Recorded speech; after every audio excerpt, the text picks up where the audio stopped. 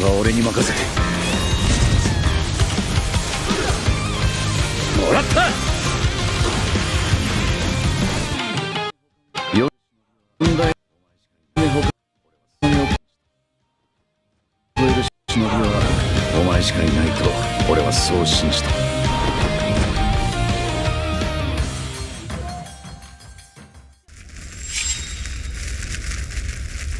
んなを守るために私はもっと強くなる。やっしゃなら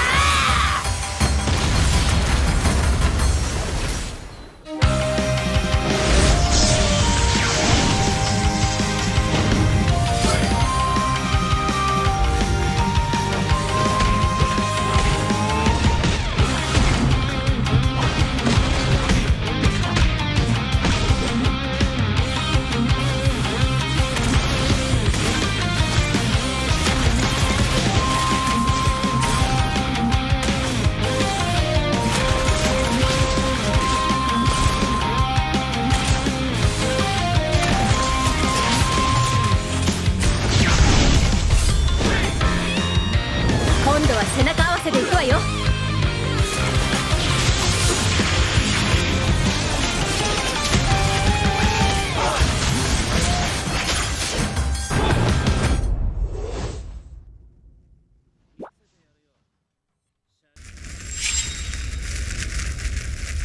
見せてやるよ、車輪ガンの本当の力をな。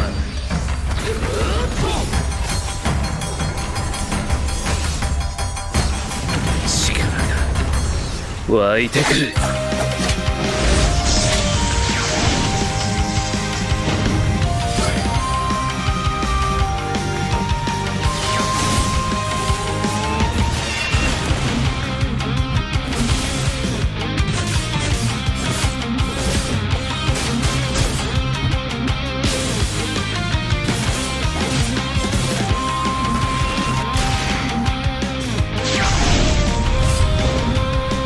相変わらずやかましい奴らだ。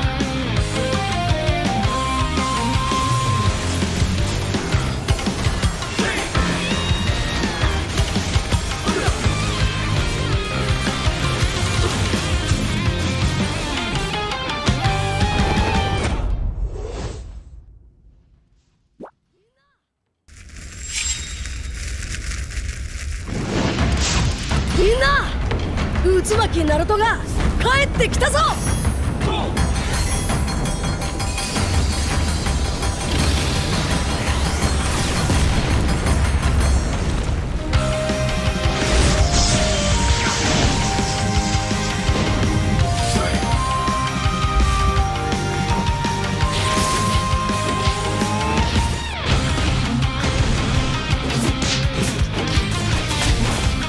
クロノ、力を貸してくれ。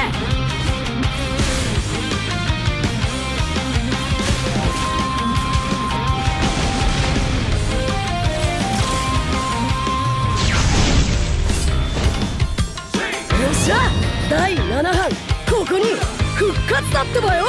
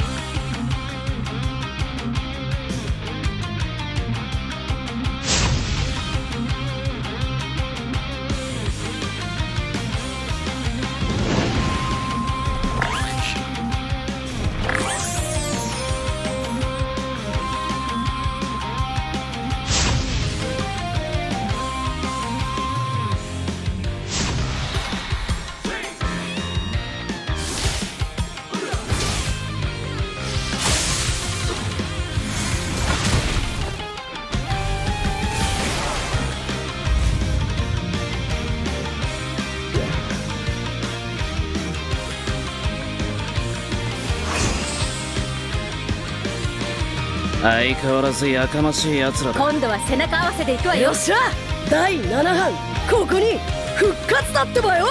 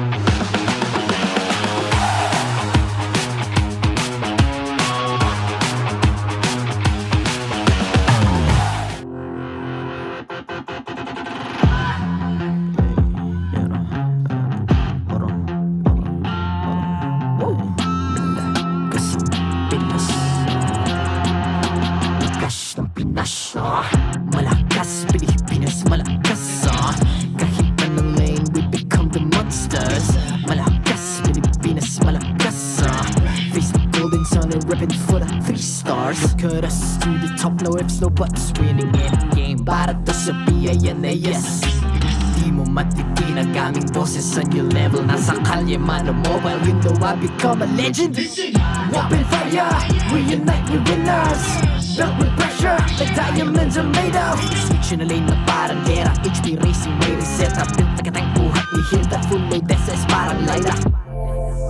Susundan ko ang iyong bakas, kasama patas, tagumpay natin to. Dahil tayo'y malakas, para sa Pinas.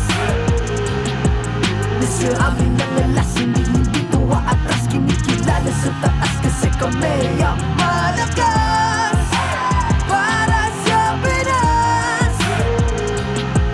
Nasa amin ang alas, hindi tuwa atras. Kinikilala sa taas, ganito kami sa Pinas. Wow! Hold on, hold on, hold on. Yeah, wala kasang Pinas. We are laging every beat, no surrender, no retreat. Pag nagsama-sama, just imagine what we can achieve. Lacking every beat, no surrender, no retreat. Giving 100 all my all, cause we just cannot be defeated. We are unstoppable, immune and invulnerable. Ready ang equipment, lahat frozen, malang crowd control. Pakita ko na jab like pow, east to the southeast. Taas sa watawat, proud and loud, cause every enemy we devour. Susundan ko ang iyong bakas, kasama patas, tagumpay natin to. Dahil tayo'y malakas, para sa Pinas. Nasa amin ang alas, hindi tuwa atras. Kinikilala sa taas kasi kami ang malakas, para sa Pinas. Nasa amin ang alas, hindi tuwa atras. Kinikilala sa taas, ganito kami sa Pinas. Wow!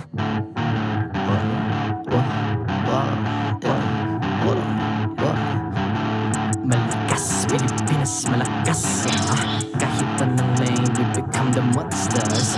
Malakas, Pilipinas, malakas face the golden sun and repping for the 3 stars.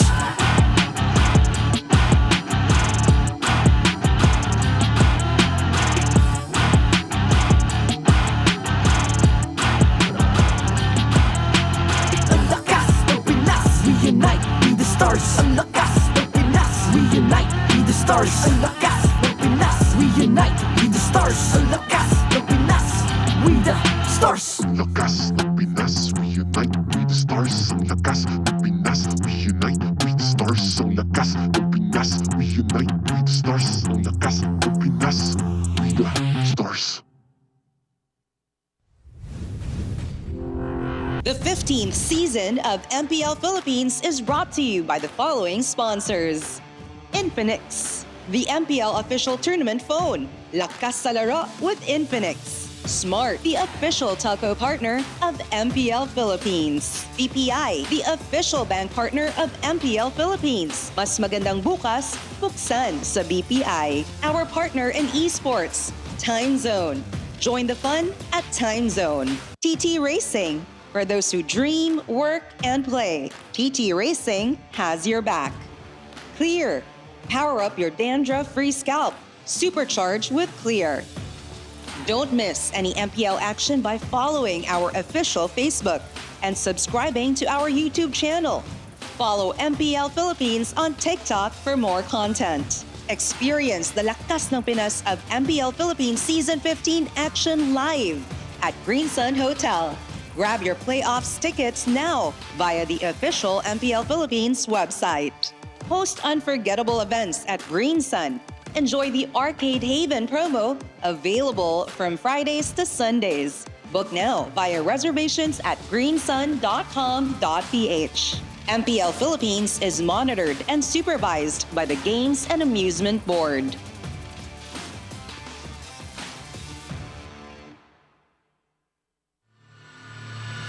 The playoff teams are now here. MPL Arena, make some noise!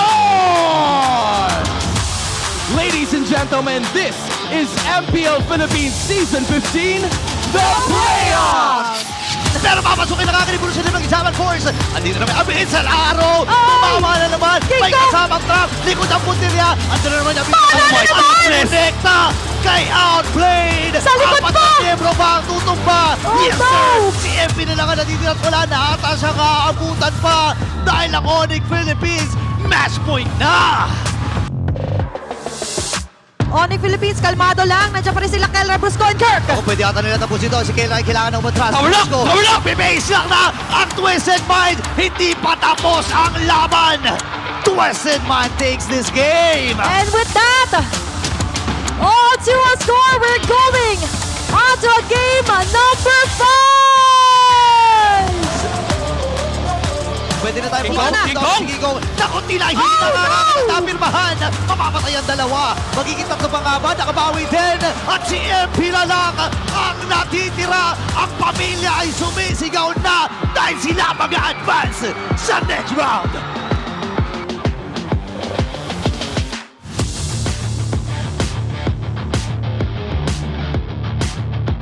Ano nga ba ang una nating makikita? Is it going to be the soaring of the Falcons or rise of the Phoenix Army? Nakikita natin and they loving and Tsunami Slam! Nahuli si Yawi dito. Dalawa ang ba magiging tatlo. At si Tri Martisi ay tumatakbo para sa kanyang buhay. Nakuntog pa mula kay Flap. Ubus ang TNC Pro Team at ang Team Falcons. Match point na! And double na nga yata ito para sa TNC Pro Team! That's it! Ang taas ng death timer, si Pew na lang ang natitira. At ang TNC Pro Team, pipilitin muna ni Pew, pero hindi magpapabigil ang TNC Pro Team.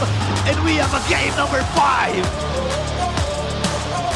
2 left to defend for their base. Kakayanin ba to ng TNC Pro Team dahil nandito na sila ka-TNC?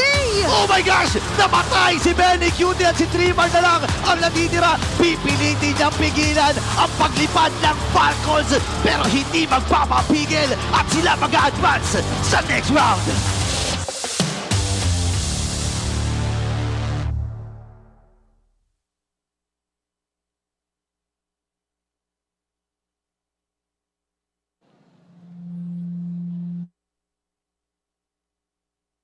Quest for immortality continues as we have our final 4 teams of today. Who will ascend and claim their destiny to be immortals in the Champions Arena. Ako, si Hans Galeria. And this is your very own Odin. And this is also the time to witness for them to be more than legendary. Ang una pa namang magtatapatan are none other than the grand finalists of the Trailblazers of the new era, Aurora Gaming versus Onic Philippines. At hindi din naman magpapahuli ang ating pinakadulong serye para sa araw na ito because it's the never-ending clash of titans. Season 13's grand finalists, it's Team Liquid Philippines going up against Team Falcons. Sino kaya sa kanila ang kayang magpakita ng tunay na lakas ng Pinas? Odin, everyone, we are about to find that out dahil magtutuloy-tuloy lang tayo because this is the second day of MPL Philippines Season 15, the Playoffs.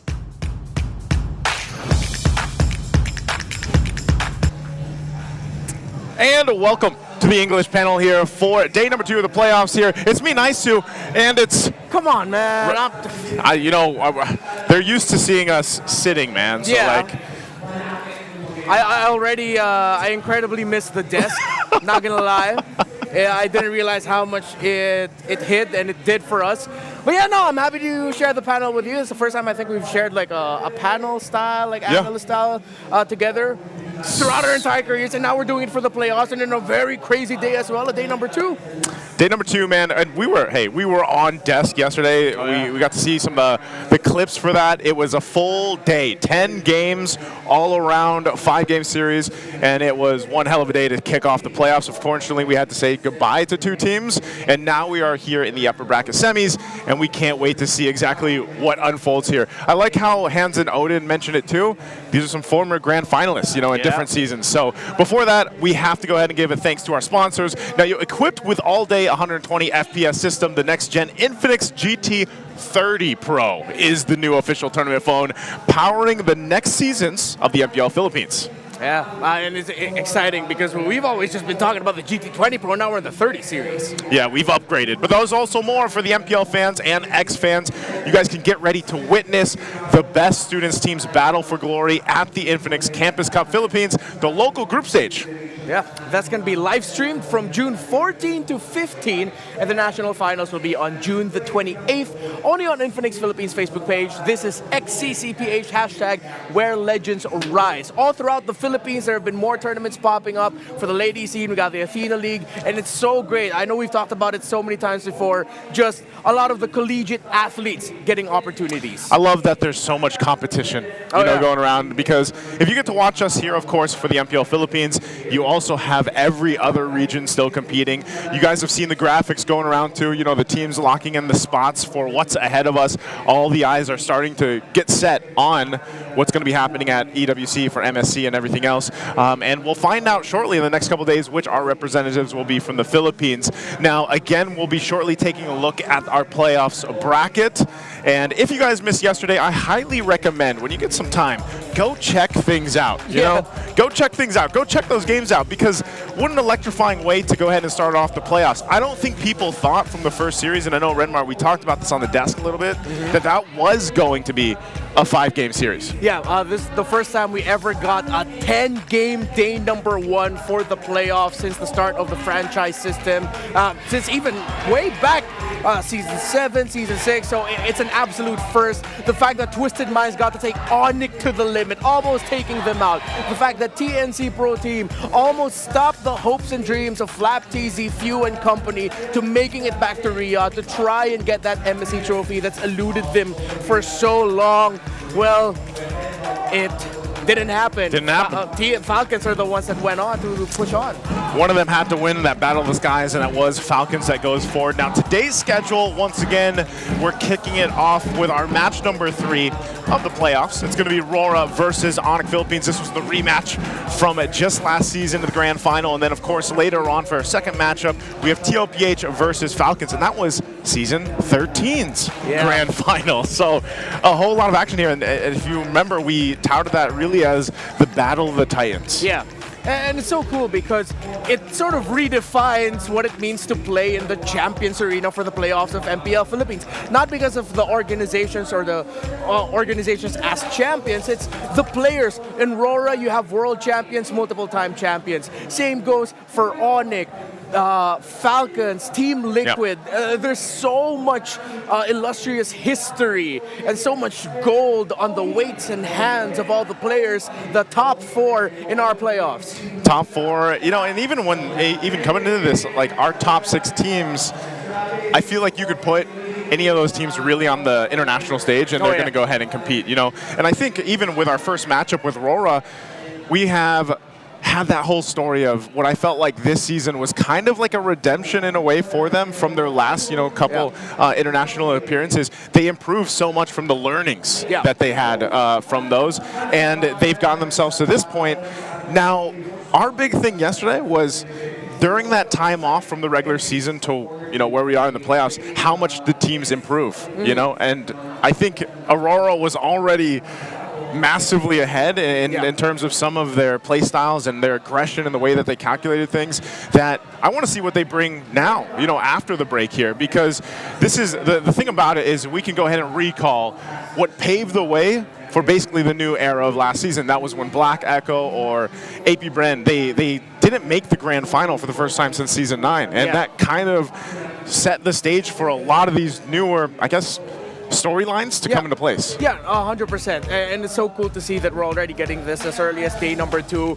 This might not even be the last time we'll get it for this playoffs, depending on how the matchups go. But speaking of this matchup specifically, for the Trailblazers of the new era, Onic Philippines has a 5-1 series win lead over Aurora. But it was Aurora who started the whole track of difficulty for Onic Philippines this season, wherein they just could not get a good ball rolling for them up until they finally hit their stride with that 10-series win streak to close off the regular season in Season 15.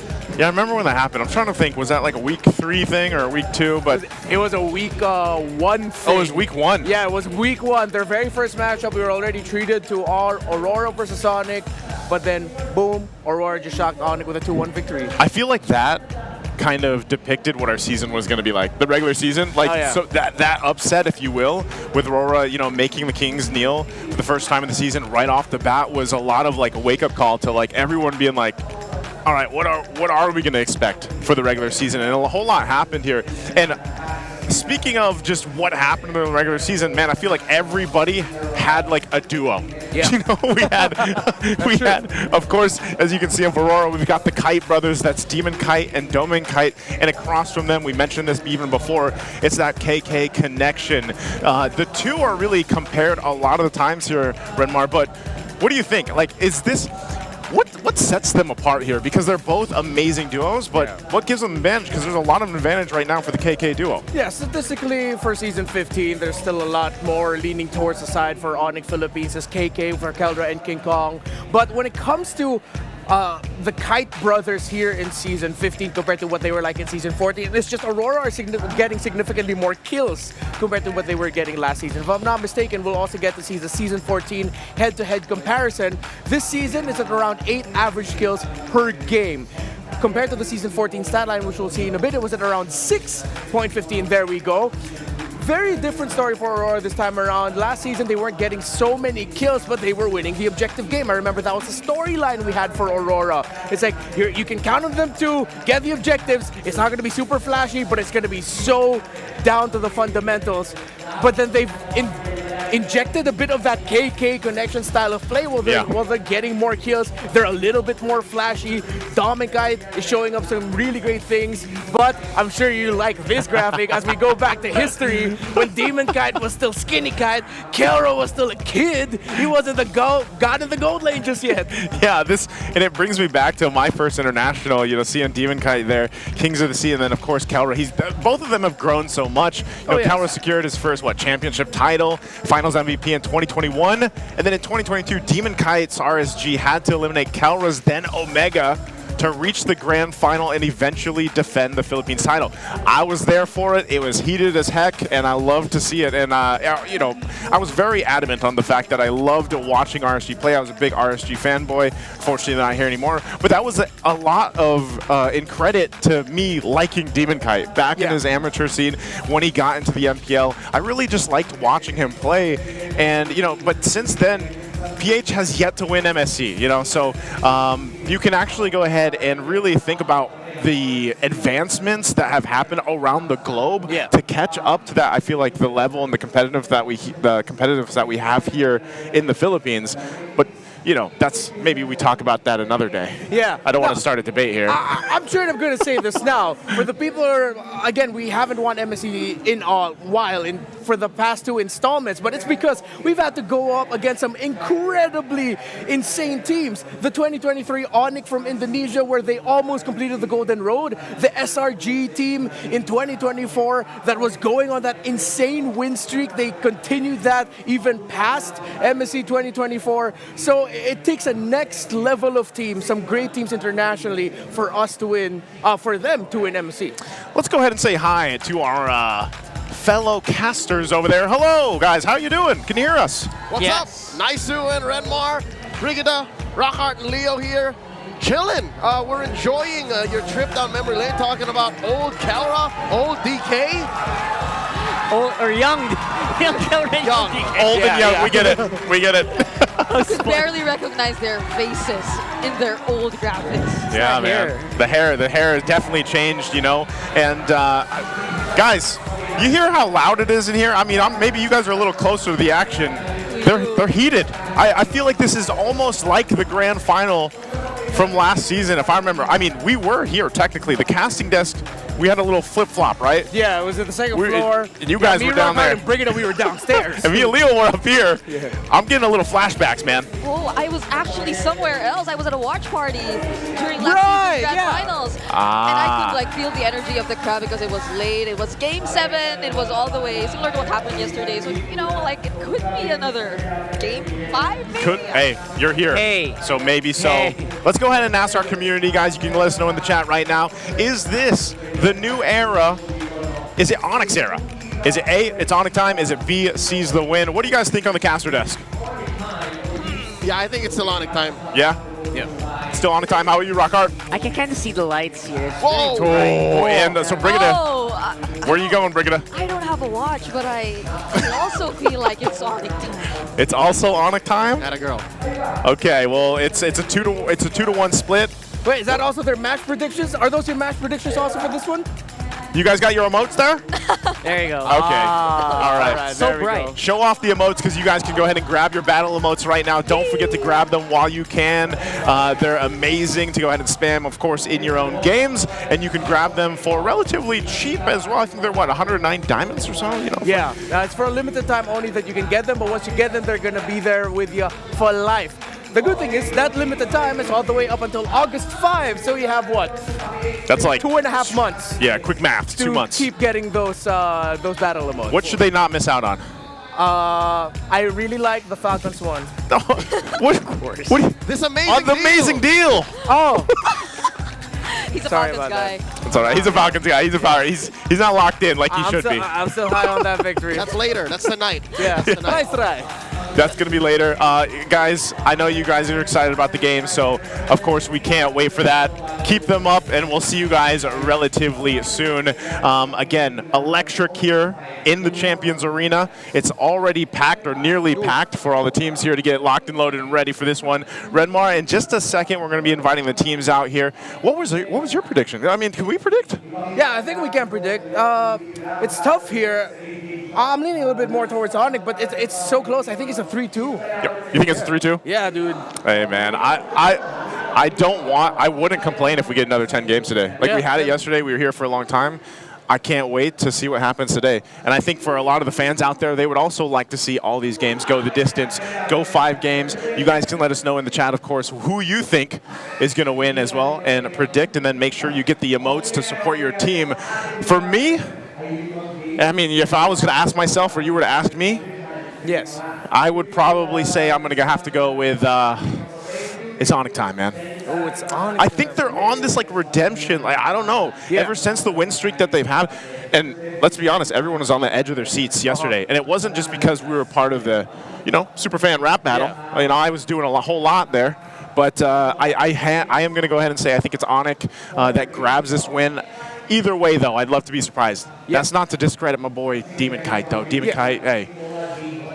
make me a believer again. I'm still a believer. Since season 8. That's the first time I ever heard you say you were a fan of a player like, you know, that Demon Kai kid. Big fan of him. He's pretty good. Pretty good. And then look at where he is now, right? He's here now. But again, for RORA, they've got a lot of great things, but the stats didn't lie. If you guys saw them when we broke them down, they are going to go ahead and compete now. Now, even one of the teams that loses here, of course, they still have a chance in the lower bracket, so it's not an elimination day.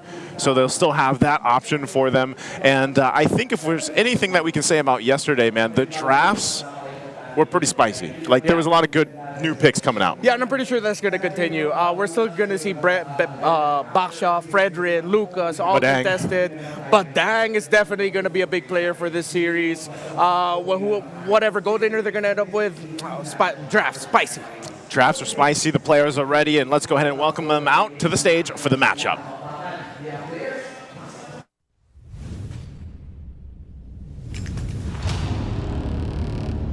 MPL Arena, please welcome our marshals for this match, Joshua, Chico, JJ, and David. It's time for the upper bracket semifinals with the first match of the day, Aurora versus Onic Philippines. In the EXP lane, Edward and Kerr.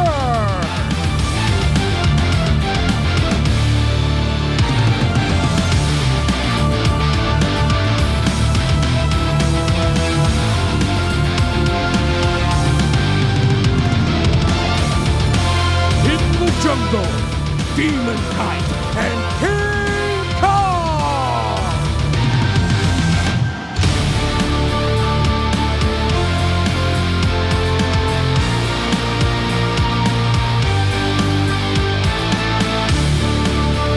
In the mid lane, Yue and Super Prince!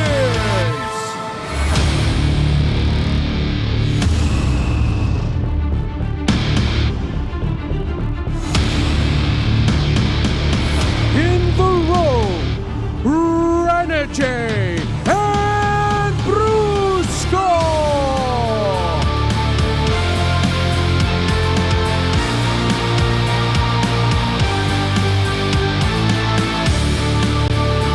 And in the gold lane, Dom and Kite and Kara!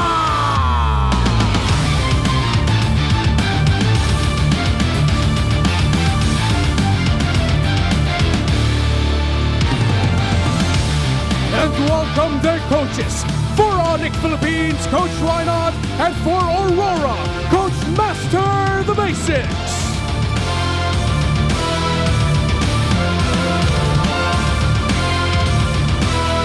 Your last year's grand finalists, the Trailblazers of the new era, MPL Arena, it's game time!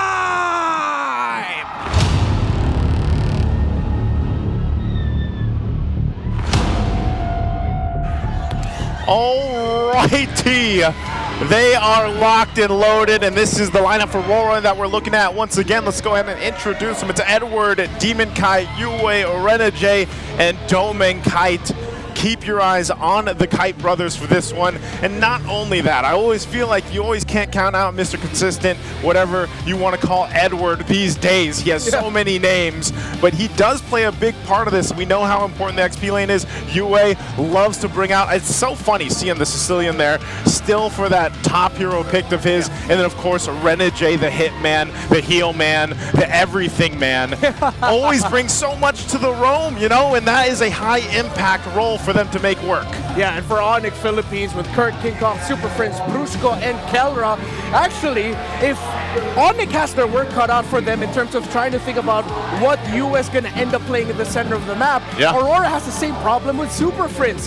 The Farsa, the Selena that we don't have a record of the US showing up with, and of course the Valir that Super Prince reintroduced to MPL Philippines with Onic this season, becoming a huge success for them, which now for Aurora Aurora, then okay, if you have to think about Super Friends, how then are we gonna ban around making sure that King Kong doesn't end up with a comfort? He'll always end up with a comfort. How do we make sure that Brusco ends up with a hero while at the same time not taking a hero away from Renegade because they have a shared hero pool? They've got the shared hero pool, man. And speaking of that, 47 to 48. Both these teams are so flexible in the draft, and that's why we were saying before we introduced them, it's going to be a spicy draft because of how much flexibility overall there is. Yeah, there's still the hot picks going through, but ultimately, this is a good chance for some of the teams to bring out some of the more maybe unorthodox picks that we haven't necessarily seen just yet because of the fact that they are in the upper bracket semifinals. And then other than that too, like we were talking about, man, I think realistically, yeah, mid lane, you leave a lot of room for something new there, but I mean, even the Eve was such a surprising factor in yesterday's games, and either of these guys can play it. Of course, you have the Valir, like you mentioned too, so I think really what I want to look at is the XP lane. Because of these two, Kirk and Edward, and that what kind of impact they're going to have, because even then, like we saw the Baksha planted in the XP lane in the hands of Flap yesterday. And these types of XP laners, when you have Kirk and Edward, they can be even a little more different than what Flap likes to do. Yeah, and I'm so glad that you mentioned the EXP lane here. Of course, with the draft difficulty that playing around the mid lane, drafting around the mid lane brings to the table, you have to look for stability somewhere, and that has to come through the EXP lane, which now has an extra option in the Baksha. You're not just stuck with the Hylos. Even Edith has showed up yesterday, and it's a reminder to everyone that we've seen her sparingly all throughout the season, but she's definitely still a great pick. And before we get to the matchup again, we're going to have to go ahead and check out our players' ping test for this match. Let's throw it over to them. Straight table, parang pinakamalupit mo pala sa buong Pilipinas. Sobrang solid ng panic ko, pare. Hindi tumitigil ang straight table. Sana nakatulong yung 10 pesos ko kay Brent para maligtas siya ngayong lamination. Malaking tulong yun. Paano pag kinulang siya ng 10 pesos? Ako yun. Ako yung 10 pesos doon kay Brent. Maliligtas yun. 10 pesos ko, 10 votes yun. Bali pagka kinulang ng 10 si Brent, edi naligtas ko siya. Nalalamunan ka, saan nalalamunan ko, saan nalalamunan ko. Nag-check ping para mabad trip si Erp. Di ako magsasalita. What happened, Bella? I know. Vampire, right? Vampire will to me. Idol ng bayan. Si Idol ng bayan pala to eh. Kaya mo nga ako. Try mo, di mo kaya, boy. Pag naganto ko, tapos na si Doming eh. Pag pumesta na ako ng ganto. Postura pa lang, halatang solo kill ka namin eh. Yung papa-XP, kasi di mo naman ako kaya eh. And that's our Smart Ping Test of bringing you low latency gaming with Smart's Sulit promos. Subscribe to Only 5G with non-stop data for non-stop gaming on your favorite loading platforms or the Smart booth right outside our MPL venue. For our international audience out there, we basically had a couple, I guess, trending things going around right now in the Philippines. Kelro was doing a pose that I've been seeing everybody do, but I have no idea what it is.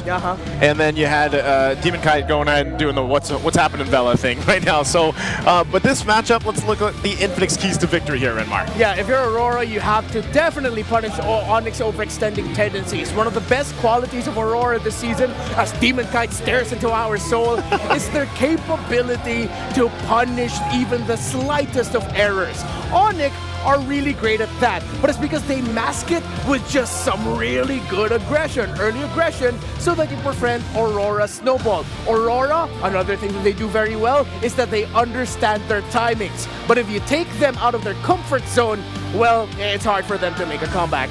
Play the series one game at a time for Aurora and Onic. We mentioned that there's a lot of pieces you have to think about in terms of the draft in just the mid lane. We haven't even talked about the other lanes as much yet. So take it step by step, pick by pick, sequence per sequence, then you can get the victory.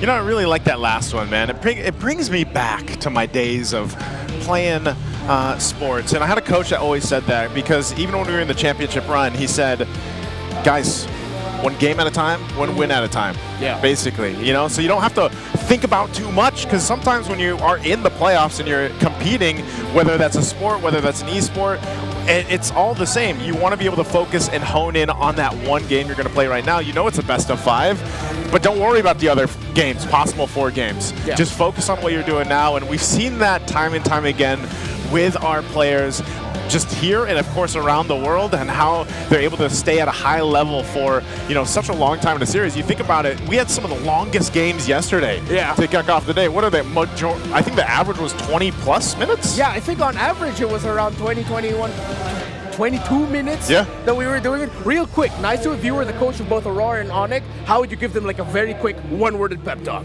One word? Okay, fine, a quick little phrase. Lock in. Lock in. Just that's it. I'd look all in the eye and just say, lock in. Yeah, we actually got to see Coach Why Not do a little bit of that. The Onic players were laughing around.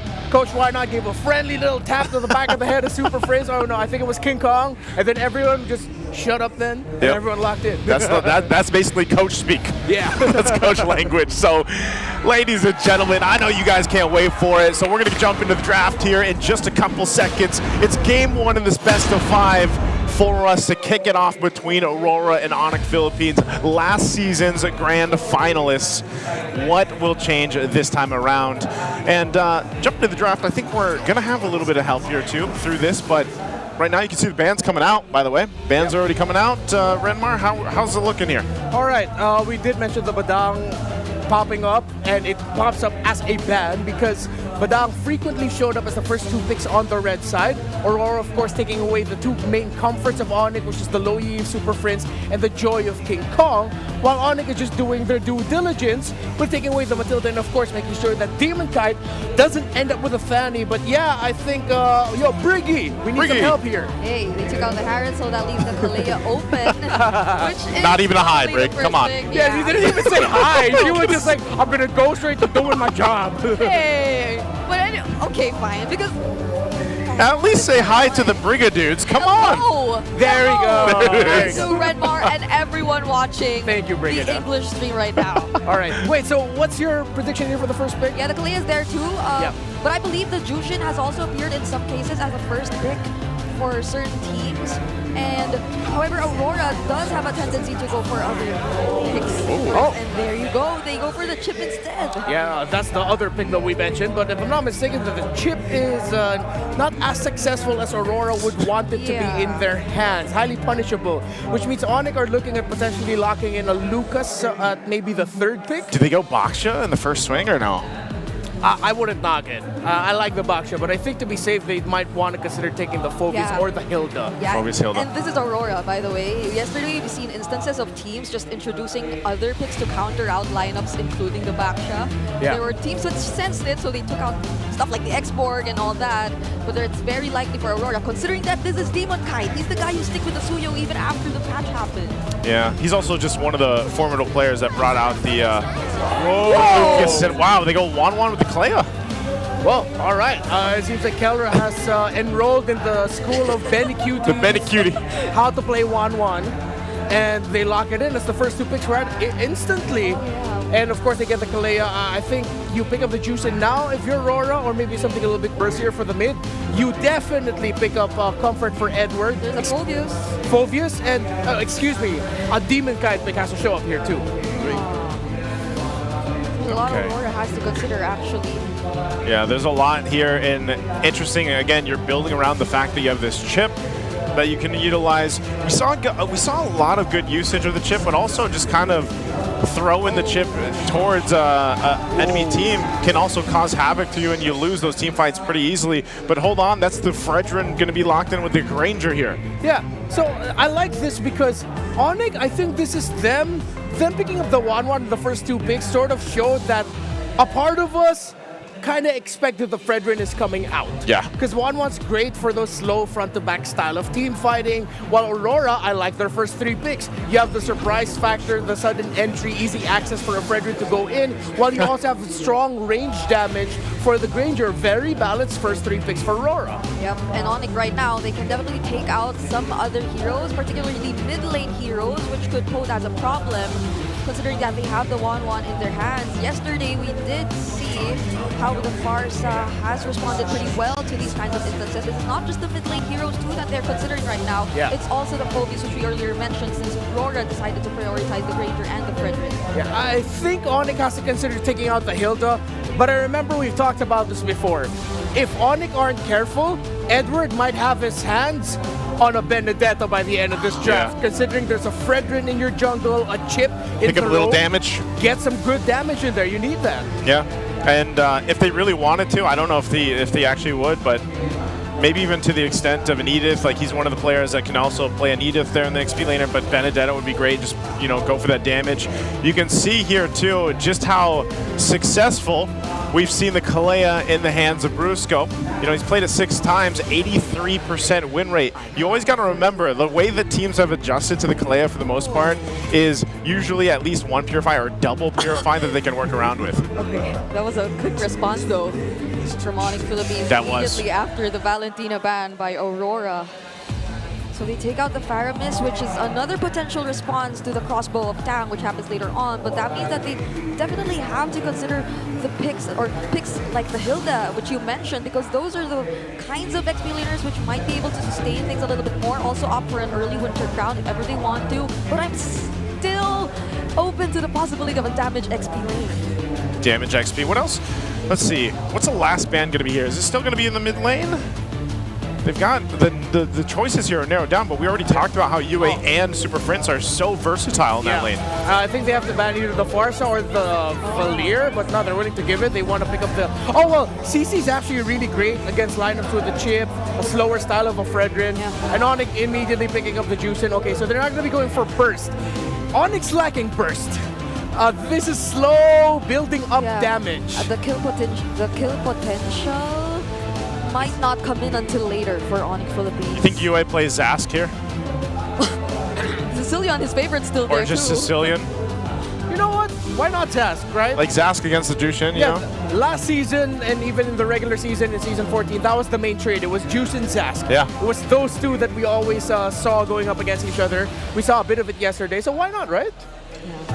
Be a good option here. Again, we'll find out when they decide to go even for that XP lane, if they're going to go and lean towards some more damage. Or there's the Arlott Fredrin combo too. Oh, yeah. That's left. You forgot about the Masha. Yikes. The Masha damage. The main problem that Onic has is Aurora has all of it. They have all of the damage that Onic wished they had. It's like burst early game, and then, you know, Masha gets the late game, and then she's the burst. Yeah. It's like, it's me now. Yeah, the damage profile of Aurora is really good. Strong map presence. This is going to be an incredibly tough fight for Onic, because so far it looks like Aurora has won the draft. Oh my goodness. If you watched yesterday's series with that chip and the Masha, oh, we were there. Like, this is such a... We were there. This is such a reminder of what happened just yesterday. I mean, last night. Or I feel like it was just last night. Yeah. I think me and Renmar both. It's just like, yeah, I think that happened last night. And I know exactly what you mean. So, Onic Philippines, they decide to go and opt for the glue pick to go ahead and bring that in the XP lane. So, interesting. Final thoughts here, Renmar, on the drafts. All right, I like the glue. It's the perfect answer that you could go for with everything that Aurora has thrown to the table if you're Onic Philippines. But there's something about the lineup of Aurora that just screams easier to pull off, not as hard to mess up. And the damage is what scares me the most about their lineup. I'm going for Aurora for this one.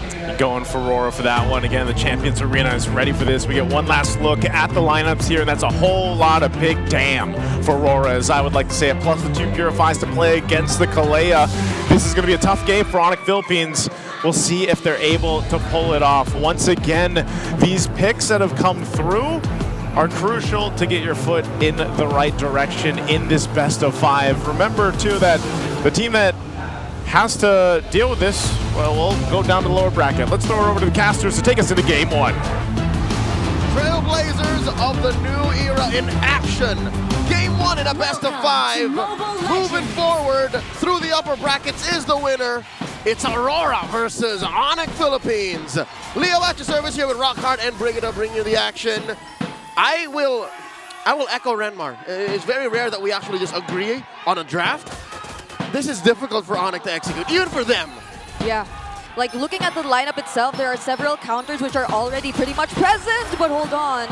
Okay, that was close for Brusco. Going back, it's not just the Kalea that can potentially be countered out by the Purify that's in Aurora's hands, right? It's also the stacks that could come in from Kellera later on. Like, if he gets to at least land 2 and just black 1, the moment he just either Yue or Dominic decides to pop the Purify, then that'll almost register the entire effort's useless. I really love that you mentioned Kellera, because as much as I really do agree, hold on, Fado.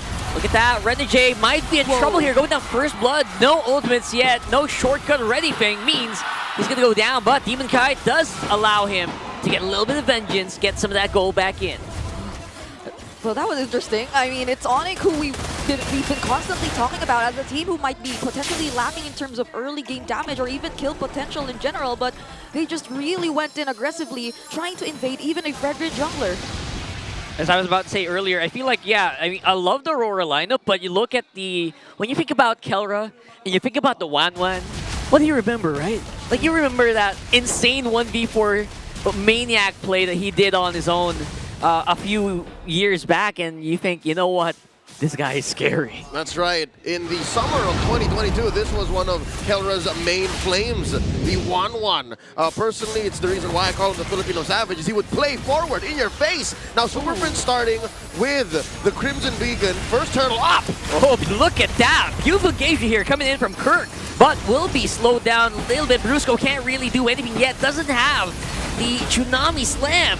King Kong will be getting that turtle, and they could get a bit of an edge here on the coming fight, but looks like Aurora can decide to disengage. Rockhard, you don't even need it. Onic brute forced their way into scoring that first objective. Yep, Kirk did a great job in managing Edward from getting out of his lane. It's not just that, it's also the way Onic Philippines were able to immediately force out the Purify from US, so he barely could position himself in a spot that would guarantee space for Aurora. This is better though. This time, Tsunami Slam is on, and here we go with a pincer here coming in from Edward and Renegade. They're basically tanks though. Edward's a good damage, will not be usable yet on Masha. Here comes a shortcut. They're diving in on King Kong, and King Kong gets taken down. The Sigma King falls. Now Super Prince falling back. Oh boy, great follow-up from RORA. Super Prince trying to get some of that HP back, but no go. It's going to be a lot of bodies hitting the flow here for Onic. And they basically show us this is how you punish others. Oh, wait. There's another engage coming in from Onic. Are they going to commit? This is Demon Kite, though. He's really tanky. King Kong's going to catch up. There we have it taken. Brusco out of range here with US. Feathered airstrike. Edward is a huge threat on the front. Look at this guy going 1v1 on Kirk here. Oh. If there's anything we're going to learn about that first turtle fight, is Onic can only re-engage when it's time. So Onic time, that's what they're going off of, this very single-minded lineup. They can barrel through you, but only when they're ready. If RORA comes in and says, no, you're not ready, we'll flank you, it's over. Yeah, and I think this is one of the main pointers we had in the keys to victory earlier. It's that Aurora can potentially capitalize on all these overextended plays that Onic may potentially commit in the game, and we've seen a couple of them even in early as just 4 minutes of this game. So this is something that Onic probably has to take into consideration, because they've been forcing out a lot of reactions from Aurora, yes, but Aurora has the tools to actually punish them successfully. How about Turtle 2? Onic having a go at it once more. King Kong starting up. Demon Kite spotted him. Brusco to the scene. How did Renegade get back there? Oh my goodness, Renegade out of nowhere here. Getting another kill for Edward. This time around, King Kong is gone. No more turtle retribution available here. Shortcut is still active. They could go back if they want to. They could also bring Kirk maybe, but looks like that's not going to be a thing. They're going to just whittle him down slowly, force a flicker out, and then just keep the fight going. Why walk? That's how we got there. Why walk? And Onic did not check that portal. Yep, there are some crazy back and forths that are happening right now. Dominic didn't even need to join in the fight because Aurora has the necessary damage, or just even their mere presence and dominance on zoning out Onic Philippines away from potentially contesting that turtle. So that's the first objective. Oh my goodness, I thought the concussive blast was actually gonna get it away from him. Yep. How tragic would that be? That would be so... A singular chip in the face of two members of Onic with the retribution on cooldown. That would not fly.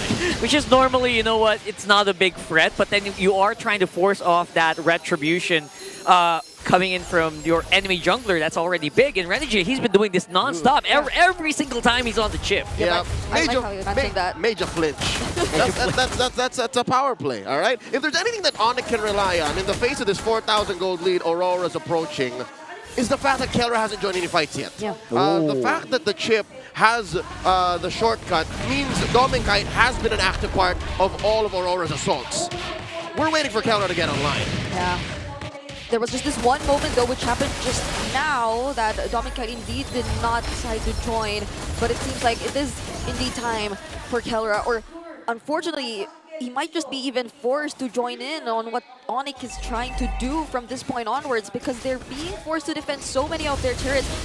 I liked how Rockhart did mention Renegade and how proactive he is in terms of using the chip, because he comes in at the most unexpected timings. And Onic Philippines seems like they're struggling, but they go for the engage. Yeah, that's a beautiful engagement. Renegade will be able to still activate the shortcut, and actually was enough to keep him alive, but only for a moment. Double kill for Doming though. That means that's going to be stacked coming into that Granger. Now Demon Kite is on the jungle. Here on a bit of a pincer maneuver. Edward! Like a bullet straight into Super Prince, gonna be able to at least push him back, but no kills happening for Aurora. Flicker forward thunderclap. You know what? It's not even the fact that he didn't get a kill. The fact that they forced Onic back all the way is worth it. Yeah, it's only been 7 minutes, but just look at how they're constantly invading. This is absolute domination here. Portal is active on that shortcut, and Kirk is all alone here on the front. They can't really go near, but they will be able to take out the Hitman. Renegade is costing them so much. Yeah. It's not like he didn't die recently for another 2-for-1. He respawned, came back, and then caused them more trouble. Yeah, Onic it feels like Onic already know that they really have to deal with Renegade, which is why they tried and attempted to take him out, but it just cost them a lot more, especially as they have to consider the other damage dealers. They have to consider Yue. There's no one essentially who could reach the damage dealers at this point. Both Dominkite and Yue are proving to be a huge problem, and this is what you get for a glue. You get to start things front to back, or ideally in this kind of scenario, because you can't risk going in too deep. Aurora, they're the ones taking control of the entire map. They're denying Onyx's main strength. You can't even come in. It's sadistic what Aurora's doing. You saw that last turtle, how they were saying, look, look, look, turtle's at neutral, all right? Demon Kai's not even close to it. King Kong, come on, come on. Oh, full-scale denial. Yeah, if they do that, King Kong gets punished, there comes Kirk! And they're trying to do this. Kirk is the one trying to do the punish, and the stick gonna come in. Yue is so far away from home though. Shortcut is active once more, but this time around looks like a better engagement coming in from Onic, using that Tsunami Slam to isolate Renegade. Yep. And Kirk got away with it. So this is the first win for Onic since that first turtle. Yeah, the shortcut was launched right after the Yue actually used the Wings by Wings alongside Kirk with a grab. So Kirk was able to take advantage of that shortcut that was readily available, and the fact that Onic during that team fight were able to split up or even just zone away the damage dealers, again courtesy of Kirk, they were able to take advantage of the entire scenario, punishing at least one member from Aurora, but this still doesn't change the fact that there exists a 6K gold lead in favor of Aurora. All right. It's a blessing to know what's wrong. And so far, Onic has figured out that if we divide and conquer, we can cut down that lead. We can get away with free wins. But Aurora, they're still in the driver's seat. Gas, pedal to the metal, and look at that. Edward is not letting up. These holy shields are going to go. That's right. Just like what we saw like in the games yesterday, right? Exactly what Free Martizi has been doing. This Masha really starting to get into form. Yep, and that Masha is on the way to a second item BOD. So imagine if actually Renegade gets to look for the perfect target with the shortcut and then just calls for Edward to try to burst him down with all the thunderclaps that are readily available. And now Onic needs to watch out for that portal near their purple buff, because Renegade might decide to come in anytime, and that's exactly what they're doing right now. It's a favored portal for Renegade. And again, how unfortunate that it's close to the Lord too. Yeah, and Renegade can actually do it, but he's a little far from from zone here doesn't really have that much information. They're waiting to make a big play, essentially. They don't want to be too crazy. And maybe looking at Edward. Maybe he's waiting for the call from Edward on top. Yeah, this is a very difficult Lord dance for Onic to partake in. They don't know the steps. They got 2 left feet, and they know that Edward there he is. could get a split push. Clean take. RORA scores. Nothing Onic could do. That was a perfectly timed Y walk there for Renegade as well. They had to deal with the waves, and as much as Brusco had the information, he was just standing there in the brush right next to the portal. There was nothing they could do because there were other things that they had to deal with. Again, the waves, and you couldn't contest an objective that was already almost burst down here technically by Aurora. There's the Winter Crown pickup, by the way, as well by Demon Kite. So you could expect them to play this a little more aggressively because they can just bait out that crossbow of Tang. Yep. The way that Demon Kite is building this Fredrin, again, he's very comfortable with the hero, not just because the resurgence of utility junglers is he having to play this. He's used to the old Fredrin. About 2 years he had to play the Fredrin to stay on top of MOBB Esports. He's building it very efficiently. Antikiras, Radiant Armor, and then the aforementioned Winter Truncheon. Like, literally, he is just a wall. A walking brick house. Yeah, he has to be the wall for Aurora at this point because Edward is literally going full damage here, or so far he's going for the damage items. And Renegade, he picked up the fleeting time, and now they might actually look for another kill. That's a very early feathered airstrike here activated by Yue, forcing back Onic inside the base. Go Turtle for the meantime, although we have a Lord. They're doing the big defense. And it's really hard to actually get near, but at the same time, RORA can't really touch these turrets too much as well because of the threat of the Kalea. Yeah, how unfortunate is it that we went past 12 minutes by the time the waves were in sync and approaching their base turrets. It was very fortunate for Onic that they didn't lose a single base turret. But that was enough for Aurora to deal damage to almost all of them. And now, though... Oh, this could be big here. Renegade getting pulled back in. Shortcut is active, but he will go down. There goes Kelra with the crossbow of Tang. But Kirk, their big front line, is now out of commission. They're going to have to back off here. 2 for 1. Again, the Hitman capable of buying so much away from the Super Famine. Oh! Kelra Wintertron! Oh my goodness, that win chant was right on time. 1 second less, and that could have been it. It will stay alive for the meantime, though, and will still allow Onic to clear. Yep. Airstrike coming in from Yue, but they're just zoning out Onic. They don't want to go away without taking a single base turret from Onic, and there's 30 seconds before the next objective, but it's just looking very rough for Onic, considering that even when Kelra was able to dish out the crossbow of Tang earlier, and despite the presence of the Corrosion Scythe with Tonker and the Has Claws, we barely felt the damage towards the members of Aurora. Between the 3 items, 4 that Kelra has, I'm guessing it's all utility right now. Yeah. Lifesteal, the attack speed, the extra farm with the Wind Talker, the Wind of Nature. Penetration. Invest in...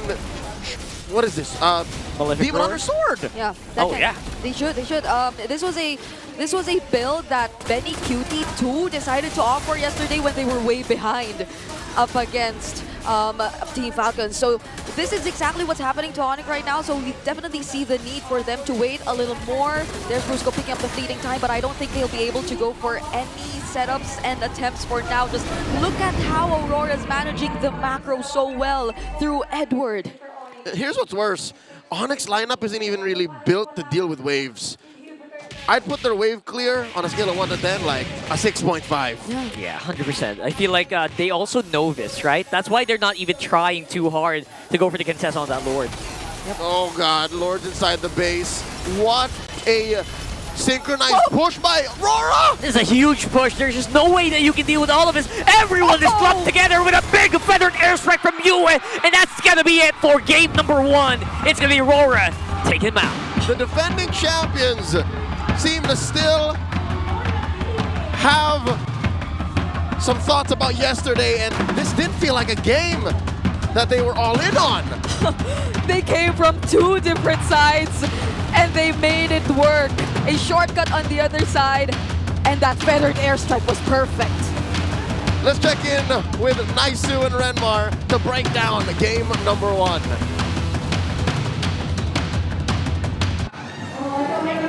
Man, oh man.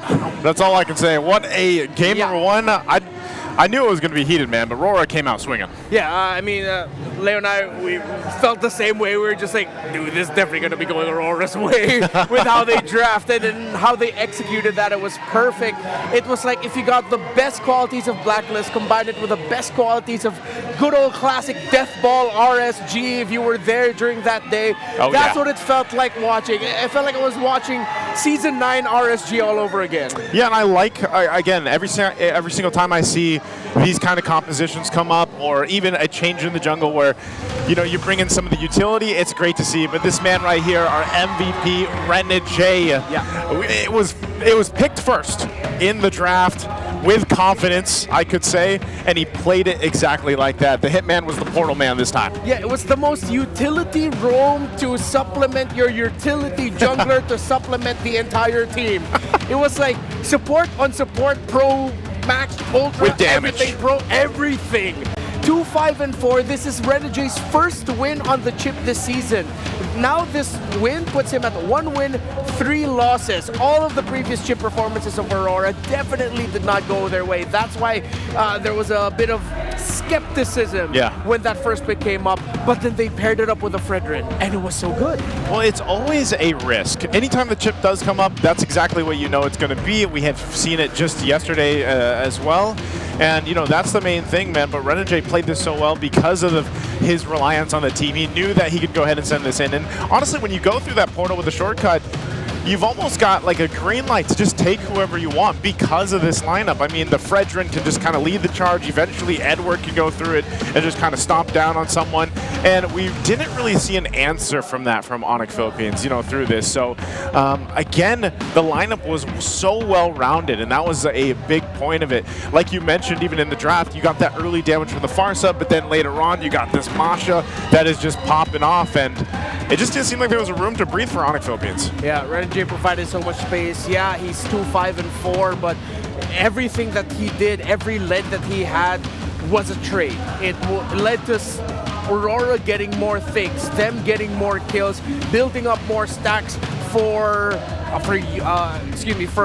Dom and Kite, the Kite brothers. I got all mixed up. So, so everything just supplemented the main damage dealer so well. With Renegade and the Demon Kite providing so much space, Yue and Domikite relatively unharmed, which gave even more space for Edward to go straight to the back line, like blow someone up and then just back off, run away right away. You see Demon Kite going back to the front to hold, and he was so tanky in this one. Yeah, he was tanky enough, and you know, just across the board, it solved the issue because, like we said, the Kalea has been a big pick for ever since the Kalea was released. But you take a couple of Purifies, you get a little mobility, and then a little bit more of a beefier lineup, I would say, then you can actually handle the Kalea pretty well. There was a ton of utility over here for Onic Philippines, but they weren't able to go ahead and utilize it fast enough. The game just kind of slipped out of their hands. You're seeing it, man. They had no turrets, no really objectives except that one turtle. So, you know, they were really kind of just bleeded out quickly from the start, honestly, with this lineup. Yeah, and it's crazy that no one on the side of Aurora had to build the dominance ice. There's no anti-healing there. There's maybe one Sea Halberd, not even. Only one glowing wand in the hands of Yue. That's how much the healing that Onic had with their lineup that they could have gotten. Spellvamp through regen, anything, lifesteal, was so inconsequential in the big picture here for Aurora. Again, with just how solid Demon Kite was on that Fredrin, he rushed the anti-Karas. Alright, you're already answering the damage of the Suyo. You then build into the Radiant Armor. Okay, you already answered the damage brought out by the glue and the juice in. It's like, after that, what are you gonna do? Turtle for the entire game to hope that Kelra can get even more items, but at that point, Aurora just would not leave Onyx jungle. There was no farm for Kelra to get. Yeah, there wasn't, you know, and you can see the carry there, Yue. He did 62,000 damage. He did more damage, or let's say 3 members combined from Onic Philippines. That's just how much damage that a Farsa can do, especially when you don't have to worry too much, right? Because you do have the mobility that comes with the Wings White Wings, but also just relying on your team to kind of zone everybody out. You're free to Feathered Airstrike as much as you want, and that's why during the cast they mentioned even, hey, that was pretty early Feathered Airstrike. Well, he could have just been happy happy on the trigger with that. So this is our BPI Rich guy. Of course, it's Doming Kite, and it's saying 917 GPM. Again, this was a rather quicker game and very dominant for Aurora. So you have these kind of numbers, and Doming Kite has been able to do this in a lot of situations, and that's why we talk about the Kite brothers so much. But Renmar, I know you're going to break this down a little more. Go ahead and take us through this one. All right, so I haven't done this in a while. I'm very happy to be back in front of a TV screen, you know, just telling you analysis. It's like a huge throwback for me. All right, so let's talk about what we witnessed in that game. Let's look at the goal difference. So it was very close early on, maybe say up until like the 3rd minute mark where we started to see the divergence between the two. And then you see the blue side here. Of course, that's clearly Aurora's line. That's just them never letting up. With the lineup that they built, with the lead that they had, and the fact that they were taking care of the map alongside with being aggressive, there was barely any room for Onic to do any split pushing so that they could maybe get a bit of a balance in the towers. No, they couldn't do that because he'd run into Renegade, who suddenly brings the rest of the team. Other lanes are covered. If it's Doming Kite, it's Doming Kite +1. If it's Edward, it's Edward +2. See the very dynamic defense that Aurora was playing around the map, ensured that their gold lead would stay this way. That Onic Philippines, yes, they were getting steady gold, but it was just never at the pace that Aurora was getting. And that's just pure dominance. That's why in the beginning I mentioned it's just shades of the old Blacklist International and RSG Philippines. Well, I mean, I know the Blacklist fans there would argue that Season 10 Blacklist is sort of like RSG plus Blacklist International, but you know where I'm getting at, right? It's just playing as an incredibly solid unit. That death ball we used to attribute to RSG, that's exactly what we saw here. And then we go back again to what Aurora did. They did not give a lick about the regen, the lifesteal, spell vamp, anything. It's just a glowing wand. No dominance eyes, no sea halberd elsewhere. Then if you look at the item progression here of King Kong, yes, he got his War Axe, yes, he got his Hunter Strike, but at that point, the front line of Aurora is so tanky that if you can deal damage to Demon Kite, he's gonna slap you back with even more damage in case y'all have forgotten how a Frederick works. But then worse is, bro, how am I gonna survive the damage already getting dished out by Yue? How am I gonna survive the damage getting dished out by Demon Kite and even Edward? Everything that Aurora had here was just so punishing for a Suyo that was part of the front line. He needed to be up there into the faces of Aurora so that he can continue to deal damage. Kirk, Brusco, all right, they were there, but Brusco was getting popped very fast every time Renegade would see him. That would always be the main trade. It would be Renegade taking down Brusco, Brusco taking down Renegade, vice versa. And then once Kirk goes in with his grab, suddenly the rest of Aurora has dispersed. But that's good for Aurora because that means that Edward has some room to move around and then suddenly find someone to nuke down and then run away. Just a great sequence by Aurora, a great game by them. So let's revisit their meta. What has their drafts look like? Most wins, of course, we discussed so many of the key heroes, but the key one that they stuck with for this game was the Granger of Domeng Kite. When they play around a long-range style marksman for Domeng, then they can play comfortably because then they'll just think of utility and providing space for Domeng Kite, who is 12-4 with the Granger heading into the playoffs.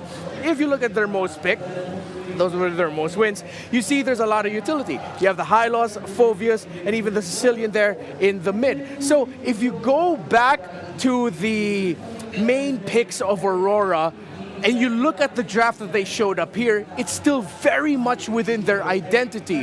A lot of utility at the right places, but making sure you also have damage at the right places. If you were here for the pre-show, we discussed this year's Aurora is different from Season 14 Aurora because they get significantly more kills compared to last season, and that's what we saw. You saw utility, you saw damage, and you saw Aurora getting an emphatic win against Onic Philippines.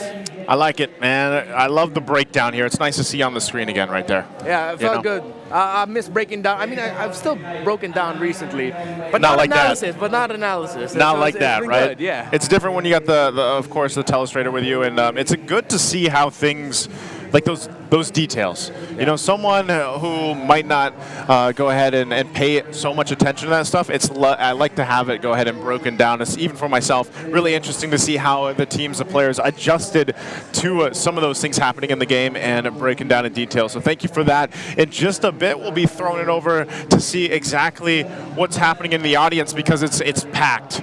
You know, it's packed here. They're all going to be getting ready for their power poses. There's a smart power pose that the audience can go ahead and join. They're going to be imitating a player, and then they get to go ahead and win some redeemable codes. And do we actually have that yesterday? Why do I not remember smart power pose? We did. We always have it. Power pose. We have 2 guys with red hair. Hey, yeah, that's true. This one's pretty easy, man. Someone's got to be able to do it. Come on, Rora. You got a ton of you guys over there. This is for Renegades pose, the smart power pose. Who's going to do it? Why is no one putting their hands? Oh, no, got one. Oh, there. Got a few. But this is on the other side, yeah, man. on the Onic side. Onic knows the agenda here. Yeah, some of the Northern Lights were kind of shy, but it's okay. That's okay. Oh, there we go. There we go. There we go. I think she's adding a little bit, though. You know, that's a smart power pose. There we go. Got a couple more. Let's see your best, guys. Come on. There it is. Oh, that's pretty accurate. That's actually pretty good. That's really accurate. That's a good one. That's pretty good. I wonder, those codes, if they upgraded them for playoffs. Ooh, yeah, I wonder. I've actually never checked what's in there. I know it's good, but I actually don't know what's in there. Well, I think we got a winner. I think he's the closest that we got to the Renegade pose right here. So we're just giving him hope. Yeah. And wait, is he standing too? Yeah, he's standing. He is standing like Renegade. And we're going to take the hope away from him in 3, 2, 1. Oh! Why? How we took the hope away? Well, congratulations for winning the smart power pose. Maybe that was also because she was on the RORA side, you know? Yeah. But hey, we got to also ask you guys, do you need some pro-level speed? Yeah. Because you can make the smart switch and stay ahead of the game. Get your smart eSIM today for only 99 pesos and experience ultra-fast 5G connectivity on any device. No SIM swapping needed. It's available right now. And that's at the smart stores nationwide and online via the smart online store. So if you don't want to, you know, if you're a little introverted like myself, you can do it online. Yeah. Hey, if you are an international viewer planning to go to the Philippines, look for a smart store near you when you get here. You can do that, and also we have more for you guys. You can, from your esports content all the way to your favorite Filipino movies. Man, I love those. The Watch app is here now. Go to watchapp.ph and load Video 10 to stream your favorite movies and shows. No app needed. Smart data only. After one game, one stream Muna. Load Video 10 and hop on to watchapp.ph now. That feels very, you know, commercial-like. Yeah, yo, that's a good deal. You come here to the Philippines, yo, I want to watch MPL PH, I need some data, I need some roaming, whatnot. Boom, get a smart SIM. All right, what am I going to do? I want to watch some stuff. Boom, you go to Watch App. It's a complete package. This sounds very familiar. Watch app reminds me of another app. Anyway. Grab it while you guys can. What's your favorite Filipino movie, Renmar? Favorite Filipino movie? Yeah. Okay, I forgot the title, but it was about a old couple who met each other before they go into heaven. Okay. So it's like their spirits meeting, but it's as if they're in an old folks home, and it's them rekindling their love after all these years. That sounds really interesting. Yeah, it's very sweet. It's very dramatic too. It made me cry. All right. Well, right now they're going to be crying if Onic doesn't even out the series right now. Hey, how come you didn't share your favorite Filipino movie? Maybe another time. All right, you know? sure, fine. I'll be the only one to share now. Yeah, for now. For Brusco, though, he's leading a lot of these stats against Renegade, man. You know, but I think either or, when you look at both of these roamers, I mentioned this with Brusco yesterday. I was like, he kind of reminds me of the Hulk. Like, he gets, you know, he takes a lot of damage. He might have a lot of deaths, but then you won't like him when he's angry, you know, and then all of a sudden he's making plays. I feel like Renegade is almost the same way. Like the Hitman, he just kind of locks in. He obviously also, like you pointed it out during the breakdown there with the Telestrator, that one of the most unique hero picks that this team has is from Renegade. It was the Estes. It is very, you know, it's a signature hero, if you guys know what I mean, for this this draft, but that's the thing. You have that versatility for Renegade. You have that versatility for Brusco as well.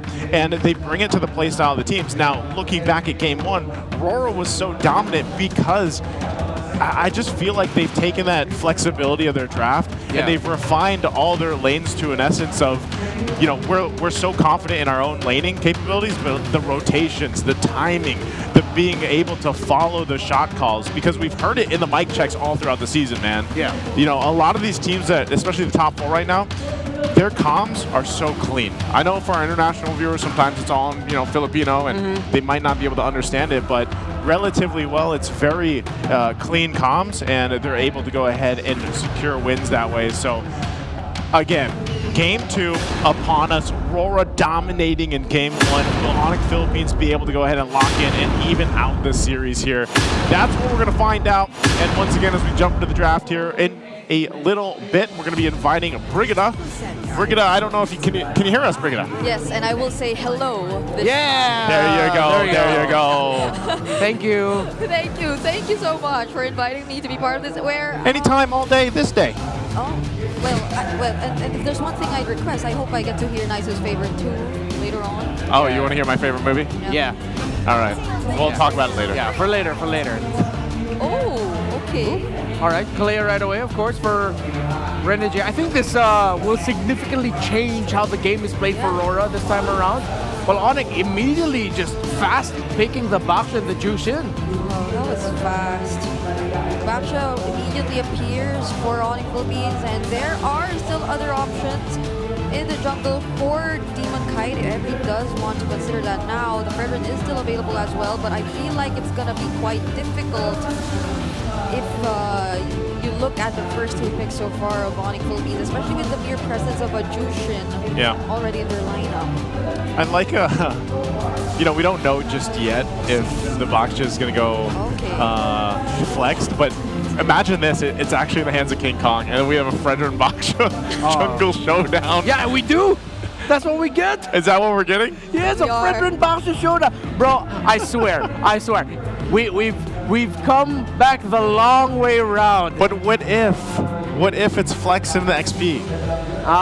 What if? That's the only variant. Or what about Rome? Well, yeah, it could be. We could just say let's just go ahead with that. It's gonna be Fredrin Baksha. Like that is literally going way back. Yeah. We probably get like one or some sort of answer based on whatever Onic's gonna pick in this slot, unless they go for a gold lane. They leave us in suspense. And then leave us in suspense. And they actually will go for a gold lane. Hey, that's playing to the advantage. That's flexibility. That's adaptability. That's what they've done. They locked in the 1-1. Once again, what do you think though? What do you guys think about the Kelra's performance on the 1-1? Why was he not able to really utilize it like what we saw from Benny Cutie yesterday? He was literally throwing needles at a wall. That's true. Like a big muscly wall named Fredrin. Yeah. There's only so much damage output that you can do. And again, they didn't have burst. Onic's insistence here of pairing up the 1-1 and Juicing together. I mean, it's not the worst combo in the world, but you're already up against a Farsa and Fredrin. They're picking these in game number 1. They picked the 1-1 knowing that the Farsa and Fredrin is open. Now in this game number 2, they picked the 1-1 after the Farsa and Fredrin. It's I feel like they're banging their heads against the wall here, but I don't know. Maybe maybe they'll find damage elsewhere. Yeah, probably the EXP, although the CC is already gone, which is probably the next closest thing you can consider in the current options for the EXP lane, at least for Kirk.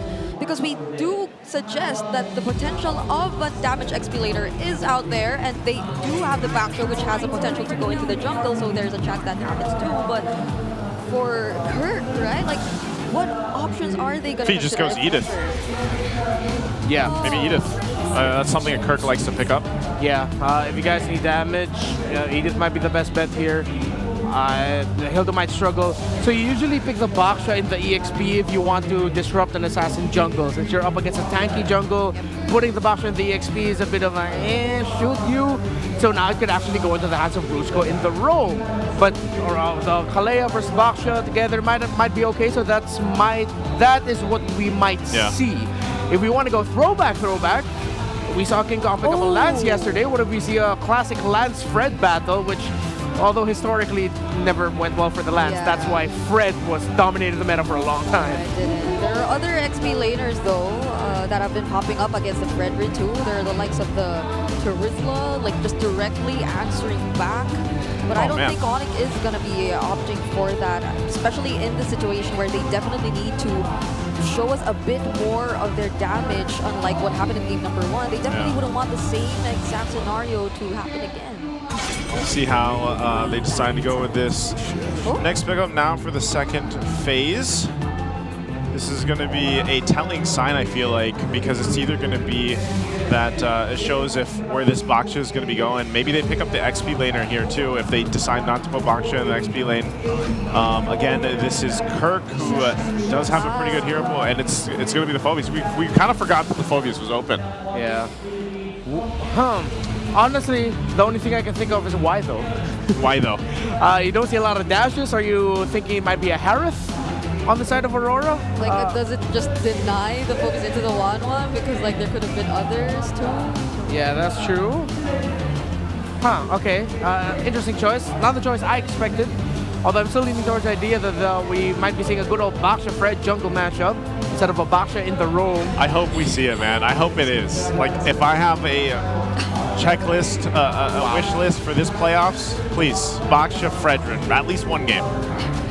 But the carry there answers so much of Onic Philippines lineup so far. And I heard the Lucas. Okay. So, this is a Lucas jungle, right? So we're the... No, I think it's a Lucas XP. Lucas XP, yeah, it has to be. Right. Right? Okay. Let's see. Does a Lucas do well against the Phobius? I mean, in the lane? Not really. Phobius eventually just... Phobius is just the guy. Yeah, it's just the guy. But the thing is, they get a lot of damage. They supplement. Again, there's another lineup that just supplements the carry and the Farsa together. Yeah. Dominic and Yue are going to have a happy game this time around. Again. Brusco Hero or King Kong? Oh, there we go. Called it earlier. Oh, man. It goes with the Lancelot. Oh, yeah. So, yeah, Brusco on the roam. Baksha that solves the issue. And, hey, we saw when it was picked up yesterday, man, in Game 5. We saw how locked in it was, and it was the quickest game of the series. Yep. So are they looking to emulate that, bring it in here for Game 2, and make it a quick one to even out the series for Onic Philippines? Last quick thoughts here, Redmar, on the lineups. Lancelot against a Lucas, Fredrin, Kalea. All I could say to King Kong is good luck. Good luck. I'm thinking the same thing here. Once again, as we get a glimpse here in the Champions Arena for the lineups, you can see what they're rocking with. Whole lot of flickers, whole lot of athleticism for Aurora. Okay, sorry. It was indeed a Lucas jungle. It was, yep.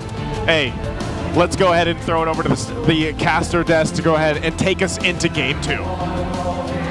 Theory confirmed. Remnants of yesterday's series still haunt Onic Philippines as King Kong once again brings into the land of dawn that Lancelot in the jungle. Welcome to game number 2. First on the board is Aurora. Onic yet to score. Yep. By the way, fun fact, I think King Kong got the highest GPM yesterday, right? And that was on the Lancelot. But I really agree with what Renmar just mentioned, that it's gonna be hard pulling up the Lancelot this time considering Aurora's lineup. Yeah, I really love that throwback as well to the era where Lancelot and Fredrin just, they just met. And then at that time, right after, people realized it's really strong. You know what, Carl? You're throwing back to a time wherein Fredrin was new to the game, and this is what, early season 10? Yeah. But let me throw back to about 2 or 3 weeks ago, maybe a month, when in the XP lane, Fredrin was played by BTR's Luke to a win.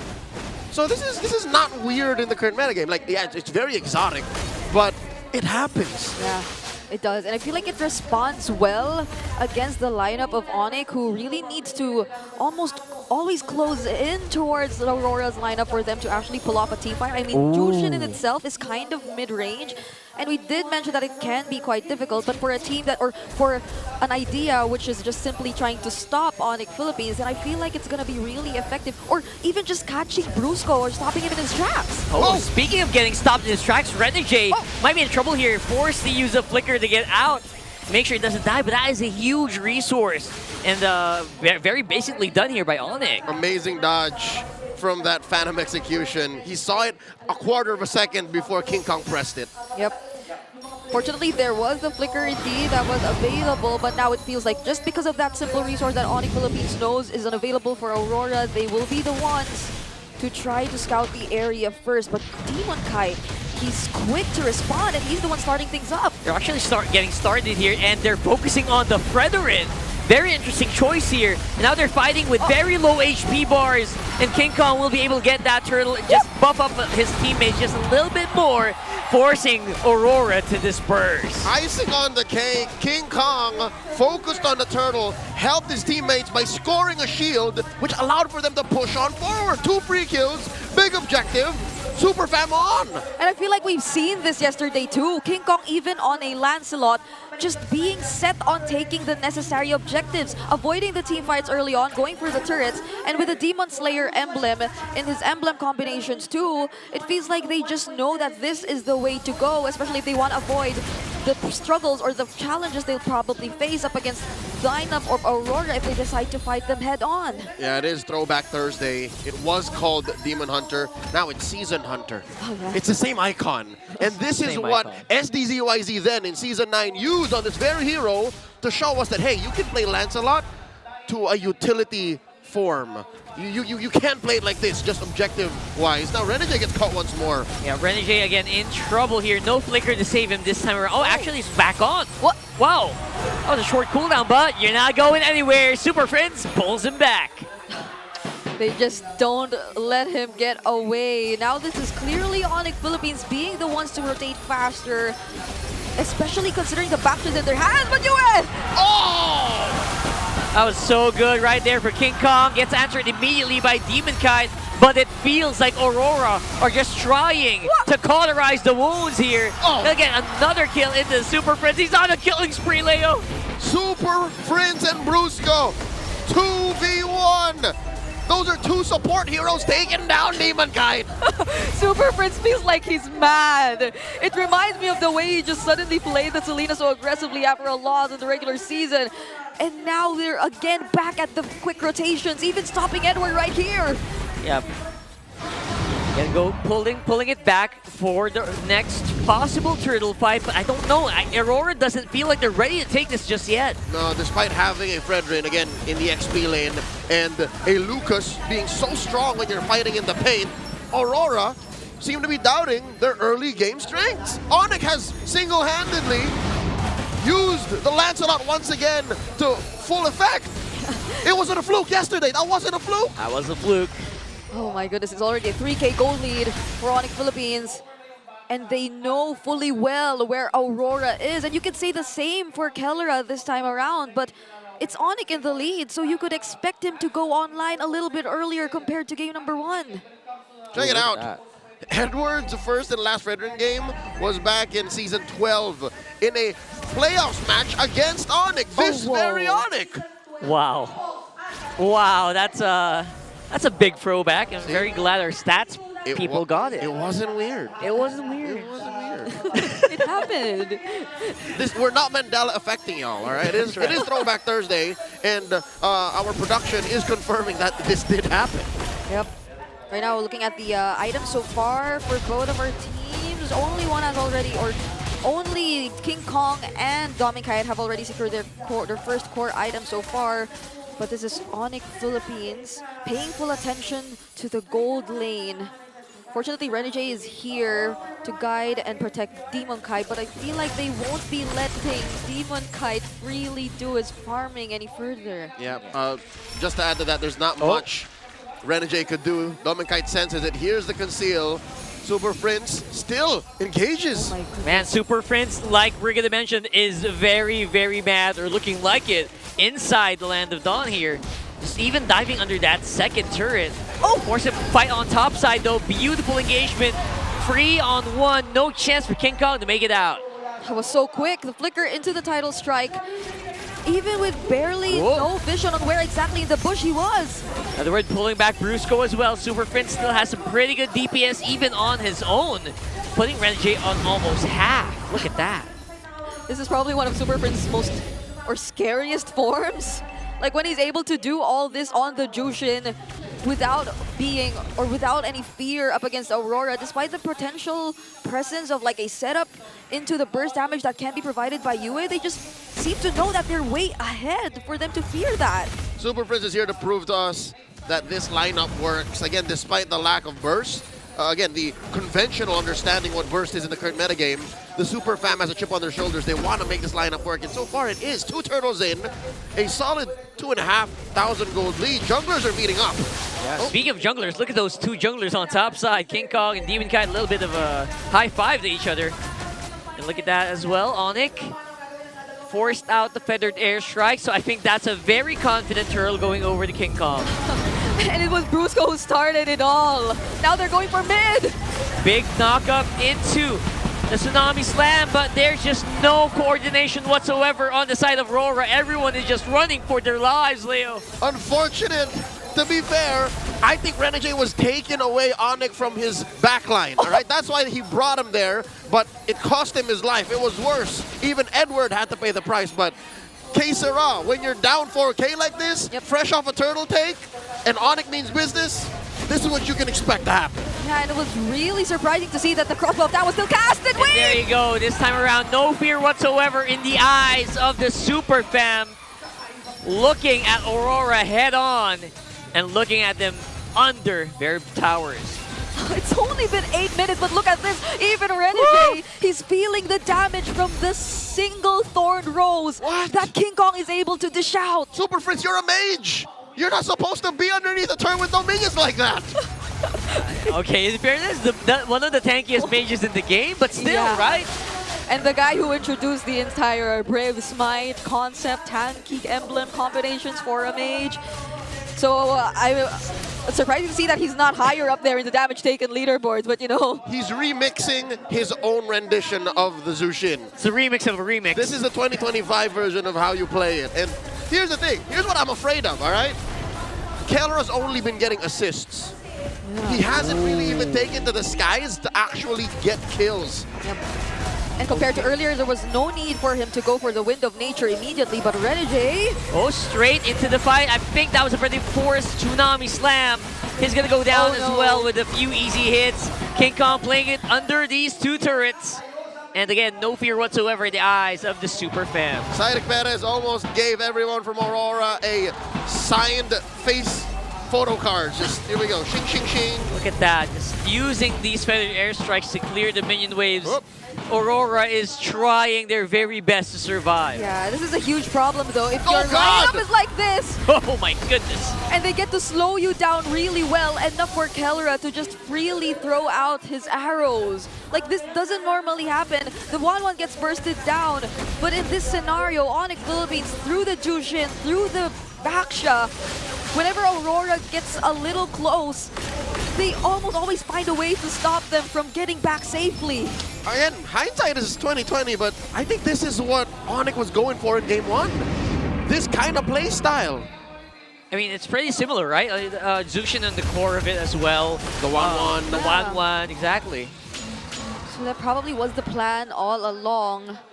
And only now they're able to show us how it actually is executed with that almost 10K gold lead in 10 minutes that they've been able to secure in their hands. Aurora, at least they have the Farsa this time around. They have the carry as well to deal with the waves that could potentially come in.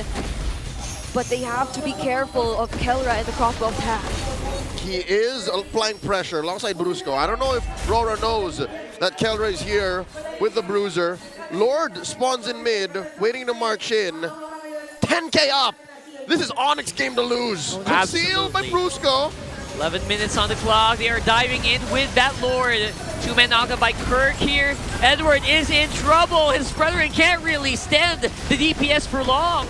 And now that turret is going to go down. Slow and steady. He doesn't even have enough time to use the Appraiser's Wrath if he wanted to. He can't. He just can't. He flickered away. That's just how fast they're able to burst him down without any major ultimates used just yet by Onic Philippines. Look at Onic, they're starting to go to the drawing board. They're looking for an angle of attack, and they are attacking a west way they know how. Right in the front, right to the base of their opponent. Diving in, that's going to be King Kong going down though. But where is Kelra? What's Kelra looking like? He's going to be forced to back off. That's 2 members going down for Onic. This attack is not as clean as I thought it would be. For the first time in a while, Onic suffer casualties. 2 for 2. Edward and Demon Kite for Kirk and King Kong. Man, that last inhibitor down bottom cost Onic a lot. Yep, we'll be seeing the instant replay in a bit where Kelra actually, in that particular sequence, was able to use the crossbow of Tang, but fortunately for Aurora, it actually transferred immediately from Edward to Demon Kite, 2 of those heroes in Aurora's lineup, which are expected to tank the damage from Kelra. And so Yue, Dom, and Kite, they were just able to focus down on clearing out the waves and defending their base. But this is something that allowed Onic to clear all of Aurora's base turrets, and that just keeps the 10k gold lead intact for Onic Philippines. Closer to about 9, but they have stopped the bleeding. But the onslaught continues. Oh, what is this? Okay, nice try here from Renjay, but that's going to be purified out of the way. 4v5 right now. Onic is on a rampage. They're just not stopping for anybody. Edward can't even put down the Appraiser's Wrath in time. And now it's an empty base. 3 members of Aurora to defend against an onslaught of Onic members. It's just impossible to fight. Demon Kite goes down even after that full combo, and that's game number 2 in the bag for Onic. The inevitable win for the Super Fam here. 1-1 on the board, Onic PH. They had their individual highlights in this game. Even up until that very last moment, that flicker, dark wave, setting things up, making sure that Aurora will no longer be able to defend. Man, 1-1 for this series. Let's throw it over to Red Bar Naisu to talk about game 2.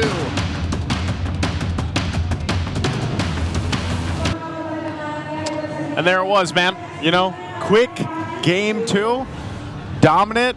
It's now 1-1 in the series, and I'll say this. I feel like this is expected. I think we're going 5 games here. Oh, yeah. What Onic got to do with that game, the fact that despite the lineup of Aurora looking significantly better, they just played better in that one sequence for that very first turtle fight. They held on at the right time. Superfist got the Crimson Beacon out, deal the damage he needed to deal, punish the members of Aurora. That was a massive loss early on for Aurora that allowed Onic Philippines to take control of this game. We attributed Aurora with being great at punishing. Well, Onic Philippines is so good at that too. Yeah, the Lancelot struggled, but it was the Juicin of Super Friends that took over and said, yeah, it's my time to shine. And it was his time to shine. Super Prince on the Jushin, the MVP for this game number 2, played a huge part to the success of why this was such a different game overall for Onic Philippines. And I don't know, man, maybe also in a sense too, the Lancelot's a little bit of a lucky pick that they bring up, but this was also just overall a better game for everyone when it came to the lineup of Onic Philippines, and RORA seemed to struggle a little bit to deal with some of that aggression that was being thrown at them. We're going to take a look at the highlights here, especially for MVP for Super Prince, and that was the main thing. You know, you just had so much tankiness early on because even that Revitalize helping out with Brusco on that exchange, but then so many options to go and force these fights, force these pickoffs, and capitalize on them. I mean, the damage early on from Lancelot is still something that you really have to worry about. And if he gets an opportunity to go ahead and pop off on the Lancelot, it can be troublesome. But still, if you took out King Kong, you have the rest of the team to back up and clean things up, and that's really what happened here. So they just played the parts, the roles to the T and made things work. And I think because you have, you know, Brusco on that box ship, but then also the Phoveus there for Kirk, that's enough of your front line that you don't really have to worry about too much of the tankiness anymore. And you just let everybody shine. And I think that's also why I would say Kelra had a better time this round on this 1-1 in comparison to game 1. Yeah, exactly. With the game wherein the Lancelot is really going to struggle here. See, King Kong didn't enter this game with not a brilliant KDA record. but it was Kirk, Brusco, and Super Friends that was holding everything together for Onic. They were the glue for everything that was happening, and because of their efforts, especially in that first turtle fight and then with the rest of the game, Onic Philippines were just able to ride on through to victory with Kelra, again, as you mentioned, having a much better time this time around. And Super Friends will actually pull yourself together into this one alongside with the Brave Smite, went for the basic common emblem set, and of course agility. I wanted to look at his emblems here because usually you'd see Jusins actually pack in the tenacity, but this time around with Pull Yourself Together, with all the assists he was getting his battle spell much quicker, and that gave him some extra sense of utility and safety. And if you look at for Kirk and Brusco, then they also have a good balance of some damage, with Kirk deciding to go for Thrill, which gives him adaptive attack, but then at the same time he decided to go for things like Spell Vamp so that he could get some regen for himself.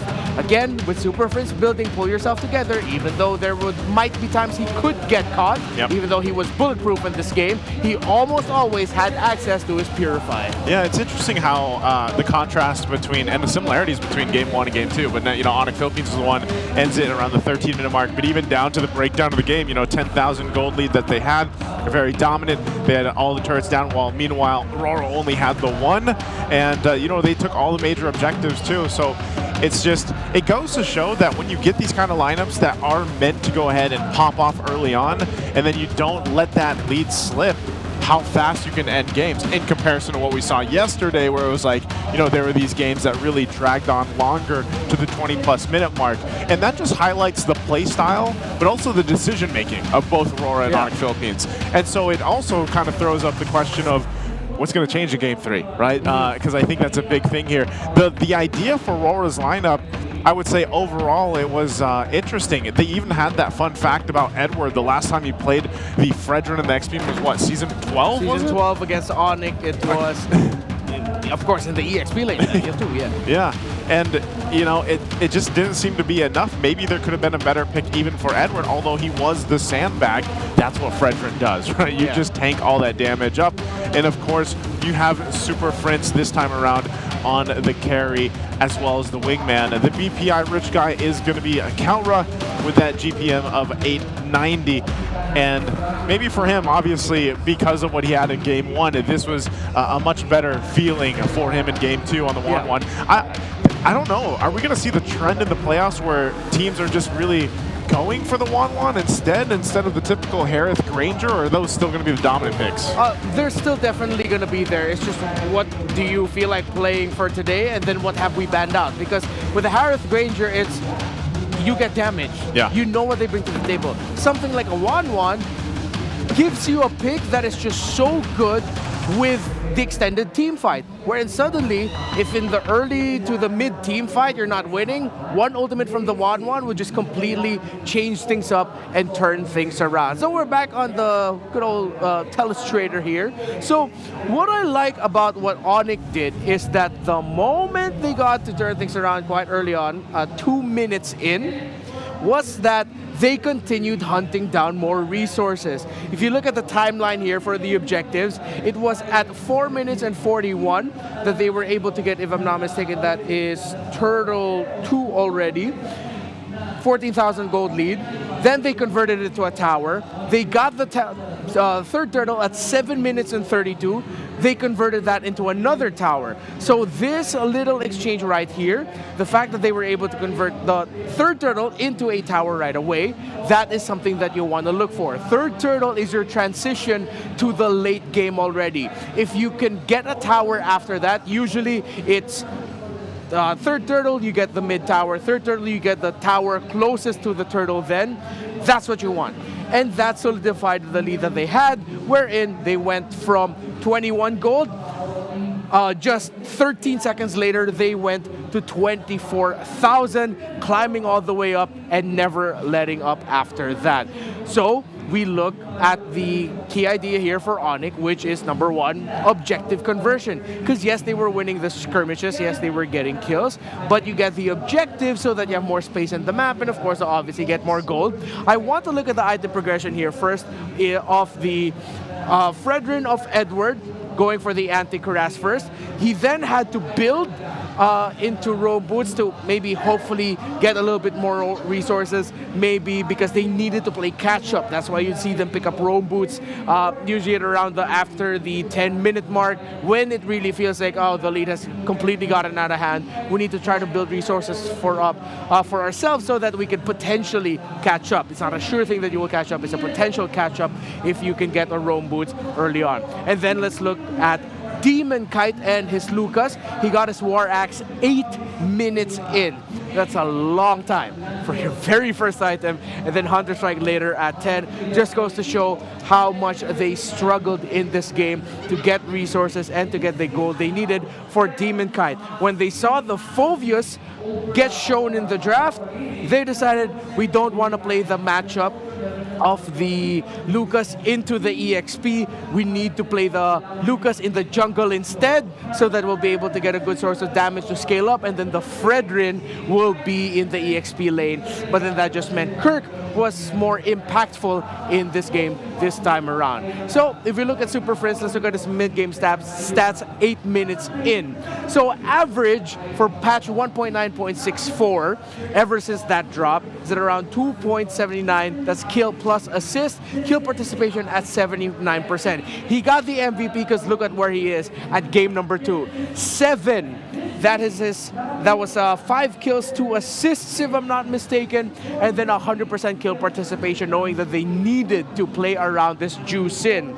Again, go back to the game, look at that first fight for the turtle. It was him being able to Crimson Beacon out, freely damage, that supplemented the Phoveus jumping on all of the heads of the members of Aurora, while Brusco was just there, you know, leaving a trail of fire, throwing plates left and right, and of course, with King Kong getting that turtle to get that extra bit of shield so that they can win that fight. I could jump on some heads. That would be terrifying, dude. You're like 6'1". 6. You know, if it was online, I'd say 6'2". Online 6'2". You know, because everybody adds. In person 6'1". All right, sure. Yeah, no one can tell the difference anyway. Yeah, you know, that's fine. But again, thank you for the breakdown there. Before we move on and think about Game 3, I think we're going to have a little segment with our hosts. We got some special guests over on the audience. Let's go ahead and pass it over to them.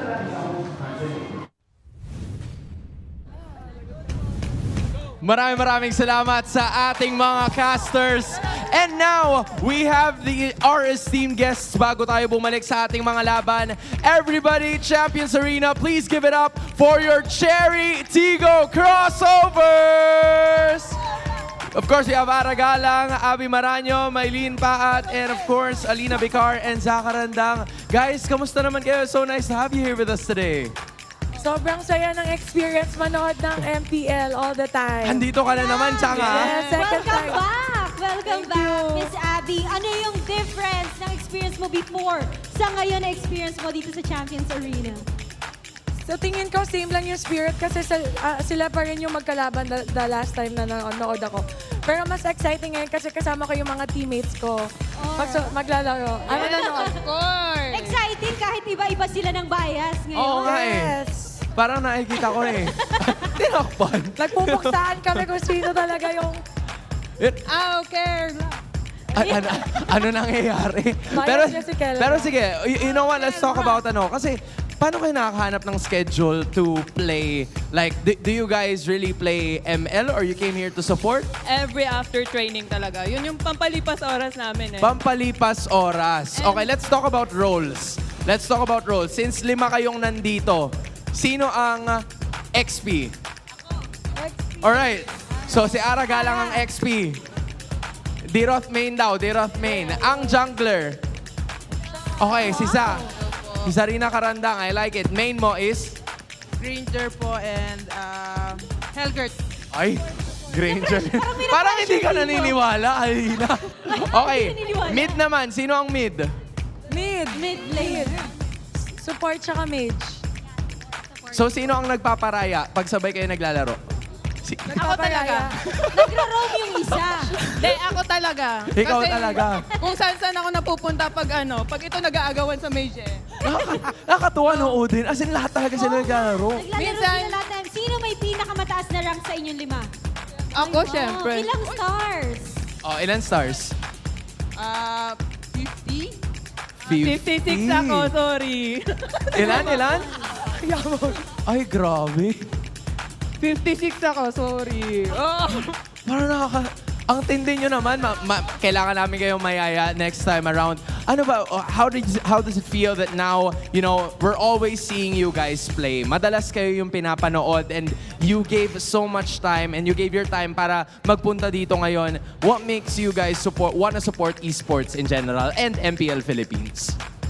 I think kasi we share the same passion. We're both athletes in professional level. They are esports athletes, kami naman volleyball athletes. Both are passionate sa sport. So ang sarap din makita na ibang angle, ibang angle ng sports yung napapanood namin. Because we're always parang ang buhay namin talaga sa volleyball. Pero when we always see MPL players playing, parang ibang boost na nabibigay din nila sa amin. Na-inspire din kami in a way. So parang mas talented tayo kasi may volleyball, tapos may ML tayo. Hindi, may mga volleybol players din dyan. Meron. Meron din Ang alam ko si Yue naglalaro. Tama ba? Tama ba? Idol. For everybody's information, si Yue po ay naglalaro ng volleyball before. So maybe, malay natin. Kaso focus kasi siya ngayon eh. Focus siya ngayon. But hopefully, we get more playing time moving forward. I think now, Odin, anong masasabi nyo? Where can we find you? Paano ba namin masusuportahan ng Cherry Tigo? Sa PVL po, lagi po kayong manonood. We'll be starting on June 27. Sana supportahan nyo rin po yung Philippine Volleyball League. Maraming salamat po. And now you're watching live dito sa ating Champions Arena. Very obvious naman na sinusuportahan nyo. What is your message sa mga teams na sinusuportahan nyo ngayon? Good luck po sa kanilang lahat. I know naman na kahit matindi yung labanan dito sa MPL talaga. And of course, nakakatuwa na nandito kami. So, ayun, sinishare nyo yung talent nyo and pinapakita nyo sa amin yung kung ano yung talagang makakaya nyo. And of course, na-inspire kami dahil sa inyo. Guys, maraming salamat. Thank you so much for being here. Palakpakan naman natin muli ang Cherry Tigo crossovers as we head on to game number 3. So, panel, punta sa inyo. Aukera! Okay, well, there we go. That was our special guest out there in the audience. That's the PVL. That's the Philippines Volleyball League. And it's nice to hear, nice to hear that the enjoyment, the respect between the professional volleyball players and, of course, how they can appreciate and enjoy the professional esports scene for MLBB. Yeah, I feel like for quite a few seasons now, we're getting more athletes in the Philippines very vocal about their support of MPL. So it's really great to see the women of the PVL to show up here. They are some of the most watched athletes in the country. If you're not familiar with it internationally, they are local celebrities. It's great to have their energy and their presence here. I wish I could play volleyball. I think you have the build and height for it, though. But I can't jump. You can't? Can you not jump? I've never tried.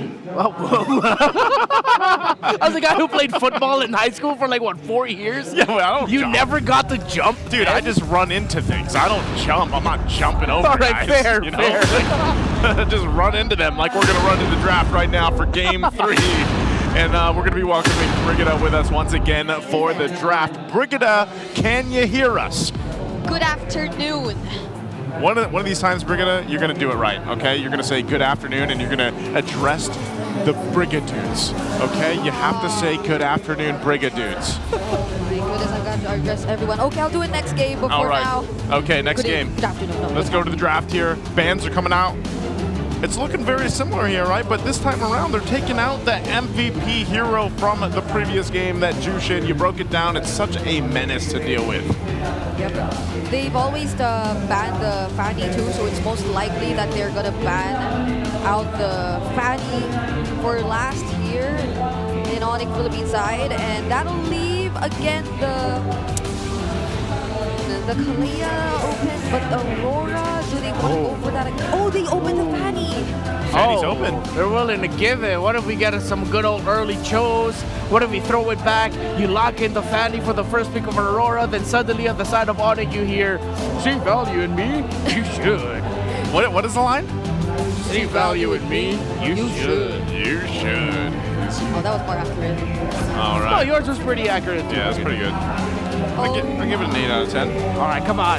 Come on. Oh my goodness, it's open, you take it. Is it that simple? Yeah, pick up the Fanny, they just go, oh, okay, it's not going to be the Fredrin Rush, but they do go Moskov Galea. They're very familiar with the answers that they want to go for right away. It's almost like a 100% a requirement now. If the other side's playing a Fanny, you want to get the Moskov with you. Yeah. And I know there's no jungler revealed to us just yet for Onic Philippines side, but might Aurora want to consider something that can at least manage the Moskov in the early stage of the game? I mean, the Hilda has been a pretty good response to it so far, especially in terms of just managing it overall. But I feel like Edward too has a couple of other plans in mind in terms of the XP laners he's been showing us so far. He's went with the Lucas, or I mean the Fredrin XP lane earlier, so like he's got so much to show us, I feel. Yeah. This is going to be interesting too, just because like throwing in a Fanny in general is already going to change the dynamic of this. But now you see the Harith and the Farso locked in. This is so much damage early on, and then Fredrin, this is a blitz draft right now.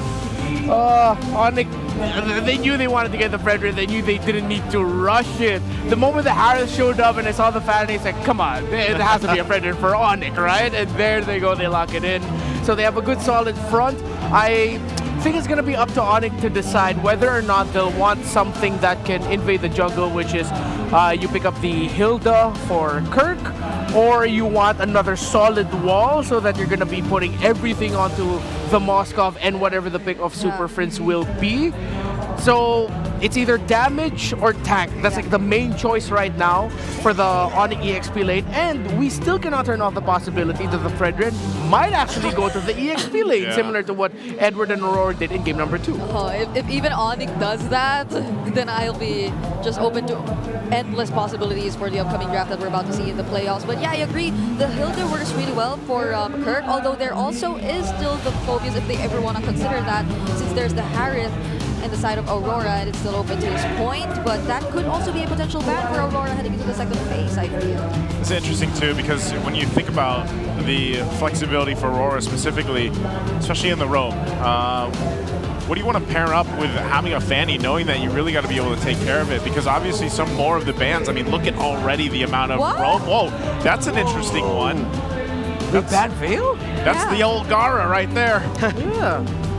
Interesting. Usually you want to ban the Veil if you are a slow front to back style, but I think they were thinking about the Harith more, wherein if they're not careful, Domincat will not have any place to dance around with his Zaman Force, with all of his dashes, because he'll have to watch out for the wind blow and the windstorm of the Veil. I get it though. I get why they go for the Veil ban. It's still surprising. Yeah, it kind of works well as a way to interrupt. I feel like if you time it really well too, even whoever decides to just go in for the setup, since it hasn't been revealed to us just yet by Aurora, will find it difficult to set things up if the Veil is there. So could they actually want to go for a dive composition, considering that these are the bans they're going for? Onic bans out the glue, however. Glue, yeah. All right, last ban for Aurora. Do they still narrow down the mid lane options? Are they going to try to force Super Prince on, you know, a pick? But again, this is Super Prince. He's just very similar to UI, where their hero pools are so unique and quite deep here. So even if you go and ban another mid lane option, like Super Prince still has plenty of picks that he can go for. We'll see if Aurora decides to go ahead and expend one more, but that also goes back to the question of roam options, because you have that Matilda, the Chip, the Baksha, for example, they take out an Arlot. Whoa. They don't want that combination, man. Yeah. The Arlot Fredlock. Fredlock. Yeah, let's go with that. Yeah, I like it. So we're gonna get the Prince hero, Kirk hero. I mean, there's still a lot of flex options. You can actually still go Cho for Brusco, put the Kalea in the EXP lane if you're gonna go Fredrin jungle. But now they're gonna go for a good balance of damage and tankiness. They go for the Phobias. Yeah, this is an all-in support for Super Prince and Kelra. Whatever the Super Prince pick, it's gonna be big. And there's a chance it might be Kimmy. Oh, yeah, that's funny. We haven't seen her picked up too much. I mean, even yesterday, right? What, a couple times maybe? So a couple times in the series that we had yesterday, and there's the Jawhead and the CC. Okay, so we're getting the Jawhead. What? And then I was thinking what else you would pick, right? Super Friends, what else do you have in there? And he's one of the few players that made this hero make a statement so far in Season 15. How do you feel, Redmar? Yep, I did not expect the Selena pick at all. It's a good old Selena Jawhead. Onic looks solid, but it's always the thing about Fanny. You either get a really great Fanny game that snowballs or a Fanny game where it's like, let's hope for the best. I'm so 50-50 on this one. 50-50, as am I. But hey, I'm going to believe. I know I voted for Onic Philippines for the series, but this one in Game 3, I'm going to go and lean towards RORA here, especially with my boy Demon Kite getting the Fanny. Take one last look at the lineups here for you guys to go ahead and make your own guesses, plus the fact that you got the 2 Purifies to deal with that Kalea potential. Let us know what you guys think. Who's it going to be, RORA or Onic? Let's pass it to the casters for Game 3. With the scores equalized and some power picks coming through in the draft, who's going to get one step closer to match point? Aurora versus Onic, game number 3 coming your way. Action brought to you by Brigida, Rockhart, and Leo. Quick thoughts about the Selena, because Redmar alluded to the Kimmy. Could have been in mid, but again, this is Super Friends we're talking about. That's true. I mean, I really like the Selena here just because it feels so powerful and had Super Friends, but doesn't it feel like it kind of got a little bit forced into it if you think about it with how they're drafting this? Yeah, I think in general, or like at a surface level, that's what I'd also immediately assume. But like Onic Philippines, they've had this history of just going for these very mechanically that they need to be really well coordinated kind of lineups. They used to go for the Jaw and Selena, which I feel posed this similar question in the regular season, and this is kind of really close to that same pattern, right? The Kalea into the Selena, so they might make it work. And it comes down to playing what you know. Something tells me there was a discussion and the Kimmy was a legit option. It's just the Superfam decides, Prince, whatever you're comfortable with, let's make it work. Game 3 finally upon us. RORA early start, 200 gold lead, forcing a flicker from Prince. Ooh, that was very nasty shots here. Forcing flicker as well is a pretty big resource, especially for a Selena, which usually you would use that to really take out the target. Yeah, Brusco will be having a huge responsibility in this game. Like, he has to protect multiple members of Onic Philippines, or primarily Kelra later on, but for now it's Super Friends, and they're just playing it so aggressively. Oh, look at that, Brusco as well. Man, Demon Kite is... You can feel it, right? You can feel the bloodlust in Demon Kite right now. Because really, how often do you get your hands on a Fanny? Yep. And it's this pick really that defined how Onic could play around with the remaining 5 picks, not just 3 or 4. The 5 picks, the whole draft, they had to cater to answering Demon Kite's Fanny, which opened up for the Jawhead, which opened up for the Harith, even the CC. So now, lane to lane, you could say that maybe that mid trio is where Onic struggles. How about the sides? Yeah. Sides are pretty much what you would definitely want to go for if you just want the way to manage things out, not necessarily directly winning. And that's in terms of the gold lane. They are going to definitely go for the farm later on, but the CC definitely is supposed to have a great time in terms of the EXP lane. But there, we will be seeing some assistance from King Kong, however, so they get to include Kirk as they set up for this turtle. Yeah, that turtle is going to be pretty solid for Onic. I don't think there's any danger immediately unless Strategy does stuff like this. Look at that. It's Brusco up on front, zoning it up as much as he can for King Kong to take it with the Retribution. Demon Kite missing out on a few cables here, but there you go. Tsunami Slam slows them down only for a moment, going down to the Kalea, but the rest of the team from Onic is actually in trouble. What? Oh my goodness. King Kong gets thrown back to the Wolves. In comes the rest of Aurora. Oh, it's a maniac! What? Mr. Consistent with the perm. He's feeling himself. Gets a maniac to open up game number 3. The bottom. Oh! Force the flicker out of Kelra, and that is going to be a huge resource. Just when you thought these two gold laners were very 50-50, in comes Demon Kite, and there is the threat of the Fanny. That is probably the only thing that isn't consistent about Mr. Consistent, and it's his hair. The hair. But right now, it was so surprising to see him actually get that maniac. He's way ahead of everyone just because of that. And you were expecting this kind of result in terms of the laning phase, but for it to extend all the way, this is going to be a huge problem for Onic Philippines. Aurora can be playing it a lot more aggressively than they are. Tit for tat. Onic and Aurora are outwitting and outplaying each other. It was impressive how Kirk ran away and survived the initial onslaught of Aurora, right? Flickered away even when he got caught by the ejector from Renegade, but man, how Aurora kept their ground and forced Onic to stay in and score those 4 kills. Another turtle spawning. I was actually trying to recall like the exact sequence which happened. It was supposedly a great start for Onyx since the Abyssal Arrow from Super Prince did deny that feathered airstrike, which could have eliminated Brusco, but it just so happened that the fight extended too long and Aurora were able to find their footing, but now Killer, Kill. Demon Kai, again, pretty easy to dodge those SODs if you are a fan cabling in and out. Takes that kill pretty easily, but look at despite that Maniac, Edward given a hard time here on top side. Thou shalt not touch Abun Jing Jing. Aurora overkill on that attempt with Kelra, but this does open up the turtle. Yep, they'll get the trades and a turret away from Onic Philippines, and Onic are yet to secure a turret for themselves, which means that Aurora, still despite this turtle that's secured by Onic, are in the lead somehow. And that is something that you still have to consider if you are Onic Philippines. You see the potential, but so far Aurora is able to capitalize on even the slightest miscalculations that Onic Philippines does. Keeping it tight here, coming in with a Tsunami Slam. Brusco, that's a perfect target. Edward is out, no current call available, means that they can kind of go crazy, but here comes Dolmen Kai and Demon Kai. That combo is so scary, the damage is just erupting. DK coming in so fast. Oh! He was glitching! Dolmen Kai gets hit by the Spear of Destruction, does not click it. All right. Whew. Honestly, the entire story changes once Demon Kite joins the fight.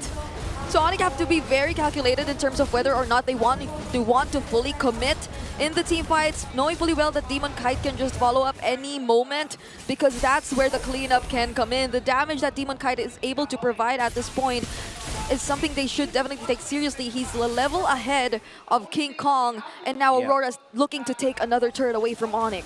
I really like it when Dolmen Kite's Synchrovision and Chrono Dashes just go and toe-to-toe with the Fanny. Oh my god. Can really turn down targets in the dust. And that's mainly one of Demon Kai's strengths, is he understands and he smells a good fight even miles away. Renegade here put down to 1/5 of his health. We're waiting for Kelra to feel himself too. We're waiting for Kelra to say it's go time, but I guess the whole Super Fam understands that we have to play on the back foot. Yeah. Defensive, despite getting both turtles so far. Yeah, because Kelra yesterday, I feel a lot of us have seen just how phenomenal his performance was on the Moskov, just constantly pressuring the lanes and even trying to close out the game a couple of times. But this is different since they have, or Aurora has the Fanny, so there's at least one member in Aurora who could actually deal with him, and that's what we were talking about. There's a solo kill you get when you have a Fanny again. Not so surprising, but what's surprising here, Super Prince once more forced out of a flicker, keeping the team fight going. Kirk is gonna have to take a back step here, but he is trying to get in with an Infernal Pursuit, but not gonna be enough to slow down RORA. And this time around, it's gonna be the Northern Lights with control of the Turtle Pit. Final one going over to Aurora. SOD thrown up by Kelra. He knows it's best not to tempt fate here, and a push. Oh my god, Aurora converging through the roof. Here goes Brusco again. For some reason, doesn't really pull off the Tsunami Slam. He doesn't have it. It's on cooldown. And now they're gonna just watch RORA as they just walk away. Defensive maneuvers by Aurora. They're happy with what they got. And Onic is ever more getting buried in value. 3,000 gold lead now. Yeah, but it's getting very difficult for Onic Philippines to actually do things across the other side of the map or look for the trades, because that one instance wherein they did try, because that is what you would typically expect from a Moskov in the gold lane, right? You go the opposite lane wherever the objective is and you just use your SOD to catch up to the team fight. But Demon Kite, he just made sure that he was able to see where Kelra was planning to go, take him out first before proceeding to the turtle. And that is just Aurora being very decisive and knowing how exactly to deal with Onic Philippines lineup so far. They can't do much because, again, this is a Fredrin jungle, so you're really expecting them to invest in the potential team fights that can happen later on. And what's worse is Aurora can do this with very little punish from Onic's side. Onic can commit to, again, that Fredrin, can protect Kelra. And Aurora, if ever it fails, they can just move. They can just go elsewhere. Yeah, and again, the Tsunami Slam is just so crucial here because it's basically the only reliable source of CC they have aside from Energy Eruption. So are you going to use it on Demon Kite or Doming or whoever, right? Yeah, but even Energy Eruption isn't confirmed. You're not a Flicker Fredrin, you're a Retribution Fredrin. That's true. So you have to walk up and make sure you get the taunt on 2 solid targets. Yeah, the thing is, it's always Renegade going in first, but it seems like this time around, it's going to be a different guy targeted here. Renegade flickers out, but will go down to the Appraiser's Wrath. That's a -1, but Curtain Call already casted by Edward. Here comes Demon Kite, but I don't think he's ready for the party. Just not dressed quite there yet. I think he only has some shorts and slippers, and everyone's just all pimped out. This sounds too specific to be just theoretical. Aurora now retreating. They know they can't pick this fight for B5. Oh no, Onic blitzing the Lord. I don't know if they can answer this. There's a good knockup from the Lord. He's gonna be the Phantom 5th man. And there goes Edward going down. US still keeping it steady. But even the Feathered Airstrikes will not be able to slow down Onic right now, who only has Demon Kite and Doming up on toe against 4 members. Make that 5. Lord still standing, and Onic PH scores! And they get it. There you go. The Lord going over to Onic this time around. what a clutch title strike coming in from Brusco just to deny that retribution from Demon Kite because he was just standing there. It could have been a retry battle between 2 of these junglers, and Aurora were willingly taking that despite them not being complete, despite them losing a couple of their members before that team fight. I mean, it's just Onic Philippines now knowing how to take advantage of that messy team fight that's taking over, that's happening all over the place. Check out this Infinix hand cam. I would imagine that as the Fanny, Demon Kite had to, have 13, 14 fingers to make sure that he was in the right spot, to even have thoughts of stealing that Lord. I could swear, oh my God, Kirk picks off Renegade! That was out of nowhere, and I think Onic can really use this leverage, not to mention there's a Lord walking on bottom.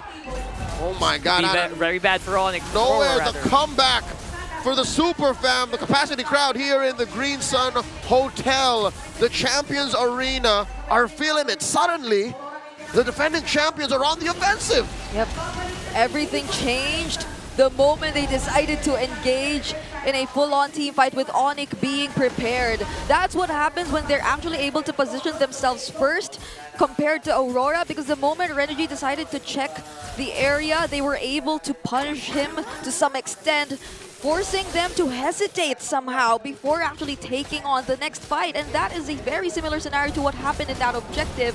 And now this is where all the bodyguards come in for Kelra. This is where he can freely do his thing. Hey, Kelra, so far, all season 15 long, #3 least deaths. Oh. He is up there when it comes to bulletproof stats. King Kong, #1 average gold per game. He understands how much Kelra needs the bank. So suddenly Onic are playing on their feet here. They've adjusted well enough to now have a gold lead for the first time. For the first time in 12 minutes, they have the gold lead. I guess it boiled down to just biding your time and knowing when to actually overtake your opponent. And they did it the best way they know how. Pick someone off and capitalize. Yep, even when we see that, or even when this entire Maniac, when Edward was able to position himself well earlier, now they're taking advantage of all that. Wait! Yep, capitalizing right now on one going down. It's Renegade again, the victim of the Tsunami Slam. Edward still available as a frontline, but only for a moment. He is actually very low as well, forcing RORA to go back. That one for one. A difficult trade. Yeah. They exposed Kelra to stop Aurora's forward momentum, and it came at the price of just Renegade. Not even his flicker, just Renegade. Yeah, and Aurora probably knows by now that that's pretty much what they have to do. Once you take out Kelra, you saw how Onic immediately was forced to retreat. They cannot proceed with the fight, especially considering that there is an upcoming objective. They can't lose any more members, and that is what they have to consider right now. They have all their eyes set on Keller, which you did mention is supposedly up there in terms of the bulletproof leaderboards, but he's already 4 deaths in this game. This is not an ideal KDA score for Kelra. Lord Dance initiated. Dominkite at 1/3 of his health. I think Aurora have to reconsider. And that all came from one arrow hitting, by the way. That was insane. And the Lord knock up and everything else in Phantom between. Fifth Man. This is where the Fredrin comes in. This is where you would have the Fredrin 9 times out of 10 instead of the Fanny. A Lord Dance like this. And Onyx doing it again. They're blitzing the Lord. They're doing it again. They have the damage. They know they do. They know where the RORA members are. Demon Kite, where are you? Are you going to be in an angle to go for the Retribution Steal, though? He will get stunned up. That's vision for Onic. I think they will blitz it out this time around. King Kong getting that Lord, and the fight is going to be very, very bad here for RORA. But Super Friends on a different angle. They're jumping. They're piling onto each other. And there you go. RORA members 3 remaining. Make that just you. And I think that could be Onic running it down mid. 11-11, make a wish. At the 14-minute mark, Onic just forced Aurora to play in the paint, and Aurora can't do that! It's a wipeout for Aurora! And you did mention it. It's exactly the angles that Super Chris just played around with. Beautifully done. It's Onic Philippines in Game 3. Match point for the Super Fam in the upper bracket semis. 1 game away from dropping Aurora to the lower bracket. I can't believe my eyes. Super Prince, whenever he gets the Selena, you just see the most surprising angles come into play. Play what you know. Play what you know. And it seems like now, Onic is comfortable. Well, Leo, we'll tell you what we know, and it's match point right now for Onic Philippines. I'm actually rather surprised. I was thinking that was going to go to Aurora, especially the way that the early game started. I mean, was it an early Maniac too? Yeah, that was a Maniac. At that point in the Philippines, we have a cultural response to that. Nice try. Do better next game. I gotta go cook some rice. Why rice? No, it's like sasaing muna ako kanin. Right. It's like I'll cook rice. Like my mom wants me to cook rice first. I'll put the phone down, but that's just you actually tilted. That's just you tilted. Okay. Yeah. Well, this guy's not tilted at all. Monster Super Mage. Prince, another MVP performance, and this time it's a signature pick, I would really say, about Super Prince. The Selena, one of the few players that does find success with this hero, makes it work, and you know, he was on point, providing the vision. The arrows were usually landing on the right targets. Like, think how many times Demon Kite was actually stunned up or something. And that's a Fanny too. And that's a So Fanny. the fact that Super Prince reads the map like that, it's like, I will throw my arrow here at this direction at this time, and I will hit a high profile target. And that's what happened, especially that last Lord Clash. It was him. It landed on Kirk. The moment it landed on Demon Kite as he was just positioning in the bush, Onic knew, like, all right, it's time for us to just rush this Lord. We've already gotten the info where Demon Kite was. That's why they were hesitant. That's why they were slowing down the take. They needed to find the Fanny first. The Super Prince helped find that Fanny, eventually leading to the wipeout as he got another arrow as the last straggling member of Aurora was trying to escape. Yeah, and you know, the Fanny was great to see. It always is the case, especially when you have an early game like this. You know, you just think, man, this is going to be a scaling game for Aurora. They're going to go and pop off and then end the game quickly. But this also showcases how Onic Philippines has been in pressurous situations before, and it's that discipline that they like to play with. This pick-off potential where they play around their pick-offs options, and if they don't, then they slow the fights down to choose the right targets, and that's really what happened here. Kauro was able to freely move in a lot of these exchanges and fights just because of how much space was provided with the team, even with a Fanny, a Demon Kite Fanny flying around. Yeah, and this is why we said at the end of the draft, I really felt like this is a 50-50 match. And we saw the 50-50. We saw Aurora taking control of the game, then we saw Onic taking control of the game, then we saw that 50-50 of, all right, who's just going to execute this better so that we can win the game. And in the end, it was Onic in this last Lord fight that was just absolutely brilliant. They waited for the re-entry of Demon Kite. They were ready. Kelra was able to dash on out and be able to free hit, which meant that everyone else from Onic, those beefy frontliners, just provided the space for Kelra. Yeah, and again, you have a ton of options in terms of even your durability if you're Onic Philippines here with that Phobius, with the Fredrin. I like this, man. Playoffs, the Fredrin is starting to come back even more. I feel like he's even being limit tested in other lanes, but ultimately if he's parked in the jungle, that's going to be fine. Even against a hyper assassin like the Fanny, King Kong made it work, but that's with the right composition and the right execution from them. As you see the stats breakdown here too, this series overall has been relatively quick games. You know what, everything has been sub 15, right? Yeah. And that's just again showcasing for both the teams that they know how to end the games before it gets too out of hand, and it's usually around that first or second Lord take here. So for Onic Philippines, pretty decisive win. I think even with that, it makes you wonder how RORA will go ahead and adjust going into the next game. The CC was banned out in game 1, game 2? Game number 2 it was banned out. Game 1 and 2 it was banned out. Game 1 and 2. So you know the fact that Edward got his hands on the CC this time, yeah, he might have gotten that that win in the early game for them with the Maniac, but still, it's just not enough because of how much can happen when a Fanny starts to get her, her back against the wall essentially in these stages of the game.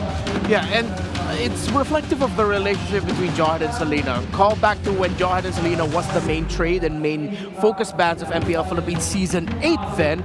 It was early game Jawhead. At some point if the Selena starts landing the arrows, it goes Selena for the mid to late. Because the Jawhead won't just be able to easily toss someone. He's going to get stopped. He's going to get crowd control or blasted even before he can engage with the Unstoppable Force and the Ejector. And that's exactly what we saw in the reflection of the two teams and how they play the game. Early game Jawhead, RORA, they were doing it. But once Super Friends were landing those arrows, then their gameplay just stopped. Yeah, and that's why he loves to go that way. Of course, BPI Rich guy here for Kelra, 768 GPM, and this time around he was able to just go ahead and solidify his dominance in the gold lane. Let's go ahead and have this breaking down further, Renmar. All right, BPI Rich Guy, Kelra, you saw that there. Download now on the BPI app. BPI, I'm waiting for your call. Anyways, so the fact that Kelra was able to get BPI Rich Guy is a bit of a miracle because Aurora were absolutely hell-bent on doing everything they can to give Kelra the most difficult farm that he could find. Let's look at these two teams, all right? So the fact that despite the early game start of Aurora, look at where Onic is in the graph. So close, so neck and neck the whole time. The gold lead of Aurora never went beyond 5,000. It was always just hovering around the 3,000, maybe even inching a little bit closer to the 4,000 mark. And that means that despite the early game wins that Aurora were getting, Onic Philippines found their center point of balance quicker, meaning that, okay, Aurora's the one taking control of the game. They're the one who is getting a little bit more kills. They're more comfortable getting towers, farm. Let's see if we can find farm elsewhere. Let's see what we can do to help Kelra. And at the same time, wait a minute, Aurora is taking a little bit too much time getting wins in the gold lane. Hey, that's leaving the objective for us. Aurora only got one turtle, the very last one. Onic got the first two.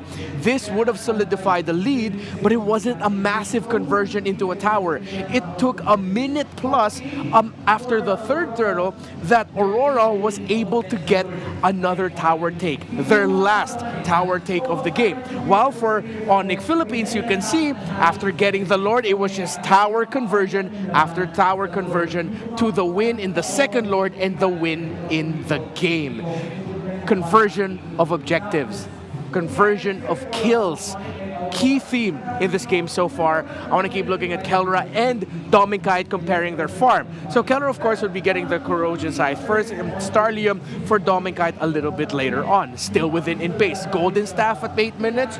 Could have been a little bit quicker, but you know what? We're not going to complain. We're going to take what we can get. More expensive items for the magic damage dealing Goldener. All right, that's fine. Feather of Heaven, not too late after. Despite all of the wins Aurora were getting, Onic were still getting their farm. We then now look at King Kong, who after building the anti-cuirass at the 6-minute mark, we look at Demonkite, who was only able to build up the War Axe after the 8-minute mark. And we know how expensive anti-cuirass is. So this is still within the timeline, although this War Axe could have definitely come a little bit sooner. Then we go to King Kong. When did he get his second item? The Radiant Armor at around 10 minutes, but at that point, that was already getting closer to the point where they, if I'm not mistaken, are just about to get the first Lord, or maybe this came around after them being able to secure the first Lord. Now we look at Demonkite, got his Malefic Roar. All right, everything's still within good terms for Aurora, but it could have been significantly better. The fact that you started off the game with a Maniac and your opponent still got to keep the game so close that your key figures are still getting their gold, that just hurts to see. And especially with King Kong getting the anti-cuirass early on, he already shut down the very good interaction between the Jawhead, the Fanny, and the CC together, because those three together supplement all of the physical damage getting dished out, but having the anti-cuirass was just great for Onic Philippines. So let's look at the mid-game stats. 8-minute mark for King Kong. So he went a little bit more utility routed here. Of course, obviously, as he is in the Fredrin, usually averages around 2.38 kills plus assists. Now it was just only at 1. Less in the kill participation. Damage dealt, of course, less gold as well. The gold differential, again, struggling. It was minus 1,423. There was a lead there, but that could have been worse. He still kept it close up against a Fanny. That is at the 8th-minute mark. He was still level 10. At that point, that could have been closer to a 2,000, maybe even past 2,000, 2,500 gold lead. The fact Onic kept things close in the gold is why they eventually won the game. They eventually won the game with making that happen. Thanks for the breakdown again, Renmar, there for Game 3 so far. Honestly, from game to game to game, in all these 3 games, it's been relatively, I don't want to say completely one-sided, but it's been dominant. Like the shifting ways of these games is really evident. Now Game 1 and Game 2, you could say both teams had their dominant performances, and Game 3 was a little back and forth. Now, again, Game 4, these drafts that we're seeing, they do come with similar play styles, at least from game to game. What could be one of the biggest changes, I guess, for RORA to go ahead and make things happen?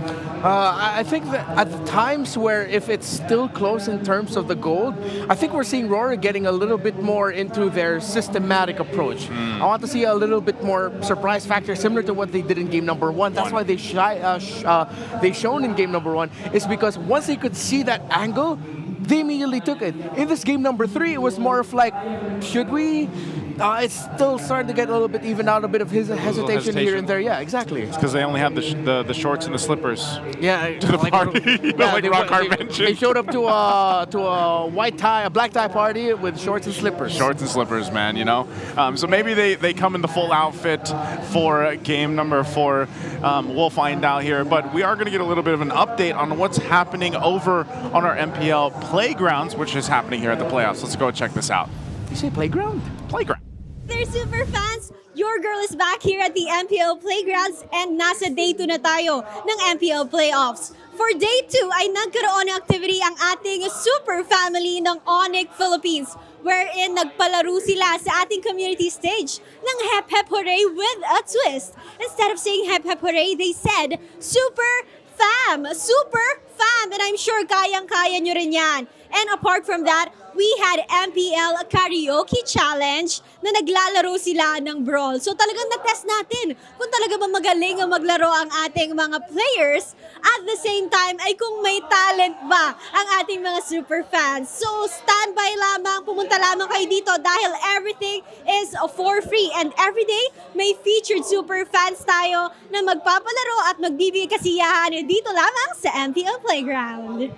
On the side of the stage ay ang ating merch booth. Makikita natin dito ang Aurora Gaming jerseys na pwede kayo mamili ng mga IG and favorite nyong players. At the same time, pwede nyo rin piliin kung light or dark ang mga peg nyo. Ayan, makikita nyo si Madam dito.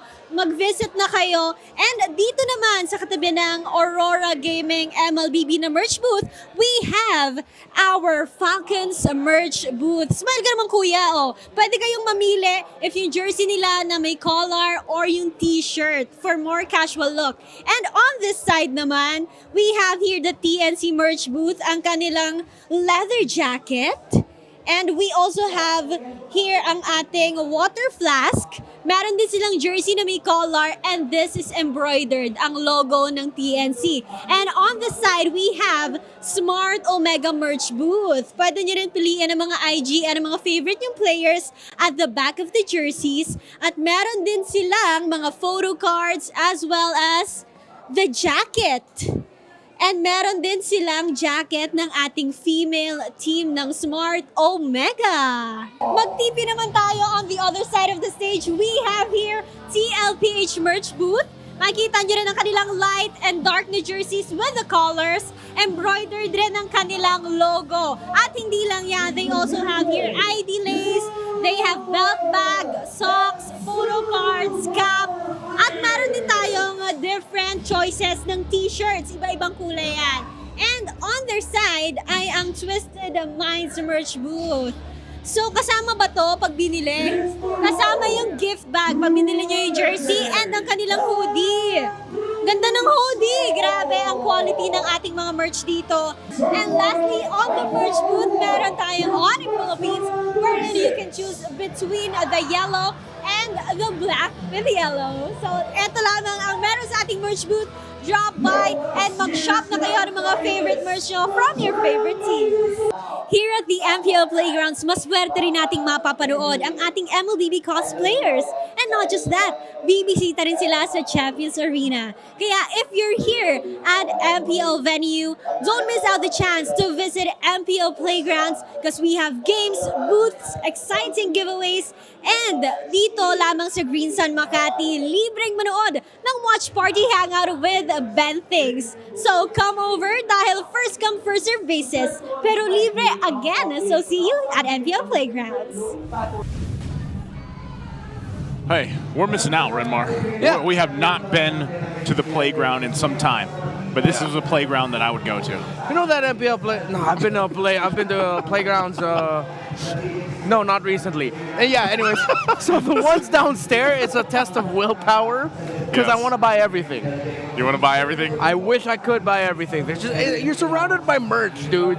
Like, wouldn't you want to just be like, grab a Liquid jersey or their new jacket? Or the new jacket they were all supposed to pre-order. You know. By the way. Liquid, what's up? Are you guys watching? I'll tell you what. We've seen a lot of jackets. We've seen a lot of team merch. Yeah. But there's something, I don't know what it is. Maybe it's the effect of the jackets, or maybe it's just the effect of the marketing. But as soon as you see the pre-order thing, you're like, man, yeah, I need that. And you like can't help it. Yeah, it's not want. It's like, I need it. I need that. And then, you know, it's funny because they're like, isn't it really hot in the Philippines? Yeah, it is. It is really hot. But you know what? Team merch drip forever. It's right? worth it for the style. Plus, come on, if you can wear a Letterman jacket in the deserts of Saudi Arabia, you can wear it in the tropical, humid country that is the Philippines. You're darn right. Brigitte is laughing, so I can hear her a little bit joining us for this game number 4 draft that we're going to be jumping into. Brigitte, are you there? Hello, I forgot that my mic was already on, and yes. Okay, and what else are you going to say? I must say, hello? Did I not say something? Oh! Come on, Brigitte. Oh my gosh, why do I keep forgetting hello? There it is. Thank you. Okay, the draft. The bands are almost done here. Brigitte, what do you think is going to change? I already asked Renmar this earlier on. What do you think RORA needs to change to take us to a Game 5? Well, they've been changing their last ban every now and then. Earlier it was always the Luyi, Joy, Badang, but then they switched it up to a Jushin, and now they're respecting the Kalea. So could there be a chance, however, that they themselves be the one to pick it up? Like, it's been a recipe for Onic Philippines so far, you know? Like, they've been either trying to make that and the 1-1 work, and it only changed when they had their hands on the Selena. Okay. Well, we're going to find out what that first pick priority is going to be. You know, some of the options they went for earlier in the series are out of the picture. You got the chip that they went for early on back in Game 1. That's not going to be there. Whoa! Fanny's banned out, so hey, they'll take the Baksha this time. First pick for RORA. Baksha right away. What are you cooking, RORA? I mean, we did get to see that yesterday. So it's not unprecedented, but why? What are they trying to set up for? Are they just really playing into the very strong flex of the Baksha? I feel like it's Aurora though that can really flex this if they wanted to. Okay, there goes the Jushin. It's still gonna go into the hands of Onic. The question is if they're still gonna pair it up with a 1-1 for the third consecutive time in this game. Yeah. Are we gonna get another 1-1 game here? No, all right. They're not going for it this time. A little bit safer this time around. I like it. Unless Domenkai does? Will he? Maybe that's why they picked up a Baksha, so they already have a solid front. I'm still leaning towards the idea that we're already just going to see a Yue pickup. Oh, not a Baksha jungler. Yeah, okay. So it's a Baksha. It's still flex. It's either roam or EXP. As Demon Kai goes to the jungle with a Hayabusa, and I think we're getting Farsa here. It's interesting they went with the Hayabusa. Oh, no. Okay, yeah, Harith. I was going to say maybe the Harith, since it's the Granger, and we did comment on this earlier on. You know, Granger Harith still being a pretty good option for the gold lane, although we've seen a lot of 1-1 lately. But we even saw, was it Clint yesterday, right? We did. Yeah. Whoa! One game. Oh, they go for the Ling right away. I mean, King Kong's been using the extreme assassin junglers recently, like the Lancelot, and I was thinking along the lines of a Suyo since that was also still available right now, but it seems like they really want to go all in this time, picking up the Ling. Honestly, after some of the Suyo performances we've seen near the end of the regular season, at the beginning of the playoffs yesterday, I feel like we're going to start seeing a little bit less and less of Sasuke moving forward. Yep. They can work on that. Okay, next bands 2. You want to be able to still focus. I think the fact that Super Prince has his Jushin locked in, and then what do you want to put in the mid lane for Yue? You know, is there a possibility that he reaches for the Sicilian?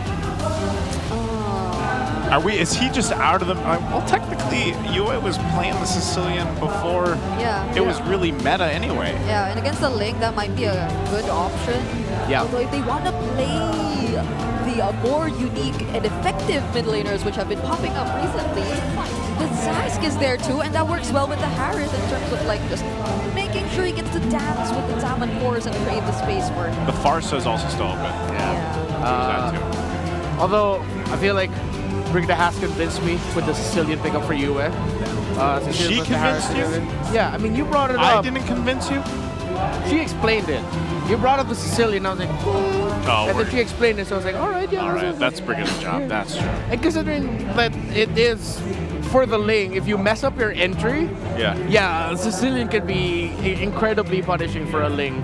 So I'm all right with that, but that makes it a very greedy lineup. You have a Hayabusa in the jungle, Harith Gold, Sicilian in the mid. Yep. You're gonna need a very strong pair in the roam and EXP to just hold things down for as long as possible so that they can farm. Yeah. And if any, they at least need a way to stop or catch the Ling. Because so far, that's going to be a potential problem later on. Like the way it's just going to keep diving in. And they pair it up with a Hylos too. Okay, they go the Hylos here for Onic. This is, are we thinking this is most likely XP lane, or is this going to go in the hands of Brusco instead? Or is that the question? Is that the flexibility that we're looking at? Jushin sounds okay. Yeah.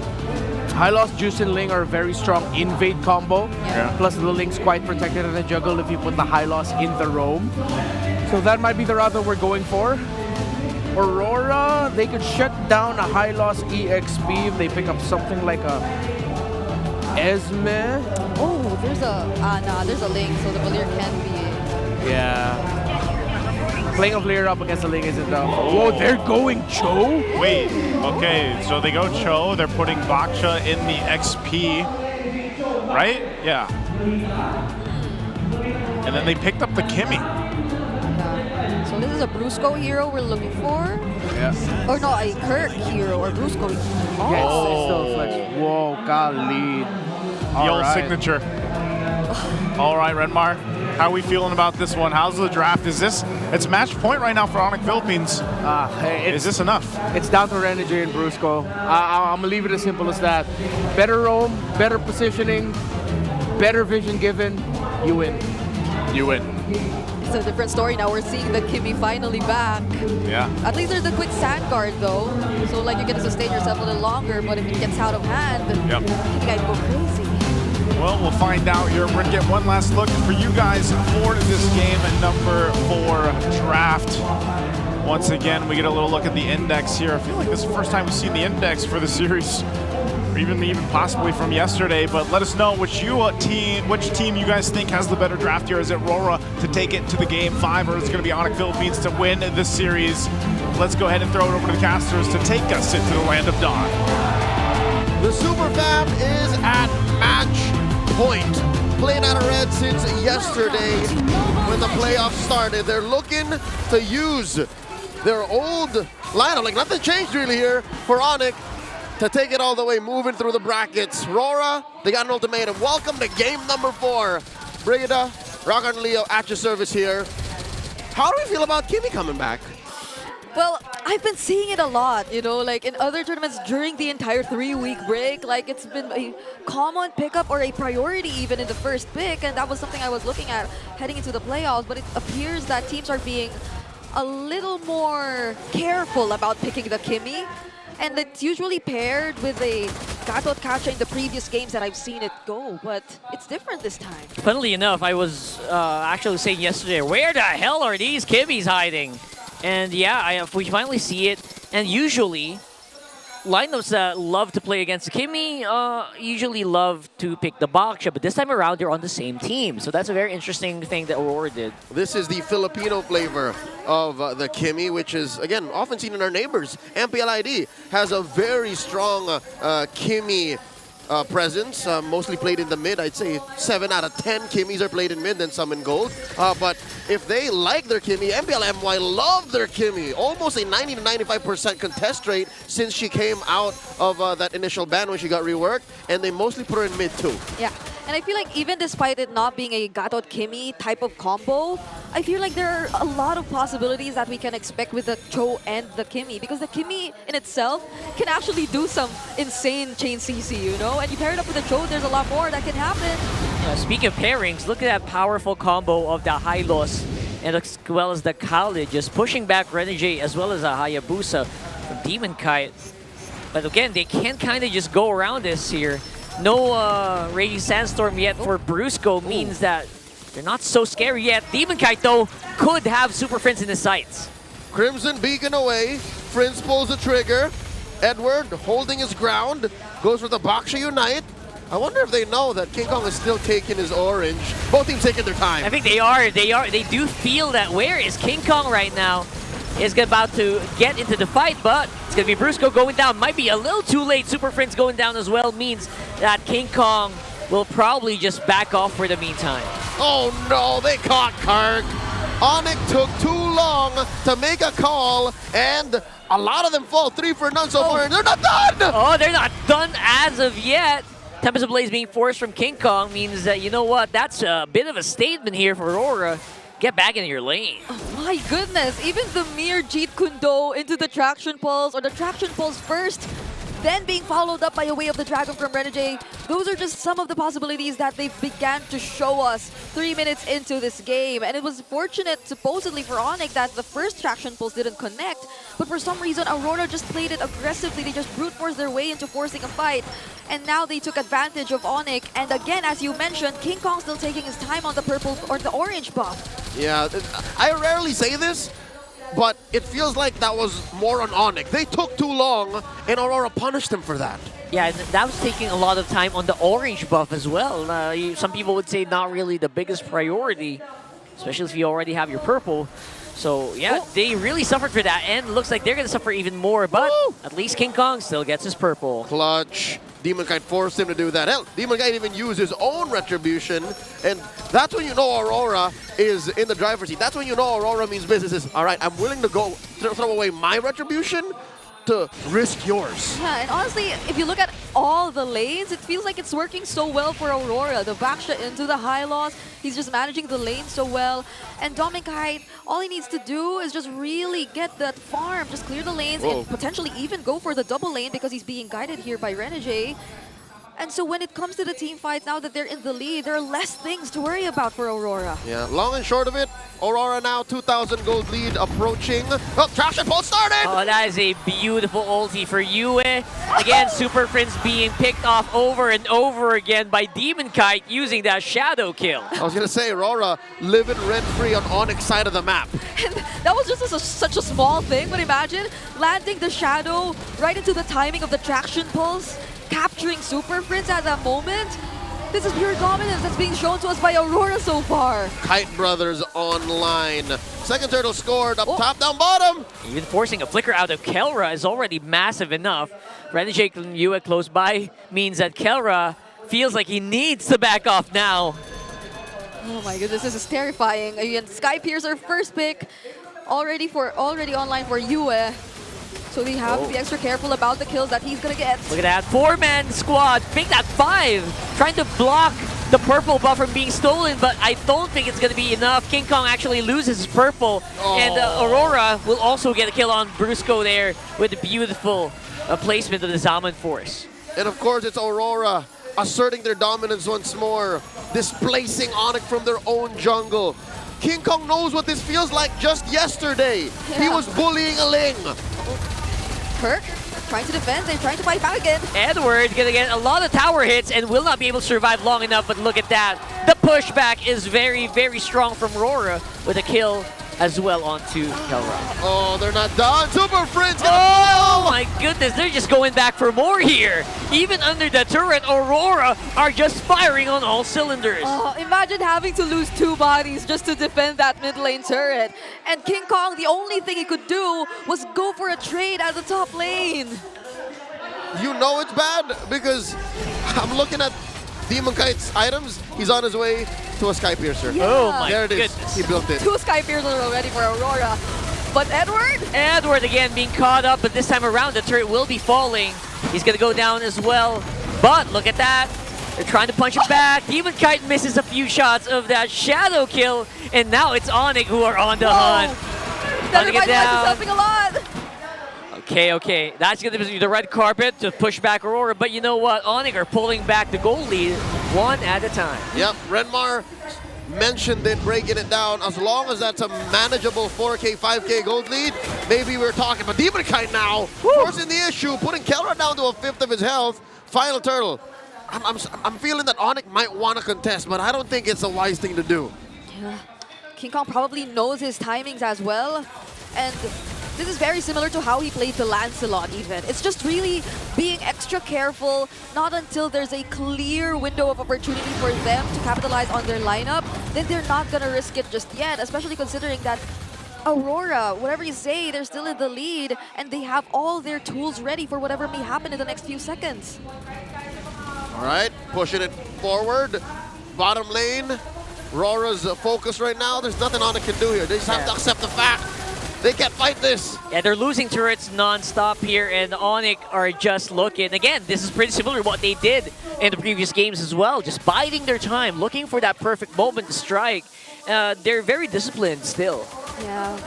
As much as we really want to look for King Kong and the things he can do to manage the macro. He's up against a 2K gold lead in Demon Kite's hands. And even if he does want to go for the split pushes, he'd have to consider that there's Edward, a Baksha XP lane that can just constantly hunt him down and deny whatever attempts he wants to do in terms of managing the opposite lanes. So this is clearly Aurora managing things pretty well. And they're in such a position that you can't deny the magic damage that'll potentially burst down key members from Onic. Looking at Yue and Dominkai.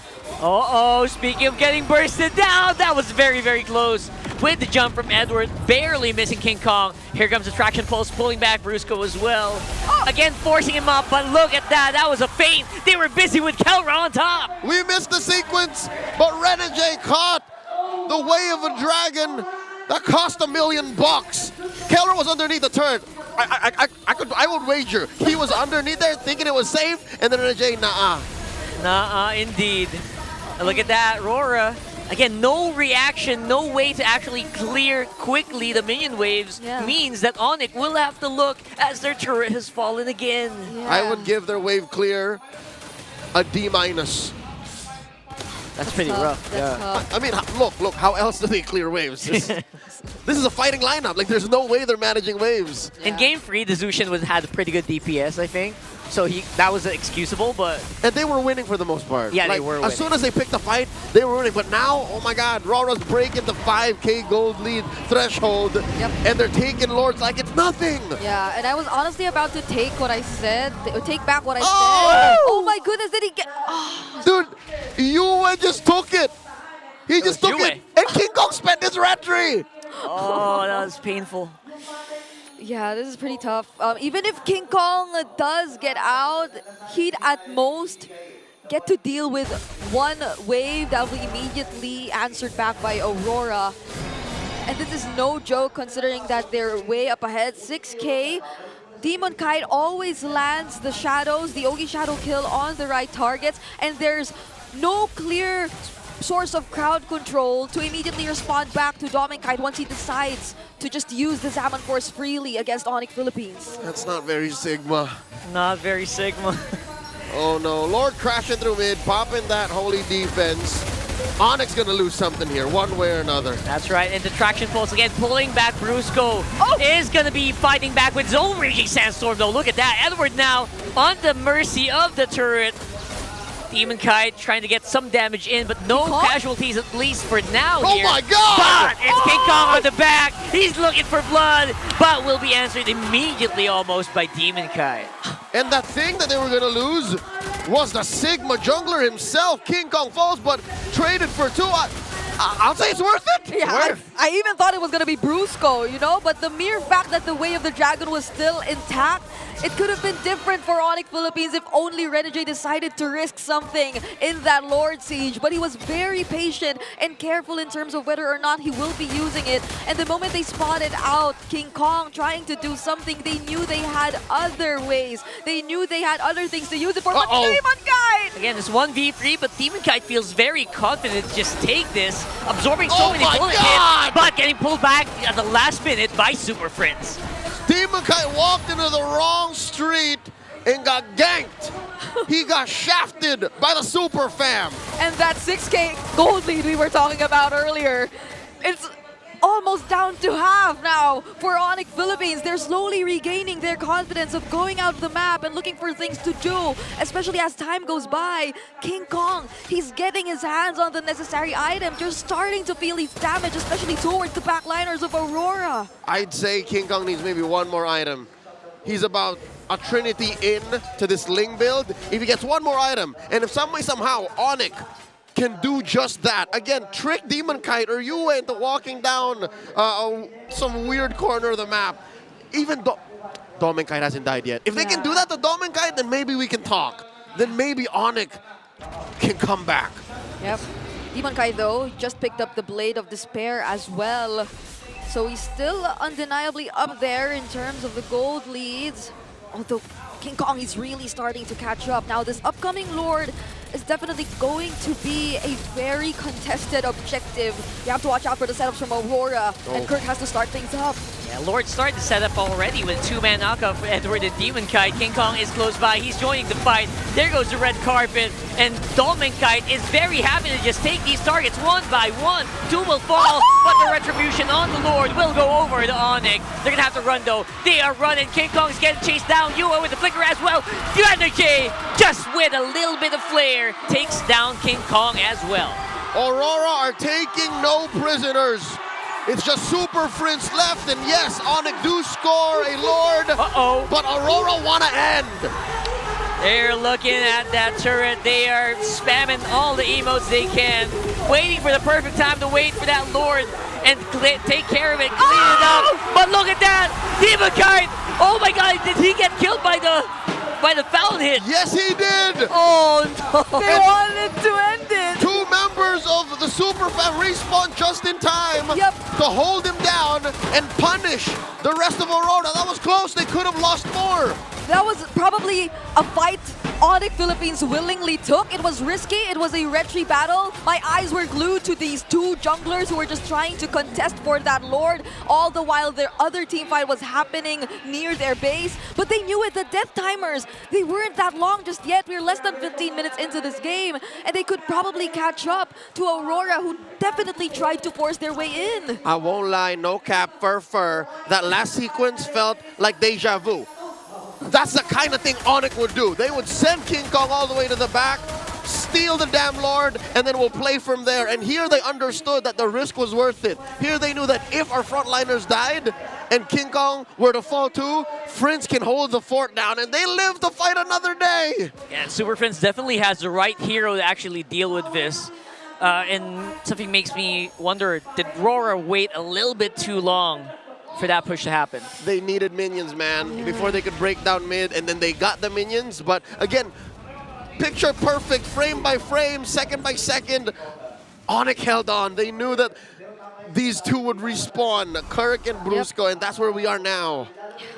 They knew exactly where they were, and they are... I'm really surprised as to how composed they're able to remain, to make all those calls, to make all these decisions, despite them being in such a difficult spot up against Aurora. Now again, going back, the goal lead, it hasn't increased as much compared to what we've been seeing earlier.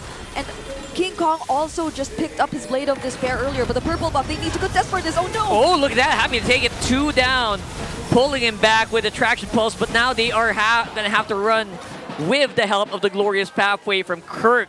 That's a few skills gonna be super useful. See all that?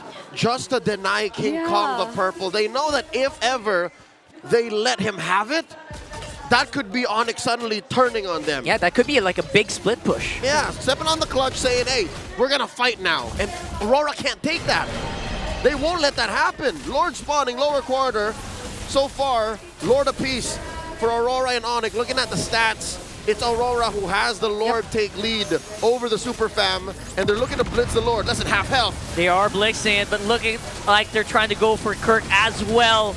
Running it down with the Glorious Pathway. King Kong is ready with a retry, but they choose to reset. They take down Kirk as well as Brusco. Double kill for Yue. They're chasing it up. Renegade, he finds the target. He finds Kelra, and now he's chasing him. 2-man knockup once more for the Hitman, and you are surrounded. They get taken out. It's King Kong on his lonesome. Aurora have wiped out Onic effectively. Technically, King Kong is a non-factor in the next few moments of game number 4. And there they officially wiped them out. And we're actually seeing a game 5. It's time to clear it out, says the lights. And we are slowly getting into game number 5. All the way. Our Season 14 Grand Finals rematch is going all the way. Aurora and Onic, 2-2. Oh my goodness. You see how happy the lights are, the Northern Lights.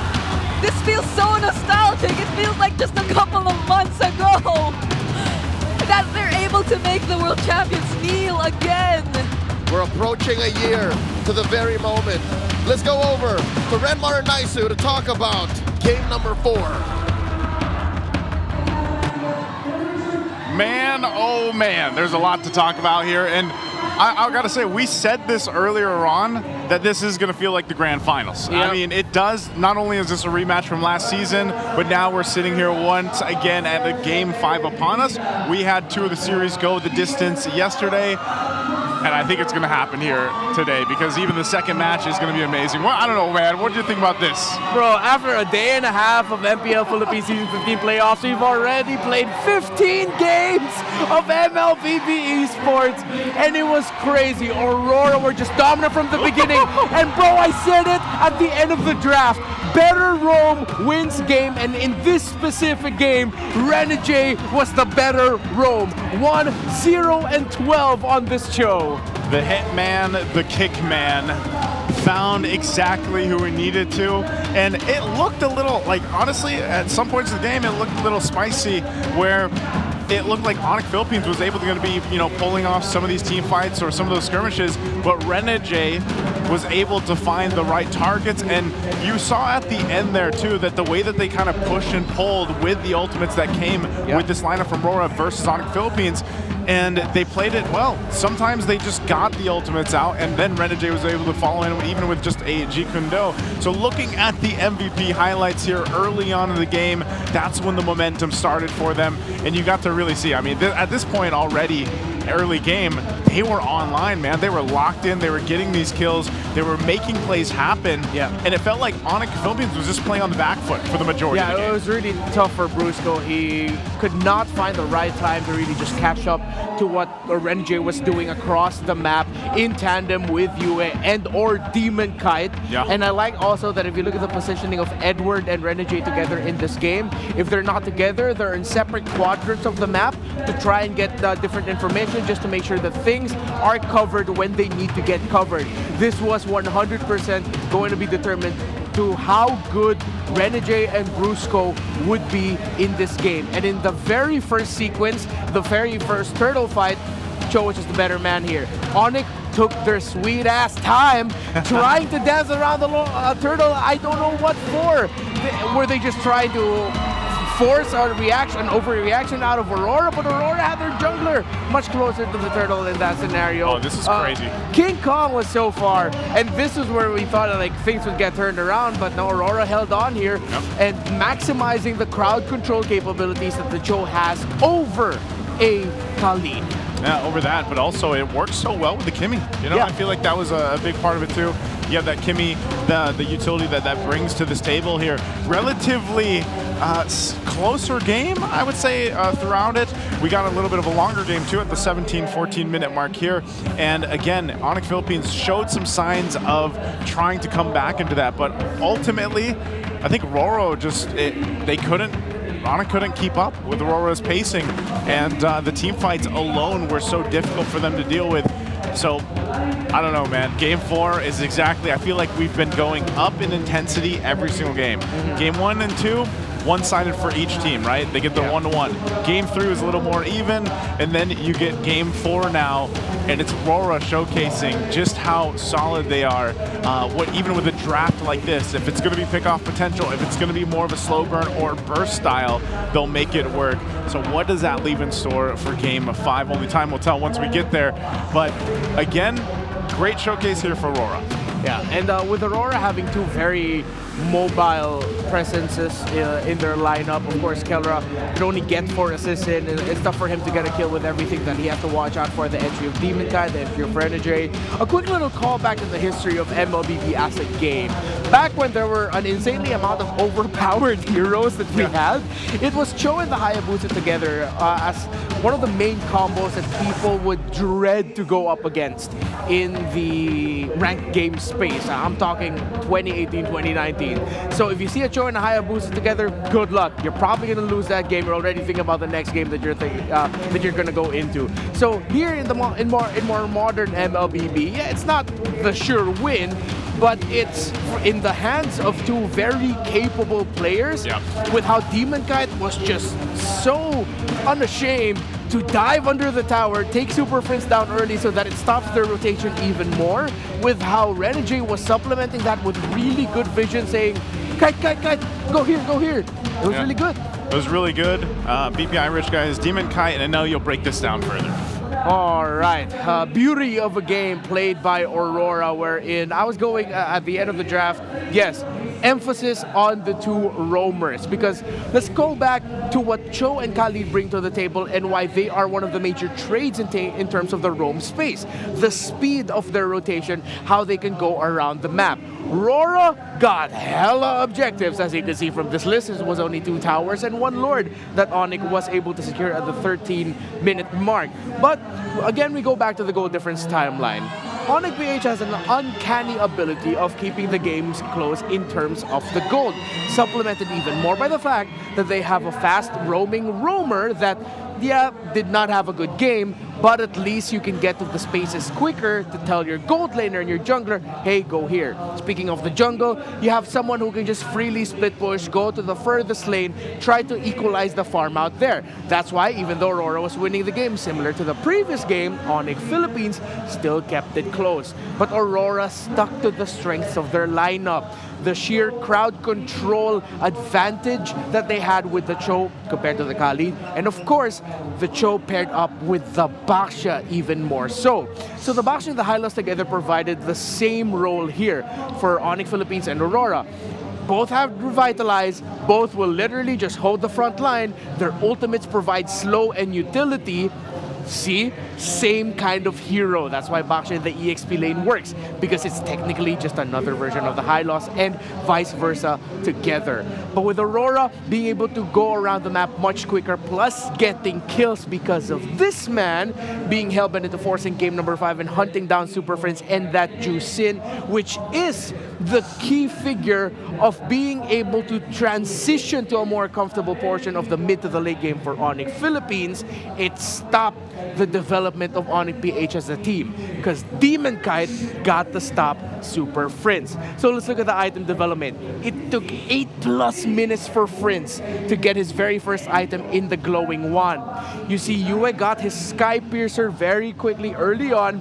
He knew that there's a chance for him that he'll be able to get kills, and build up the stacks. And he built up his second item just seconds, that's around like 35 to 40 seconds before Super Friends even got to build up his first main.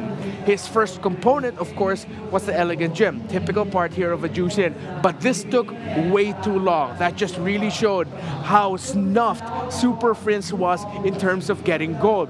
Now let's go look at the two roamers. First item was the Radiant Armor for Brusco, which came in closer to the 10-minute mark.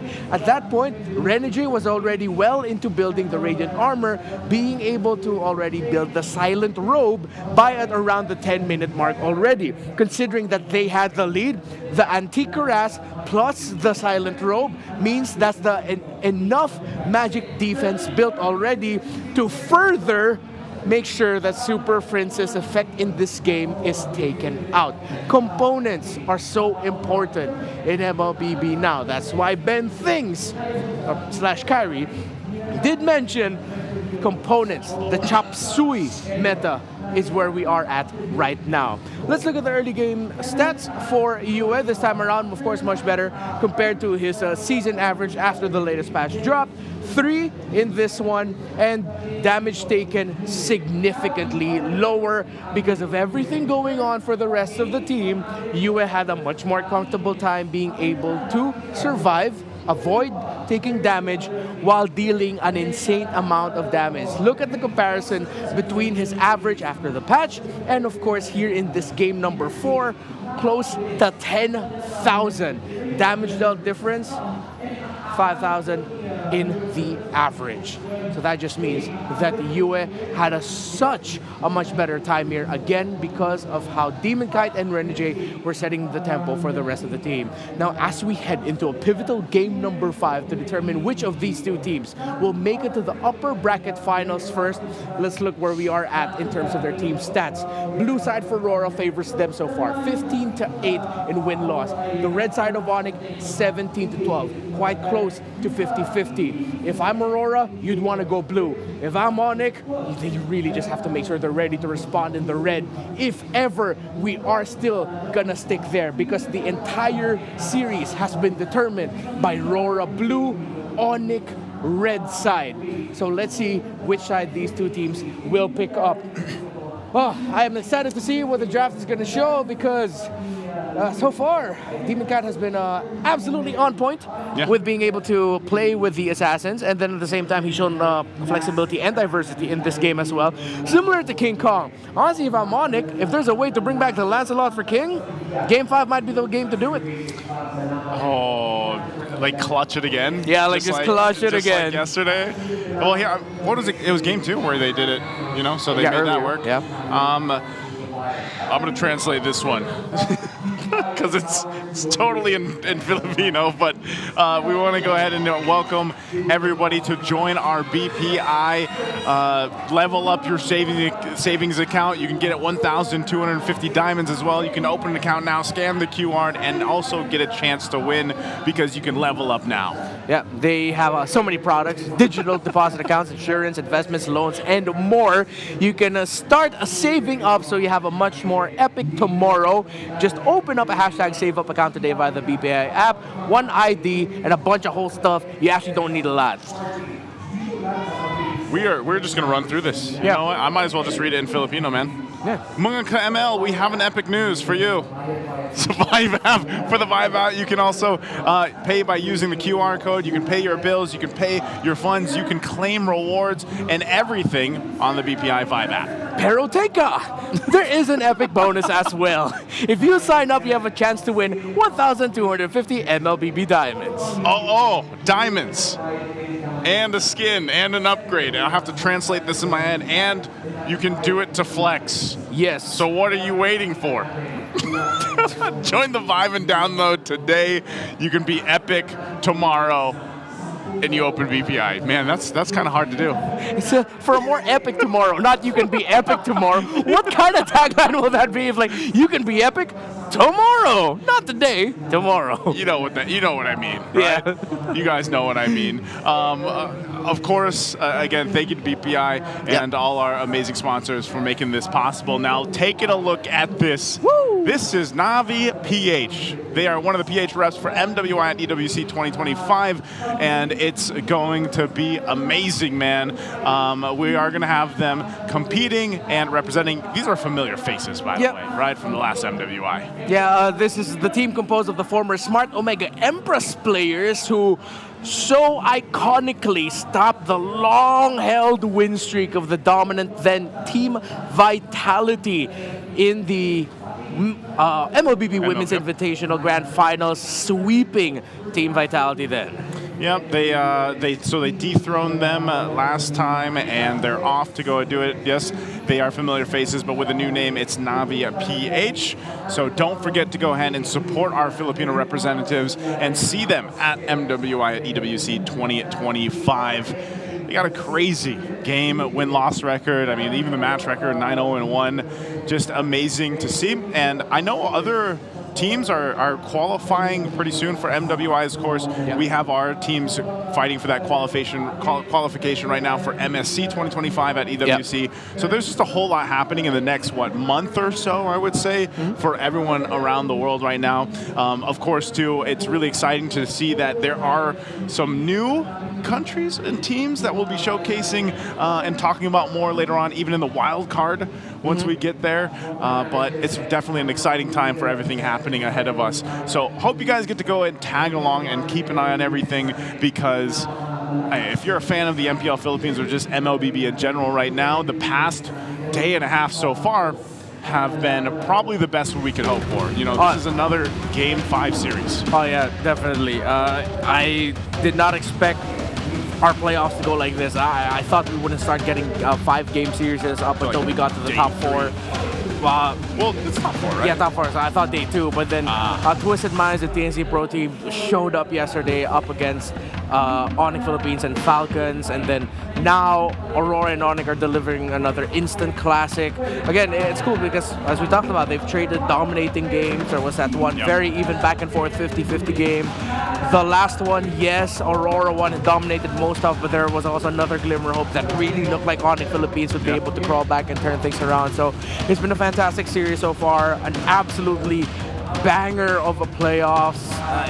It's great. Season 15 has been amazing. Yeah, it's been amazing, and you know, at the same time, I guess there was a little more tension yesterday because you knew that one of the teams had to be eliminated. This one, you have them going down to the lower bracket here. Let's go ahead and invite Brigida for one last time in this series for the draft. Brigida, how are we doing? How are we feeling about Game 5? Hello, Brigadoons. There it is. Yeah! I'm proud of you.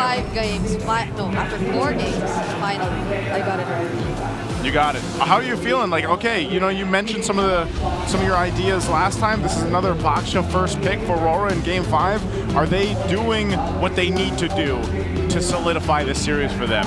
Yeah. Honestly, I kind of like agree with what Redmond was saying earlier about like just what if they go for that same do or die kind of lineup or picks heading into this game, since it pretty much worked out well for them yesterday. But I guess the difference now is that there's no surprise factor anymore. Like the teams probably already know how to deal with it if ever the Lancelot or something along those lines comes out once again.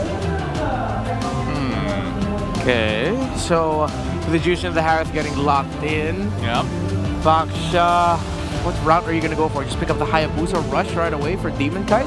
Worked out very well for them, but then it's up against a Harith, so maybe they'd want something that could scale up a little quicker. Nope, Hayabusa rush it is, and they go for the old Granger versus Harith matchup. The old Granger and the Harith matchup hasn't changed too much. Oh, is it a Ling again? So he went for the Ling once more in this game. I mean, I feel like there were moments earlier where it did look like it was gonna work. Like it was just taking its time. And the difference, I guess, now is that they're on the Harith, so they can play a little more aggressively in terms of the prolonged team fights that are about to happen later on. Yeah, if they're going to go down this route again, I think for Onic, they just have to remember two things. Just be decisive and be disciplined. They slipped up in the early game, completely costing them the mid-game in game number 4 because they weren't decisive enough and they weren't disciplined enough. They looked like they were contesting an objective. Actually, no, they contested an objective mainly without their jungler, which was way too far. They gave up a lot of kills early on. RORA just took the lead on from there, and then Onic Philippines had to crawl back. They barely crawled back into it. So if they're going to go down this route again, just be decisive and be disciplined. Yep. They took out the Kimmy as well, though, so that'll probably allow for Onic to be a little more comfortable playing this lane aggressively into the lineup of Aurora, since the only other options that are possibly left for mid lane are along the lines of the Sicilian, the Eve, and unless they want to go for the other usual things like the Zap or the Valir. The Veil was banned out earlier too. Yeah. They, I don't know, man. I think, like, even for Onic Philippines with these first 3 picks they have, how do they make sure that it's not, well, never mind. They take the Cho. They did not wait. Maybe that's part of it for Brusco. I like that. I think we're going to end up seeing a switch. The Khalid might end up in the hands of Renegade this time. Unless they really switch things up. Although Integral, I feel like, would struggle here. Yeah. They don't necessarily have to go for something like that. If they want to still play the pick-off burst, they go Jawhead. But wait, oh, it's a Baksha roam. Okay. Focus in the EXP and they pick up the Zask for Yue. Oh, that Zask might end up becoming the X-Factor winning pick in this game. So they did go for the more unique mid laners. And I feel like it's a more comfortable pick for Yue, since he can still play as aggressively and have a backup plan to survive. Like the Dominator's Descent just buys so much time for him to either reposition and get away from danger, especially considering he's up against King Kong. But now, what does Kirk play into this? We were talking about the Zas too for a bit. Like we were, you know, throwing that out there when the Jushin was picked up throughout the series, and so now for Game 5, Yue will go ahead and take that. And they've got the really the front line covered here for Aurora. The last pick, we mentioned this from Kirk earlier on. The Edith this time around, he's going to go for it and put it in the XP lane. I mean, it does kind of like work well against lineups who just want to keep going in. It can kind of answer back towards the Baksha with just, if you make a single mistake with the Baksha Shield Unity, then that can be an immediate punish. Yeah. But again, it feels like they'll need a bit bit more time, considering the link is in their hands once more. My focal point in game number 1 is the roam. Now it's in the EXP lanes. It's the Edith of Kirk and the iconic Edward of Phobius that, if I'm not mistaken, has less than 3 losses this season. Double digits, close to 15 in wins. Well, I can barely hear myself think. The Champions Arena is erupting right now. One last look of the lineups here. We're going to go ahead and throw it over to the casters to bring us into our final game of this series. Take it away. There's no turning back. This is the point of no return. One of these teams are making it to the upper bracket finals. The other drops to the lower bracket. Sudden death between the Trailblazers, the heralds of a new era in MPL PH. It's Aurora versus Onic, game 5. We did talk about all the unique picks that can potentially come in, and here in the last game, Aurora indeed decides to show us what in the hands of Yue. This is going to be the Zask.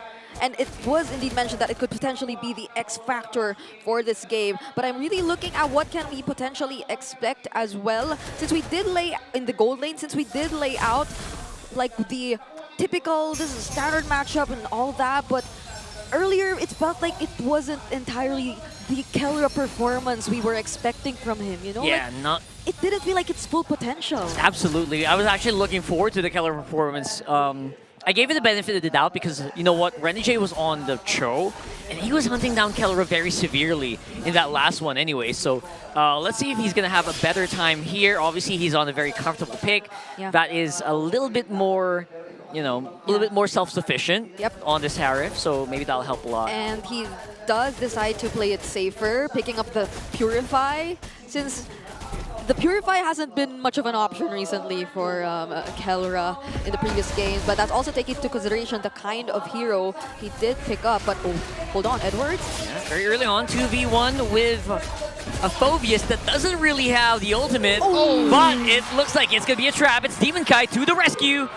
Might have not used the shadow kill, but will be able to at least get into the fight. King Kong, he's low! Edward used the flicker, and he said, you know what, it's worth it. I'll take that kill. That was a long, drawn-out sequence, an amazing response by Aurora into an eventual punish, and then a trade-off once more.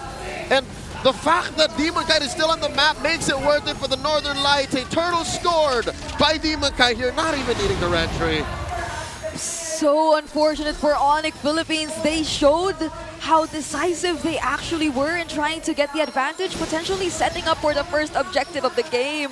But Demon Kite and his rotation, it was way too fast, and he got the better of Onic Philippines earlier. And just, this is what we're talking about. Even in the laning phase, Kelra is clearly struggling against Demon Kite. Complete opposite side of the map. Let's go coast to coast. XP lane, a disaster for Onic. Gold lane, despite Kelra being on a hero that he has, what, a close to 80% win rate on the Harith, he's getting punished hard. And we're not even at the point of the game where the team fights are happening just yet. This is just Kelra up against Dominkai. What more when you have to think about Yue? What more when you have to think about Dominkai, or Demon Kite rather, because the first rotations have been heavy on the EXP lane. So now you would think that he'd be a lot more free to at least just manage his lane, but that's not what we're seeing so far. Yeah, we haven't even seen the the Yue Zas Dominator's descent, so I'm looking for that. Again, using it for survival, at least for now. But the fight is actually happening near Keller, and Renegade, he's gonna get caught out here. And the backup is close, but and trying to get close to Kelra. Demon Kai as well. Demon Kai is dealing with 3 people here. I think that's an overall net loss for Aurora. They are able to take Kelra as a consolation prize. That's a 2-for-1. Renegade and Dominkite for the gold standard. Up top, though, they're able to isolate Edward. I think that's a blessing in disguise for Onic, the fact that that fight happened without Edward. If there was Edward there, oh my god. You can flip that on its head and say Aurora can take 3 for free. Yeah, so far it's a really close fight. They're just exchanging blows every now and then, but it isn't entirely a full picture just yet. And we're seeing how Aurora successfully forces out so many things from Onic Philippines, however. Just even in that previous sequence, Keller was just forced to use the Purify to get rid of the Shadow, but not even that was enough. He still fell to the hands of Demon Kite. Yeah, It's going to be a bit of an easy turtle take here for Aurora with Edward and Renegade this time around. A duo, a tandem up on front. 100% of turtles so far. 4.5 minutes in, going over to the Northern Lights. And I'm afraid to say it, but it seems like King Kong on the Ling has accepted his fate that he's going to have to play on the back foot despite having 2 kills already to his name this early on. He's saying, yeah, we can't let Game 4 happen again. Let's throw back to yesterday. Yeah, and this is very unusual, right? We just talked about the entire turbo jungling pattern of King Kong. And that was what happened yesterday, or what Zyda tried to do, because it was a lineup very similar to what Aurora's fielding that Falcons got to win in about 11.5 minutes. Yeah, so this is complete denial of Onyx patterns, but wait! Woohoo! Demon Kai tried to do something nasty there, but Brusco was very quick with the answer.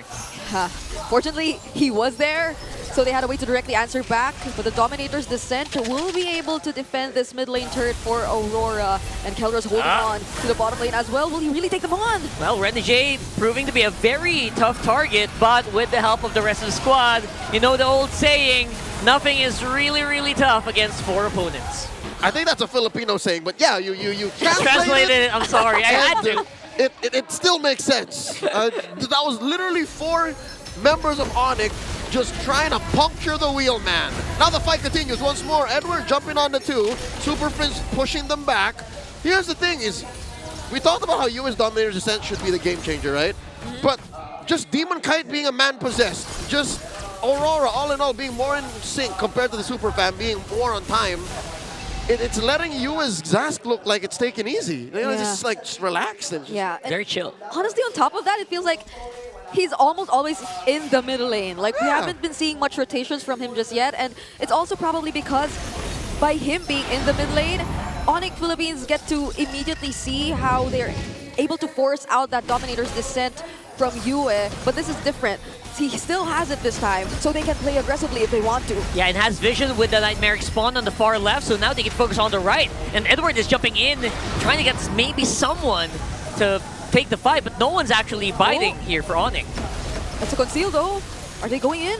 Looks like they are. That's a 2-man knockup from Kirk with Earth Shatter. There goes the Primal Wrap, but he's going to get taken out before he even can let down a single bullet. And now it's going to be King Kong from the back, or from the side rather, facing off against Renegade and Demon Kai, while there's also a bit of a fight happening with Yue getting taken out by this time around Super Prince. 3 for 1, Kirk for Edward, Yue and Demon Kite. I think Onic can smell it in the water. Blood like sharks still circling. Demon Kite and Renegade checking range. King Kong jumping through. No one home for the purple. Okay, not what I expected, especially if you were King Kong. Maybe right on time though. Again, 3-man from Onic just so hell-bent on just pushing them or keeping them under the tower while King Kong gets the purple. Oh, it's his turn to steal. Oh my goodness, this is such a well-thought plan by Onic Philippines, because you would have thought that, yeah, the task might be a problem, but aside the fact that we aren't feeling it just yet, Onic Philippines, now that they're able to group up together, we see the essence of their lineup. We see how they thrive in all those drawn-out team fights just by merely having the Edith, which again earlier didn't last long because that was a sacrifice he willingly took, but the Jushin and the Harith, they're literally making things happen for Onic Philippines, and Aurora, they're just forced to back away. These are all parts of Onyx lineup that are very different from TNC's yesterday when a same Zask-centered draft bodied them. So already we're approaching a very different trajectory. Onic, very patient. They're taking their time. They're picking their fights. And they've actually gotten a lead of their own. Oh my lord. Almost 9 minutes in and they're up 1,000. Yeah. There's a Thunder Bell already for Kirk, but other than that, he went for that typical Chop Suey build. So he's just really preparing himself to tank up majority of the damage. I feel like a range and armor will be also a potential next option for them, so they can be a lot more confident to take on Aurora in the succeeding fights. But they go for the setup first! And there goes the setup that we're talking about. Brusco very happy to take it into Edward. Can't really join the fight anymore, even with Infernal Pursuit. And now they are getting picked off one by one. Renegade is going to go back first. Low is going to be Edward and Demon Kite, so they can't really go hard. King Kong is on the side waiting for them to make a move, and they are going to have to disperse. They took Renegade down for a bargain. They almost lost 2. but instead retreated at the right time and even forced out a Revitalize from the Hitman. And Super Prince doesn't care. He's like, I'm just gonna keep repositioning these Nightmaric spawns, or even the Dominator Descent itself. So when it was close enough to the turret, Yue was forced to walk away so he could keep himself safe, and now they're in control of the Lord. Lord Dance initiated. Aurora thinking twice about it. Edward hiding back behind the fence brush. Kirk holding the Prixel. Renegade spots two, forcing them out of that river brush. And again, just because of sheer numbers and the little Johnnies, our good friend Trex likes to call them little Johnnies, they're able to win parts of the map back. Oh yeah, but there is no flicker available for Brusco, so that's Aurora probably taking advantage of that in order to take control of this area, but Brusco still will try to scout them either way. Split push. Brusco's on the side. There's also a push happening on the bottom. There you go. He's looking for Demon Kite, actually, and he actually gets taken out. That's going to be Retribution removed from Aurora. Make that 2 members going down as well, and now it's a disaster. Everything's falling apart for the Northern Lights in this game. Demon Kite, the lone survivor of Onyx Onslaught. And Brusco didn't need the flicker. He just walked towards Demon Kite, who unfortunately got knocked up by the Lord, and it wasn't an immediate response either way. He waited for a few moments, and it was sort of an off-angle kick, which we will be seeing in the instant replay, but nonetheless, just the mere fact that they were able to hold down Demon Kite for a moment, there's that immediate burst damage coming in from Kellera already and King Kong. And Kirk, not to mention how this was poetry in motion, an orchestra of violence that the Super Fam waited so long. They waited 2 games. I'm thinking that was the wind-up. Game 4, the reason why they were so scared to just fight is because they were waiting to unleash something like that. Yeah, that was basically 3 or 4 projectiles thrown to Demon Kite while he was in midair. So, wait, he's been in midair for a while. He got knocked up by the Lord and then the Way of the Dragon. King Kong 1v1 kill up top! How did that even happen? That was insane, and now it's just going to make the defense even a little bit more troublesome. Luckily for Aurora, though, no major objective on the map. Is it just me, or am I smelling a wee bit of impatience? A little sense of urgency gone awry for Aurora.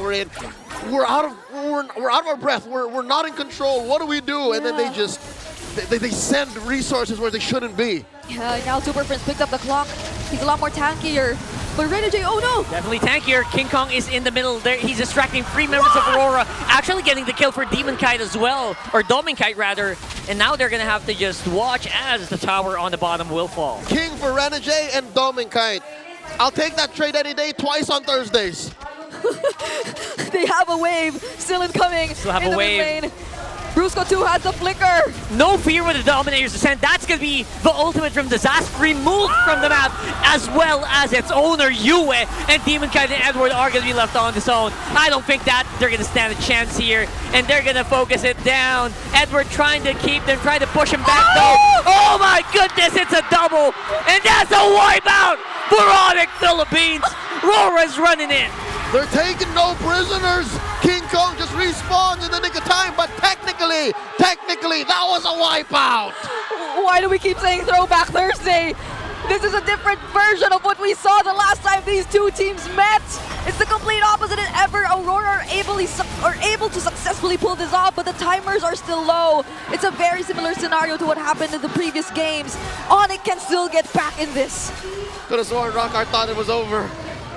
Aurora just know how to defend. They do. So mentally, you just take care of the waves, make sure no minions stand within range of your base, and you're fine. But could have it been probably better if King Kong decided not to just dive towards the backlines earlier? And just smack the base? And right on front, yeah. Yeah, we were just saying that. Do we sense some sort of impatience from Aurora? But it feels like Onic too. They showed some bits of that. That's the major what if this series presents to us. Lord Dance imminent. Demon Kite, Domin Kite, just wailing away. Lord approaching half health. They're going to have to check the map here. RORA, feel it out. Where is King Kong going to come from? Demon Kite is very, very vulnerable as well as Domin, but there was a flicker coming in. It's King Kong with a Lord Steal! And they're going out with hands held high. Brusco got caught though. He tripped a little bit. I think that's enough. Onic very, very happy with that. That was the perfect timing that King Kong was building up to all series long. He failed in Game 4, but not here, not now. And prior that, he forced out the flicker from Edward. So now they don't have it in the hands of the Phobias, but they were able to successfully take care of the Lord. And that's all what matters to Aurora at this point. Took just a little bit too long to take it down. Bought enough time for King Kong to get in position. Boy, there's a conceal. Suddenly, Aurora back on the offensive. What are they looking for here? Renegade leading the way, jumps the wall. Both teams are not in any shape to force this. I'd reckon it's either someone folds, and then we end here or wait for another Lord. Yeah, Brusco felt the damage of Yue earlier though. He already picked up the Divine Glaive and the Holy Crystal. And as much as Brusco does have the Athena's shield, he receives majority of the damage that Yue actually throws out. And when it's well positioned and when it isn't the first target, which is happening more often than not, then that's going to be a problem in the long run for Onic Philippines. Something I'm thinking here is how Aurora's actually dealing with the waves. They're very conservative about picking fights now. Remember that 1v1 kill by by King Kong on Demon Kite up top? Expect that Aurora's never going to do that ever again. Feels like a one-off at this point, yeah, right? they're only ever going to send Edward and Renegade alone. And a little thing that Renegade does well here is I love that he picked up the Molten Essence. He's going to need that to bump into waves and clear fast. Yeah. Because already, I'm telling you now, even with the flubs that Onic fell into the past 2 or 3 minutes, they're still at least winning the map. Yeah. And at least for them, they're the ones who can do it first. Now that they're in the lead, now that they have better map control, and King Kong, he just has such high mobility that even if there's a threat of a backshot immediately rolling and Demon Kite catching up, it's not the same. This time there are a lot more ways to escape from Aurora. Yeah, as long as King Kong has that purple buff, that's he can do whatever he wants at this point. That's why it's so crucial. That's half the battle. Yeah. Securing the purple is half the battle. Brusco! They spawned him out. That's going to conceal, used up already for Onic. And that might be a pretty big resource, especially with Lord coming up in 20 seconds. Again, even with all the mid lane turrets out, they find a way to force the Dominator's descent. Yep, so what do you get? What would you rather have? Dominator's descent or conceal? I'm thinking Aurora walked away with a bargain there.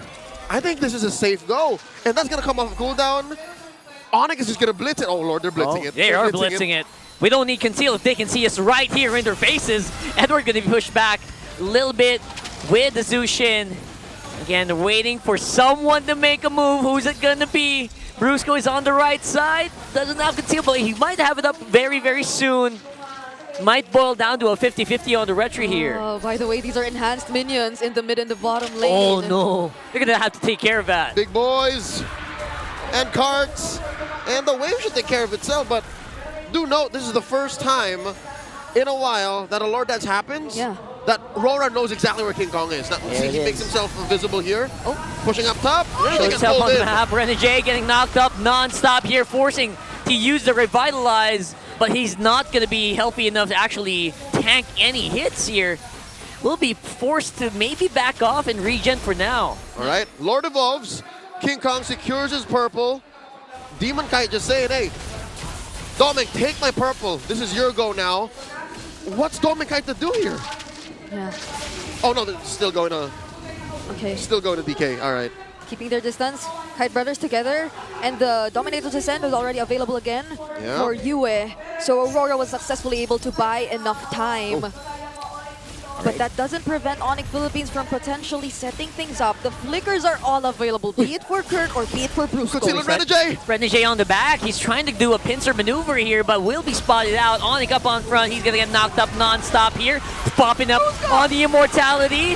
Got a good catch here on the Brusco, but I think they bought just enough time. That's two members going down for Aurora, Renegade and Doming, and now they're getting chased down by the rest of Onic Philippines. That is going to be it with that wipeout. It's Onic for the win. The Super Family is going to the upper bracket finals. History repeats itself as the defending champions take down the rivals, both Trailblazers of a new era in MPL MPL Philippines. 3-2, Onic Philippines. And I guess this completes Throwback Thursday. It's the exact same outcome, be it a best of 7 or a best of 5. I admire how Onic Philippines are able to adjust and respond to everything Aurora decided to bring out in this game, just like that, with their very own set of surprises. All the way is all the way. You can't change that. And this team has played red side all weekend long. Whew. They know what they do well, they know how to do it well, and they did it again against the best and the best. Yeah, not taking away how close that game actually was against. They were neck and neck up until the very, very end. That was a thriller. That was a suspense film in MLBB form. Yep, it was so close, but still a very commendable performance too for the Northern Lights. Oh yeah, no doubt. Once again, just as they did last season, they pushed the defending champions to the limit. Folks, quick reminder, this is not the end of their journey towards immortality. They are dropped to the lower bracket. They still live to fight another day here in the playoffs, but still GG well played to Aurora. They put on quite a show. They did. I loved how confident they felt throughout the entire series, even during times wherein it felt like Onic was already ahead. You could feel it, like there's been so much growth for Aurora, but in the end, it's really Onic who still prevails. Speaking about Onic, we have them on stage right now, joined by our hosts. Let's hear from the Super Fam after their win.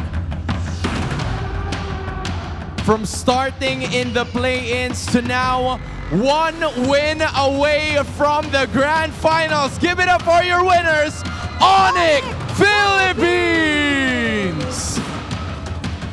Boys, congratulations. Una sa lahat, hindi ba kayo napapagod? Kahapon, 5 games. Ngayon, 5 games na naman. Super Prince, talk to us about that game 1. Nagkaroon ng lapses or ano ba yung ilan sa mga bagay na na-notice nyo para makabawi kayo after that game 1 loss? Siguro po yung yung mga play po namin na sumobra kami sa aggression, nag-adjust na po kami ng game. So, nag-decide kayo na kalmahan na lang muna ng konti. Is that the decision? Alright, we see that, Odin. Si Brusco naman. Brusco, kahit nasa likod ka. Parang gigil si Brusco. Brusco kasi kanina, before mag-start yung laro, parang gigil ka kasi kay Rene J. Anong tumatakbo sa isip mo nun? Ano yun, King? Ano yun, King? Nanginginig pa yan sa gigil. Ay, nanginginig ba? Gigil. Bakit? Ano yung naiisip mo sa matchup niyo ni Rene J? Parang lang siguro. Best rival sa MPL, yung Aurora tsaka yung Onic. Oh, best rivals ang new Trailblazers talaga, Hans. They're gonna be fighting at the lower bracket right now dahil sa naging laban nyo. Anong masasabi mo kay Rene J now? Masasabi ko kay Rene J, sobrang hirap niyang laban. Siya yung nagpapahirap sa game namin. Mad respect to Rene J. Eto, hindi ko madalas nakakausap to eh. Si Kirk. Nasaan si Kirk?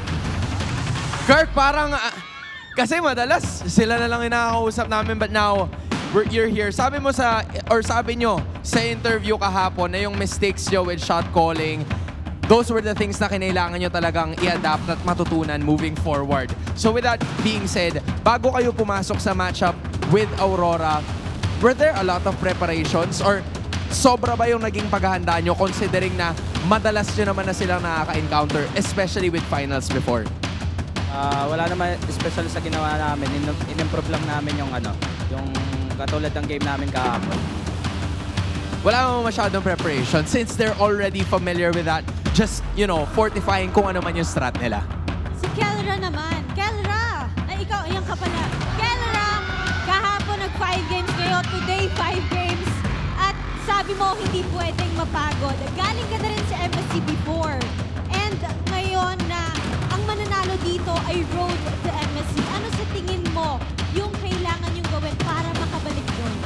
Yung kailangan namin gawin, tulad yung sinabi ko kapag panoorin pa rin namin yung mga laro, tsaka wag maging kampante sa mga darating na laban namin. Tapos, talaga, sabi ko bawal mapagod kasi dito sa pagiging pro player, bawal ka mapagod eh. Kasi dapat expectin mo yung mga ganyang game eh.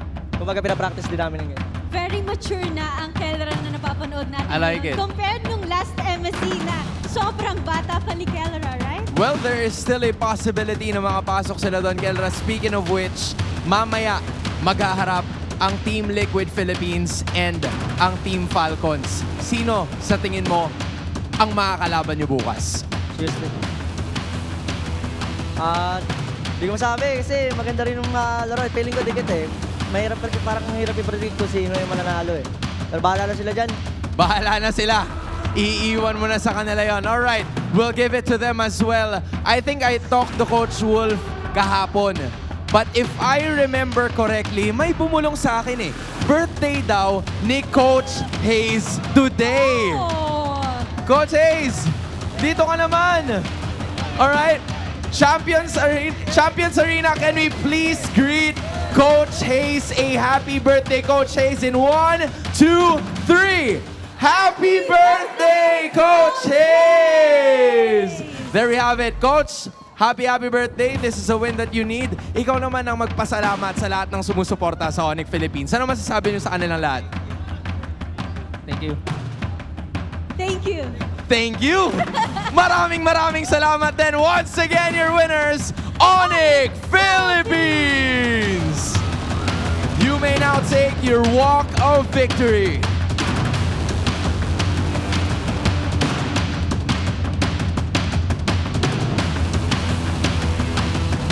And with that win, you may now take your bow. Onic Philippines started at the play-ins. 5 games sila kahapon, 5 games sila today. Both are victories. And ngayon na Grand Finals rematch ang kanilang ipinakita against Aurora Gaming. Pinatunayan lamang nila na sila ang bagong era ng Trailblazers ng MPL Philippines. There's gonna be a lot of things to talk about doon sa nangyaring laban na yon. Kaya naman, we're gonna be tossing you back to our panel.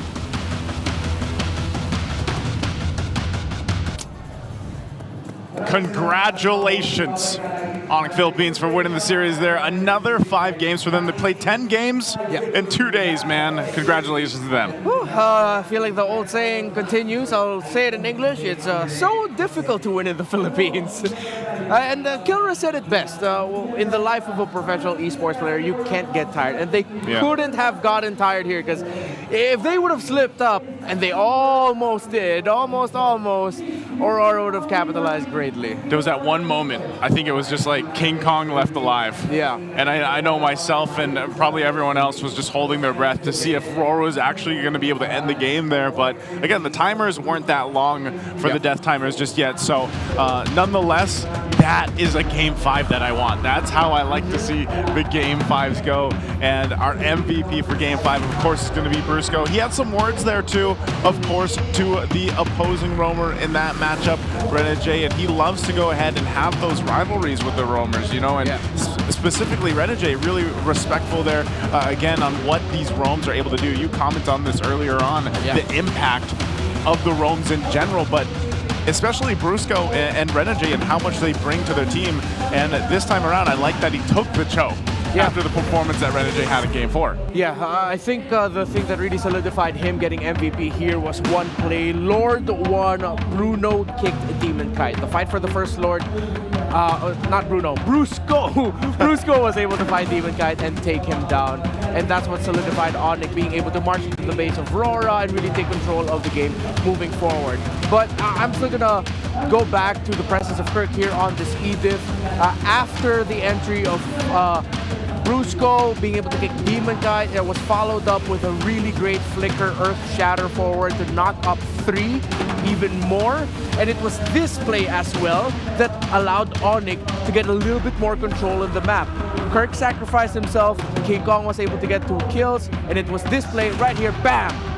Kitundo, knock up, and then Kirk went forward as well at the right time. It was just a great sync play by Brusco and Kirk together, but definitely MVP honors well deserved for this man. Oh, and that too, you know, that we didn't get a whole glimpse of that 1v1. You never can, because really when it's like the Ling and the Hayabusa, it just happens so fast that sometimes, you know, you miss part of the fight. But nonetheless, this was also a great defense, or no, this is game winning. But before that, they had that great defense from RORA. Then you commented to this in the game, or is this one? This is the one. It's this one, yeah. Okay, that is the one, and then it leads into this Lord, where King Kong is able to get it, but it gets a little dicey from there. Yeah, it was a great decision by King Kong to, instead of focusing onto Dom and Kite, it was him jumping walls, avoiding Edward on the Phobias to eventually sweep in and get the Lord. In the last fight, yet again, Brusco found Demon Kite with a kick. That's why Brusco's the MVP. Yeah, really good at that target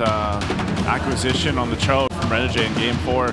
Now, when you look at this, I like it. It sticks with it, man. I was saying, you know, every single game gets a little bit longer, gets a little bit dicier. Here we are, 19 minutes for our Game 5. Yeah. So every single one was an increase in time where, again, Game 1 and Game 2, relatively quick, under the 13-minute mark, and then it went up from there. Man, you can hear everyone getting ready for what's going to happen next. And like we mentioned, even over on the stage, Kelra said it himself, you know, basically Bahala Sida, who ends up winning and facing them tomorrow, which essentially means it's up to them. Basically. So that's going to be a good one. Yeah, this one though, Onic Philippines, it was up to them to not slip up. A much better game this time around for King Kong as well.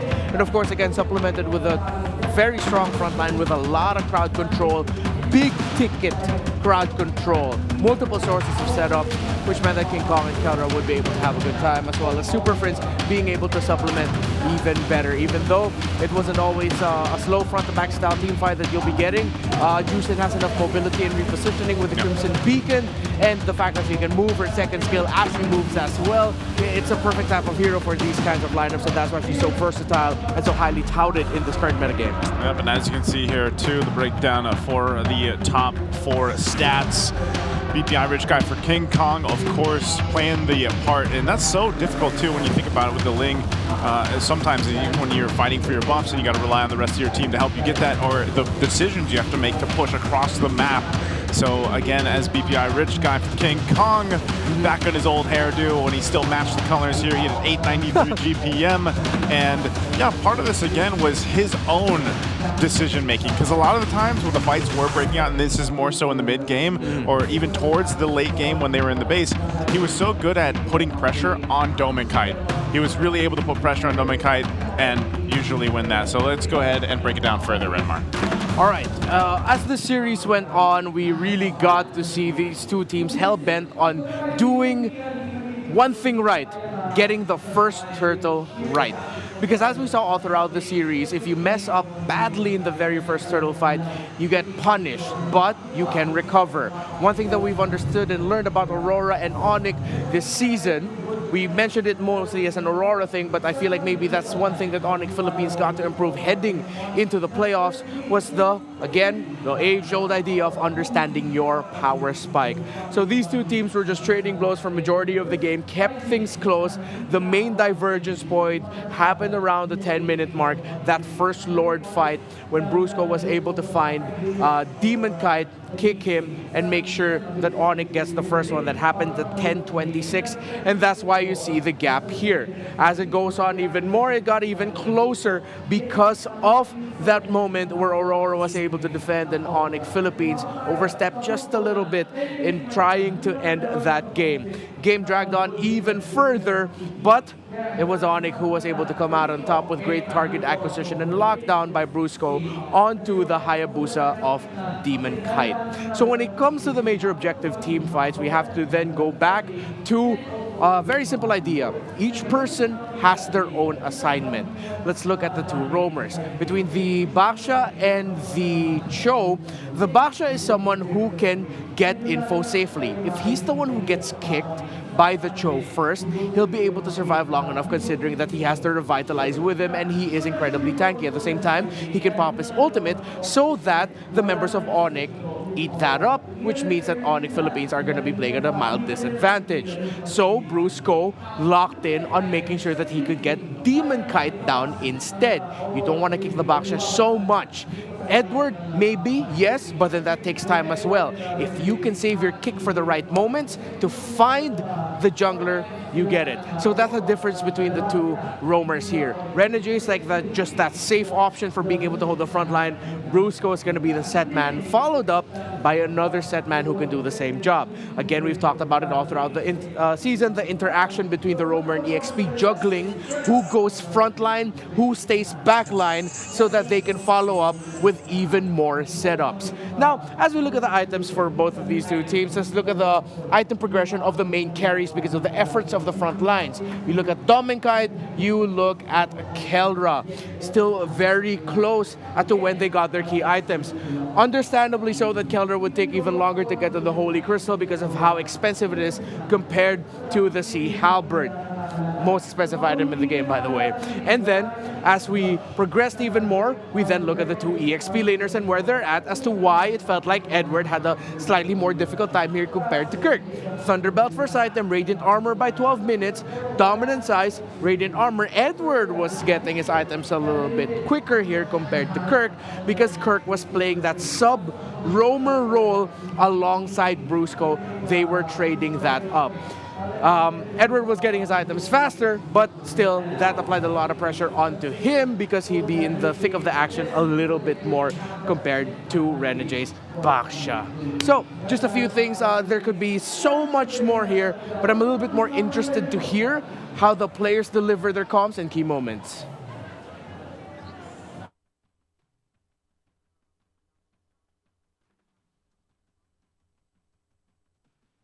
We'll go to the comms of the key moments here. So, by the way, let's go back to the schedule. We've already seen the best of 5, RORA Onic. Later, it's going to be Team Liquid versus Falcons. I think the mic check is ready now. Let's do it.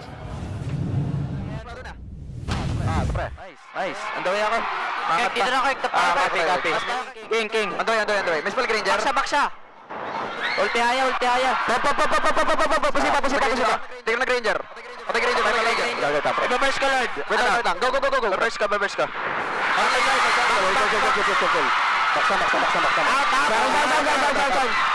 Go, boy. Galang.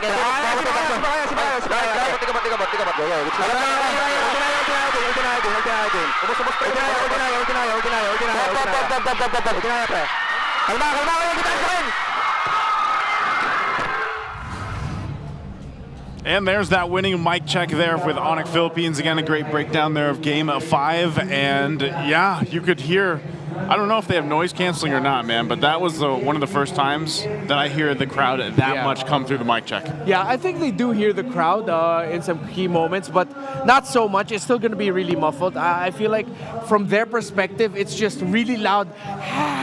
That's what it sounds like. Yeah, but that concludes our first matchup for today. Again, blessed with 5 games.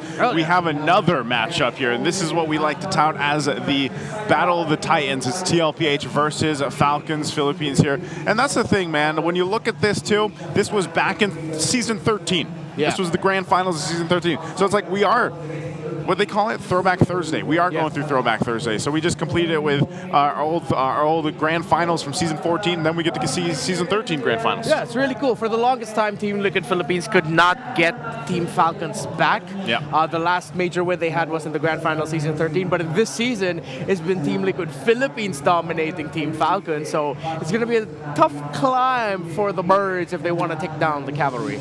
We're going to have to see if they're able to do that. Again, thanks for joining us for this first match. We're going to take a break before we head on to that. Again, I'm Naisu, and this is Renmar. We'll see you after the break.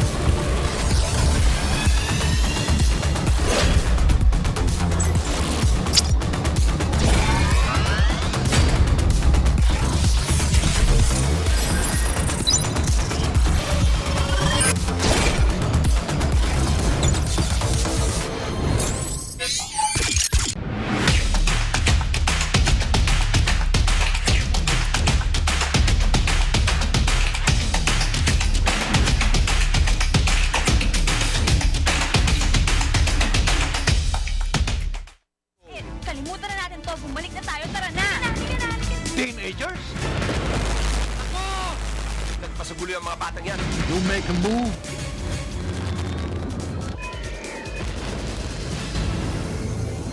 Di abutan dito! Defeat! GG bro! Don't worry! The Only with Smart Power All 99. Hindi bitin with 10 gig data to power your games plus Only Facebook or Only TikTok. Load now!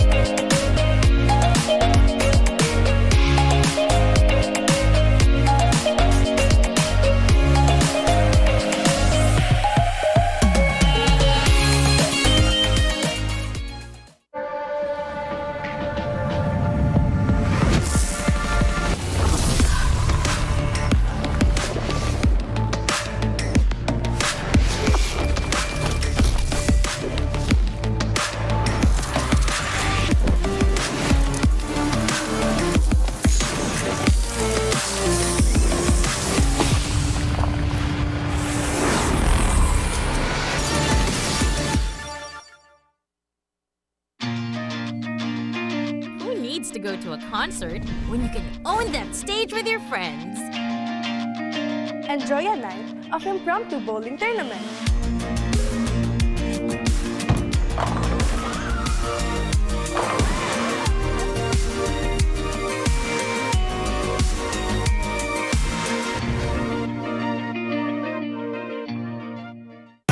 Enemy alert. Your scalp gets 1.5 times greasier, causing dandruff.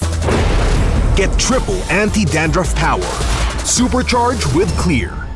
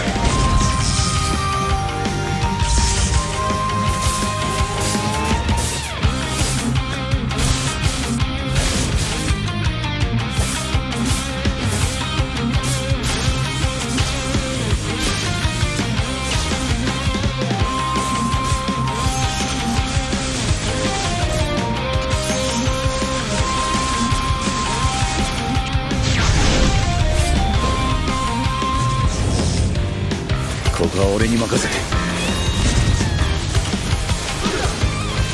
もらった。4代目他目を超える忍びはお前しかいないと俺はそう信じた。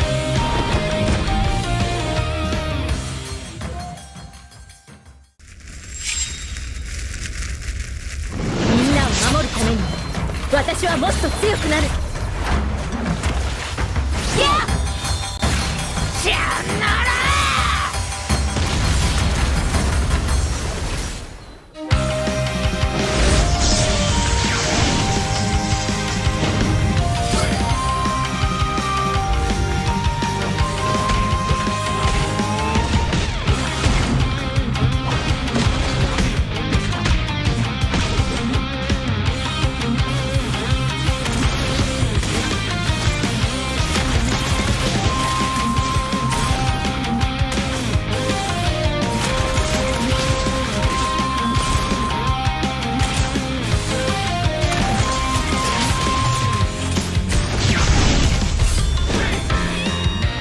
今度は背中合わせでいくわよ。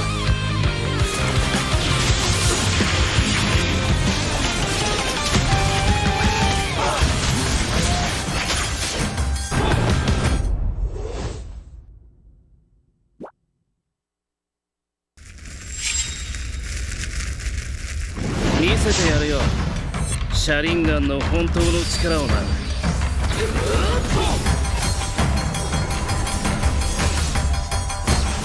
力が湧いてくる。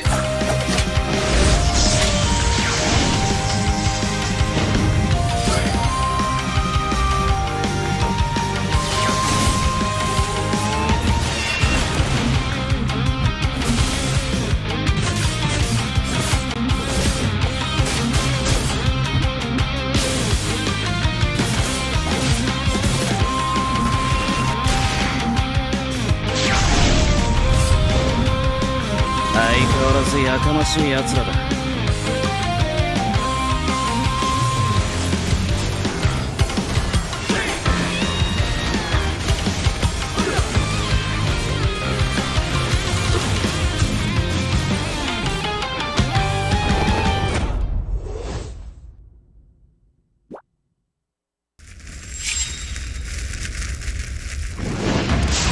みんな、渦巻きナルトが帰ってきたぞ。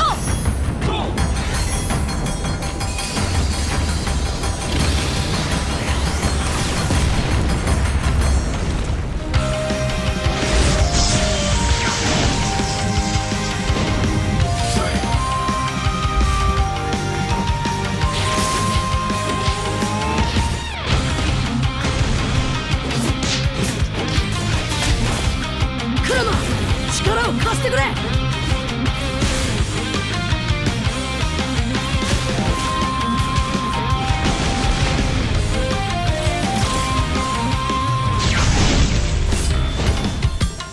っしゃ、第7班ここに復活だってばよ。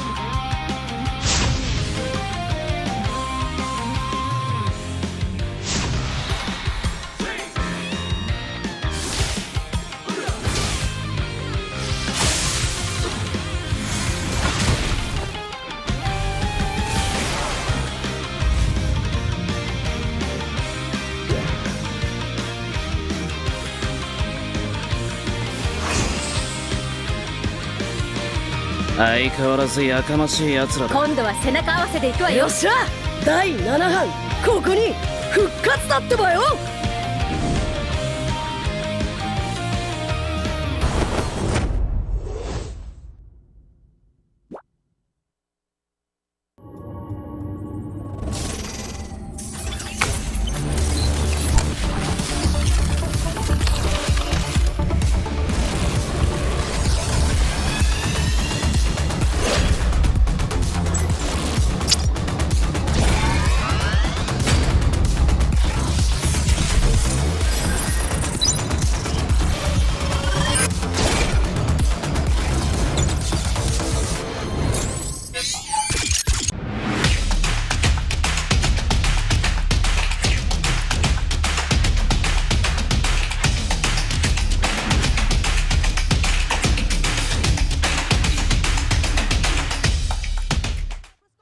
Kalimutan na natin to. Bumalik na tayo. Tara na!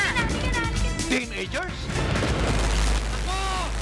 Nagpasugulo yung mga batang yan. You make a move.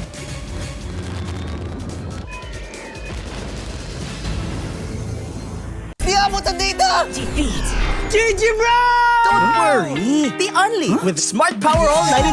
Hindi bitin with 10 gig data to power your games plus only Facebook or only TikTok. Load now!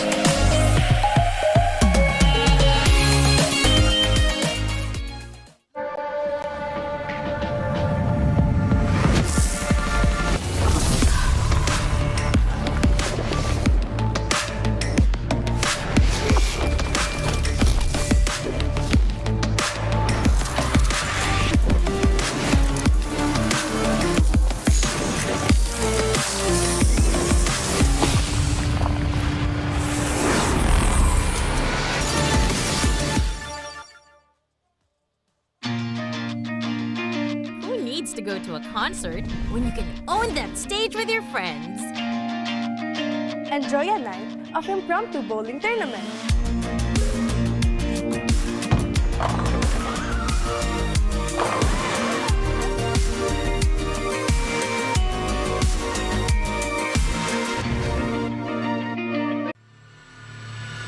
The playoff teams are now here. MPL Arena, make some noise!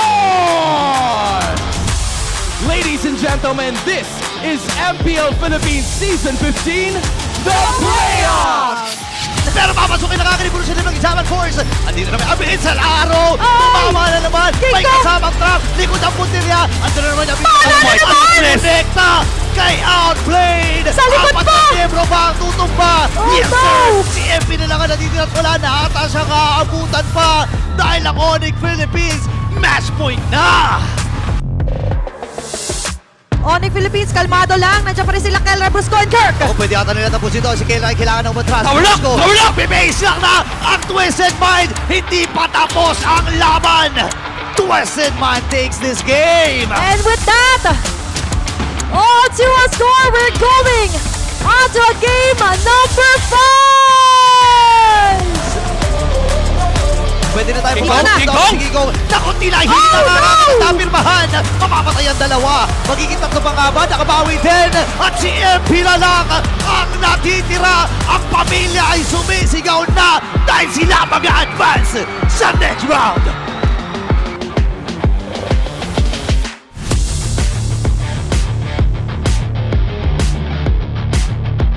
Ano nga ba ang una nating makikita? Is it going to be the soaring of the Falcons or rise of the Phoenix Army? Nakikita natin and they loving and tsunami slam! Nahuli si Yawi dito. Dalawa ito pa magiging tatlo.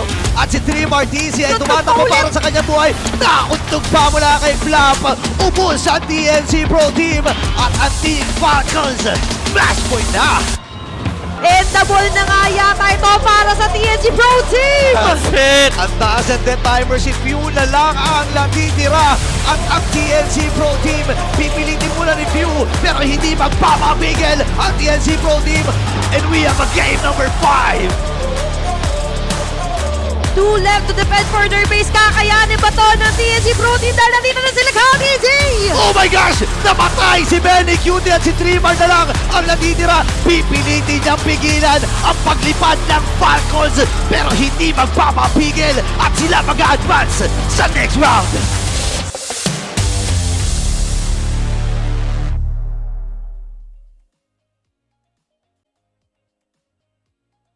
Grabe ang straight cable, parang kami pinakamalupit mo paano sa buong Pilipinas. Oh. Sobrang solid ng panic ka, pare. Hindi tumitigil ang straight cable. Sana nakatulong yung 10 pesos ko kay Brent para maligtas siya ngayong lamination. Malaking tulong yun, paano pag kinulang siya ng 10 pesos? Oh. Ako yun. Ako yung 10 pesos doon kay Brent. Maliligtas yun. 10 pesos ko, 10 votes yun. Bali pagka kinulang ng 10 si Brent, edi naligtas ko siya. Nalalamunan ka, saan nalalamunan ka, saan nalalamunan ko. Nag-check ping para mabad trip si Erp. Di ako magsasalita. What happened, Bella? I know. Vampire, right? Vampire pain to me. Idol ng bayan. Si Idol ng bayan pala to eh. Kaya mo nga ako. Try mo, di mo. Kaya, boy. Pag naganto ko, tapos na si Doming eh. Pag pumesta na ako ng ganito. Postura pa lang, halatang sa solo kill ka namin eh. Di ako magpapa-XP kasi di mo naman ako kaya eh.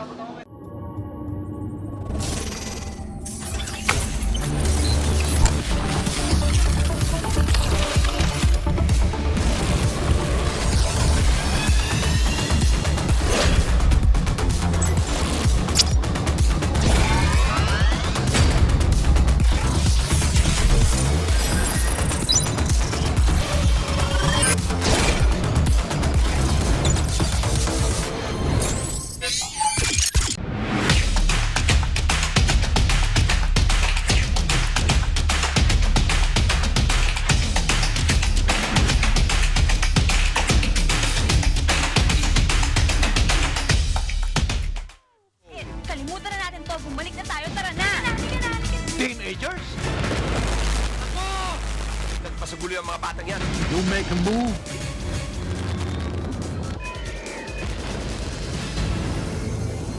Di abutan dito! Defeat! GG bro! Don't worry! The Only with Smart Power All 99. Hindi bitin with 10 gig data to power your games plus only Facebook or only TikTok. Load now! The playoff teams are now here. MPL Arena, make some noise! Ladies and gentlemen, this is MPL Philippines Season 15, The Playoffs! Pero papasukin na kagad ni Bruce ng Isaman Force. Andito naman ang bilis sa araw. Tumama na naman. May kasamang trap. Likod ang puntirya. Andito na naman ang bilis. Direkta kay Outplayed. Sa likod pa! 4 na miyembro ba ang tutumba? Yes sir! Si MP na lang ang natitira at wala na ata siya kaabutan pa. Dahil ang Onic Philippines, match point na! Onic Philippines, kalmado lang. Nandiyan pa rin sila Kelra, Brusco, and Kirk. O pwede ata nila tapos ito. Si Kelra ay kailangan ng umatras. Power up! Power up! Bibase lang na ang Twisted Mind. Hindi pa tapos ang laban. Twisted Mind takes this game. And with that, to a score, we're going on to a game number 5. Pwede na tayo King-Kong! Naku, hindi na nakakapirmahan! Mamamatay ang dalawa! Magiging tatlo pa nga ba? Nakabawi din! At si MP na lang ang natitira! Ang pamilya ay sumisigaw na dahil sila mag-advance sa next round!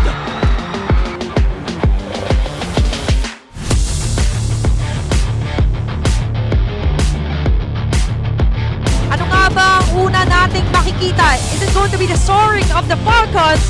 or rise of the Phoenix Army. Nakikita natin and they loving and nanan Tsunami Slam! Nahuli si Yawi dito. Dalawa pa magiging tatlo.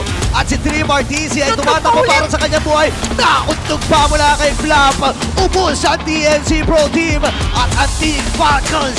Flash point na! And double na nga yata ito para sa TNC Pro Team! That's it! Ang taas ang death timer, si Few na lang ang natitira at ang TNC Pro Team.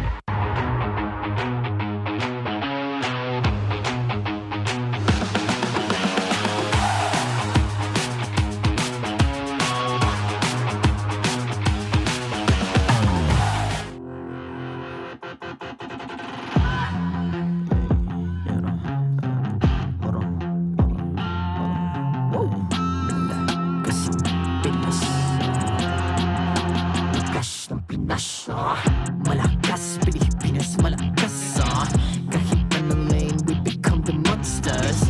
Malakas, Pilipinas, malakas face the golden sun and ribbon for the 3 stars. Look at us to the top, no ifs, no buts. Winning any game, para to sa PINAS. Di mo matitinag aming boses on your level. Nasa kalye man o mobile window, I become a legend. Open fire, we unite, we winners. Built with pressure, like diamonds are made of. Switch na lane na parang gera, HP racing, may reset. Built like a tank, buhat ni Hilda, full load SS parang Laila. Susundan ko ang iyong bakas, kasama patas, tagumpay natin to, dahil tayo'y malakas. Para sa Pinas, nasa amin ang alas, hindi to atras, kinikilala sa taas kasi kami ang malakas. Para sa Pinas, nasa amin ang alas, hindi to atras, kinikilala sa taas, ganito kami sa Pinas. Wow! Hold on. Yeah, wala kasang Pinas. Laging every beat, no surrender, no retreat. Pag nagsama-sama, just imagine what we can achieve. Lacking every beat, no surrender, no retreat. Giving 100 all my all, cause we just cannot be defeated. We are unstoppable, immune and invulnerable. Ready ang equipment, lahat frozen, malak crowd control. Pakita ko na jab like pow, east to the southeast. Taas sa watawat, proud and loud, cause every enemy we devour. Susundan ko ang iyong bakas, kasama patas, tagumpay natin to, dahil tayo'y malakas. Para sa Pinas, nasa amin ang alas, hindi ko atras, kinikilala sa taas kasi kami ang malakas. Para sa Pinas, nasa amin ang alas, hindi ko atras, kinikilala sa taas, ganito kami sa Pinas. Wow!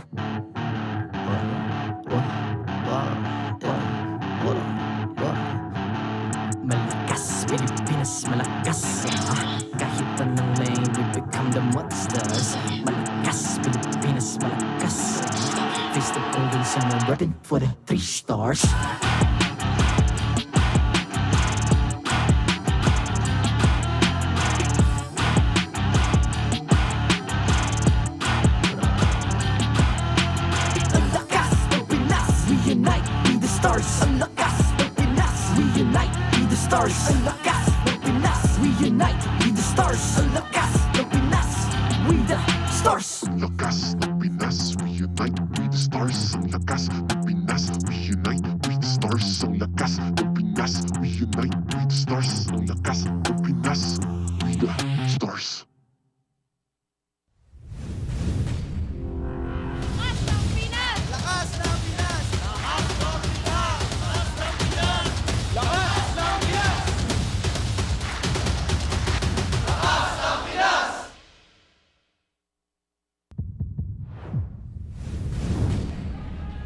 You're watching MPL Philippines Season 15, the playoffs. At your service, my name is Leo. Here with Rockhart and Brigida. We just came back from a very short break, and if you didn't join us, well, you missed out on a lot. It was a best of 5 between Trailblazers of a new era, wherein Onic took down RORA in 5 games.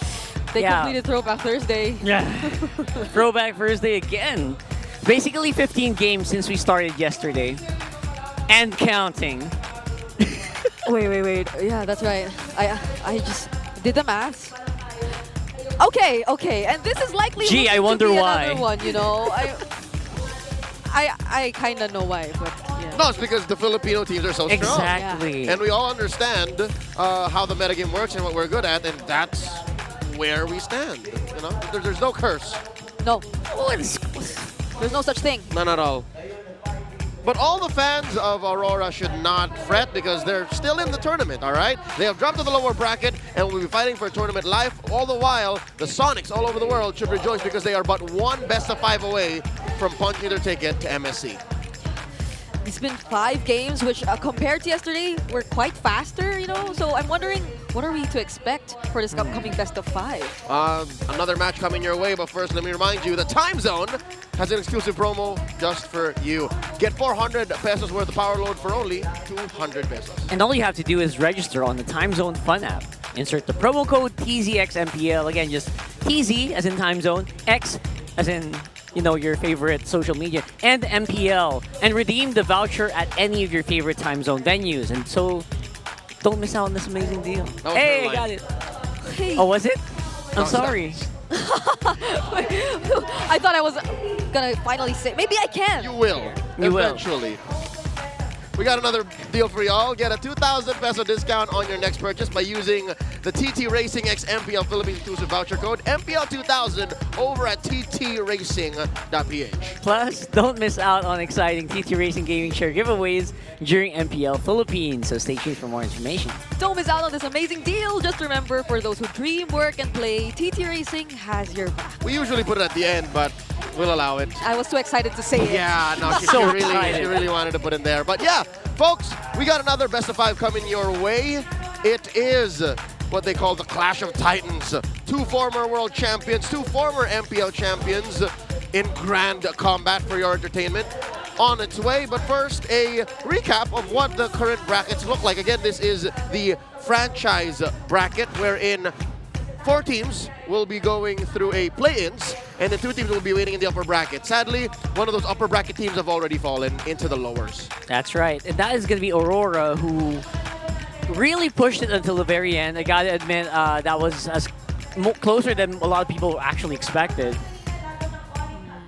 This is kind of like, you know, the way Team Liquid Philippines was able to bring back their glory, the way they were just so powerful back in last year's MSC season.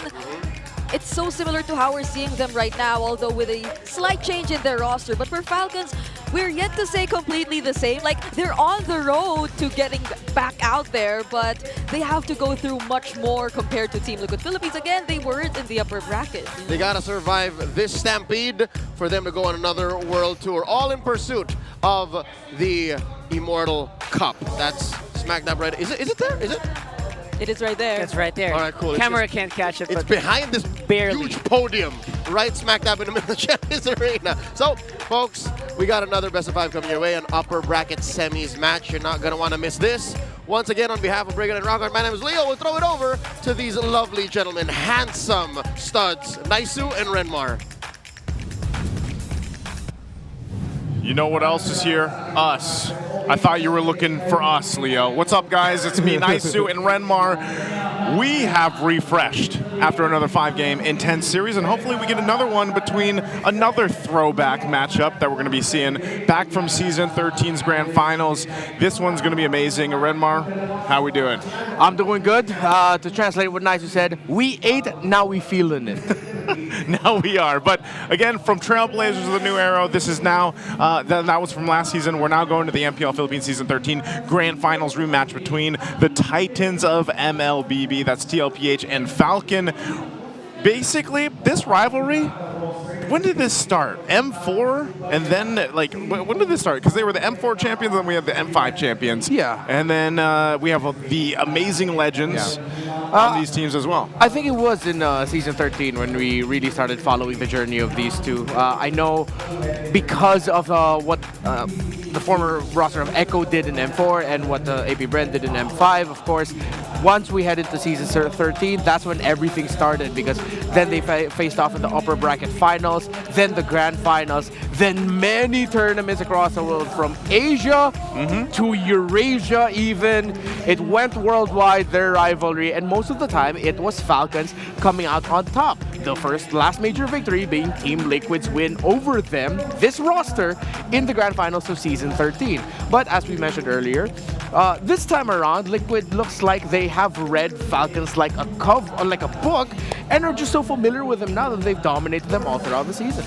I read covers that way too, you know. Once in a while I read it that way, and the clash for mentality and the missing MSC trophy for both of these teams is obviously something that they want to go and accomplish. And what more for Falcons, you know, being Falcons, to go to EWC and MSC and get a chance at once again getting that MSC trophy. Now, I will say, for both the teams in the regular season so far for this season, TLPH for me has looked the cleanest. I mean, there's something about the way that they play, and speaking of the way that they play, this is the race to 2,000 kills for Carl Teasy. Look at him, he's at 1996. I shout out to the people born in 1996. Hey, yo, that's me. Is that you? Yeah, I was born in 96. So it just goes to show why my Carl Teasy is my personal GOAT. Man, you're old. Hey. Oh, yeah, no, that's true. Yeah, he's only 4 kills away from being the first player to achieve 2,000 kills. So it's going to be monumental. Watch the games. The first time you see a 4 for Carl Teasy, we are all going to be celebrating. We are going to pause the game. No, we're not going to do that. Just to celebrate the achievement. Yeah, because he'd be the first player ever to reach 2,000 kills in the MPL Philippines. Yeah. And look at the gap, you know, between Carl Teasy and the rest of them there. So this is, once again, going back to the story, other than Carl Teasy's achievement or milestone is that quest for the missing MSC trophy. It's basically a race. I mean, these guys are the GOATs here. Yep. Carl Teasy, 3-time MPL champion, and of course, for 2 World Championships, still missing an MSC. 2 MPL Championships and 2 World Championships for Few and Flap Teasy, both also still missing an MSC. So that's going to be an important part of the storytelling for these 3 players, and most importantly, these 2 teams, because you have multi-time champions in the Philippines and multi-time world champions. But then the players that are playing with multiple world champions as well. Although only 1 time so far, but multiple MPL champions. Of course, in the case of OHEB, on World Championship, also going to be looking for an MSC. So the young GOAT, do we have a GOAT name for Few? At one point it was the Golden Goat, but then eventually that naturally went on over to Kelra. I always just feel like Few's like the grandfather. He's the grandfather GOAT. The GOAT father. The GOAT father. The GOAT father. Few. Yo, English desk, I hope y'all heard that. He's the GOAT father now. and then the Filipino canon. Isn't he one of the oldest? He is. He's one of those. I mean, he's been playing since Season 1, dog. He's like, yeah, he's been playing since Season 1, and he's like, you know, man's 8. One of the more composed. Like, he shows up usually in his glasses, you know, and I feel like he's hanging with the fam. Yeah. Because look at Flap. Look at Few as he's like shaking his head. Dude, those are 2 of the greatest players of all time in their role. In the mid laner and EXP laner. And you got Flap Teasy there, just doing that. I mean, that's why a lot of people like really, I guess, relate to the dynamic of Team Falcons. Yeah. That AP Brent, when they were still AP Brent, and then transitioning to what they are now, they're so animated. They are. They're absolute memes. And the Few's just there, it's like, oh, these kids. Yeah, all these kids. And I would say animated is probably 70% Flap. Yeah. He is the one that usually is bringing a lot of that personality. They're all great, though. And Falcons themselves, that roster that has really achieved so much, they might have struggled a little bit this season, you know, here and there. But ultimately, they really kind of refined their play style, I'd say, in the second half of the regular season. A lot of teams did that, though. But whereas, on the other hand, TLPH was just rather dominant, you know, going toe-to-toe in a lot of the standings with RORA specifically. And so they was back to that express play style. But we're going to go welcome our casters once again to join us. Casters, can you hear us? Yes, we can, loud and clear. We also heard the goat father. That's right, Brigida. Wait, that's a horse. Bad. Yes, Brigida, you have to say it at least once this series. That's your challenge today. As an analyst, okay. All right, you got it. All right, guys, we're going to go ahead and ask you how you're feeling about this matchup. Any predictions for you guys over there? Want me to start? Yeah. Yeah, there you go. Okay. All right. Oh, yeah. So whatever your prediction is, make the sound of the corresponding animal. Okay. Okay. Wait, we'll save Leo for last. We'll save Leo for last. I already know what Leo's going to say. Yeah. And by that, I mean sound. This is a challenge. Hold on. Yay! Pretty good. I like that. I like that. That's good. That's good. That sounded like a horse that just got She did it so good that I lost my feedback for a moment. Yeah, no. It's weird how we're unanimously going for... Wait, that's not what I was expecting. Well, what do you want me to go? What's the other sound? This? Oh, yo, that's good. That's pretty good. So good. That's really good. That's pretty good. That's pretty good. We approve. Okay, so we're just unanimous? Is that where we are? Hey, Falcons guy. Wait. Yeah. Yeah, you didn't ask me. Okay, what are you? Let me. My prediction.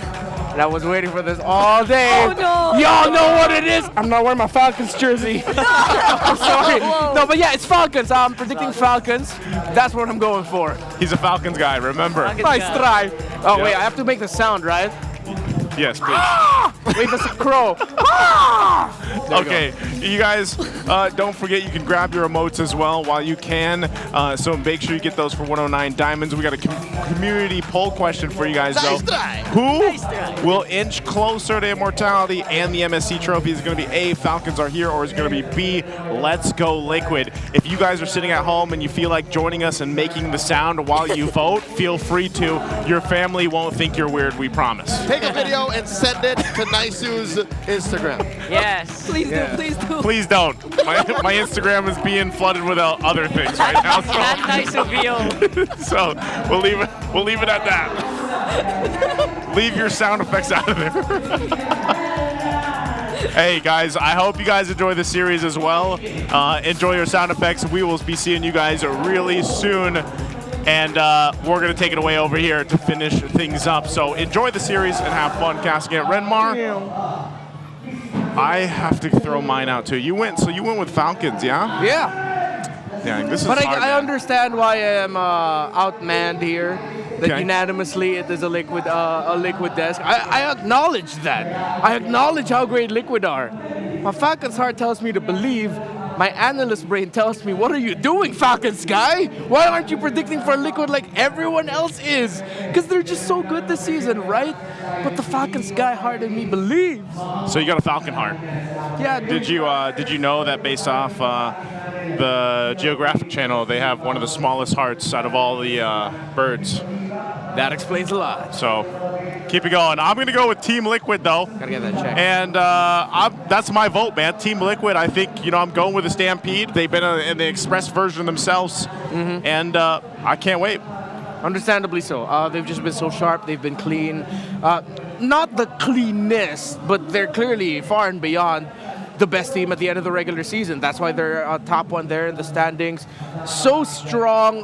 The Baby Cakes duo making their debut. Oheb and Carl Tizzi, of course, this season.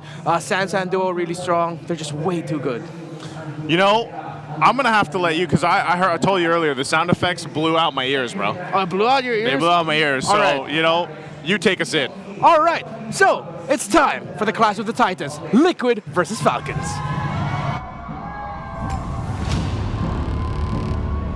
MPL Arena, please welcome your marshals, Joshua, Juvin, JJ, and David.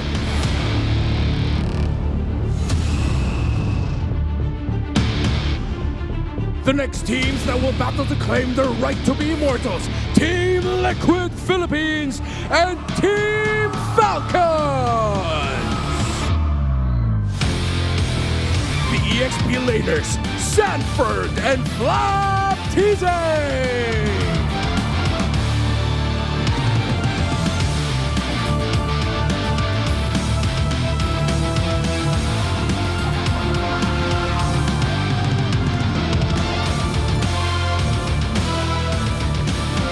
The junglers, Carl Teasy and Kyle Teasy.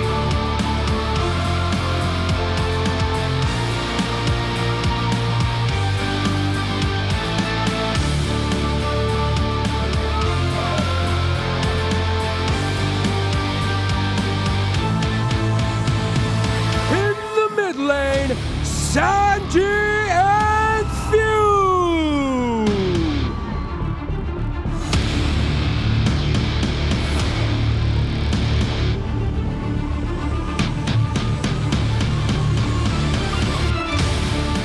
The Roamers, JP and Ogwen.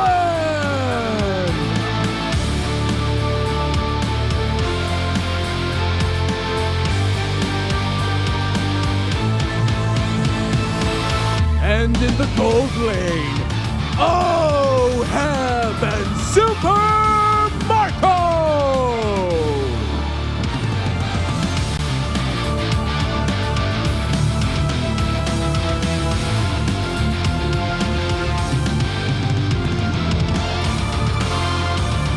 And their coaches. For Team Liquid Philippines, Coach RC. And for Team Falcons Philippines, Coach Trevor.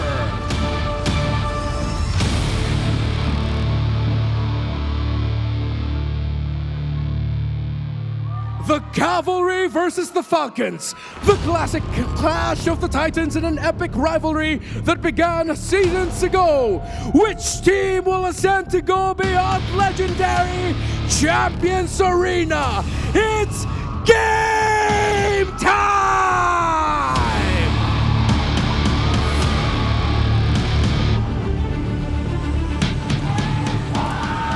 All right, let's go ahead and take a look at the lineup here. It is electrifying in the Champions Arena. It's TLPH, it's Sanford, Carl Teasy, Sanji, JP, and Oheb. And they have been looking good all season. We got to keep our eyes all around this lineup, man. Carl Teasy, especially in the jungle, I'm going to be interesting to see how he plays this because we've seen some changes so far, but still, you mentioned it earlier, Redmar, the roam. The pressures for the roams in this matchup are going to be phenomenal for them and a huge testament on if they win the series and who starts off on the right foot here.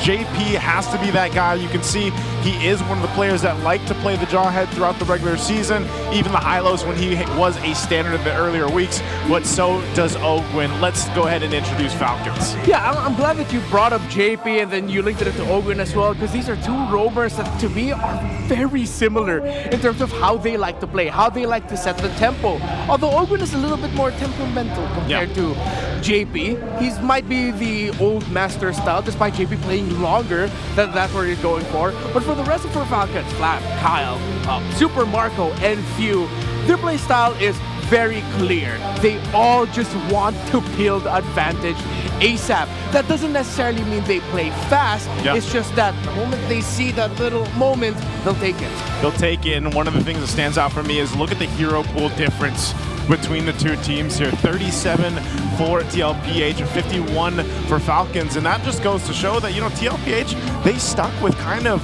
what worked for them. They didn't need to go too far out of the current meta or test a bunch of things. It was mainly their play style, the way that they like to start fast, the way they like to play aggressive and make things work. And again, that's also reflective of Carl Teasy, the GOAT himself, being so close to a big milestone achievement just for the league in general of 2,000 kills goes to show that even when it comes to the jungle picks, he can be aggressive, he can go towards that utility if he has to. And it's funny because right now in the current meta, we are in that position again where you could bring up the Fredrins, the Bakshas, the other utility-esque junglers, or you can play aggressive and go the assassin choice. Yeah, it's crazy to think that we are in a meta right now where Carl TZ can look at his M2 form and his M4 form and say, which one do I feel like being today? Do I want to be that young goat, that Carl TZ that racked up so many kills so fast? He racked up kills as fast as Oh My Venus racked up assists in MPL Philippines.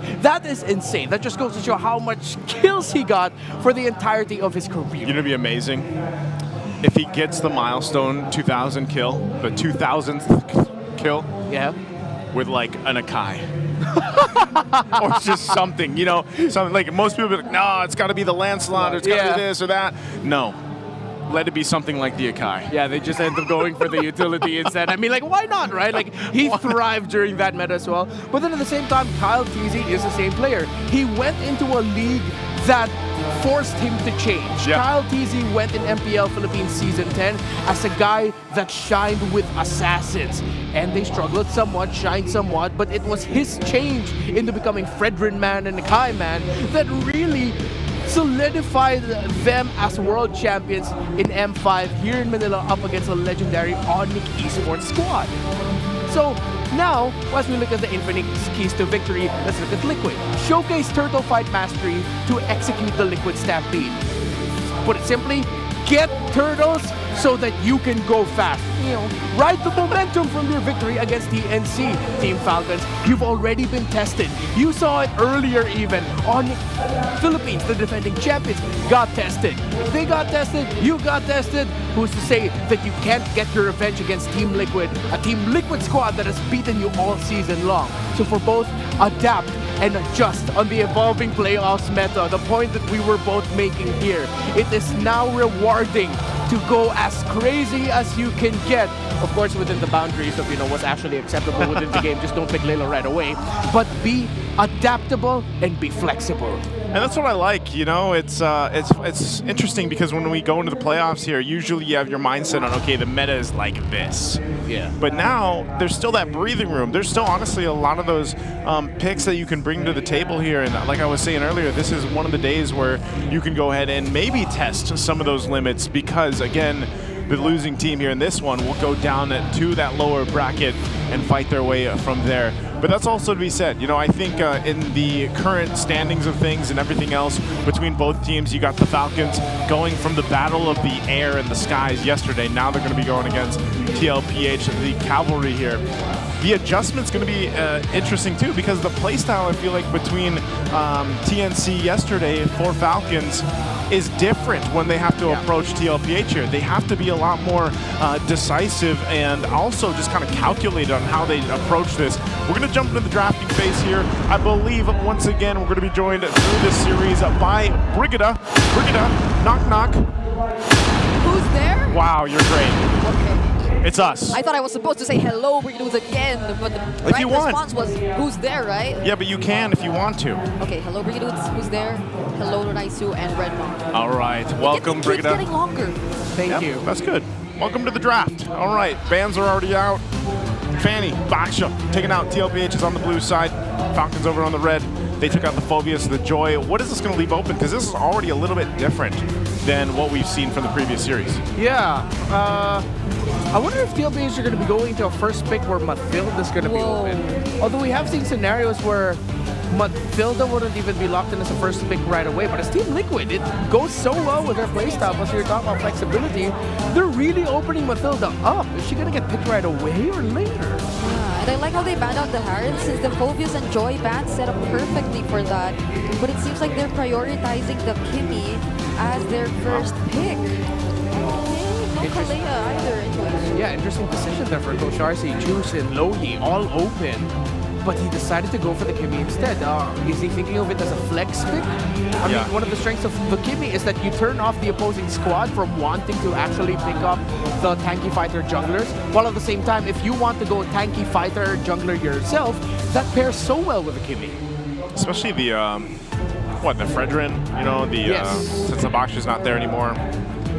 You get to play around that, but yeah, like you said, it's good. Could be a flex too, either mid or go in the hands of Oheb in the gold lane. And now the response from Falcons is going to be there you go. the Jushin and the Badang. speaking of flex, this is very, again, similar to what Falcons has showed us yesterday. They really prioritized the Badang, and this time around, it's alongside the Jushin, which I feel like they also showed a high level of priority with yesterday, even using it as their first pick one time in the game. So it's still a flex to some extent, and I like how it's a very confident pickup considering that there is already Kimmy from the other side. Oh, there it is. But there's a chip all along. Yeah, this is similar to the lineup that Aurora showed off against Onic earlier, game number 1, a Fredrin and chip combination, and that's why they picked up the Kimmy. So, sort of telegraphed move by Team Liquid Philippines. That's why Falcons decided to go for the Badang, because Badang has risen up to be one of the best answers you can go for against a chip. They come out of the chip portal, you bring out your wall, and then you punch them. Yeah, I think that's a good answer to it. But this already from TLPH, like you can see the game plan. And then on the flip side, you've got the Lucas being picked up now for Falcons for the, most likely the jungle option. So how's this going to look in the jungle? You know, you got the Fredrin. We've already seen Fredrin be successful, yesterday and today so far. Yeah, I think more than that, it's more denying again the chip and having direct answers towards the shortcut. Since if it is going to be a Lucas jungle up against a Fredrin, then there you go. It's a typical utility jungler matchup that we'll potentially be expecting. But the mere fact that it can really respond immediately back towards whatever setups, shortcuts JP will be planning to lay out, then this will mess things up for Team Liquid Philippines so they can't carry out their plans accordingly. Damage output, the Falcons are going to need just a little bit more, so it's going to be coming from their gold layer mainly. This is going to be a jungle gold core. Juicin is going to be very utility based. If Team Liquid Philippines slip in the early team fights, especially around the first turtle, if both roamers are level 4 then, same as both mid laners, we saw it earlier, the Juicin can really punish that. So that's one main condition for Team Liquid Philippines. As we were talking about earlier, if they want to reach that Liquid Stampede form, they have to get those turtles. But JP so far this season has a 100% win rate with the chip. When it first came out in Season 13, they wanted to keep the chip away from JP. It was constantly banned then. Yep, and Team Liquid Philippines are #1 in terms of turtle control percentage. But there, they banned the glue. I'm wondering if Falcons would they can't go for the plans anymore because they already have the Jushin. Yeah, so there's probably other sources of AOE that they'll be opting to go for later on, but they pick up the Granger first and save that for last. Okay, so let's see what Coach Trevor has up his sleeve to go ahead and round out that draft last pick for TLPH for their final 2 picks here. They've already got a great start with the first 3. Like you just saw, the 100% win rate for the chip. For JP, we already talked about how important these roamers are going to be for this series. And then you have the Moskov locked in. Oheb going to be fine. So that also just lets us know that this Kimmy is going to go in the mid lane. Yep. And so what do we have for XP for Sanford? I want a fighter. Like, give me a friend, a Benedetta, a Paquito, something like okay. This is okay. Right, yeah, that's okay. Yeah. You went fighter, then you went friend. I was like, wait, friend? Yeah. It just slipped up. But hey, Brigitte alluded to this Terzla pick earlier. Yeah, but that was like against the Fredrin. Now they're using it together, but it also works well. Because like, you close into your targets, and then you just keep overwhelming them with crowd control, so they just can barely move around the team fight. And I feel like that works perfectly in terms of what Falcons has right now. So this has to be a very careful pick for Oakland. I don't know. I feel like this Badang goes Roman, they just pick up something like a Yuzong. Let's throw it way back. If it's Throwback Thursday, Yuzong to Rizla, right? Why not? The Lapu-Lapus, all that. Oh wait, there's a Kimmy though, so like... Yeah, maybe they want that? Oh! What's it gonna be? Matilda, so... Okay, so Matilda going in the roam. We've got the Badang going into the XP. I don't know. So... Again, this is why I like the meta we're in. This is a very interesting draft on both sides if you really look at it, Renmark. Yeah, all right. So I'm leaning a little bit more towards the Team Liquid Philippines lineup here, but the difference is Falcons has the Lucas Matilda combo with them, paired up with the Badang. I'm going 60-40 Liquid in terms of the hero lineup. 60-40. Okay, we're going to take one last look for the Champions Arena at the lineups here for you guys at home alongside with the index. You can let us know in the chat which you think is the better draft. Is it TLPH for game number 1, or is it going to be Falcons with this. The fact that they locked in a Matilda 2 for Ogwin here is a whole lot of mobility and utility. And this is one of the first times you see all these flickers coming in for both teams. We're going to go ahead and get ready to throw it over to our casters to take us into game number 1. Game 1 in the Clash of Titans, a chronicle that spans seasons here in the Champions Arena. A best of 5 for a race towards the upper bracket finals. You know what, I'll side with Renmar. I think I do like how JP alone, his chip, who has a 100% win rate, opens up so much with this Carl Teasy Fredrin-centric lineup. Yeah, I mean, I'd like to think the same, but if you were to ask me, I feel like I'm sort of 50-50, you know? Like the hero synergies in Team Falcons lineup, they're just too good. They look too good. But again, overall, if Team Liquid Philippines, they're able to take the team fight strategically, then they can take the upper hand either way, considering that this is Sanji on Kimmy. I feel like it's an exciting, it's exciting to see him on these kinds of heroes, because even way back when he was using all these Novarias and all, he is that kind of guy who just plays the mid lane aggressively and so well. Yeah, very nuke-centric, definitely. So JP right now, obviously, is just going to poke it a little bit, but we were talking about like the win rates earlier, or the percentages. I really do agree with that 60-40, just because of how well we know Sanji will play this, plus the unpredictability that Terizla might actually give for this matchup. That is the X factor out of the XP lane. I think the fact that we're seeing a Terizla after so long, that might change the way Falcons plays. Again, I'm sure they've seen this in scrims, but through a shortcut, with a Fredrin, with a Moscow from across the map, like these are all lethal combos that Liquid PH could use to stampede through Falcon synergies. And that's probably a new version of the Stampede, because it's a debut pick for both the Fredrin and the Terizla for TLPH this season. But hold on. Wow, that's a very hard committal here from Oheb. Straight into Super Mario. I mean, that was already a really good Spear of Misery, but maybe would have been enough for Negachu.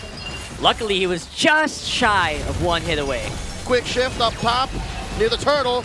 Falcons definitely have a bit of an advantage here with Flapteasy ready with that fist crack combo, but look at that, nice dive in as well. Sanji staying relatively safe in this fight. They're also going to be able to take out Few, but the turtle going over to the Falcons this time around. 40 for Few. I don't know how the math checks out. Brigida, is that a good trade? Well, honestly, I feel like Few on the Jushin doesn't mind. It's more of like him being a utility at this point, but then Sanford there. Right. It's like that was supposedly a setup that Team Liquid Philippines could have really capitalized on, but then they were just exchanging blows. There was a beautiful fist break, fist crack combo too from Flapteasy. And so I feel like both teams are just pretty much even with it. Turtle did go over to Falcon, so I guess that's the deal breaker. You know, that's what makes it worth it.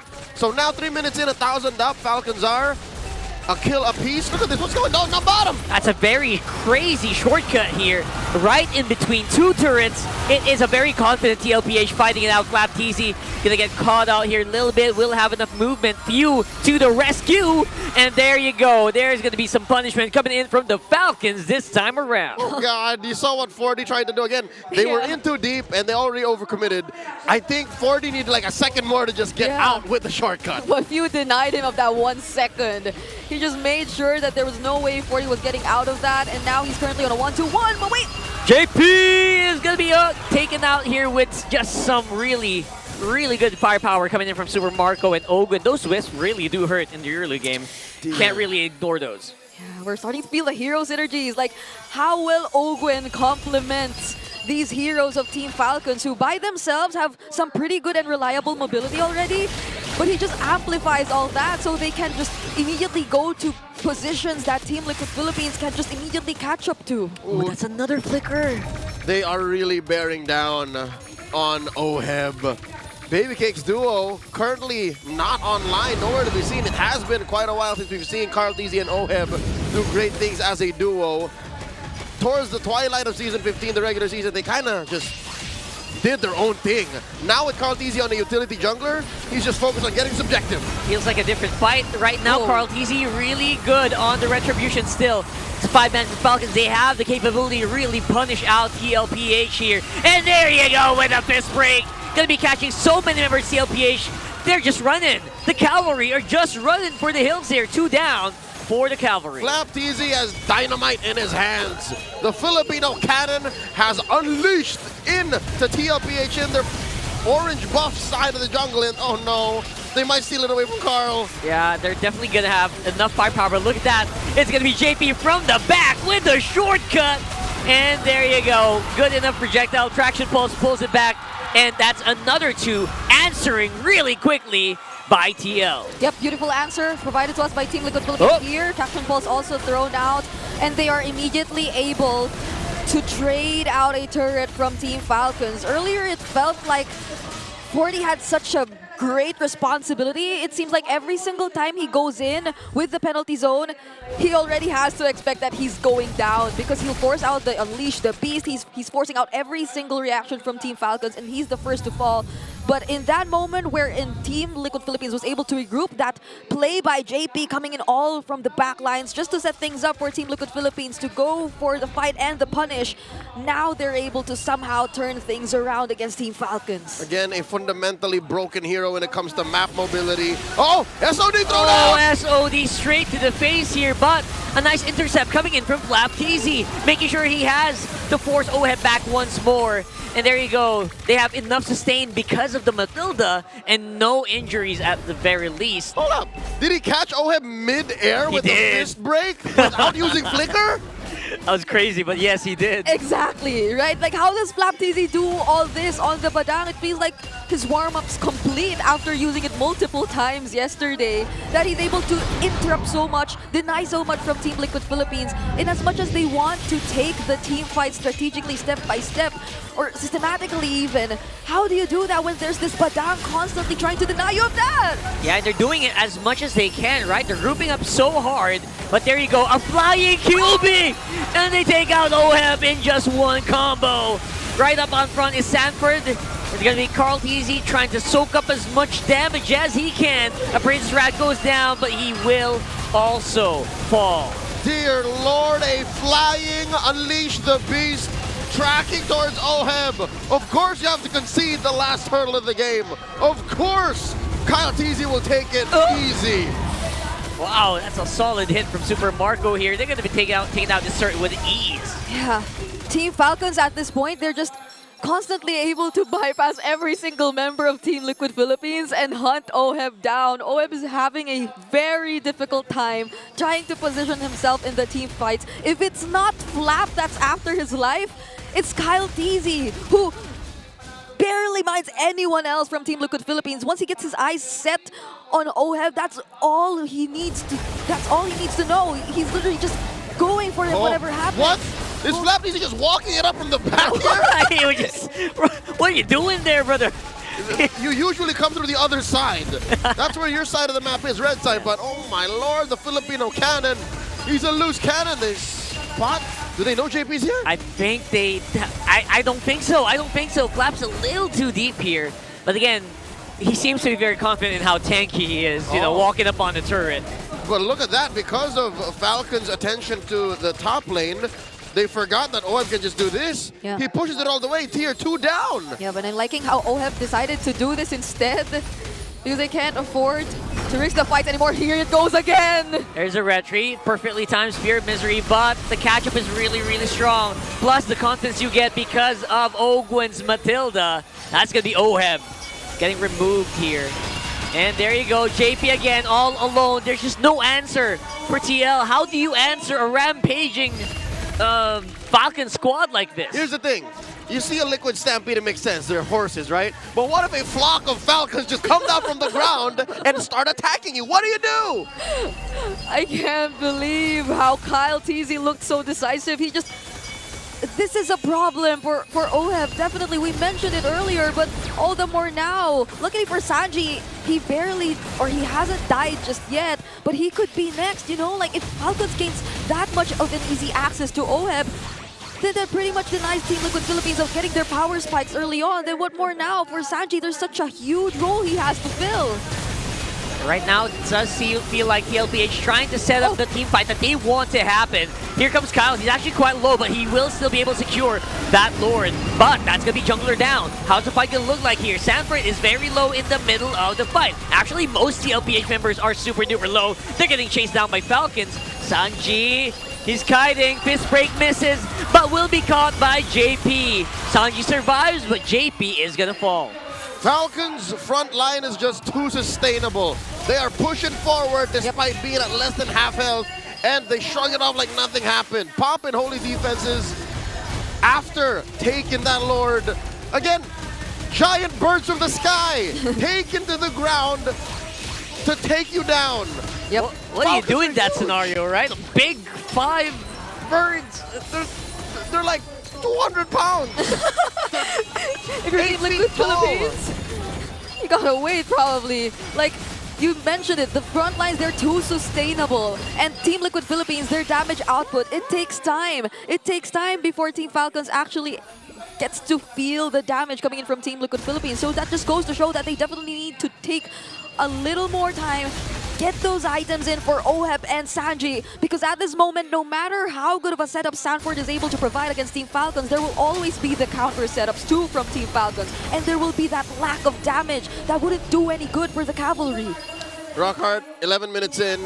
Should Liquid be regretting picking the Terizla? It's starting to look like it. We haven't seen the value of the Terizla quite yet. Fist Crack is activated by Flap, but Carl TZ trying to see if he can pull someone in with the Energy Eruption. Not really going to get any targets. But like we mentioned, where's the value of the Terizla in this lineup? Ooh. All right, JP gets spotted out of that brush. Gets hit with a circling eagle.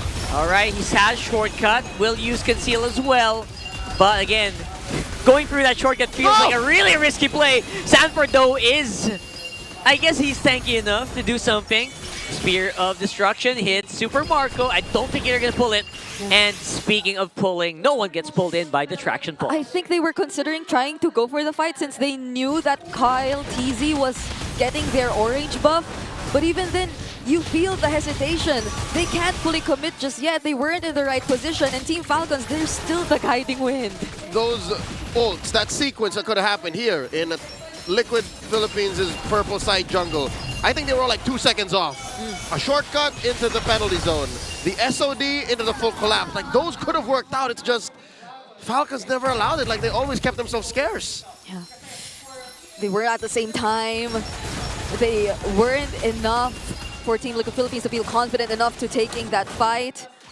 And so we see the multitude of problems that Team Liquid Philippines is currently facing. And it's probably somehow also because of the limitations that they have in terms of their lineup. Like, there's no one person you can expect to just fully disrupt. That's at most probably JP, but just one mistake in terms of wherever he comes from could get immediately punished too by Falcons with their lineup. I guess that's the danger of having like a pure DPS lineup. You can't really take Falcons by surprise. Like they're gonna get started though. There goes Flap TZ already using the fist break. Kyle TZ is looking for Sanji while the rest of them are trying to juggle it around that Lord. Sanji again removed instantly by the Lucas. And it's gonna be Carl TZ coming out with the Lord anyway. But at what cost? JB all alone and the wipeout happening for the Falcons. Falcons not losing a single member. Screaming where death is, we are not. Making a beeline towards mid, not even looking at the Lord. I can smell a quick game 1 victory. That's gonna be it. They're gonna be breaking it really hard into a 13-minute game for game number 1. What a showing by Team Falcons. Completely denied whatever idea Team Liquid Philippines had in terms of them fielding out this lineup. The front to back clearly didn't work for them. And it was Team Falcons coming in from all sorts of angles. Liquid got a little too creative. I wonder if our panel agrees. Nice to Renmar.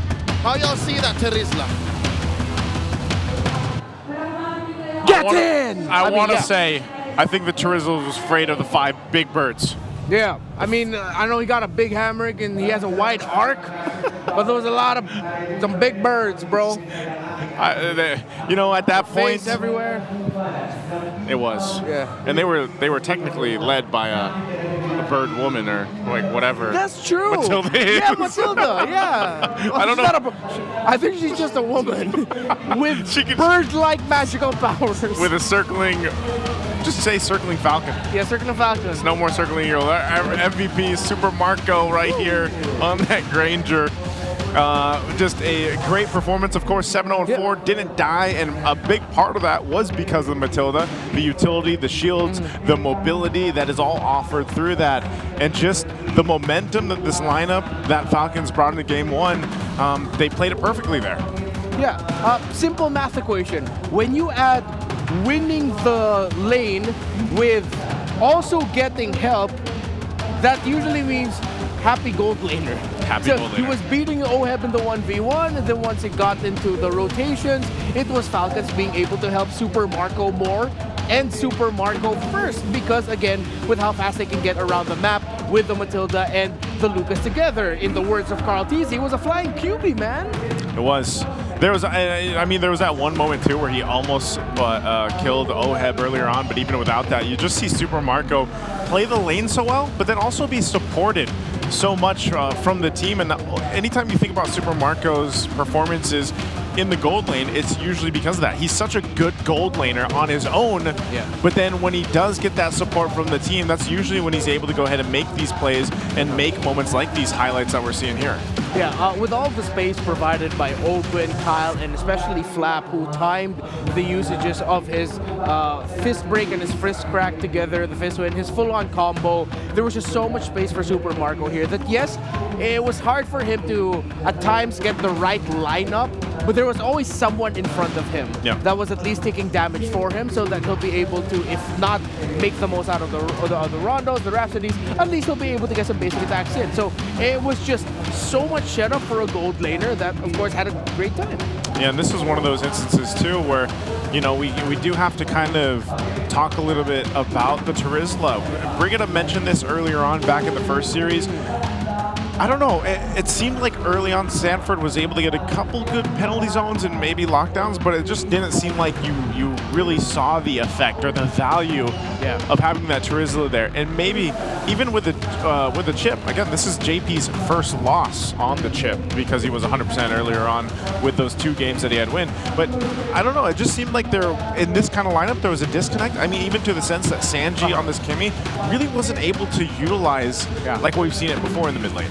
Yeah, I think a disconnect was clear here for Team Onic Philippines, but more so the times where it looked like a good connection would come in, Falcons just had the better response. So Sanford picking up this Terizla, he wants to do what a Badang does so easily. Badang gets his cooldowns much quicker. So Sanford had to compensate with picking up Rupture as part of his emblem set so that he has more damage. You see him actually leaning into a damaged item if he could have gotten there near the end.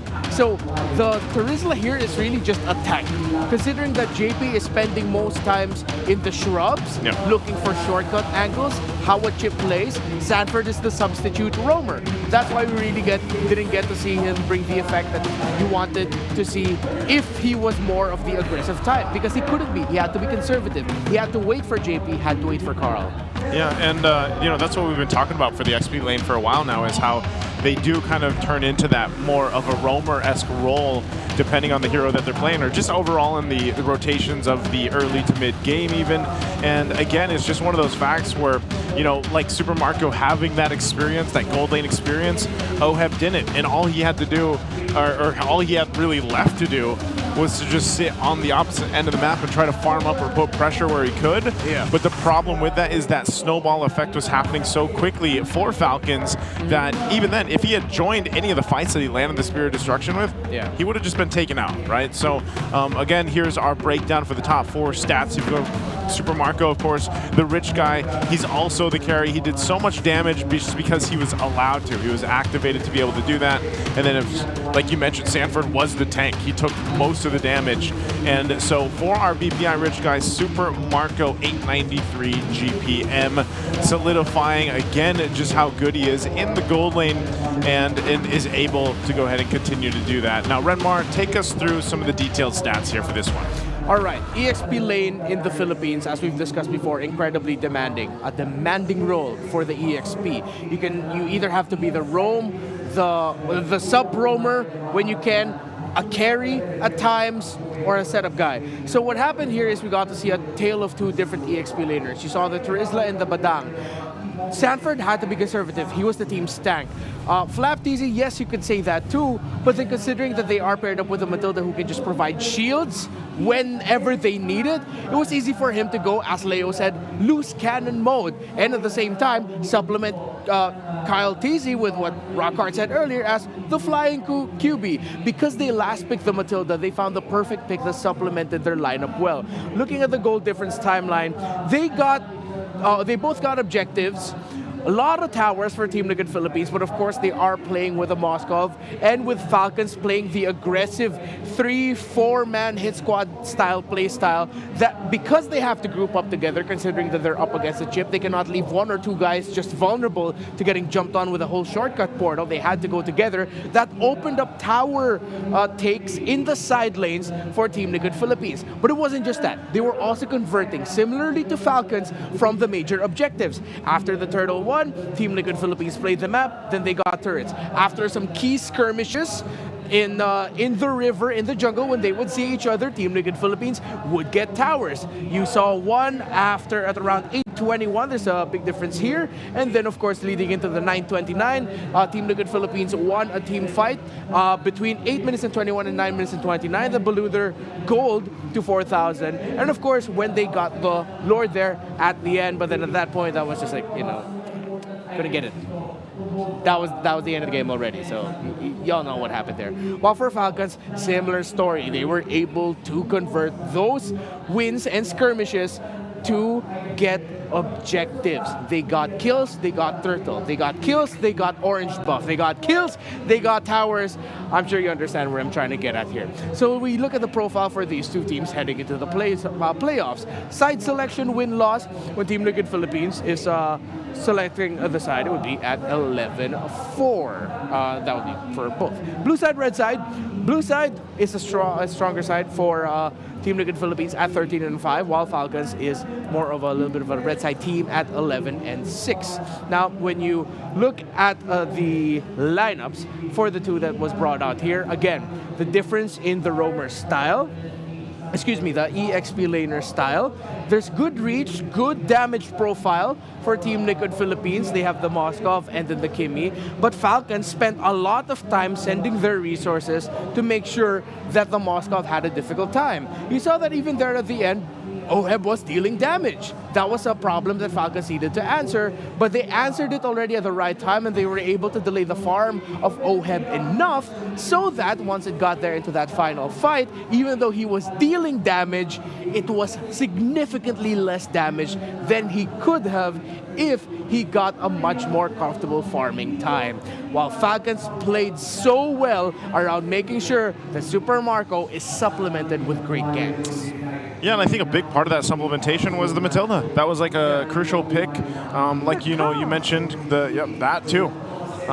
Very fitting for the game plan that Falcons went in with that initially, but also you mentioned this when we were kind of watching it, just how much shielding and healing was done. You saw that during the breakdown, how much healing was done. And if you think about that, what was it, 28.1 thousand or something like that? Yeah. But in the sense of a, 13-minute game, that's a whole lot of extra health bars or like shielding that you have to work through. And if you're a team that's already behind, that's even more difficult, right? Because you're not only getting outmaneuvered with all that mobility, but then you really don't even have enough damage to get through and get people low enough on Falcons. So TLPH will definitely have to go ahead and adjust even down to the draft, because when we jumped in there earlier on, some of the first bans were even different. So they might consider actually banning out the Matilda now, which we've seen banned out. Was it almost every series? Yeah. Still. So far for today, Matilda was constantly banned. And she was constantly, yeah. Yeah, and I think even for yesterday, it was a lot of Matilda bans going on. I feel like Matilda would have been good for some teams yesterday if it popped up, but no, it was just never given. And I think we got to see why. So we might be going into a series where moving forward, Matilda's going to be out of the picture. But if it's Falcons on the red side, it seems like they're not gonna ban it. They probably won't. You know, working through that, they might, depending even how this goes with the sides, and you know, the first pick seems to be really important on blue side, but we've seen some teams kind of opt for different heroes even when it comes to the first pick, and it really does kind of showcase what kind of game plan they want to take in that game. But also, before we get to game 2, we're going to have take a look at our clear head super fan of the day. Oh, that's not, we got to see her. We got to see it. Some good hair. Wow, that's okay. This guy, if he does not win, okay, he's automatically winning. Yeah. Hey, shout out to the clear head of the day. He's clearly a winner right now. Yeah, he's clearly the men winner. Someone give him a hair modeling contract. Oh, he's modeling it for us too. Hey, that's great. Congratulations, sir. He's got a throwback with the merch too over there. Enjoy your clear shampoo. Because, you know, did you know that men get 5 times more dandruff versus women's scalp? Because you guys can use clear men with 3 times or triple the anti-dandruff power for 100% dandruff-free hair. Because no one understands men like clear. Power up your dandruff scalp, supercharged with clear. You know, we got some of those last night, was it? You know? Yeah. Did you get yours? Oh, I left mine at the talent room. Yeah, I should bring them home. Well, I'll tell you. You know, I don't have as luscious locks as that guy, but I used it as well. Hey, you're luscious. Oh, yeah. I mean, you mean your locks? My locks. Yeah. Not me. Yeah. Totally. Hey, there's a spiel, man. I was gonna let you follow up on if you wanted to expand, you know, but we can go ahead and say also we're all calling all the MPL Philippines super fans from all over the Philippines. You guys can witness the history unfold at the University Watch Fest venue. So we've had watch parties going on all season long. Well, now we have them at the University Watch Fest. Yeah, we have one at the coffee spot on Hermin Garcia Avenue, Cubao in Luzon, the Finmahal building in the southwestern University of Finma, Cebu City in Visayas, and SM City Butuan in Butuan City, Mindanao. So it is all across the islands. Yes, I'm so glad that was you. Yeah. I would butcher those. The best one I could get is maybe Cubao. So Luzon. Didn't you just come from Visayas recently? You were there. Yeah, in Bacolod. Yeah, Bacolod. Yeah, that's true. Yeah, I guess I did. Visayas is pretty big though, right? Like, I mean, it's technically it's It's a whole group of islands. A whole group of islands. And you guys be in the group watching here, do you guys want to win some diamonds? Because you can just watch MPL and get a chance to win diamonds. How easy is that? Yeah, all you got to do is just post your reactions while watching the MPL live stream. How easy is it? Not your sound effects. And make sure, not your sound effects, your facial reactions, and make sure to include the hashtags that you see on your screens. And that is hashtag MSLXMPL Watchfest, hashtag MPL PH S15, hashtag MPL Pang Malakasang Reaction. What is it? Your strong reaction? Yeah, the stronger reaction or something like that. So we showed the hashtags that you have to post them with. Just pull them on up, like go back a bit. It's diamonds, guys. Just gotta post your face, your reactions, your videos. So how many diamonds can you get? That's the question. Yeah. That's what we gotta know. So you guys go ahead and try to go ahead and join that, win some diamonds, get this Wait, are the Naruto skins are still available? Yeah, they are. They are until like for a while, right? For a while. For a while. I really should get one of them. I haven't You haven't gotten one yet? I have not gotten one yet. I'll post my face and hopefully I win some diamonds. Real quick though, we're gonna go over to the smart ping test to see how our players prepared for this matchup. Natin ang sa basketball natin. Ang mga ka-neighborhood. Pag natalo tayo pre, bawi na lang tayo sa basketball pre. Kayain natin agad sila. Focus lang tayo ulit guys ha. Mark, walang manginginig ha. Healthy lang tayo dito tol. Walang toxic. Habang may tatsulok at sila ay nakatutok, di matatapos itong gulo. Hello, can you hear me bro? Parang malakas ako ngayon ah. Tara nga, warm up pre, RG. Pasok. Grabe, marunong na to ah. Mga nagpa-practice mode to ah. Kel, tinignan ka ni Marco Kel, sabay tumawa. And that is our Smart Ping Test, bringing you low latency gaming with Smart's Sulit promos. Subscribe to the Only 5G with non-stop data for non-stop gaming on your favorite loading platforms non-stop, or the Smart booth right outside our MPL venue non-stop. It's a whole lot of non-stop, and right now too we got the selection sides going up here for Falcons. They're going to be over on the blue side this time, and like I was saying, this is something we want to pay attention to throughout the playoffs, is what is that priority pick for the blue side. It's changed really from team to team, and that is just going to be kind of a picture at the ever-changing meta that I feel like we're in, because every single time we get to the playoffs, the meta technically is somewhat different from the regular season. And this time around too, we've already seen that just in the past 2 days. And remind you, we have played now 16 games in 2 days, or witnessed 16 games so far for our teams to duke it out. Now, on the flip side, I know in just a bit we'll be joined by Brigida, but TLPH, man, they need to go ahead and bring a better composition, I guess, that they can execute early on in the game to get them into the one-to-one series here. Yeah, I just want to see Sanford in something more active. Yes, the Turismo made sense in that regard. Yes, it was the right pick because that's what they needed. But come on, it's the Apex Predator for a reason. Well, we'll see what they do. Brigida, are you there? Can you hear us? Welcome. Hello, Renoir. Nice to bring dudes. I hope you're all having a great evening. We are. Hey, someone just saved that sound clip. Brigida. What?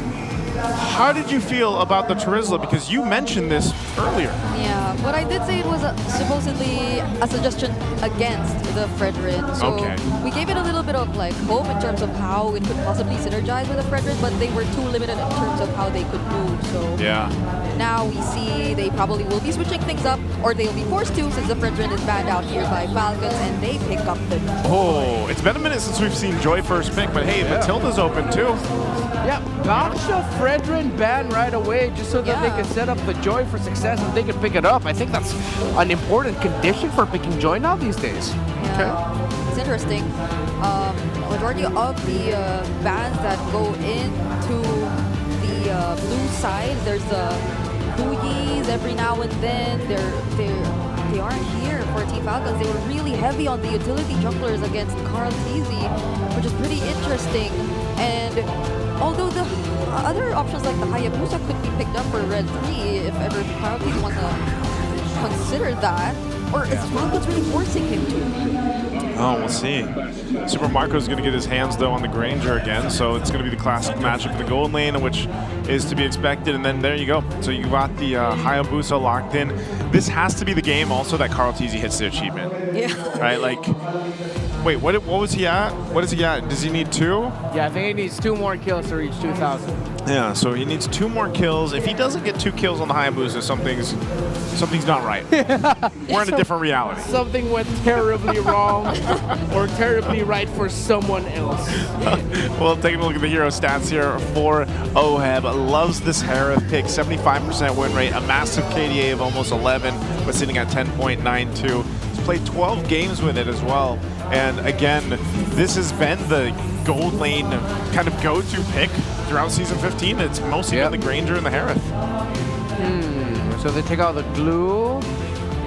Yeah, the glue got that together would be really great to set up for the Granger. I think more range is what they're going to be looking out for. The fact that they're picking up the Gatot this early on, I know it's because you really want to use the Unbreakable as your best crowd control possibility of taking down Oheb.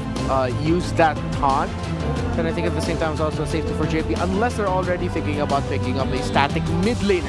That's why Team Liquid Philippines were so adamant on picking up the Hayabusa as the Red 3, because if ever Falcons ended up with something like a Farsa, an Eve in the back line, you already have the Hayabusa to deal with it. Yeah, I was also thinking along the lines of a Kimi, because the Kimi Gatot really works well, but there is a Hayabusa, so it'll take a lot for Team Falcons if they ever still want to pick up that kind of hero against this lineup with the Hayabusa and the Badang too. I mean, the deny of the Badang for Flap, I feel like it's a huge decision too made here by Team Liquid Philippines, which could potentially switch things up.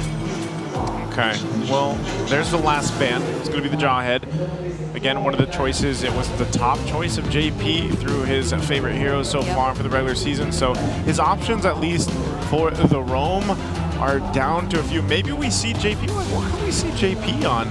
I know the chip is still Maybe open. not the, yeah, but Like, does he go for? I want my 100%. Oh, he can't get his 100% win rate back anymore. But I want my redemption. Huh. well, Matilda is open, but I don't feel like it's gonna synergize well with like what Team Liquid Philippines has drafted so far. So Oh, it's a yo. Madame roll. They go Hilda. Yo, just put the Gatot in the roam and then you pick up an Esme as your EXP lane. Yeah. Then you're up against a Hilda, Madang, Harith right away. Hopefully they're thinking about the Esmeralda for Falcons. Oh, yeah. Yeah, and we saw Esmeralda pop up because it was up against Hilda, Batang, and Harith exactly. I believe that was it Edward who brought it up was Edward. first? It was Edward. Yeah. That's gonna be tough for Team Liquid Philippines if ever it does get through. But it comes again, other options. There's the CC. Yeah. CC would also be great, considering that you need at least the curtain call to there bring you it down. go. As expected. Esmeralda, of course, one of the other key players for the Selena in the MPL Philippines is Few.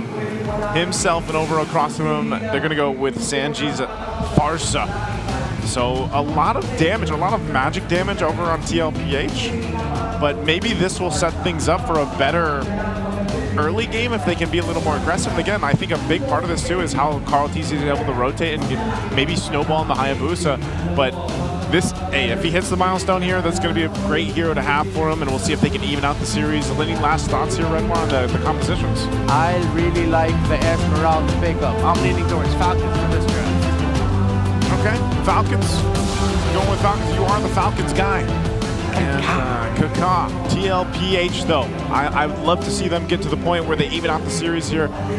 We wouldn't want to have it any other way. You can already take one glimpse of the compositions, and Champions Arena will be thrown over to the caster desk to take us into Game 2.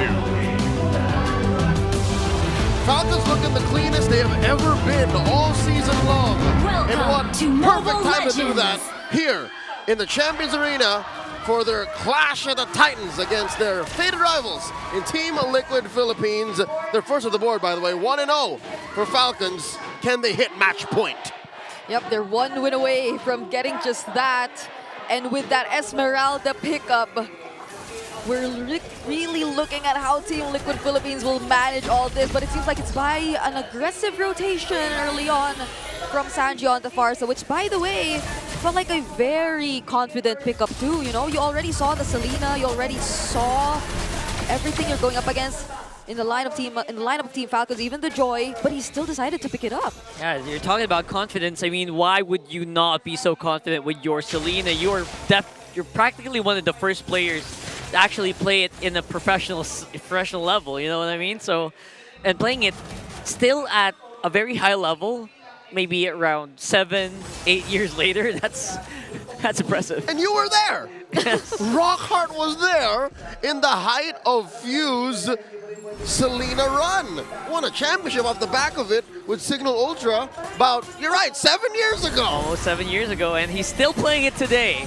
And people are still scared of his Selena. That's the GOAT father for you. The GOAT father. Oh my goodness. Look at that. 2 consecutive Abyssal Arrows connecting to the mid-duo of Team Liquid Philippines. So that's the GOAT father and the Selena for you, and that's probably going to be a problem too, since JP, as much as he wants to like become a problem to Team Falcons, if they're guarding their junglers so well in the mid lane just by doing all these, or just by throwing out all these Abyssal Arrows, then they won't be able to get the job done. This is an odd time to pick a roam Hilda. It's great for dancing, though. Don't get me wrong. Here's a turtle. Early on, he catches an arrow. Yeah, arrow straight to the face. Sanford can't even react here, but Sanji already able to pull off a beautiful feathered airstrike. That means putting Flap TZ quite low, but you know what? They're gonna be all good and all fine because they seem to be. Oh, not really. Carl TZ, he actually went back. JP, though, walking out. Still here. And we fight. Yeah, we're keeping fighting. We're just going non-stop here. Because Falcons, they know that without Carl TZ still inside the base, this Retribution Turtle is theirs. Carl TZ closes it and cleans it all out. But Ogwen might have been overstaying a little bit. Good answer with the Helda, though. Oh, it's too much. Wait. The missile arrows, the falling star moons, all that while you're able to immediately eliminate Sanford. So there's no threat of a setup from Team Liquid Philippines because JP, he can only do so much. He just stands in front of everyone. He tries to get the information, but the setups are supposed to come in from Sanford. So what's the game plan here? Again, I'd hate to say it so soon, but 3 minutes in, JP's Hilda is feeling like Sanford's Terizla. Yeah. And they're both for Liquid. That's tough to hear. Oh, but look at that though. Oh my goodness, out of nowhere. Even if you couldn't really react to that, just pure unadulterated damage coming in from TL's duos. Yeah, that can be an angle for Team Liquid Philippines. Just really trying to go for all these pickoffs every now and then, since Team Falcons, none of them actually have the Purify anyway. So if they're able to lock down a particular hero, which I feel like they failed to do as well in game number 1, given that the Terizla jumps in, gets to catch a couple of people, but they can immediately run away. So this can be some sort of change for Team Liquid Philippines heading into this game. Team Liquid Philippines still not letting go of the fact that they might go for a turtle here. 30 seconds up and JP's clearing bushes, keeping tabs on what, multiple heroes? I guess this is a good use for the Hilda early on. That's right. I mean, essentially the same usage with Selena today. As much vision as you can, but JP obviously can also tank in the middle of a fight. Problem is, he's not really tanking for anybody. Kyle Teezy's, he's trying to catch up on the goal. Oh my, but imagine this, you're JP, you're trying to scout so much information, but in turn it's Falcons who gets to constantly approach you and deny multiple green pamps away from Carl Teasy. Fortunately, he's still able to make it to level 8, so let's see how this turtle fight goes. Yeah, very happy to just stay up on front. TLPH are still very confident that they can take this. Ogwen is gonna have to be ready here with a good AOG because they have a very hard lineup to lock down here. Yeah, hard reset here for the turtle. Purple buff seems to be the call for Kyle TZ first before anything goes. Flap TZ holding on to that turtle, and yeah, neither team wants to go for it first because I think Carl is going to go for his purple then. That's a fair call because you also need to check the XP and the buffs as well. Yeah, no, this is a slow turtle take. Turtle number 2. Yep. Sanford's doing his best to try and block off you, but that doesn't change the fact that Flap TZ's been holding this turtle for a while and he's been absorbing the shields that JP produces every now and then. But that bought enough time though for Team Liquid Philippines to get into position. Look at that. Flap TZ's been in this turtle so long. He's starting to develop a relationship with it. And now, in the meantime though, nowhere to be found is the Retribution. Kyle TZ decided to just go for the turret on bar. Very proactive. Yep. They're like saying, hey, we're not going to dance anymore. We'll just get something that we for sure can get. Oh, my lord! Oh. And they already used the Feather Airstrike. This might be an opening for Falcons if they can make an arrow, any Abyssal arrow hit.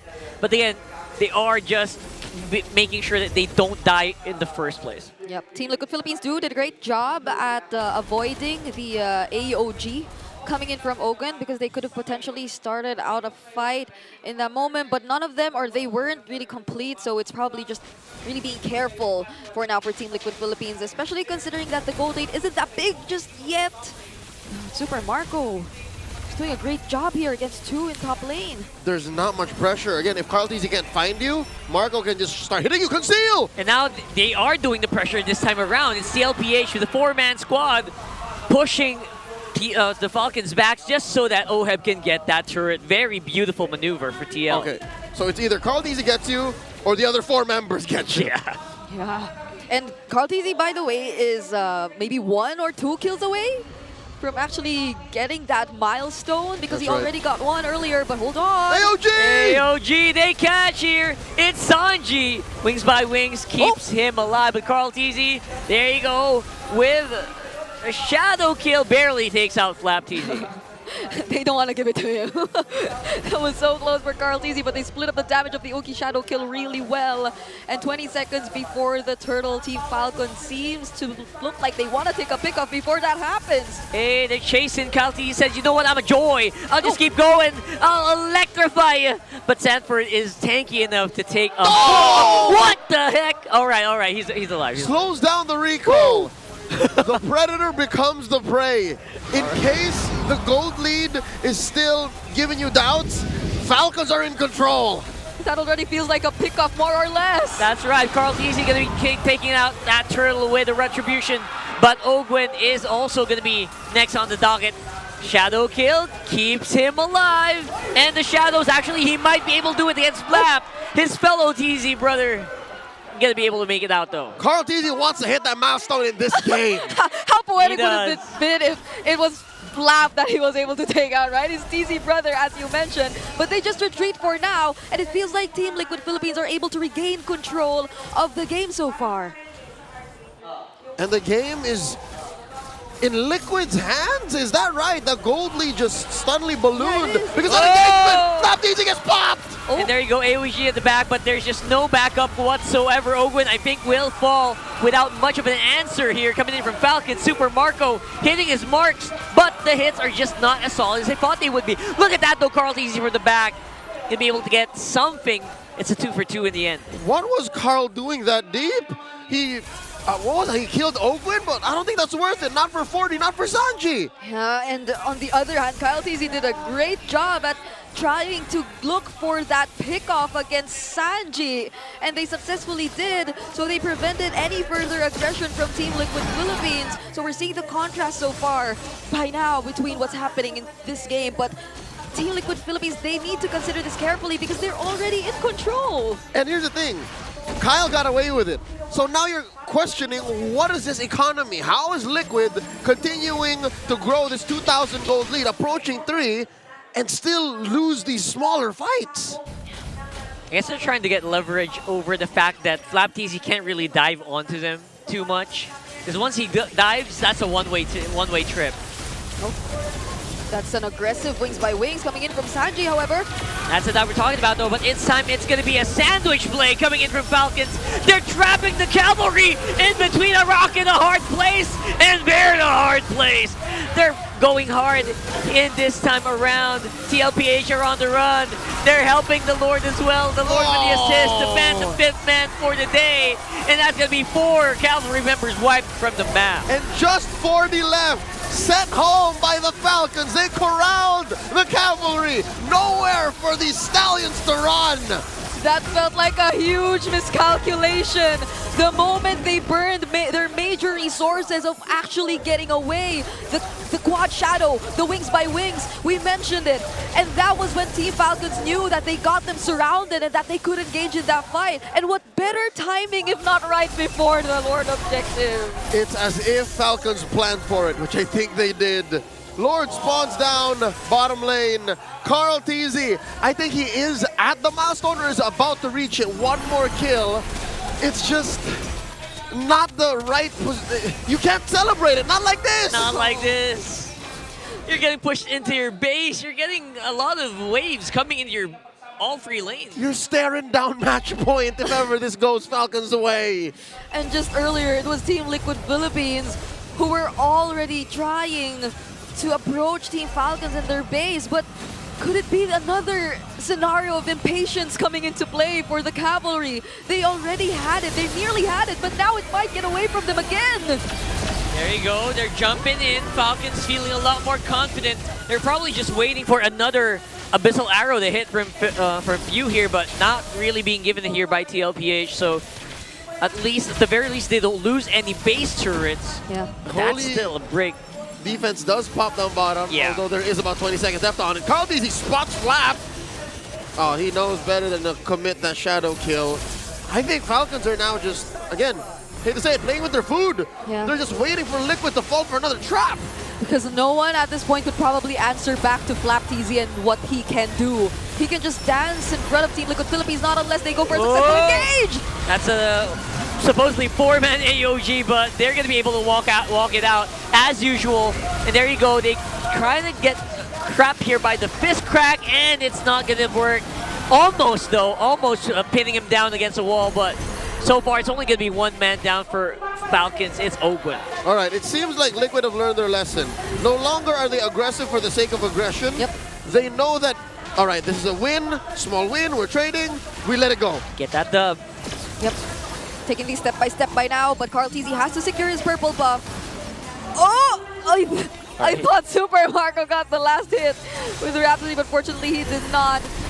So now Team Liquid Philippines, they need to stay composed. Taking things step by step, it's been working out for them so far, especially if they're able to punish a member from Team Falcons, similar to what happened with Ogwen earlier. But you could probably say that Ogwen could have avoided that too. Oh yeah, no, they overcommitted. This is Falcons now, maybe looking to end the game wherein they should have just waited for the Lord.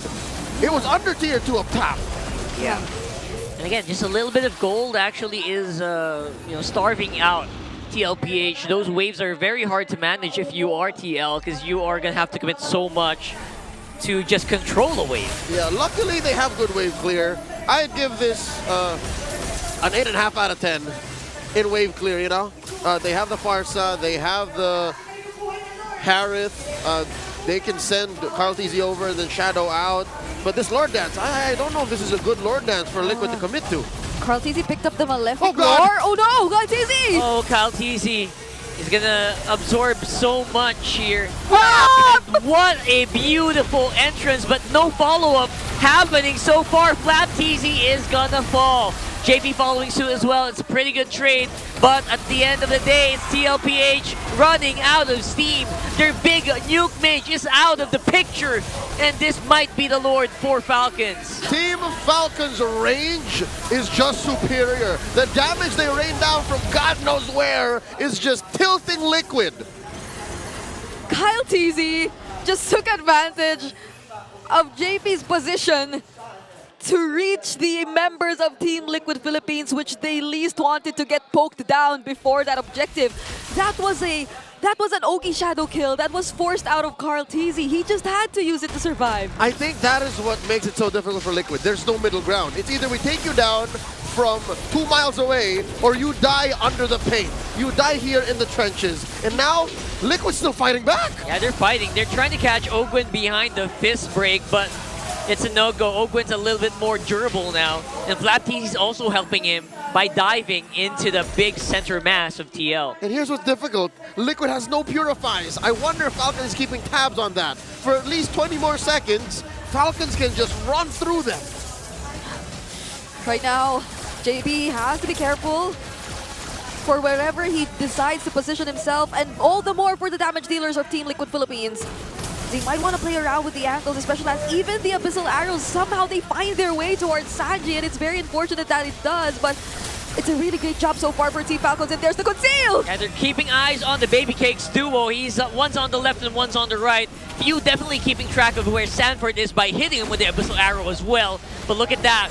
They're basically giving so much space for that Lord, and Ogwen just absorbing so much from that center mass. It's going to be Kyle TZ with the Lord though, and there's going to be the chase. Falcons, will they go for more? Looks like they are going to be able to get JP down. Immortality is going to be popped. Does he have the shadow kill? He does not. JP falling. OM though! Look at this guy! Look at this beast! He is not giving up, but few will shut him down! And that's a wipeout! Falcons are here! And it looks like, can they? Will they? Sanford's gonna come back in 3 seconds. 3 seconds. But he's up against Kyle TZ and a bunch of minion waves marching down mid. Not just any minion waves, it's a Lord minion wave on top as well. 9 seconds on the JP. Do they have the clear to deal with this? It's all on 40. The Apex Predator has to commit to a defense of a lifetime. Here comes Daddy JP. Here we go. It's a 2v1. Ogwen is pretty far up, but the Lord already has its sights onto the base. And here comes Ogwen at the very last moment. And OHEB will not be enough to stop him. We are at match point.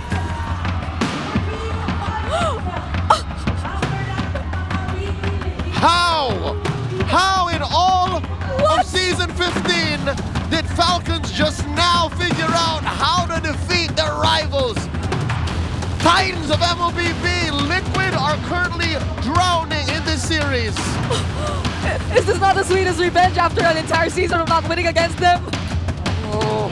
Let's throw it over to Naisu and to the ultimate Falcons guy, Redmar Santa Cruz.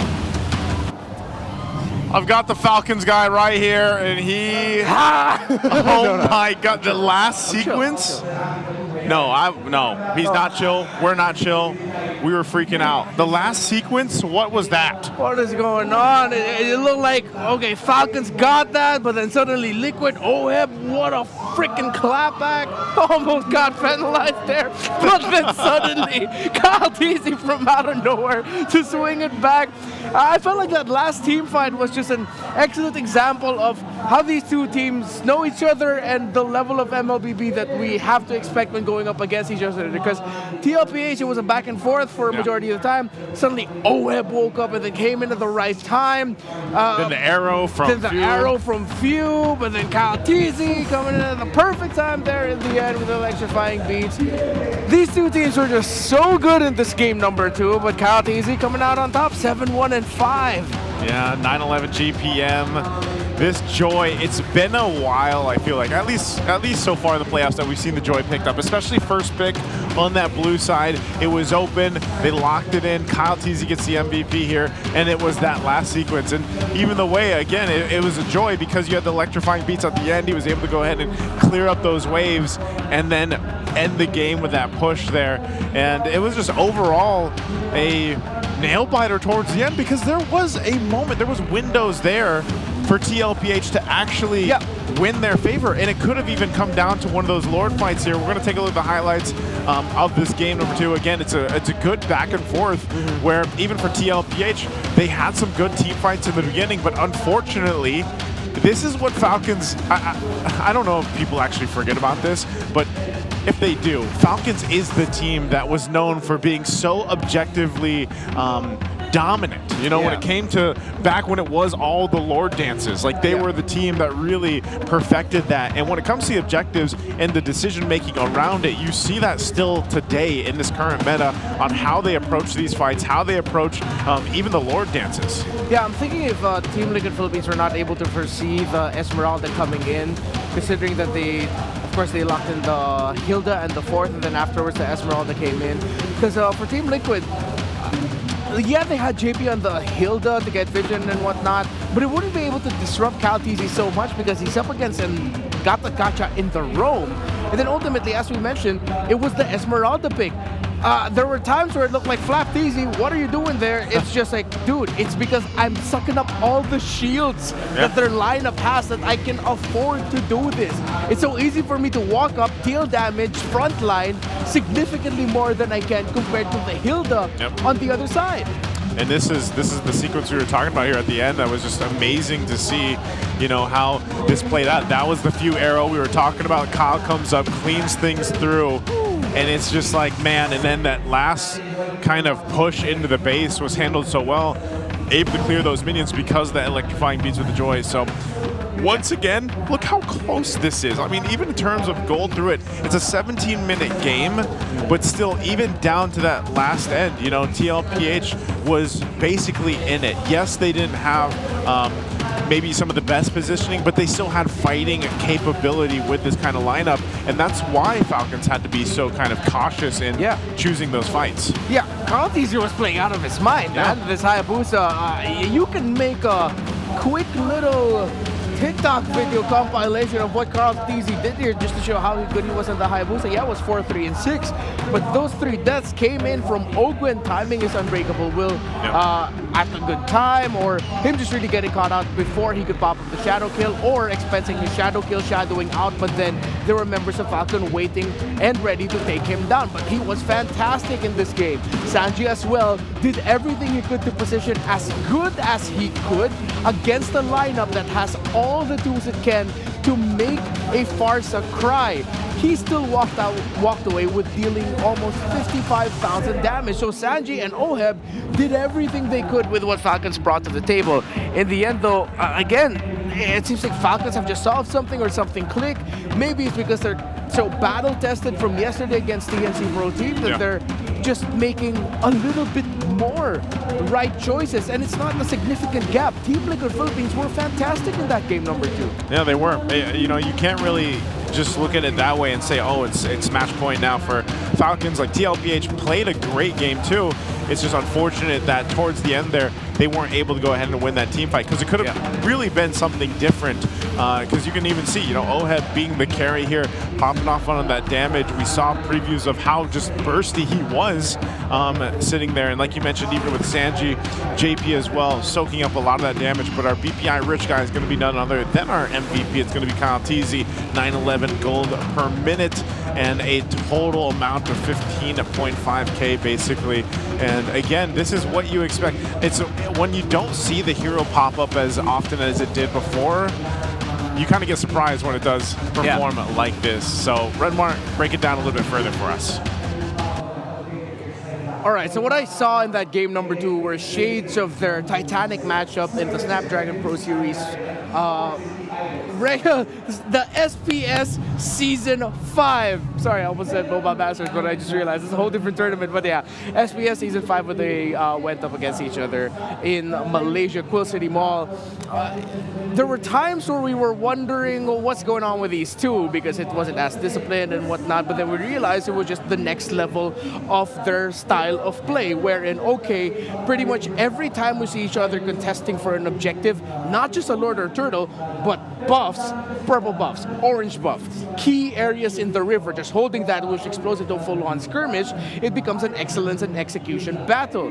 Looking in this game, of course, blue side, now Falcons are sitting at 13-11 after that, 13-5 for Team Liquid Philippines. Of course, a significantly better record, but look at the crowd control time of the Badang, 22.2 seconds. Fantastic game from Sanford, did what he could, and then at the same time, you have Flap Easy on the Esmeralda, frontlining and tanking again, 134,000 damage taken. But then look at the crowd control time of you, almost 30 seconds secured by hitting those abyssal arrows onto the key targets. And that also is affected, this number is also affected by the slows he can dish out as well from the abyssal traps that adds to crowd control time. So when you look up at this lineup, yes, for Carl Tizzi on the Hayabusa, it wasn't such a direct approach of like who could he go for. It's mainly just the Granger, but these three are playing such, these other four are playing such separate games that it's hard for a Hayabusa to make up the most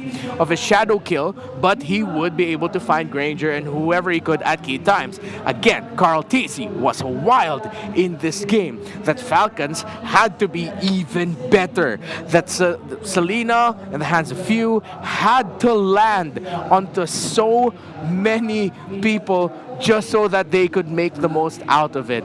And at the end of the day, Team Liquid Philippines fell to the Falcons. Despite Falcons looking like at times they would slip, they didn't. At the right time, they were able to call on Kyle Tizzi and Few for some heroics. Man, I think they're going to have to do that for Game 3. They're going to need to go ahead, and if they want to get the match point, it's just, I did not think this would happen. In all the matches that we've had, if this ends up being a sweep, maybe everyone else can agree on that or not, because, again, this is Battle of the Titans. This is back in our Season 13 Grand Final matchup, and like we mentioned, everything that they've been fighting for here, if this ends up in a sweep, I will be flummoxed. I will be shocked. The same. I mean, I predicted, I'm the only dude that predicted for Falcons in this series, but I'm just as surprised as you are and as everybody is with what we're seeing. Yeah. Because I expected a significantly closer game in terms of the point. I thought we'd be 1-1 at this point, but the fact that Falcons are 1 win away from making it to the upper bracket finals to try and challenge Onic Philippines for that first grand final slot, I can't believe it.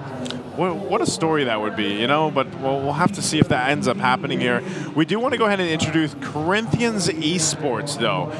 This is, again, taking a glimpse at what's ahead of us, and that is MSC at EWC 2025. Corinthians is one of the MPL Latam's reps at MSC at EWC 2025. It's empowered by a Filipino player you might recall here, a former TNC player, and that is Hesu.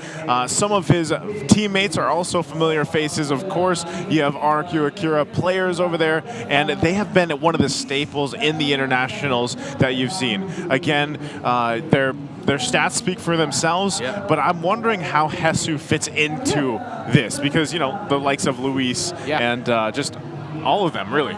They fit in very well, and I say they because it's not just Jesus who's a Filipino there, but he has a fellow Filipino in the jungler Flick, who ever since in his introduction into Corinthians esports have just been playing really well, and now at this point where they're going to be going up against LATAM's Influencer Rage in the grand finals of MPL LATAM Season 3 on the June 8th. Well, let's go ahead and take a look at our video here for Jesus. Oh, I think we had a.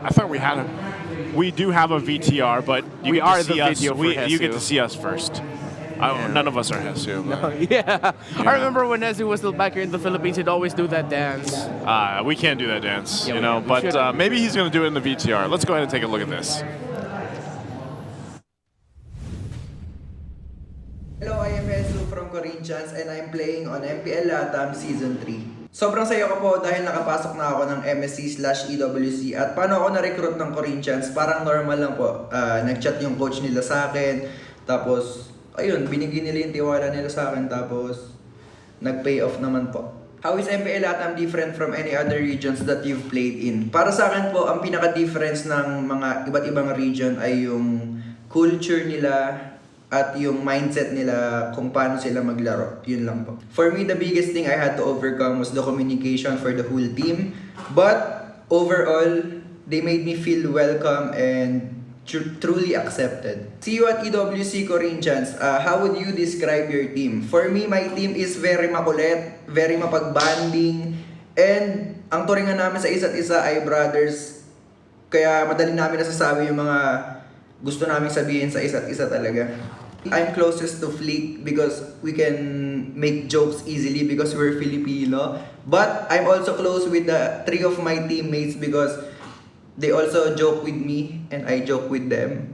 Sometimes I don't understand, sometimes I understand. Para sa akin guys, lahat na nakapasok sa EWC/MSC 2025 ay sobrang lakas at sobrang pinagpaguran nila at sobrang hardworking nila. Kaya kahit sino man ang manalo, I think na super deserving talaga. Para sa akin, gusto ko makalaban ng mga pinaka-strongest team sa MSC/EWC para matest ko ang limit ko.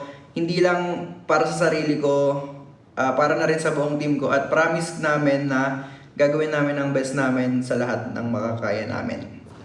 Thank you so much sa lahat ng truly na sumusuporta sa akin. At sa lahat na nagda-doubt sa akin, thank you rin. At spread love and positivity lang. Sa lahat ng mga kaibigan ko dyan, thank you so much then and I love you.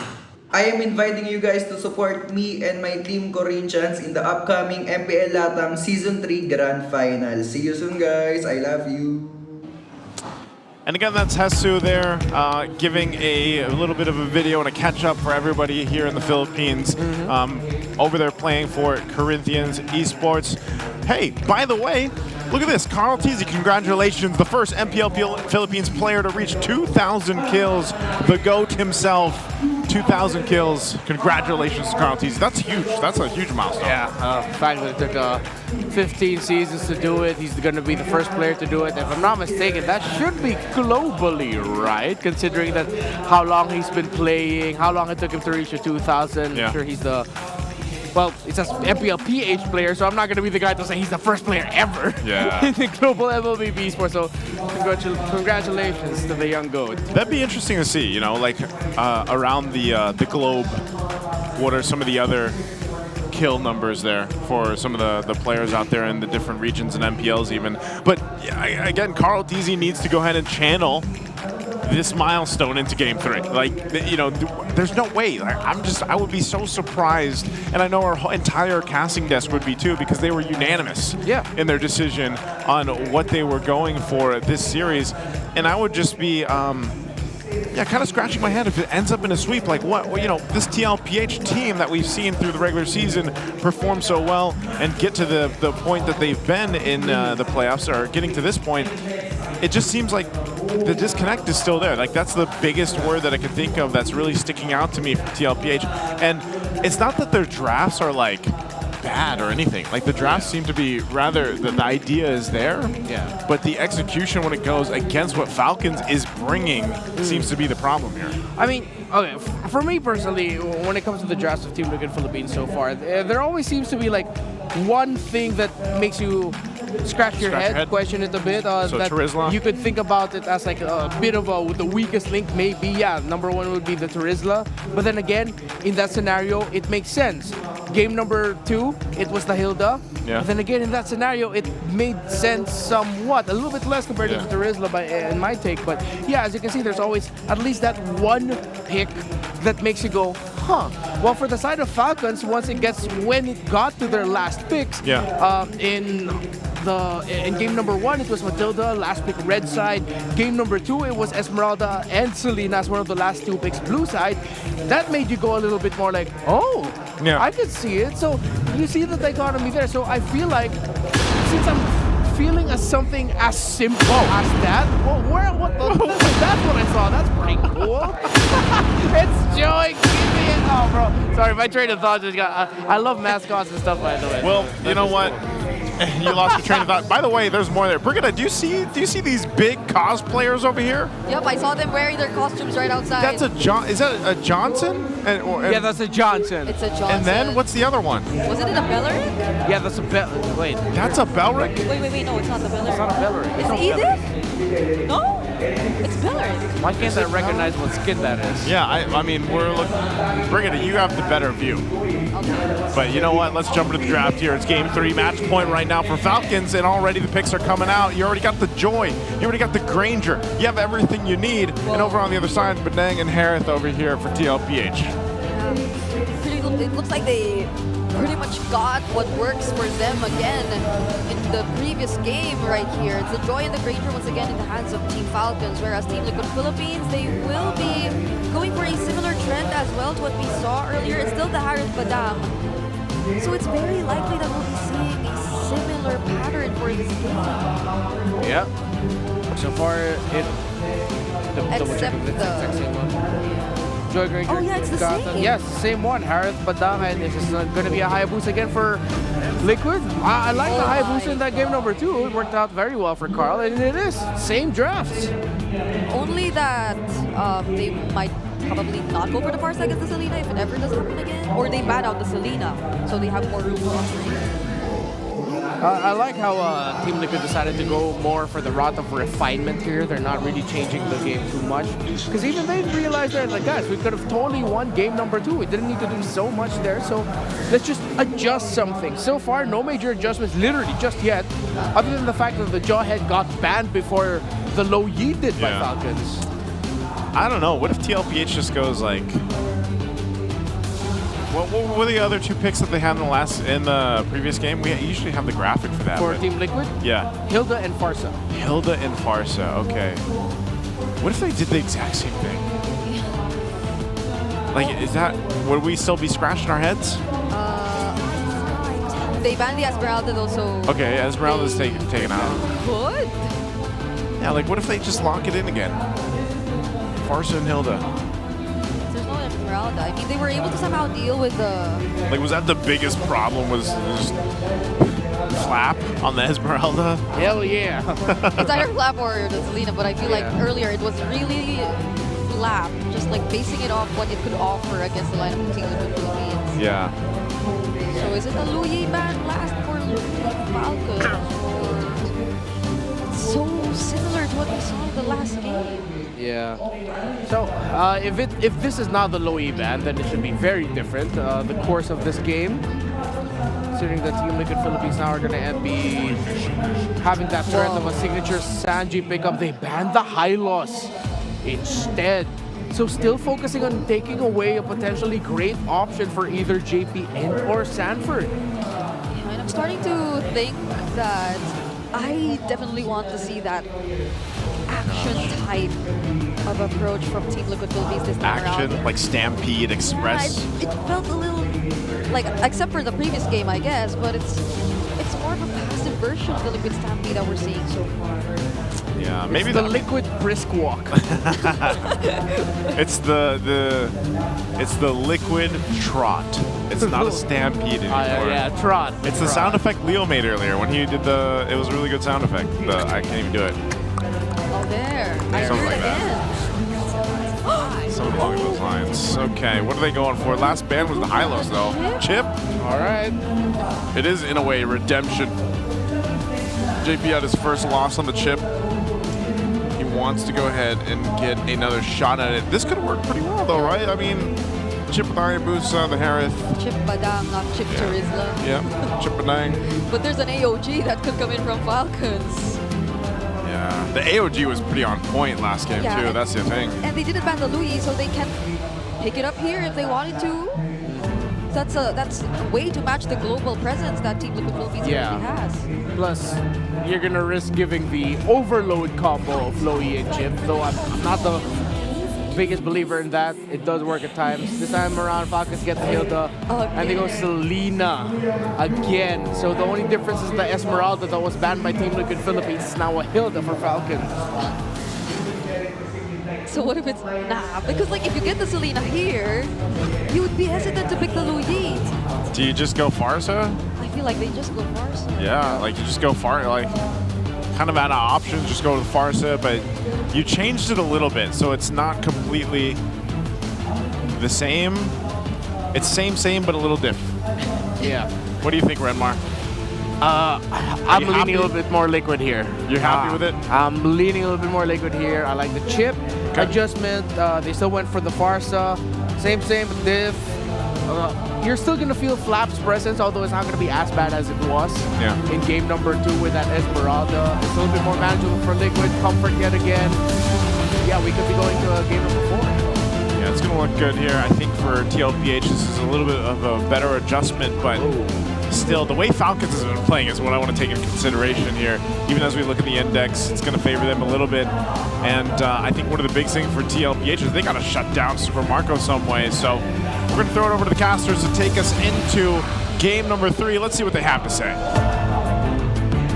Liquid has the lock in. That's what I got to say. If we want to see this go one more game and give the Cavalry what they came to see, then they have to make the most of this very good draft. I'll say that much.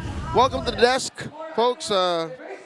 Please bear with us as we figure out exactly how to give the players the best experience competitively on stage so that they could entertain us to no end, to the best of their abilities. My name is Leo. We're here on desk with Rockhart and Brigida. Carl, a minute. We have to talk about this a minute. How do you feel about Liquid's draft? Liquid's draft feels like it's trying to maximize still Carl Tizzy, right? That's Carl Tizzy having more freedom on the Hayabusa. Hayabusa has been consistently banned out against Liquid for a few of their games as well. So I feel like if they can really enable Carl Tizzy here, they might be on something. And again, it's a little bit different, but it's essentially the same as previous game anyways. It's a good draft. I don't see it doing anything bad, nor it failing on any fundamental level. Bring it up. What can you say about Liquid's play? Because Naisu did mention Falcons is off the chain hook tonight. Is Liquid off? Are they the ones who are down? We did observe a couple of times where it didn't feel like they were in sync as much. They weren't as coordinated as how you would expect the Liquid Stampede to operate whenever you watch them during the regular season. And it's probably also because they wanted to try out too many things. You know, for the first 2 games, they've been introducing some interesting approaches to playing the game. And I'm not entirely sure if it's working because they might have practiced this, but we don't see the value. To put it into numbers, pre-game. Holy, whoa, hold on. Ogwin. Already popping the Revitalize. What? That's early Revitalize being used by Ogwin, and Carl Tizzy doesn't really have any electrifying beats yet, so he's going to try to see if he can maybe fight Carl Tizzy without those shadows, those Ogi shadow kills. All right, tranquilo. All right, welcome to game number 3. Fight's just about to break out once again. Everyone's low. Wow. Okay, hold on here. Yeah, they seem to be very at each other's throats at the very least. Okay, a minute. Let's digest the emblems here and talk about why Liquid is so gung-ho to experiment. Sanji getting hit by few here, might be forced to go home. 37 unique heroes to 51 for Falcons. Yep. Suddenly, now you decide to experiment? Right, and it's been Falcons who, like, even way back in the regular season, they were the ones to use the thumbs and all that, but they were quick to adjust back and go to their old ways if they feel like it's not working. And Team Liquid Philippines, that might be one good option for them, considering the outcome of the entire situation right now. And that is what we're probably seeing with the way they draft, or in the way they drafted their lineup. Only that, again, Few might be another X factor here in the way he's gonna stop JP. Yeah, those arrows hitting the targets properly, definitely big X factors here for Falcons. And they're able to just push back the rest of TLPH, at least for now. But JP doesn't really have the shortcut. I don't know why he's up on front here. Maybe just trying to see if he can tag Flapteezy. Flapteezy not on the Esmeralda this time. He's gonna have some firepower in the early game. He's doing a great job at poking down JP. And there, they can just keep going at it. Oh, it's actually Few who gets the turtle with collateral damage here. But that will result to a bit of a bad scruffle here for Falcons. Using the AoE just to push them back. That's Ogwen for you. OG thrown in the way of Kyle TZ and the rest of Falcons. So Ogwen sacrificing himself for the sake of his cores. Yeah. I mean, they're happy with the turtle. They Seems are, to be. but that's an exchange of two bodies. Flapteezy and Ogwen went down in the hands of Team Liquid Philippines, and two assists for Carl TZ.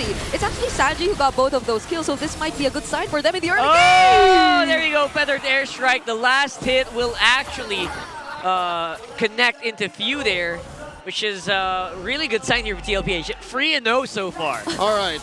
So far, Liquid is pulling a clear man. They're clearing out all the dandruff, all the flakes, all the kinks of their gameplay, and I hate to say that it's coming at the cost of Falcons getting messy. Yeah. It doesn't feel like Falcons are able to think through the way they approach the first objective fight, and this is probably Team Liquid Philippines remembering how it is to actually go for the objectives. The turtle control percentage, again, they're top one in terms of that, but we haven't seen as much in the past 2 games, but now we're seeing finally that same form from Team Liquid Philippines. They just have to keep this going. Yep, an average of 1.97 turtles per game. Chalk it up to 2. So that means they're at least guaranteed 2 turtles per game, no matter who the matchup, compared to Falcons' 1.67. So it's already weird that Falcons started off with that turtle take. Few got it off of a random trap pop. Another turtle spawning up top. How about this gold lane? Let's talk about this gold lane. How is Marco looking like at OHEB? Because OHEB's trying. I feel like series all along, always been trying. He has been, but this is Super Marco, who ever since yesterday has been constantly getting the BBI rich guy on the Granger. You know, so I feel like he's way too comfortable with the way he's able to play the Granger, be it in the laning phase, be it in the latter portions of the game. And so Team Liquid Philippines, at least for now, they don't get to worry about that as much. And fortunately, Sanji is 3-0 on this Farsa, so they have ways to deal with that. A little bit more time for those gold laners to get some items. Farm up, but for now, Turtle Dance. Falcons en masse here on site. Oh, Sanford, I think they saw he already used the fist break, so that might be a bit of a go signal here for Falcons to keep the pressure going. Gonna try to contest maybe here, and they're playing on the Zaman Force. Shortcut is also active. Whoa. Carl TZ is gonna be the one who takes the turtle alongside Ogwen. Oh man, Liquid Philippines smelling any sign of weakness, cracking down, but this does leave Marco to push down bot. Yep, more pressure coming in from Sanford. This time around, hitting those fist breaks, make sure that he's able to push back Falcons at least for now. And TLPH comes out on top, 1.4K gold lead. It's different now that OHEB is finally able to join in. Of course, yes, at the expense of their tier 1 down bottom, but I feel like Team Liquid Philippines, they're happy with the way things are going. Sanji is really activated right now on the Farsa 301, 100% kill participation so far, and you can pretty much assure that they can create a lot more space compared to the past few games. And that's just by looking at Sanji, not even what JP can do with the chip. We haven't seen as much just yet. They did call up OHEB for that turtle fight, so we expected it to be a one-on-one gold lane for them to just, you know, stay there, duel, but they called in the Baby Cakes. Baby Cake served it up. I'd reckon if they ride that wave, yeah, they could come back into the series, but we'll take it one step at a time. One more turtle spawning, lower quarter. That turret made up for down bottom, so it's a turret apiece, 6.5 minutes in. The fact that Carl TZ is playing more disciplined now is making all the difference. It really is. I feel like they're able to just really get into focus, especially on Retribution, so they're getting the objectives at the very least. It's 1-for-1 though. So we'll see if they can maybe get more kills after this one, because that seems to be what they're really good at here. OHEB removed from the map before he can actually do anything in the team fight. There goes Carl TZ with that shadow kill, and it's going to be a 1-for-1. There's not a world where that's worth it. Flap TZ for OHEB. I'm wondering, Brigitte, how was OHEB found there? It does feel like they were trying to set something up. JP was already holding the brush, but Team Falcons, they didn't decide to go in that area, and instead they caught OHEB all alone, separated away from JP, and now they go for the turtle! Yep, it's going to be a Carl TZ turtle, but the collapse is really strong. Basically, TLPH throwing everything but the kitchen sink. And they got Kyle. They lost out on the turtle, but they got Kyle. Okay, seems to be pretty worth it. They're getting ready to maybe dive in behind this turret. We're looking at Sanford. Is the fist break gonna come in? But no, it's shadow kill from Carl TZ first. He finds Few solo, but the timing is off because there's no wave that they can convert for in that mid lane tier 1. They're gonna go for this purple steal though. Did he get it? I think he got it, yeah. He retreated! They're gonna settle with that. Oh, but Kyle TZ able to get information that there's someone around the orange buff. But this is indeed a very well-balanced performance we're seeing from Carl TZ. Just the right amount of discipline and aggression, and especially when he sees that Sanji is able to poke someone down really low, and that's something he's really capable of doing at this point. Also on the lethal ignition, so you could expect the amount of damage to be really felt by both Few and Super Marco. At this point, you have to look at where the attack is going to come from here if you are Falcons. You have to be very aware because you have to prepare for the fist break, right? Once the fist break comes in, you don't really have a lot of flickers to use, so you're going to have to walk. So look for the attack. No flickers, no purifies. Everything that you're going to do to get out of Liquid's engagements is something proactive. You have to skill check your way out of a Liquid stampede, which has been slowly ramping up. You know, the wind up is there, we're seeing it. And it's coming off of the back of JP's controlled approach, off of Sanji's killer instincts, and of course Carl TZ's discipline. We're waiting for OHEB to come online. It's a slow start for the Filipino sniper. And it's nice to see that while they're waiting for that to happen, it's that they know they also have to take the necessary objectives. They've been taking away turrets from Team Falcons, and that hasn't been happening for the past few minutes, but JP is low! JP is one tough cookie. Just now he's using the flicker after so many skills have actually been thrown at him. He refused to use a shortcut. It's not time, he says. It's not time. Not yet. Exactly. Yep, Carl TZ already pushing up the waves up top, so that's a lot of pressure for Team Falcons, especially as they've already positioned themselves in the lore or the Lord fight that's about to happen here down bottom. Okay, little known technicality here. I love how JP's using Chip's passive. He took a lot of damage and then walks away. Walks away for like 5 seconds like, guys, I'm back, I'm ready. He has a passive Guardian Helm. Yep, the chips. He needs to eat the chips, and he can immediately get back and position himself for this upcoming objective. They also have to take note of the portal that's right next to the Lord, but Ogwen's watching it carefully, so JP cannot take advantage of that. They also put a trap, so they know fully well the capabilities of a chip, so they'll have to look for other angles if they want to start things up. But just the same, the counter punch is scary if you are Team Falcons. Slow and steady the approach of these Titans are towards victory. Oh, there you go. A comeback for Liquid and a dominant finish for Falcons. So far, Liquid first to the scene here. Lord at half health, conceal. Yeah, they're starting it up. They see the HP bars and they are getting ready. Wait a second, there's a shortcut behind them. Super Marco is removed by OHEB, but that's gonna be gold for gold. What's the 4v4 gonna look like here? A Liquid split stampede. A kill squad sent over to Marco while the rest of Liquid go for the Lord. I was expecting the Lord to go to Falcons, but it was a calculated risk. Yep. JP knew what he had to do. They were target locked onto Super Marco. And this kind of reminds me of the exact same scenario we saw earlier with the Lucas and he got hit by the arrow, luckily enough, just enough time to walk on out there. I guess the rest of Falcons weren't ready to capitalize, but man, the tanks, the frontliners here of TLPH are very, very durable. They have to be. They have, not just mechanically, not just literally in game, but they have to understand that if we die, that gives more room for Falcons to come back. JP jumps in! Speaking of coming back, it's going to be TLPH who are coming back by a shortcut here. But I don't know, it feels like it's a one-way trip. There you go with a fist break, but Super Marco survives. AOG by Ogwin, and the dance is still going. And they're playing around with a Lord behind them. Sanji with a feathered airstrike, unstoppable kill on the flap. Better late than never. A delayed feathered airstrike.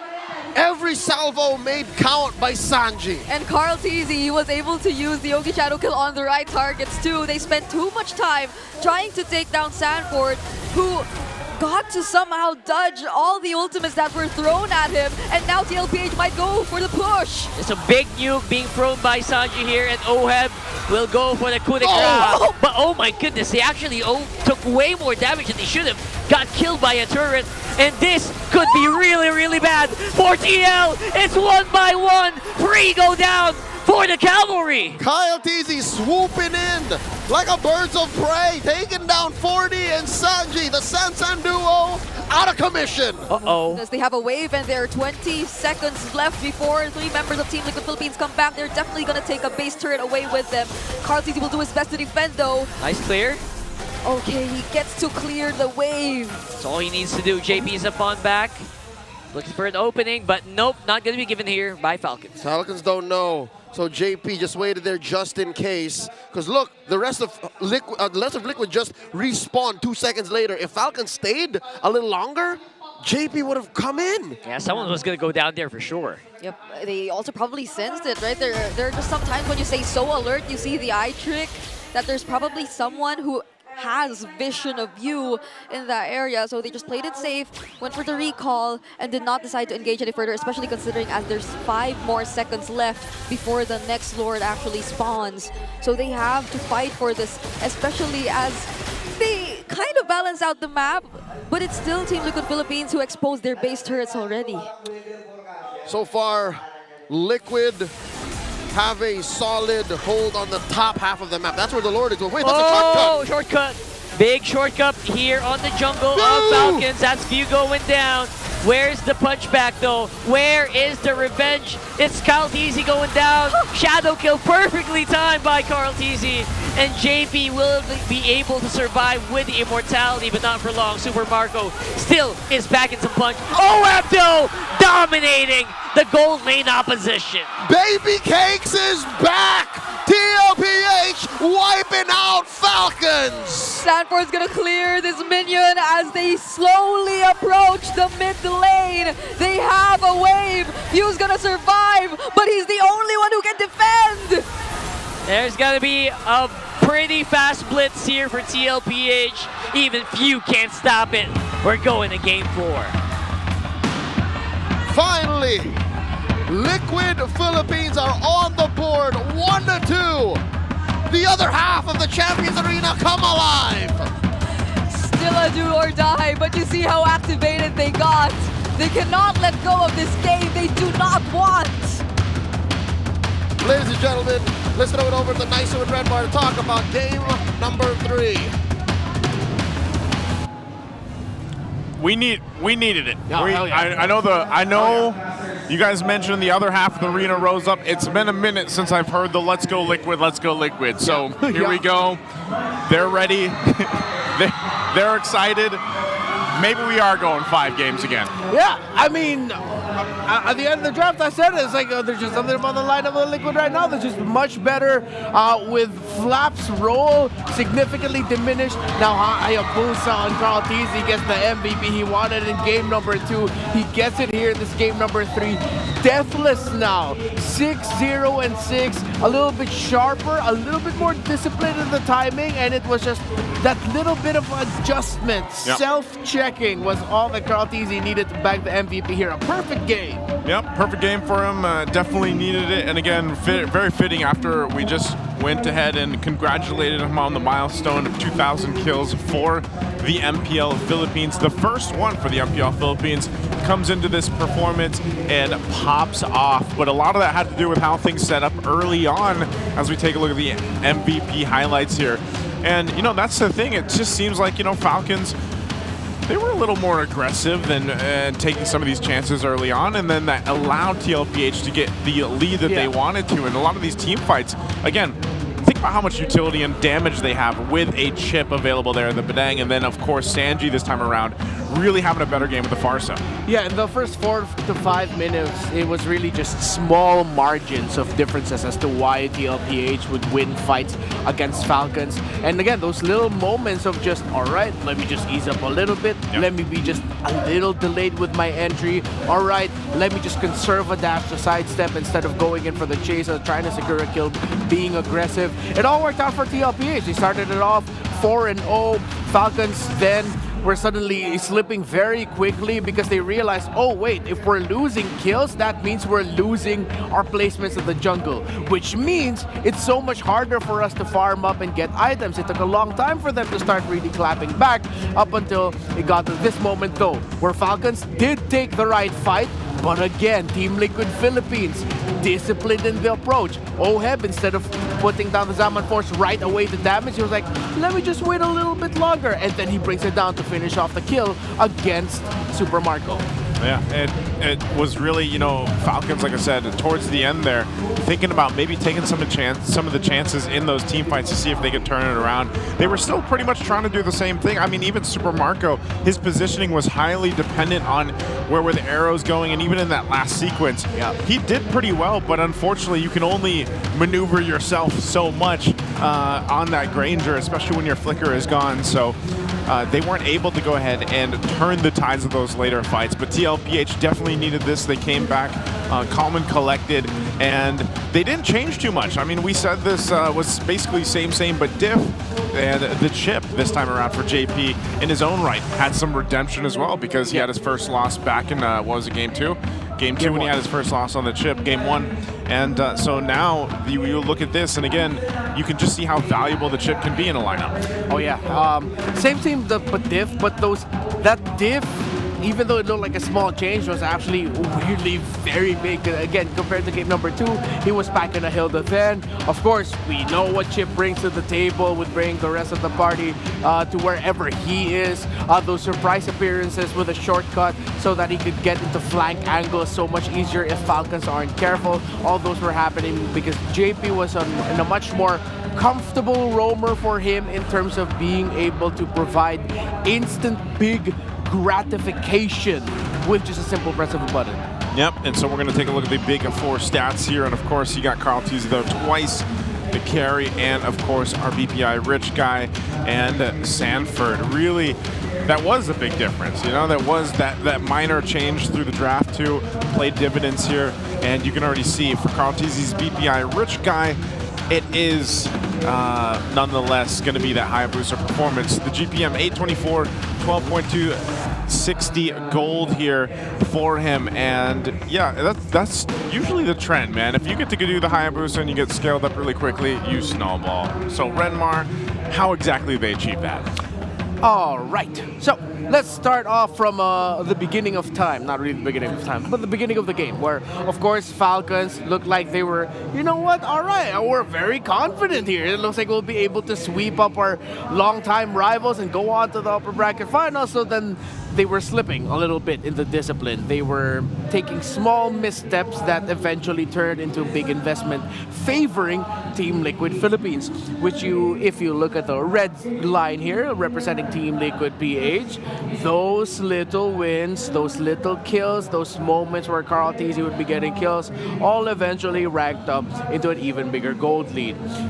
For Team Falcons, the gap never dipped so much, but they were losing presence in the map so quickly, because again, if they start dropping bodies and then they start losing positioning in the map, that's so much space for a chip to take over. And the lineup it's paired up with a Hayabusa, a Badang, and most importantly, the key pick here is that Farsa to really expand your domain, considering with how much range a Feathered Airstrike like has, then it's deadly for Falcons to lose the way they did in the map. Again, the gold never got so huge in terms of the gap, but it's the map, the objectives, the towers that Team Liquid Philippines got over Falcons that became the biggest difference between the two. So since Falcons, their lineup this time around, they don't have the Esmeralda, they have the Hilda, it demands them to be the one with slightly better map positioning, or if it's not slightly better, at least if the other team's in the lead, it's close. If you lose map positioning, no matter how much gold you have, it's going to be so hard for you to make the most out of the lineup that you bring to the table. Look at Super Marco's farm compared to OHEB's. Very neck and neck in terms of when they got their first items. 4 minutes for Super Marco. The Starlium Scythe for OHEB came in at 6. And then Feather of Heaven slightly past 8 minutes, or between 6 and 8 minutes, you get the Sky Piercer. Sea Halberd at 10. Of course, the Holy Crystal will come in much later. OHEB took time to farm, yes. Super Marco, yes, was farming faster, but all of that came at the expense of control everywhere else. As Team Liquid Philippines, they were getting significantly more things in the map. That was the kicker there. Of course, with Sanji getting his items relatively quickly. Earlier, we had a game where the Glowing Wand came in at 8 minutes, between 4 and 6. Yeah, that's the sweet spot that you'd want to be able to get the first item for your Farsa. And then Lightning Truncheon slightly past 10. Although, yeah, it did extend because at this point, the Farsa wouldn't be focused on the farming anymore. You're rotating alongside JP, trying to get kills, and if you're not getting kills, you're using your Feathered Airstrike to provide the zoning and the presence so that you have a much better, again, sphere and space of influence that you work with. You look at Sanford and Flapteezy's item development, night and day. Sanford gets his items very relatively quickly.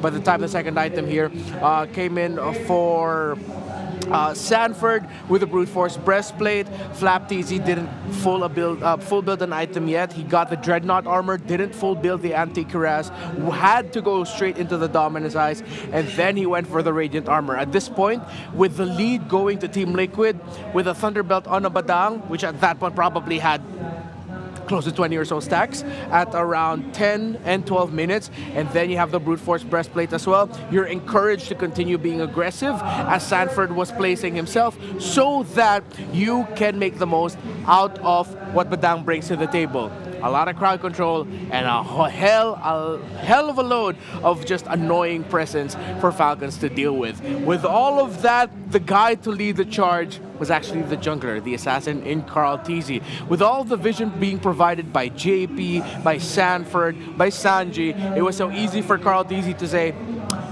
wait, yeah, now I'm gonna go in. Compared to game number 2 where it was like, I'm gonna go in, let's go, come on, someone come with me. Now, this time around, it's, guys, are we all in position? All right, I'm gonna go in as my Hayabusa. If anything ever happens and someone responds to the other side, at least there's another dude here with me to help me get away or to help secure a trade. 86% in kill participation in game number 3 compared to the average for Carlteezy post-patch 1.9.64. More kills and assists. It was just a significantly faster game here for Carl, who again on the Hayabusa went God mode. Damn good game for the young goat. It was a damn good game. He locked in, got it done. Carlteezy was a big part that Renmar was highlighting here. But of course, across the board, it was everybody just really playing their part, especially like you mentioned with the chip, the influence that a chip and also a Farsa bring to a lineup to these team fights and everything else are quite devastating if you're not able to control it, and that's that influence that we saw from the lineup that they have here. So again, that's what TLPH, that's what the Cavalry needed to get into the series, to stay hyped up, because even the TLPH fans here, of course, were waiting to see their team get the first victory in this series. Now, before we move on to game 4, we're going to get another update for our MPL Playgrounds. Let's see what's going on over there. Hey there, Super Fast. This is your very own Odin, back here at the MPL Playgrounds live with Onic Philippines. Philippines together with the Super Family.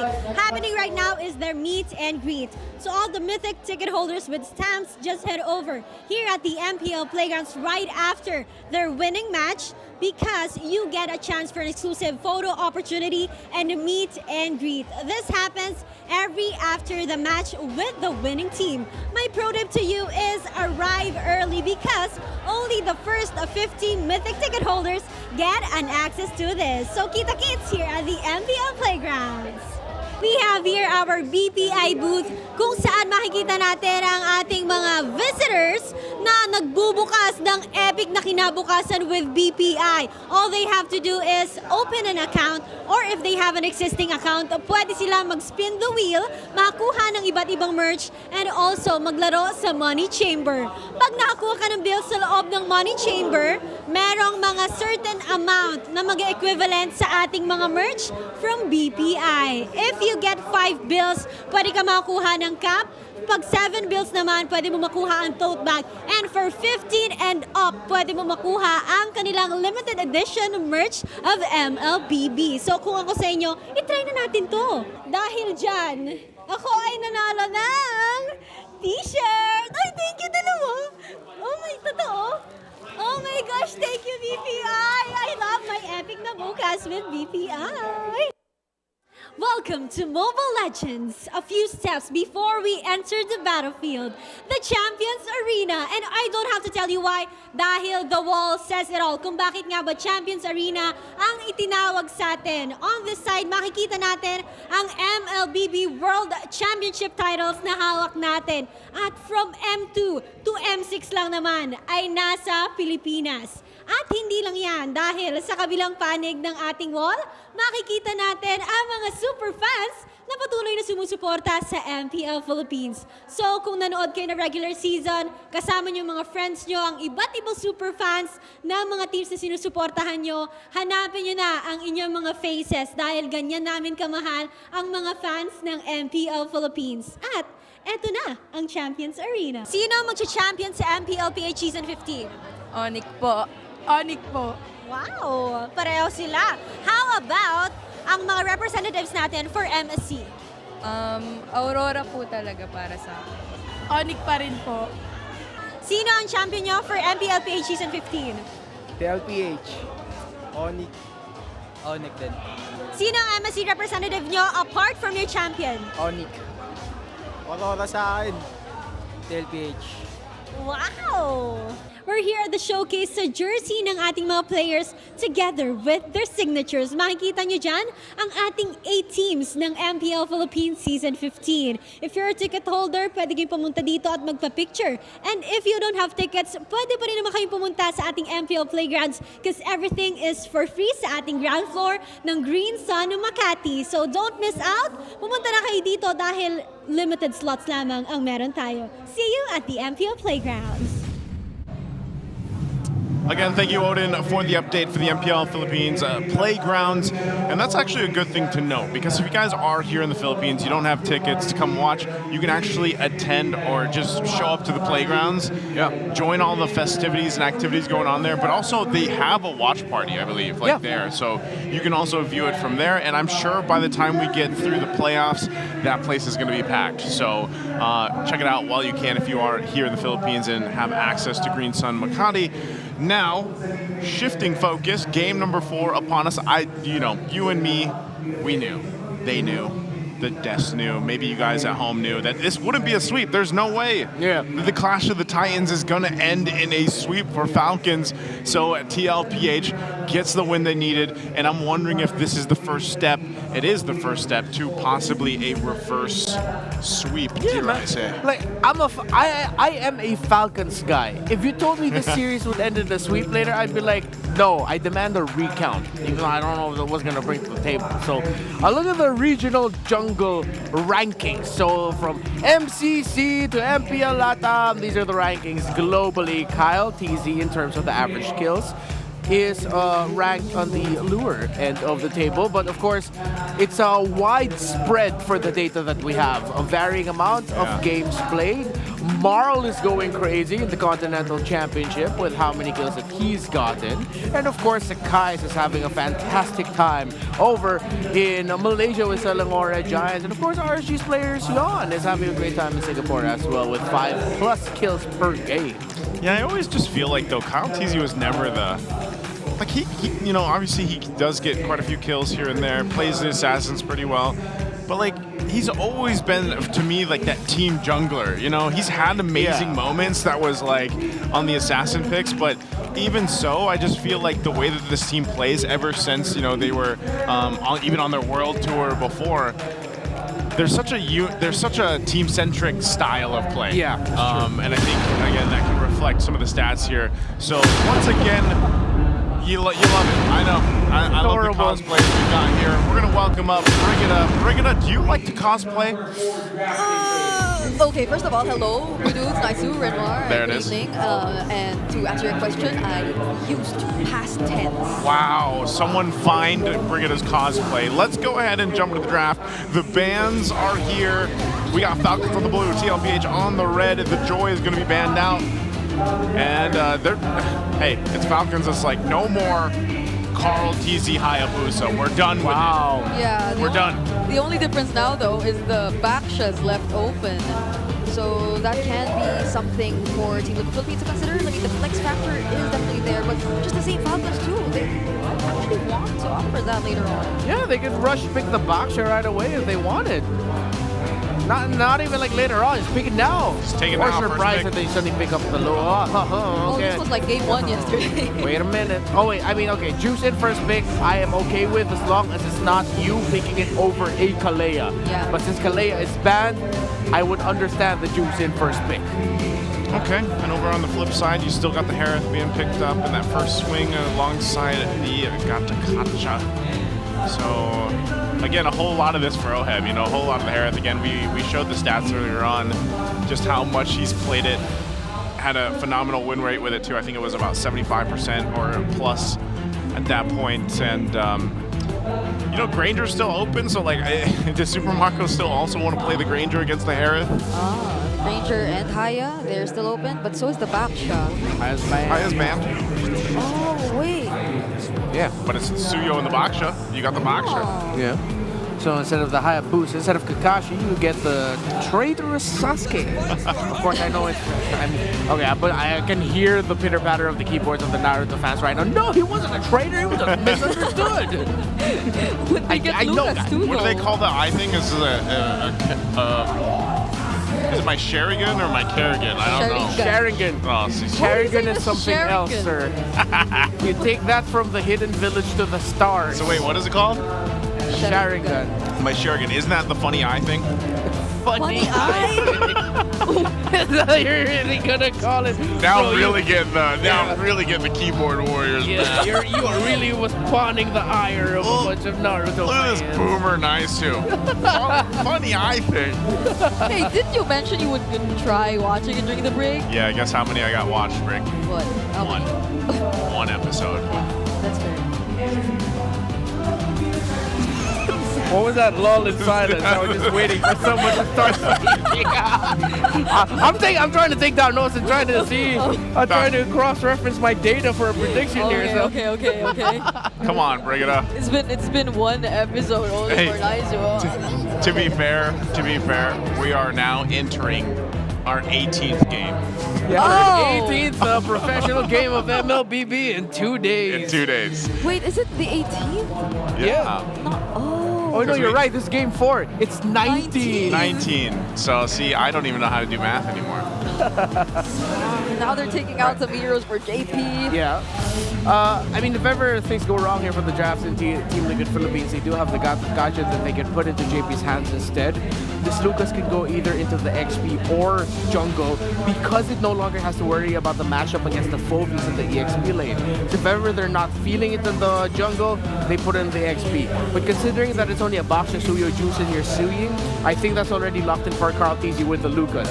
So for the Sanford pick later on, there it is. They go ahead and pick up the glue, considering that they're going to be going up against a boxer, that there's instantly someone that he can latch to. Never mind, they pick it right now.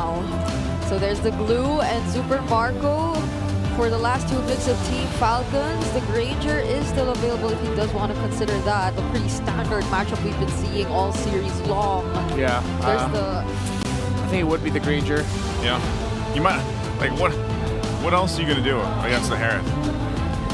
You know? Kimmy. Yeah, it's like, no one's surprised. No one, 109 times picked.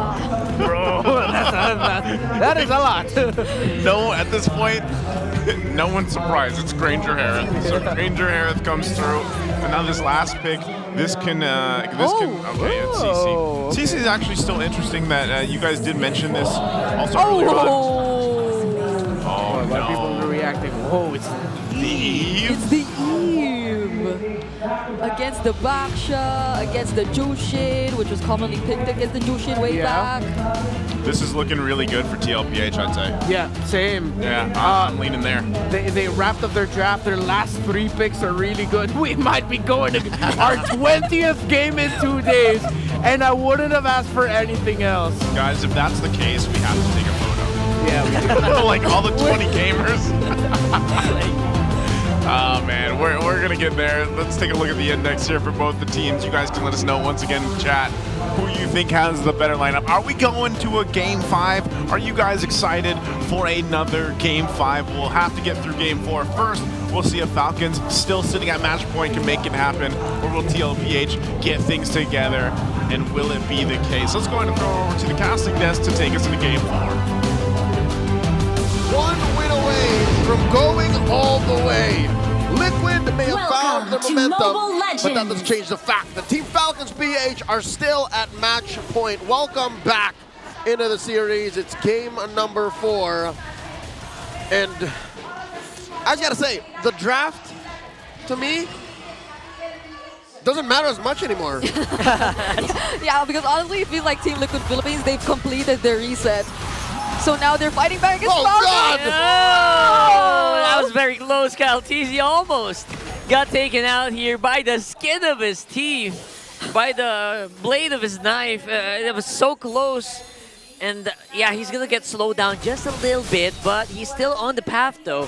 So they're still pretty much close to level 4, I guess. Carltesi also got sidetracked a little bit on top. That's straight up Naruto versus Sasuke. Oh, yeah. Just when we thought that we won't be seeing as much Sasuke's anymore. I guess. It looks like the first time we're going to see it. We haven't seen Suyo in a long time. Yeah, we would have acknowledged it, but now, for real, this is canon. Yeah. Naruto versus Sasuke, guys. Maybe the last time was in week 8. Because like... Not even. I don't remember Suyo getting picked that time. Onic PH put Team 7 together in one lineup. Yeah, there you go. Maybe in the next beat. Oh! But look at that. It's going to be Caltesi almost getting JP, but saved at the nick of time with the passive. Man, that could have been a kill, but it went the other way. JP with a kill. First blood for TL. And was that not the second time they found Kyle just nearby, all alone, and probably very susceptible to being taken down by TLPH? And here's the thing, Kyle wants to fight, but I don't think you want to fight as a Suyo this early without any items yet. Yeah, he's Giggle, man. That's part of the dictionary now, so I think we can use it. But Ogwen trying to look for information, however. Yep, Few's gonna do his very best to maybe just push these big tanks a little bit. But Carltesi gonna be able to secure that turtle. TLPH is looking solid. Is it too early to say they are so back? Like, this is the way they pull off the early game. This is the way they show their dominance early on in the stages of the game. I would say they are back. They are so back if we go to Game 5, but I'll tell you this much. The Liquid PH playing here in Game 4 is a very different Liquid from Game 1. Yeah. They feel more in sync, and this is what we were looking from them earlier. Like their mid-trio, the way they're rotating, it's just so fast-paced. And JP, however, might find himself too deep. Yeah, that's a pretty good harassment coming from Falcon. Whoa, whoa, whoa, whoa. JP. You can't fire me, I quit. So well, that's the AOG. That was the most random AOG of my life. Hey, better safe than sorry. Yeah, that's true. He was in front of 3 members, you know, and Caltesi experienced the exact same thing when he was in this particular area. They wouldn't want to hand over even the slightest bit of lead to Team Falcons now that they finally find the control in the game. But this is Team Falcons responding to with, we can do the same. We can like rotate together as one and find something across the map. So far so good, the recovery on Falcons despite that early stumble. Drawn first blood on Kyle and the turtle conceded over to Liquid. Next turtle spawning lower quarter, same spot.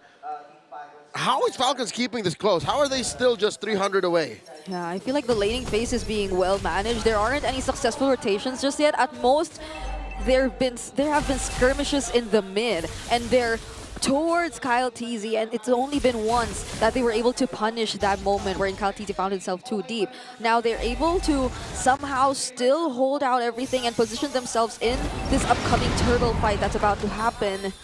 Although they do have to consider this is probably going to be a 5v5. Falcons in a good position. The 5-man arrived a lot earlier here, and they are trying to blitz that turtle, opens up on front. Oh, Few with AOG. He's going to have to deal with so much here. Carl TZ is still coming out on top with the red tree, and they're just walking away like nothing happened. But they might be able to take out Ogun with them as well. The Master caught behind enemy lines, and now Few pushing back Sansan. What is going on? All of that. Was they? So they are indeed back. And They're where back. was this? Where was this in the past few games? OHEB got a double kill too during that entire sequence. So you could pretty much assure that he's ahead of Super Marco in this game in terms of gold. And it's not just that. Right now, okay, Clap TZ, could he be the next target?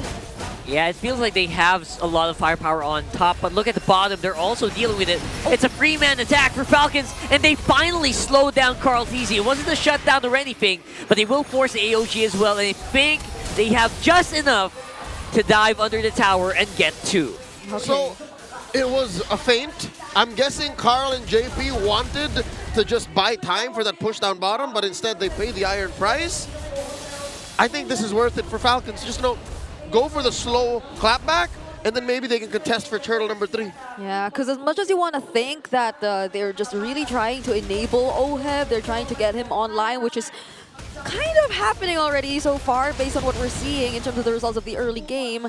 You would want Carl TZ to just be that, just have that same level of threat against Team Falcons, because he's the guy who can just constantly go in, force out the ultimates, even the Crimson Beacon, which is going to be very vital for Team Falcons as well later on, and just not mind Ogun once OHEB's already able to rack up on the items to deal with him, even when you leave him alone alongside the other members of TLPH in the back line. Oh, there it is, the Kakashi Naruto 1v1. Again, it just keeps happening. That's going to keep happening later for sure, and unfortunately in this meta, Naruto's ahead, so...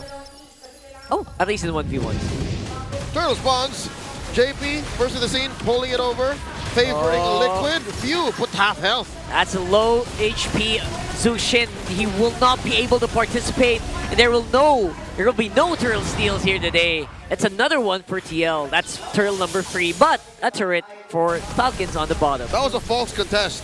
Falcons just stood around, but the truth was they weren't going for turtle at all. They took down that tier 1 down bottom, and look! Oh, can OHEB catch him? I think that, did that hit? It didn't. It was probably like 1 or 2 pixels away. 1 pixel from away. connecting to Kyle TZ.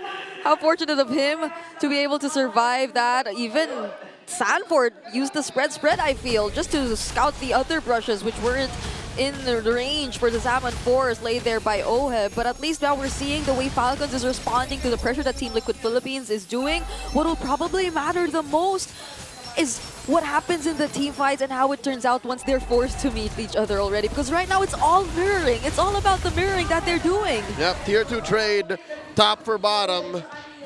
But here's the thing, Liquid is actually losing out on economy. There's more pushes for Falcons. Yeah, they've already taken out 3 turrets. Team Liquid Philippines has only taken down 2. And they feel like they have their eyes set on the mid lane, but the defense shown to us by Falcons is just too good. So they're settling with what they can for now, but they need to do something in terms of that if they don't want Falcons to get more openings to catch up.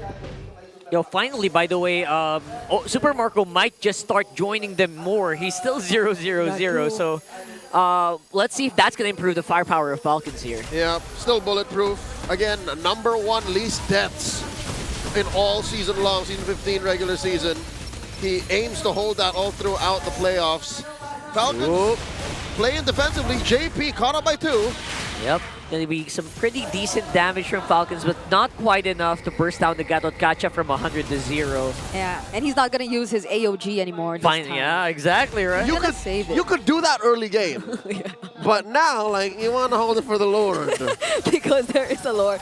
There's the Malefic Roar also picked up by Kyle TZ, so we could be potentially expecting a bit more damage from Team Falcons heading into this next fight. But they feel like they might want to... Wait, is Owen actually scouting Oheb? Yeah, he's waiting for maybe Carl or Oheb.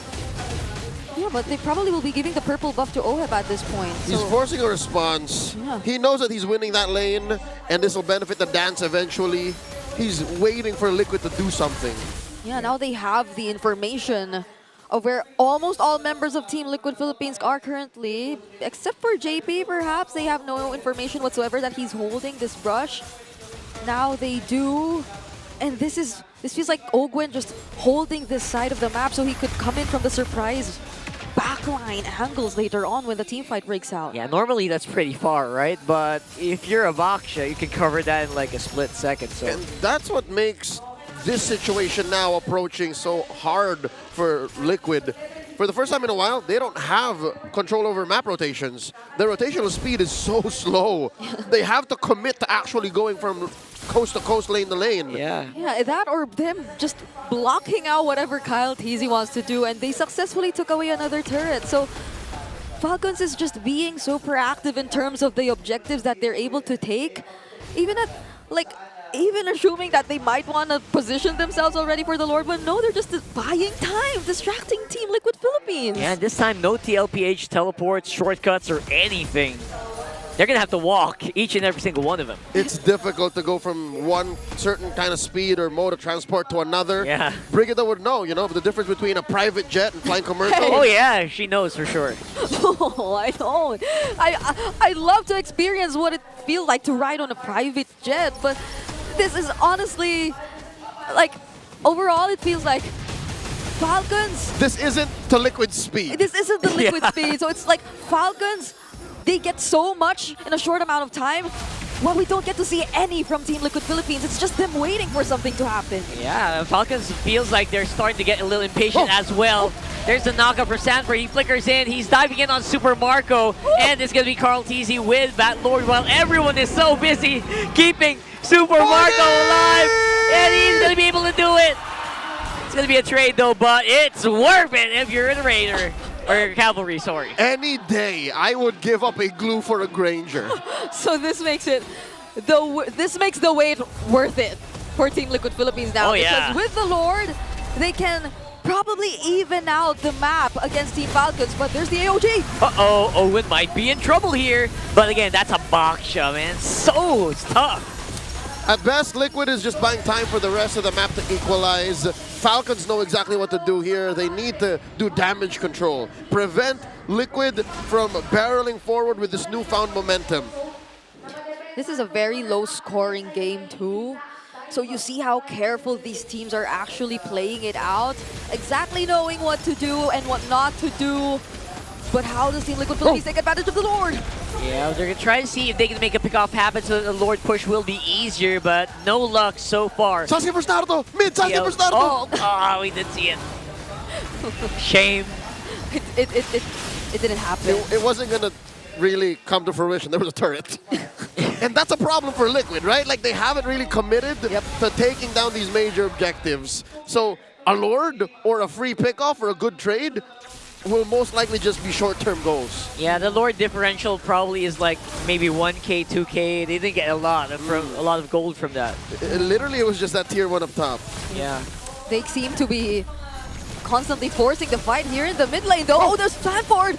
He caught him. He caught Ogwen, and that might not be the target you want. And now they know that the grab is not available. Abort, abort. But also the curtain call. So it's a trade, you know, big ticket oats. This is just a clear sign for both Titans of MLB to say, hey, let's regroup.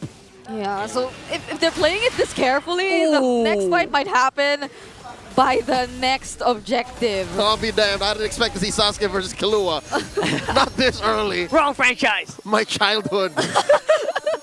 The crossover we didn't know we needed. Thank you, MLBB. 40 seconds until the Lord spawns upper quarter. Again, we're back to problem number 1, the major issue for Liquid. Slow rotational speed compared to Falcons' attrition-based playstyle. They're so good at choking out their opponents. Yeah, I mean, just look at Ogwen standing here in the mid lane, and Few, who is yet to die, by the way, in this entire game, just constantly holding down the mid lane. So Team Liquid Philippines aren't able to get their hands on the mid lane tier 1, or not even into a fight that's really comfortable for them. Like, we've barely seen the real world manipulations and them being able to maximize the real world manipulations, because whenever a fight happens, it just feels like with the rotational speed, Falcons just gets away. They just regroup and fight back once they know that there are more things lacking from Team Liquid Philippines side. We're approaching 15 minutes, and it's only 3-4 on the kill score, so this goes to show what kind of lineups these guys are running. And not just the lineup, man, it's the gameplay. This is PH Macro, TM. TM? Yeah. Did we apply for that? It's in the works. For the past couple of years, we have redefined what competitive Mobile Legends looks like. Yes. And at the peak of it all, the technicalities of it all, the Philippines is the Floyd Money Mayweather of MLBB to boxing. Like, we're just so technical. It's just very defensive, very controlled. JP catches some fire, some smoke from 2 on another. There he goes. Another AOG moment. Better safe than sorry. Okay, Wait, I get it. But there's a lure. He couldn't afford to do that unless Liquid's call is just take it slow. They're willing. Oh no, but look at this. Oh my goodness, Carl TZ. Look at his HP. He's willed down so hard. And now he's going to stay alive, but only for a meantime, though. That is huge. Big ultimates being expended on TL. And Falcons finally gain access to the mid lane tier 1. Yeah, finally. Zaman Force used, AOG used, I'm Crimson assuming... Beacon? Crimson Beacon. If it weren't for that Revitalize, Carl TZ might have actually fallen. And this whole time real-world manipulation. Yep. We are yet to really see one that Team Liquid Philippines just utilizes to take advantage of a team fight. And Falcons, they're just always okay with letting Team Liquid Philippines position themselves in the Lord Pit and just do nothing, just do other things in the map. I reckon it wouldn't hurt just yet. Maybe that's why Sanji's holding off. But JP! Man, Flap TZ is going hard into the TLPH lineup, and finally JP uses AOG in the right target, but this time around might be a little too late on the retribution. That's going to be Lord rather going over to Falcons. But, of course, TLPH is not going to take that line down. They get 2 kills. The art of the turn. Liquid Philippines feinted a Lord take and instead turned on the heroes. Flap TZ and Ogwen down. But these are the chunkies. These are the big guys. And that one chunky hero, which was Ogwen, actually did way more than what we saw of him just tanking the damage. I feel like he blocked the Shockwave Blast, which could have potentially been the combo for the Retri, for Carl TZ to actually steal away the objective, but just because he was right there at that spot, he blocked it. And so it was a clear chance for Kyle TZ to get the objective for themselves. Yep, so that means the map's going to turn blue even more. Look at that. A passive push up top by Kyle, and down bottom, the rest of Falcons escorting the Lord. Yeah, they seem to be happy to just take this fight whenever. Now, JP, are you going to go for the AOG on the offensive? Or will you just try and see if you can will down that Lord? Looks like they're going for the latter. And they are going to get slowed down just a little bit. Nice try on Sanji to go for the real world. But no one is going to get caught. And Falcons, their siege is still ongoing. Interesting angle the way Sanji dropped that RWM. A good, whoa, AOG! There's the AOG. We were looking for, but not the targets that he wanted. No one home. All right. Back to what I observed up top. Brigida, I don't know if you saw this. The way Sanji dropped the RWM, maybe almost half of it was not on the map. Yeah. So something tells me he might have just clicked it out of just, take down Super Marco. He was just pressing buttons. But they don't, but they can't afford to do that because the skills that they have, it'll work best if they are able to sync it up, if they're able to coordinate it well, like the Real World, the AOG, and then the Salmon Force. And place it in the right spot. Something tells me maybe Sanji just tried to go for max distance. The reason why a good chunk of that area wasn't in the map is because he just wanted to get that corner over to Marco. He almost got him, almost immobilized the Granger, but still Super Marco is sitting at just 1 death so far, and Falcons is so comfortable being, you know, this controlled, playing slow. Yeah, I mean, Sanji does already have the Wishing Lantern. If it's just that, he probably has a couple other items too, but... Glowing Wand and wings. Yeah, but that isn't like the Farsa where it could just deal that burst damage towards Super Marco. And of course, Super Marco, he does have a way to just dash out of that real-world manipulation, so... And Flicker. It was just probably really damage control that Team Liquid Philippines tried to do, because he's the one guy you don't want to get close to the turrets, That's right? true. 20 seconds on the next Lord, by the way. Adam and Carl TC's in a very interesting angle. I think they want him to do a -1 before they get started. But yeah, Falcons very, very aware of this strategy. Not gonna fall for it. Or will they? Oh. They are visible on top side. Wait, Team Liquid Philippines are also on the opposite side of the map now. Like, they probably read into how Falcons has been doing it for quite some time, but the difference is Falcons can just go to the Lord way faster. Oh no, JP! Oh my goodness, Flap Teasy. I think he already used Curtain Call. Yes, he did force the Gatot Gacha back. But again, that's the Gatot with an immortality not really too scared of here. Carl Teasy, though, eyes on him. But it is a losing matchup. Early, mid to late. If a CC finds a Gatot, the Gatot will usually fold. Almost 100-0, almost. Yeah, he had to run away. And he's just about to recall now. So Team Falcons are definitely going to position themselves first in this upcoming objective. Yeah. Well, at least there's the AOG, so he can go in. Wait! Few second window, few already used Crimson Beacon. That is a huge ultimate used on Falcons, and this could be the opening that TL has been waiting for 20 minutes. 2 big ticket ults spent by the Cavalry, and they force Few to use the Crimson Beacon and the Flicker. Does the math check out? That's pretty work. Well, at least they still have other big ticket ults to rely on if ever the fight still proceeds to break out in a few moments. There's still the ultimate from Sanford and JP, but are they going in? Look at Falcons. They are looking. Ogwen is looking for Oheb or Carl, but Flap Teasy is going to get demolished here. Not going to be able to out-sustain them. Ogwen, though, going to get caught. Oheb with a 1v1 on the Baksha. The Falcons have fallen. They are slowly getting chased down. Few is not going to be enough to help with the contest. It's 2 for none. For the Cavalry. Are handing out freebies. 2 for none. Liquid steal the Lord from underneath that free win. 20 minutes. We were waiting for 20 minutes. 20 minutes. And 2 free kills suddenly come out of nowhere for Liquid. And one of those, the one towards Ogwen, was pretty questionable. Like, how did he find himself in that spot wherein he was just up against Oheb 1v1 with no one else alongside him? I mean, one could argue, I got Oheb, go, go, go, I got Oheb! Yeah, he could be holding. Yeah, that's true. But the order of things, how it happened, Flap fell first, and then there's nothing else Falcons could follow through from that. So if they're not in control, if they're out of tempo, out of position, Liquid wins. I guess that's the cost of losing Few, his Crimson, his Flicker. He can't really help. It's like a crippled Falcon that we're seeing. You can't fly. This is an evolved Lord, by the way. So they will be going having in. it up until the base. Sanford's trying to see if he can grab onto somebody. That's a dodge on the AOG, but the real world is providing a very good battlefield for TLPH to fight in. And there goes Flap, and they might just not be enough. Ladies and gents, we have a game 5. All the way.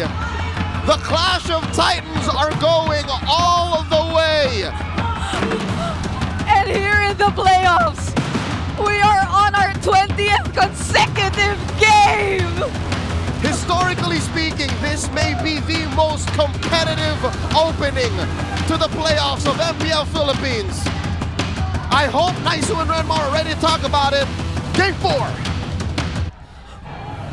Are we ready to talk about it? Are we ready to talk about the fact that we are going to our 20th game in 2 days? Let's go! Let's go.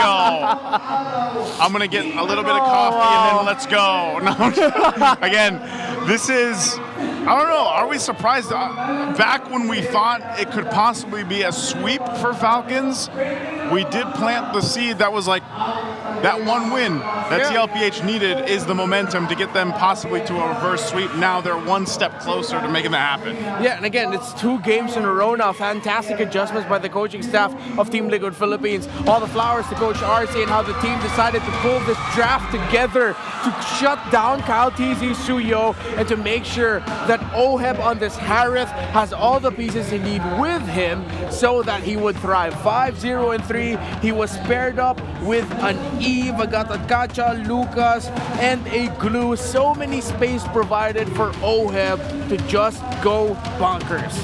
That Eve is so good, man. Like, and then you pair it up and you allow the team to go ahead and work into this. I mean, even a Harith paired up with an Eve allows yourself to just kind of be a little bit more safer, especially on the defense. And we saw that a couple times where they had to go ahead and play that properly. Falcons was in good position in some of the aspects throughout the game, but ultimately TLPH was waiting for their moment. Like the caster said, around that 20-minute mark is really when things started to change. But looking at the highlights here, back in the early parts of this game, you see the back and forth between them. TLPH had good control over the objectives. I believe they got 3 for 3 in the Turtles. They were getting the kills. Carl TZ was also able to help lock down a lot of these early kills, but you know, Falcons did fight back, and I feel like that's going to be a big story going into game number 5, because this series has been very back and forth, essentially, you know, in comparison to our first matchup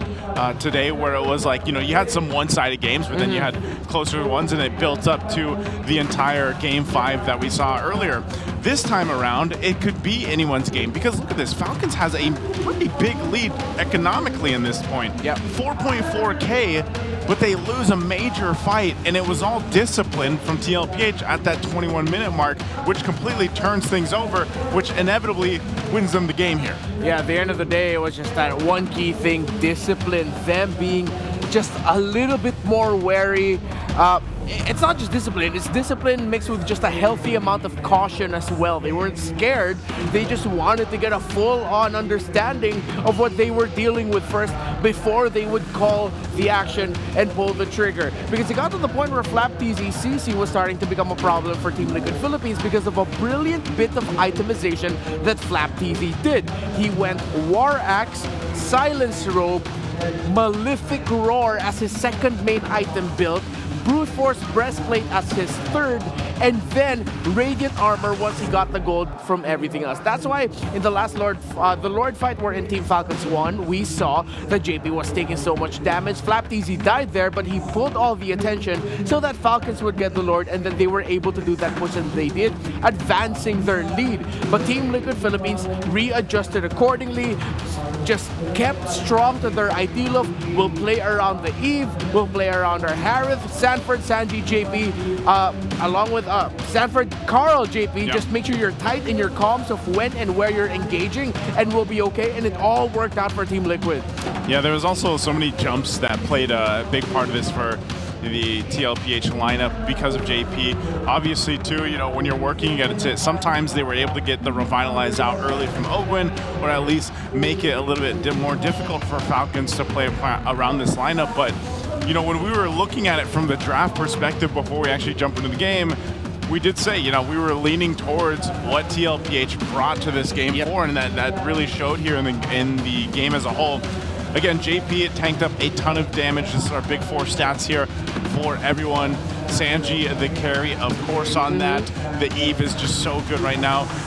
Same thing, he's there for the wingman. And then, of course, you got Kyle TZ, BPI, a rich guy. He was able to farm up pretty well. And I guess even though the nerf was there, like, that's still what Suyo does really well. Like, he's always going to be a great farmer, so he does get this. Gets a ton of gold, nearly 19,000, 851 GPM. But still, nonetheless, it wasn't enough for Kyle TZ to completely turn things around once it all fell apart at that 20-ish minute mark. So Renmar, I know there's a lot here on this one, so let's go ahead and break it down.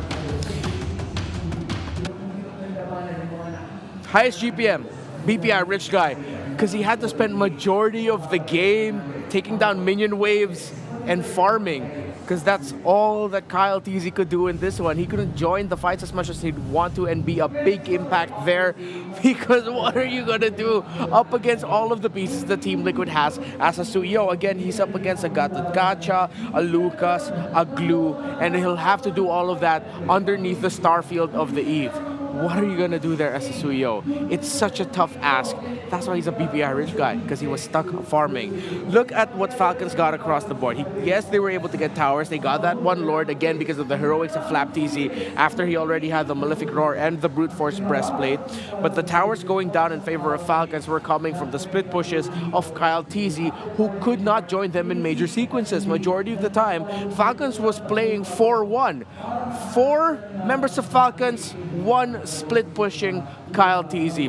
While for Team Liquid Philippines, yes, they give that up at times, because it was like, it's fine, why not, we'll be okay, until they weren't, until it was starting to look even better for Team Falcons, and then they found a much better gap at around the 16 to 17 minute mark once they got that first Lord, and you started to see it expand a little bit more. That's where the lead came from. But for majority of it, the reason why these two lines are so close to each other is because Kyle TZ was farming. He was doing everything that he can to get resources for, well, himself, because they needed to. While at the same time, you also saw members of Team Falcons just clearing up minion waves, doing their due diligence so that they could slowly catch up in terms of the gold, stay close in the gold, because what Team Liquid had on the table was a strong lineup revolving around these two key pieces. So I decided to focus on these two because let's talk about first what the Eve brings to the table. That's your set. Not setter, but that's your set. You put down the real world manipulation, you put down your Starfield, you play around that. But then what Glue brings to the table is that you have an incredibly strong hero that even with the lack of items, has such a strong ability kit with what he can do. Grab onto someone, and the more you hit that, he takes less damage once the grab is done, so you wouldn't want to hit him. So essentially, it takes out the fight while you're going 4v4 using your ultimate. The Glue is thriving, so they continue to play around that, and that's why Falcons had to spend so much time just farming, even though they were close in terms of Kyle TZ being able to split push. They were getting gold here and there. Yeah, sure, they just were stopped so much because their majority of the time, their main damage dealer was gone split pushing minion waves. Again, we go back to the point that we discussed earlier, Flap TZ's itemization, his path. He went War Axe is not seen here. Oh, he went Brute Force Breastplate to first, but at one point, before building the Brute Force Breastplate, he actually had a Legion Sword, so a little bit of shift up here in terms of the item ordering, and then eventually he'd be able to full build the items that he needed. That's why, again, we got to see that turnaround, that Lord with Flap TZ just jumping on forward, bringing JP down low, forcing a reaction out of Team Liquid Philippines, which meant that they had the space to get that Lord. But then, once it got to the siege, it became a difficult reality for Falcons of once we meet them in a very close fight where the Glue is active, Eve is active, everyone is active for Team Liquid Philippines, it's so difficult for Falcons to do what they needed to do. You've essentially reduced the Suyo into a more utility type, pretty much telling Kyle TZ, just do what you can, man. Do your best. See if you can just get some damage in there. While Super Marco, it's like, Super Marco, please save us. All of the baskets are onto you right now. At the same time, one of the pieces that we haven't really discussed a lot is because Few on this Juicin was avoided well by Team Liquid Philippines. I had another condition in my mind here. If ever Falcons wins this, it's either because Team Liquid Philippines dropped the ball or because Few went God mode.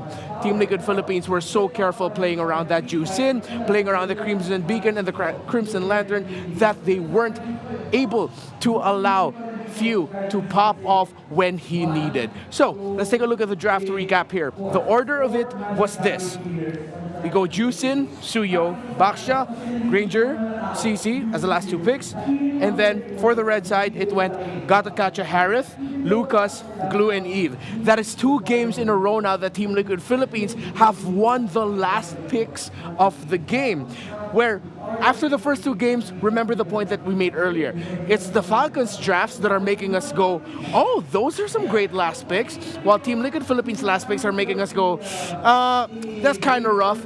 Now for games 3 and 4, it's the other way around. You're looking at the picks here of Team Liquid Philippines at the end of their drafts. Now it's us going to them. Hey, those are some pretty good last picks. So that's why at the end of the day, to get to this point was a massive team effort, spearheaded by Coach RC, the management of Team Liquid, all in the area there. Of course, Coach Shiksak is there too, overseeing things. The players, what they have done to crawl back into a Game 5, legendary. Legendary it is.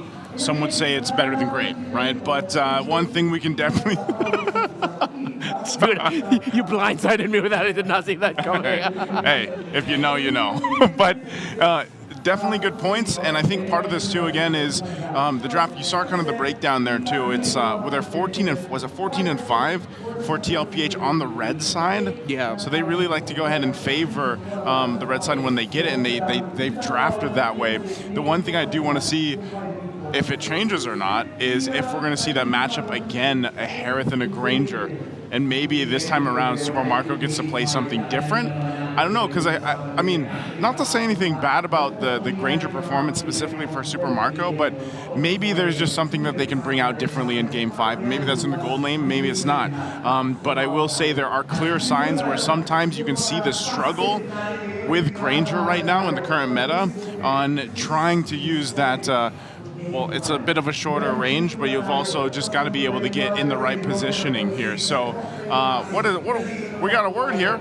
The mother and daughter of all series, of course, guys. It's the passive procking again. If you don't know, for the international audience, they're here. It's Brigida and Chantel. They're both on the desk, right? And when this happens, 2 days in a row now. 2 days in a row, both on the desk. We've gone the full series. That's happened all regular season. So, hey, bless up. Thank you, mother and daughter of all series. Now, also, MWI at EWC 2025. We have some more information for you guys. It's Team Liquid at PH. Yeah. The ladies here are, again, going to be representing alongside Navi Philippines at EWC 2025. Their performance over the Athena League, they qualified for MWI after placing second. So they went 7-2-2. Then you got the 16-9 record there. Again, these are some familiar faces for you guys all here. So that's an interesting thing, though, because last year, 2 slots were allotted for Philippines for this year's MWI. So we only had 1 slot last year. Yep. Now we've got 2. So I think it's us in Indonesia that has 2 slots, if I'm not mistaken. I might be forgetting one more region there, but yeah, so happy to see that more of our women's teams have opportunities to fly abroad, play for some really big prizes. And this roster of Team Liquid Philippines is talented. I personally have a lot of respect for the gameplay of Soju and Kla, and I'm excited to see them play internationally at the MWI, the Esports World Cup. Yep, so don't forget to go ahead and support our reps, guys, for MW as well as the MSC at EWC. Once we get more of the teams locked in here, and once we conclude this game, one of these teams, TLPH or Team Falcons, will be 1 step closer to getting to that grand final spot, as the team waiting for them, of course, is another team that's been on a streak for a while now, Onic Philippines waiting there. And I don't know, whatever team ends up losing here and has to go down to the lower bracket, either way, we've been saying this all season, man. Like, this is one hell of a competitive season. Like, hell yeah. And I think this is the best way to say it about the playoffs. Like, now that we have gone the distance for every single series so far, I don't know what the statistics are. Maybe they should put Brigida and Chantel just on the desk for the rest of the playoffs, so that every single series we play and every single day of the playoffs, we go the distance. When has that happened? I know there was one region that got really close. Like almost every series was a full series. I believe that was Indonesia, if I'm not mistaken. Was it Indo? I think it was in season 14 that it was really close that they went the full 44. Full 44. Let's take a look real quick here. Speaking of the regionals, we got the gold lane rankings here right now. OHEB smack dab in the middle, right behind a fellow Filipino Emon there.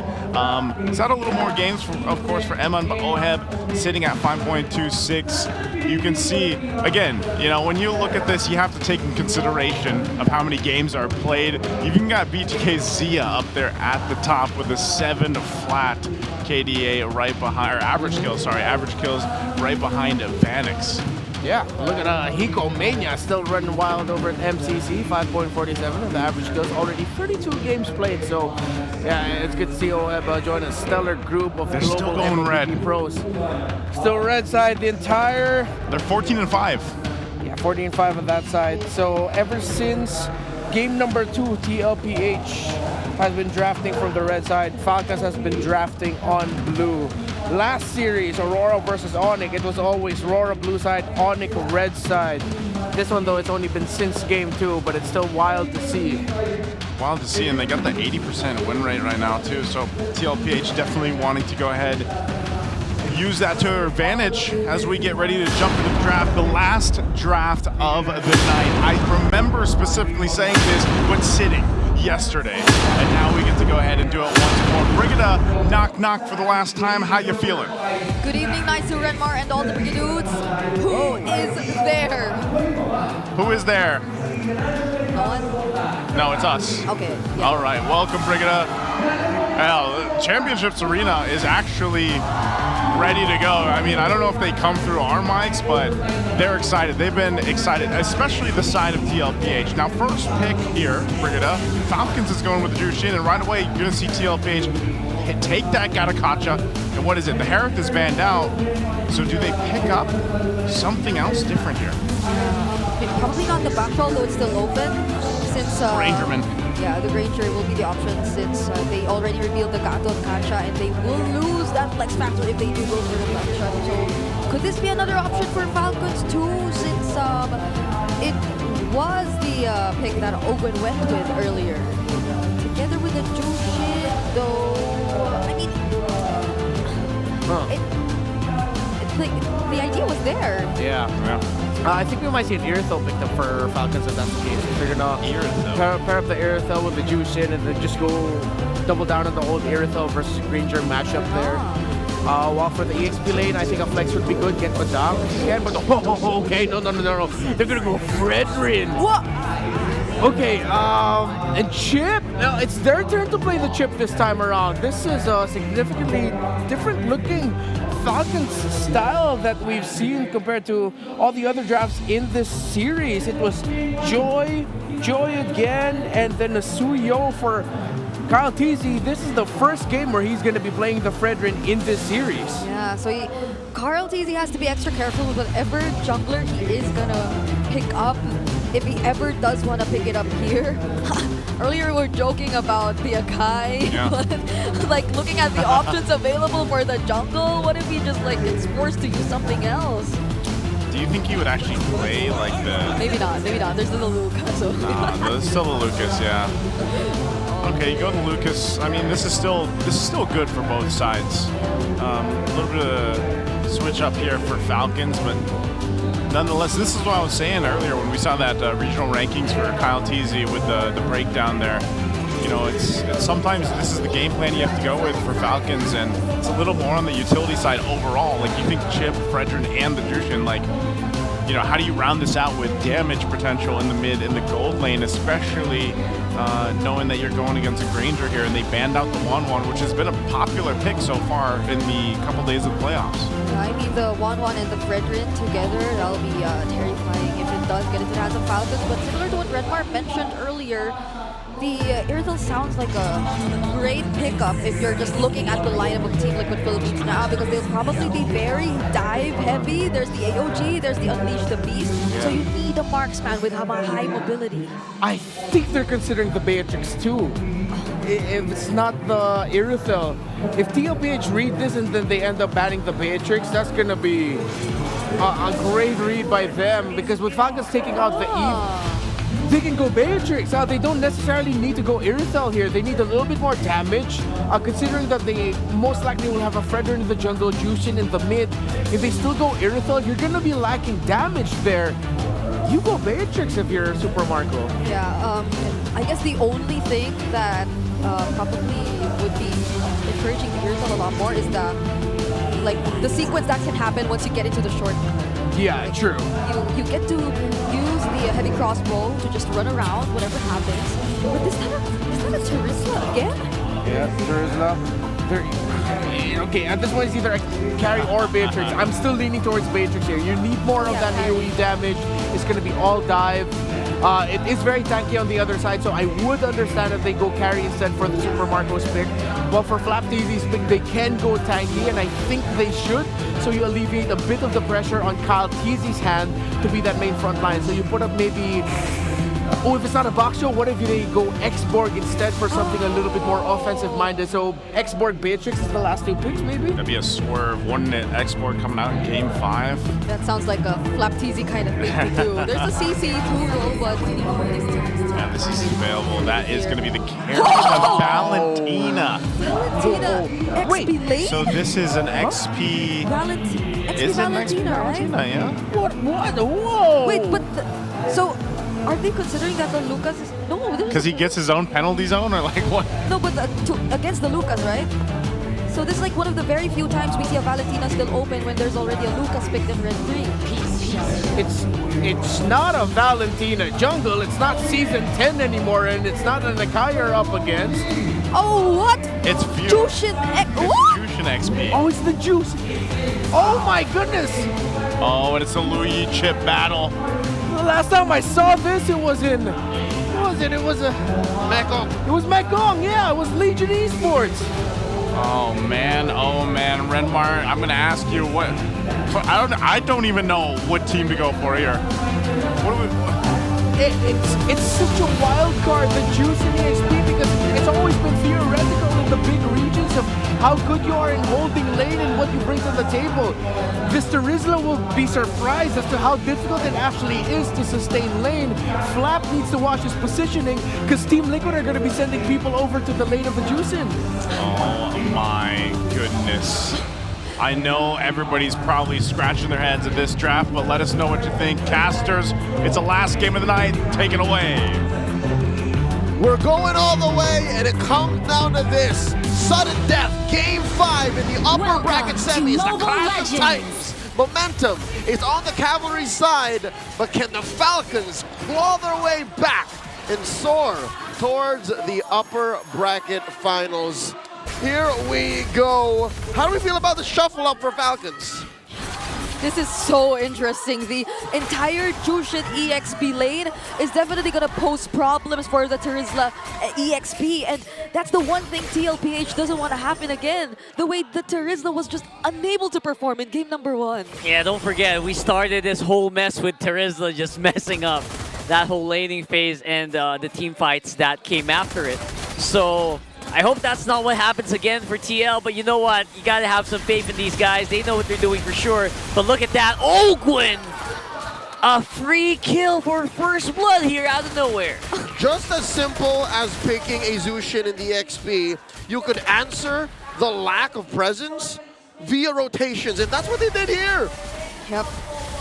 They are able to spot out Ogwen, who simply probably just wanted to do the same for Super Marco, considering that he is on the carry. This is the typical Harith Granger laning phase in the gold lane. So the carry probably needs a little bit more assistance so she could manage the lane by herself. Yeah, don't forget, by the way, this carry is an OG Super Marco pick. This was one of the picks he was very adamant about in his first season in the MPL. Yep, oh, Sanji's all alone here though. So at least he gets to position himself safe near the turret in the mid lane. And yeah, and by the way, he's also had a lot of deathless games on that hero. That's so true. Something to watch out for later. Yep. As far back as season 10, Marco has been going ham with carry, but in this very match, I don't know. That was a beautiful collapse. 4-man squad to TL. How do you answer that? There's no way, but they're gonna try, you know what? They're gonna try. Get that kill in. Sanford is up in front. Unleash the Beast! He's gonna take down Daddy JP, serving up a kill to Marco. They're not gonna proceed with contesting the, or are they gonna contest the purple buff away? They deny it from Carl TZ. So they don't get their hands on the turtle, but they get a kill and steal away the purple buff. Wait, where'd it go? I'm back to their lanes. They disperse. I lost track of the purple. Where it is? I don't know where it is. Anyway. Oh, I think it's on Kyle? Kyle, it's on Kyle. Okay, all right. Yeah, he hit it with the Appraiser's Wrath. Yep. And they just immediately went back to their lanes. So at least Falcons doesn't let up. They don't allow Team Liquid Philippines to just be all aggressive because they were able to get the early kills towards Ogwen and Kyle TZ already. So they were at least able to trade things out somehow because that's what they can really capitalize on. The mere fact that Flap TZ does such a great job in preventing Sanford. Of course, that objective probably was an exception because it was right next to their lane, but the upcoming ones are the next ones, the ones that are just coming in later on, are a completely different story. Mind you, the layering and the complexity of these fights are still about to hit a fever pitch. That was a what? Level 3, level 2 fight? Yep. But what if they hit level 4 and they hit these? This is exactly where it's going to happen, though. Sanford 40. Using the penalty zone just to try to see if he can move a few more pixels, but not going to be enough. Falcons are chasing them down. Oh, few of the stolen, Unleash the Beast, pushing away the real thing. Was that just a feint? Because they let OHEB just push in. I don't think it was worth it. Yeah, and they also forced out the retribution from Carl TZ, which probably will make it if they get to buy a little more time for the upcoming objective. But the way things are looking right now, it feels like Falcons, they just are very decisive in terms of them wanting to be the ones to secure the next turtle this time around. Even scouting Carl TZ as he takes his very own purple buff. Yeah, definitely looking for that jungler here. But it's going to be JP with the jump. AOG, no one is home. Flap TZ going to be slowing him down as well. I can't believe he's on the Zushin, but very rare occurrence. But yeah, so far that zoning is successful here for TL and Falcons. They're just waiting for whoever wants to pull the trigger. The Cavalry's doubting themselves. They could collapse. Yeah, they tried to collapse here. Carl TZ is going to be the one with the turtle, but here's a shortcut. We are going into a big fight, and JP has no way to get out. JP had to be the sacrifice. That was a beautiful usage of the penalty zone coming in from Sanford, so they were able to stun the members of Team Falcons momentarily and allow Carl TZ to just get his hands on the objective. But wait, It's a pincer maneuver. OHEB is forced to use this flicker, and that is a pretty solid move there. Athletic maneuvers by the Filipino sniper, used to close range combat like that. And here's what's difficult. The chip can come in and just call in its reinforcements. Sanji has to set it up. That's the difficult part here. So we might see a little bit of that later, but look at that. Someone's jumping in on here. Kyle TZ is going to try to get some good damage on the Flap. You know what? Flap is all good. But look at this. 40! He got caught out there. That was a big boo-boo. That was probably unexpected for a few, but he should have been a little careful. Like, Flap TZ was already way up there, so there was no way to find out how Sanford, or at around what time Sanford will be probably arriving in the mid lane. So clearly something that Team Liquid Philippines were able to capitalize on, but OHEB again! Oh, beautiful jump here. And again, the full Falcon squad, nowhere for OHEB to go. That's going to be a cancel on the diversion as well. And that is 2 for none. That's instinct, all right? Your brothers in arms are getting attacked. You kind of want to help, but I guess the rest of Liquid said, yeah, it's not worth it. That's all 5 of them there. Yeah, they weren't even able to get any trades. Another Unleash the Beast. Look at this guy. Few is very happy to just dive in here, then transform back, rather. Yeah, that's what makes that so broken. You don't need resolve. Carl TZ has to fight, has to wait. Few just has to press a button. And he has it every now and then. Like, the cooldown's too short. That's right. They're going to jump in, though. Super Marco with a turtle for some reason. But now it's going to be the full collapse for TLPH. I cannot see the HP bars. They are all clumped together. But there is still going to be a diversion coming into that middle bush. Sanji looking for his targets, but not going to be hitting anybody. Carl TZ going to get 2v1 by his old teammates here on the bottom side with OHEB Just a little bit of revenge for his baby king duo. Ogwin coming in from the back, shortcut coming through. Fight's not over. They're keeping it going. They're keeping the fire burning. JP staying alive, but only for a minute. And Sanji will not be able to help out here unless they just want to keep going. They want to keep the ball rolling. They feel like they have an advantage, and they're going to be able to take it. Sanford goes down. Falcons want to throw hands, and Liquid caught the smoke. I could have sworn Liquid was going to get away with cold-handed murder, but again, the downtime on Falcons heroes are almost non-existent. Yep, and now it's Team Falcons who are currently holding the lead. Imagine that, the team fight, it took that long. That Team Falcons, especially with the chip, were just able to re-engage once again against Team Liquid Philippines. And the lack of members, it really hurt them. Now it's Team Falcons who are potentially going to get the first few turns of the game. Ogwin is getting chased by each and every single member of TLPH. And for some reason, he will not be able to make it out. Shortcut was activated though. That's an option they can take, but Sanji got killed out of nowhere here. And now it's the turn! The turn is real from Falcons chasing it up on TL. They don't have enough bullets in the barrel. And for Oheb, that's literal. He is running out of fumes. He is getting hunted down by Falcons here. Protect kill one! Sanford is protecting kill one! Falcons, the way that they position themselves, the heroes that they have, their kits, it's just too much for Liquid to deal with. I'm pretty sure I saw this exact Valentina stealing away the Granger ult in the regular season in Team Liquid Philippines. Sanji did it too, and now he's feeling it right now, but they go for the diversion! Here's a diversion into the fight. You thought you were safe? Not really. TL are not taking this lying down. They will try to fight it out. 4 members. Make that 5. Actually present on the Lord. The few 17 seconds on the clock. Man advantage for the cavalry here. JP zoning out too. Super Marco not exactly a good position for him to be, and AOG out! AOG out. That portal is very, very far. Here comes the penalty zone. Finally a big money penalty zone for Sanford. And that's 4 down for Falcons and the Lord of Boom. Liquid Stampede. Look it up in a dictionary. You would see a moving picture of that very play. And that is coordination right there. The immediate unleash the beast right after the penalty zone, and the free Lord alongside that successful team fight for Team Liquid Philippines. They definitely took back the lead away from Team Falcons.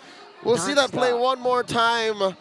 Again, when Falcons choose the range, when Falcons choose the time to engage, they win 9 out of 10 times. But here, it was all Liquid. Yeah, they quickly turned to take away the members of to take down the members of Team Falcons, and they were free enough to just resume taking the Lord for themselves, which is now marching towards the top lane. And Team Falcons, they found themselves in this spot even though they were playing the early game pretty well. Man, if you look at the gold graphs there, you're gonna see a big jagged mountain there. I am pretty sure, because right now it is TLPH with a huge gold deficit created against Falcons, who were I think ahead by 2K or 3K. They're calling the shots, they're pushing lanes. Ogwin is now forced to hide in these bushes and try to scrounge up signs and semblances of their early game. So far, what's happening to Falcons is they're playing to Liquid's tempo, and much like that quote from the film from 2014 starring Miles Teller, Whiplash, it's not my tempo. Falcons have to keep up with Liquid. They have to play to this speed. Yeah, it's too fast. It's too fast, man. It's like a different genre altogether. Oh no, they're going for something first again. Oh, they're gonna collapse on the flap. They find another isolated target, and that with a minion wave in tow could be problematic for Falcons. Why walk by Ogwin, taking this bush? I wonder if anyone saw him. Sanji's getting sandwiched here. You see Sanji, and there's no one to follow up. For the meantime, Kaltizi up on front. No one that will be able to help the chip unless Energy Eruption. Energy Eruption was activated. Kaltizi at the very last moment, and they're forcing flickers. TLPH is low. They absorb that shockwave blast, and they are now ready to go. They're fighting back. Toe-to-toe, tit for tat. Falcons have shoved out Liquid without conceding. Ogwin, you shall not take down the master. This is unbelievable. Fortunately for Team Liquid Philippines, the Unleash the Beast, the original Unleash the Beast made it. Like the cooldown was there, but if it weren't for that, Falcons would have probably pushed it all the way. They could have went for Team Liquid Philippines, and that would have hurt them so much since they're already in the lead. But now they're able to both reset. And this is very important because we have another Lord spawning in the bottom side. All right, Liquid thinking if they should amuse and entertain Falcons. As Falcons asked, shall we dance?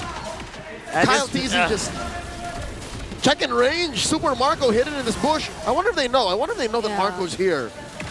Honestly, the first time, or the previous time we saw... Hold on, never mind. Here we go again! And that's a -1. That's the jungler! That's the jungler removed from Falcons. That is huge. Shortcuts get smashed in. Ogwin pressed it. Oh, there's just no way. Not like this. Not like this. 2 free kills for Liquid. And this is exactly what I was supposed to say. It's always Team Liquid Philippines going in first, finding the right bushes. Ogwin is able to hold a couple of bushes too, but he just can't go for anything. He can't start things up. The nature of Falcons lineup requires for them to take 2 or 3 extra steps. Sure, their downtime is non-existent, but Liquid PH, they're so proactive. Yeah. They're always looking for plays, cross map, just checking bushes, ready to go anytime. Oh my lord, 4K ahead, another diversion. And they have the firepower as well to back it up. And now look at this. They're just marching in on the mid. Ogwin is very far away. There is very little AoE on their lineup. Super Marco is trying his very best. But it's Ogwin coming in from the back. He's looking for Sanji, but he flickers out. Forced to use it, retreating behind his base. Flapteezy holding out the siege minion. Tier 2 down bottom falls. They survive at least for now. Yeah, they didn't even get to use the shortcut, but what could it do at this point where Team Liquid Philippines, they're already all in front of you, and look at the damage coming in from Oheb. Yeah, he's gonna have to find a way to make himself very useful in the next fights, because Ogwin, you're right, the shortcut doesn't really matter that much if everyone is just in their faces. And now this is going to be very difficult to do. But Liquid makes the call, decides to do the right thing and be disciplined. Be disciplined. You cannot afford to make such a huge mistake at this point. Your upper bracket finals ticket is already within reach. Just to put it into context, winning this series puts you a best-of-5 win away from punching your ticket to MSC at EWC 25. One more series win after this game. That's literally one series, one step to possible world domination at MSC and a whopping prize pool. And these two teams know exactly what it feels like. Just a year ago, they were both our representatives at the very first MSC EWC. And that's why it's so important for Liquid to play this right. That's why it's so important for Falcons to find a way back. They were there. They were in Riyadh for how many weeks? We saw them represent the Philippines. Just want to keep the world tour going, you know? Oh, ladies and gentlemen, we wish you were here. The Champions Arena is cold. It is quiet, and it is tense. This looks like another diversion play that can happen. It's going to happen. You know it's going to happen. It's funnily enough, Falcons also can get their own diversion. They don't need to rely on the chip this time. Yeah, but does you want to opt for that? The Unleash the Beast that he's been copying. He needs that damage, I know. 8, 9, not 10 times out of 10, that's the right call. But here's the thing. To even make that decision, Liquid have to show themselves. Few has to be within range. And that might not even be a starter. Oh my god! Speaking of you, oh my god, he baited the whole squad. Diversion! Here comes the diversion! Coming in from the back! And that's a wombo combo that everyone saw coming. The damage is so immense. Freed members got pushed back, and TLPH are looking very unstoppable here. JP using the AOG. Oh dear god. They're jumping in, they are diving in, they're trying to avoid these projectiles, but Ogwin is gonna fall alongside Flap. 2 free kills for Liquid. and they decide to go for the throat. Falcons have to defend. This could be it. Will Super Marco, will Few be enough? Kyle Teasy, the crucial energy eruption, he uses it, but it's way too late, and we have a winner! The victor of the Clash of Titans are the Cavalry. Team Liquid Philippines are going to the upper bracket finals. Still no revenge from the Falcons for this entire season. They've been at the mercy of the Cavalry. Oh my gosh. Rockhard, you know exactly the genes, the DNA that run through Few's blood. He was once called a comeback king, but he couldn't pull it off, not here. They do the reverse sweep. They pulled it on him. Liquid pulled it on Falcons. GG, well played. The World Tour may still continue some way, somehow, but they have to crawl through the lower bracket. Tonight, the Cavalry holds their heads high, but the Falcons have to fly back to the nest and regroup. Man, they're going up against Aurora in the lower bracket tomorrow. Hey, Onic is going up against Liquid tomorrow. Folks, no teams have been eliminated, just to remind you all.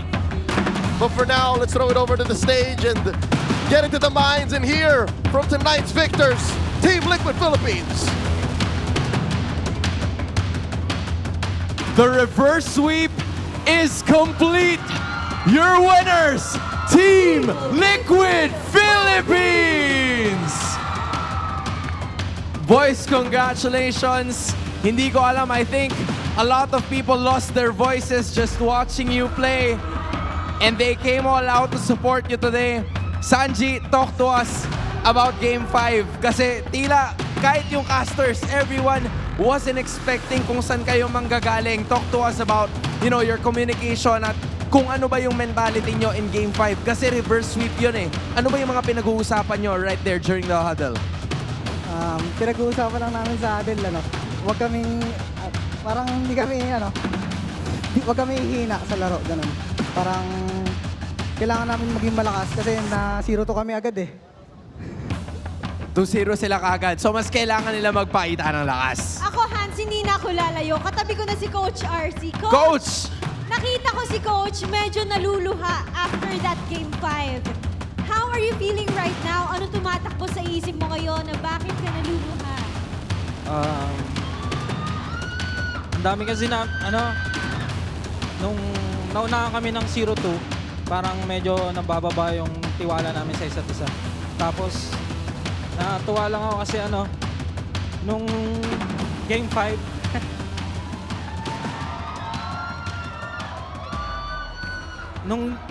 nung Game 5 kasi binigay sa akin ng team yung buong tiwala na ako mag-call sa lahat. So, yun, nagbunga naman. Kaya sobrang sarap sa feeling. Nakita natin ang kanilang pagsunod kay Coach RC. Ano yung mga sinabi mo sa kanila? Words of motivation. Wag silang mawawala ng tiwala sa sarili. Enjoyin lang namin. Tapos, wag manggigigil. Disiplina lang. Ibalik lang namin kung ano yung talagang laro namin. Yun lang talaga. Nakita ko rin si JP naluluha. JP! Ano nararamdaman mo ngayon? Ikaw, bakit ka naman naluluha after that match? Wala po, masaya na po na maganda po yung laro na Game 5. Sobrang saya ni JP right now. And to Carl TZ, of course.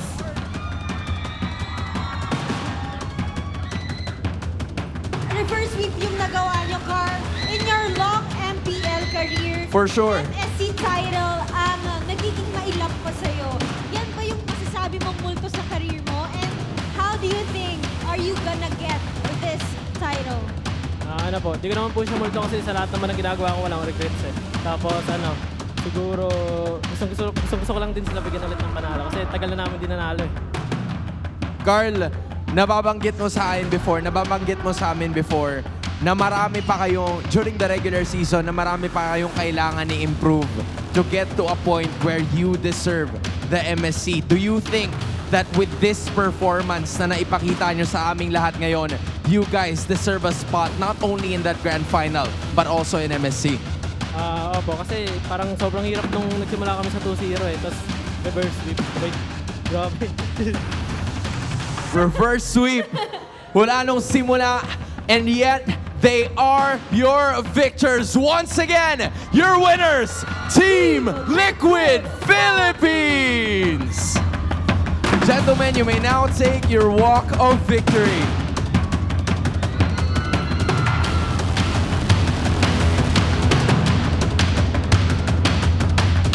And with that crazy win, you guys may now take your bow. Odin, 20 games in 2 days. I cannot believe that this is the playoffs where we are now.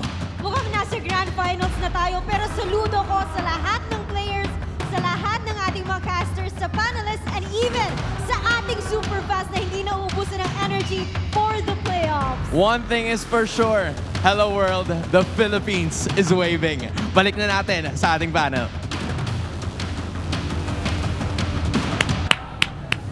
We are waving. We are.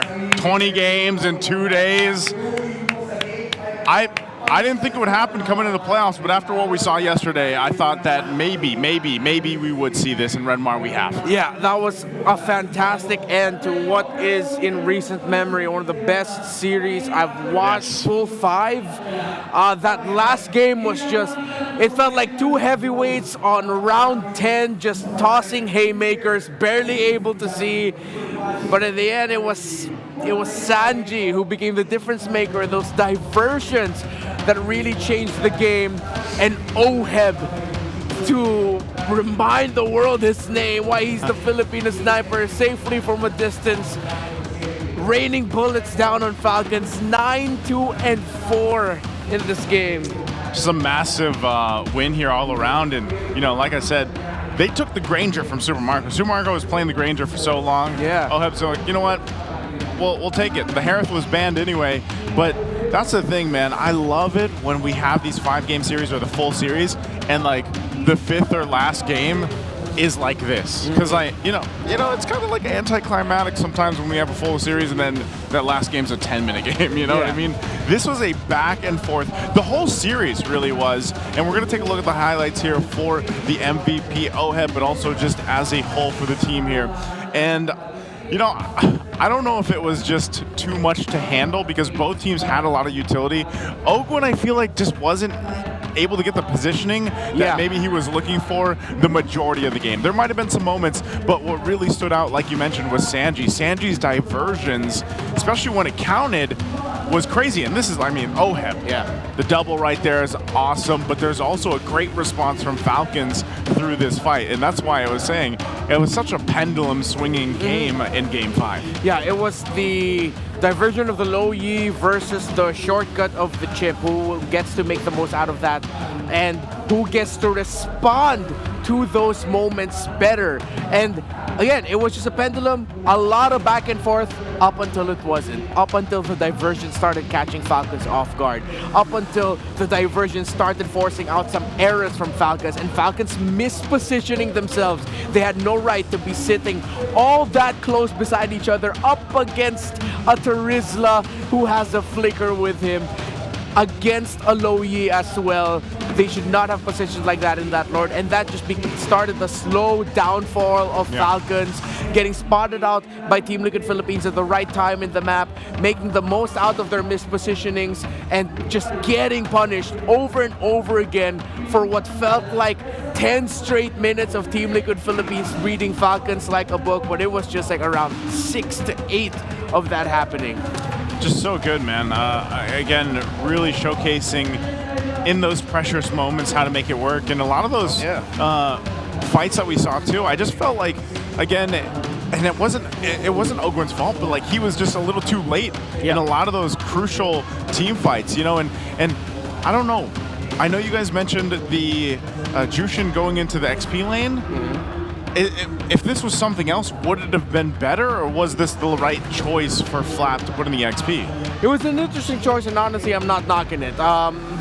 Before he started racking up deaths, he was huge thorn in the side of Team Liquid Philippines, and why there were some engagements that once they took it, it was just one Juice in, Crimson Beacon away, and Flapteasy being able to lift up the members of Team Liquid Philippines for Falcons to completely change the narrative of that team fight that Team Liquid Philippines would initiate. So, in theory, to see it in practice now here in the Philippines, this isn't the first time we've seen it. We've seen it in different tournaments all across the globe. But to see it here in this level, it's really cool. However, Team Liquid Philippines, again, just on-the-fly adjustments that they made. The things that you were mentioning with Ogwin coming in late, it was that plus me thinking, why would Ogwin continue to go there as if he was trying to help when you've already lost that one advantage? There were 2 or 3 times where he was like, all right, guys, I'm here. Wait, what happened? How come Ogwin still ended up going there and he was left alone for Team Liquid Philippines to just take down? Yeah, you know, we don't have the answers to that, but I was also thinking the same thing, and I'm sure our viewers that were watching internationally were also thinking that. And maybe that's just one of the crutches of playing the chip sometimes, but then even if you try to back off or get away, you're just going to get chased down ultimately, right? But again, these are our top 4 stats here for this game. Oheb sitting at the bridge guy. We've also got him as the carry. Kyle Teasy, yeah, he took a lot of damage, and of course Sanji there sitting at the wingman, and this is a signature pick for Sanji, so it's not a surprise. Also for Oheb, the BPI rich guy here, 810 GPM, a little over 14,000 gold, and again, he was just able to play with the space that was provided from the team that got him there. But again, like you said, a good reminder of why he is called the Filipino sniper, even if he's playing this Granger here. A lot of the shots, a lot of the movements that he was able to make were just on point here. So again, that was, I couldn't honestly ask for a better 5th game, but just like both series today. And I feel like we said this on desk yesterday. Yeah, 100%. This entire day was just great. The first series of Onic and Aurora, though there were some dominating games, so pretty one-sided. We saw a crazy amount of highlights there too. Now in the second series as well. It felt like just a great storybook ending to the series. And if this is the last time we're going to see TLPH versus Falcons for the season, I feel like that's a good way to cap it. But of course, I would want to see more of Falcons and TLPH and whoever else. I'd want to see more of Falcons, please. But honestly, if it ends there, it's a good storybook ending to the Clash of the Titans for Season 15. So we had 2 throwbacks matches going 5 games today, and that's exactly what we got to look at. And it's a good preview of, once again, just how competitive the MPL Philippines is. And honestly, at this point, like everything you've been watching, if you've caught all the 20 games with us between yesterday and today, you know that it's hard to guess exactly who's going to be champion this season. So I can't wait. But first, we're going to hear our Infinix mic check for this one. Pedrin. Taros lang, bro. Okay, pre. Titi ah. Walang bigger yan. Nabulin nyo. Dito sa akin, pre. Ligid. Tuloy. Pre, dalawa. Ito. Winter. Marco. Kaya, pre. Wala na ulti kari, pre. Puro piso, pre. Tingin nga. Ay, naku. Clear. Walang papapatay. Walang pa clear, pre. Pwede taro, pre. Taro lang.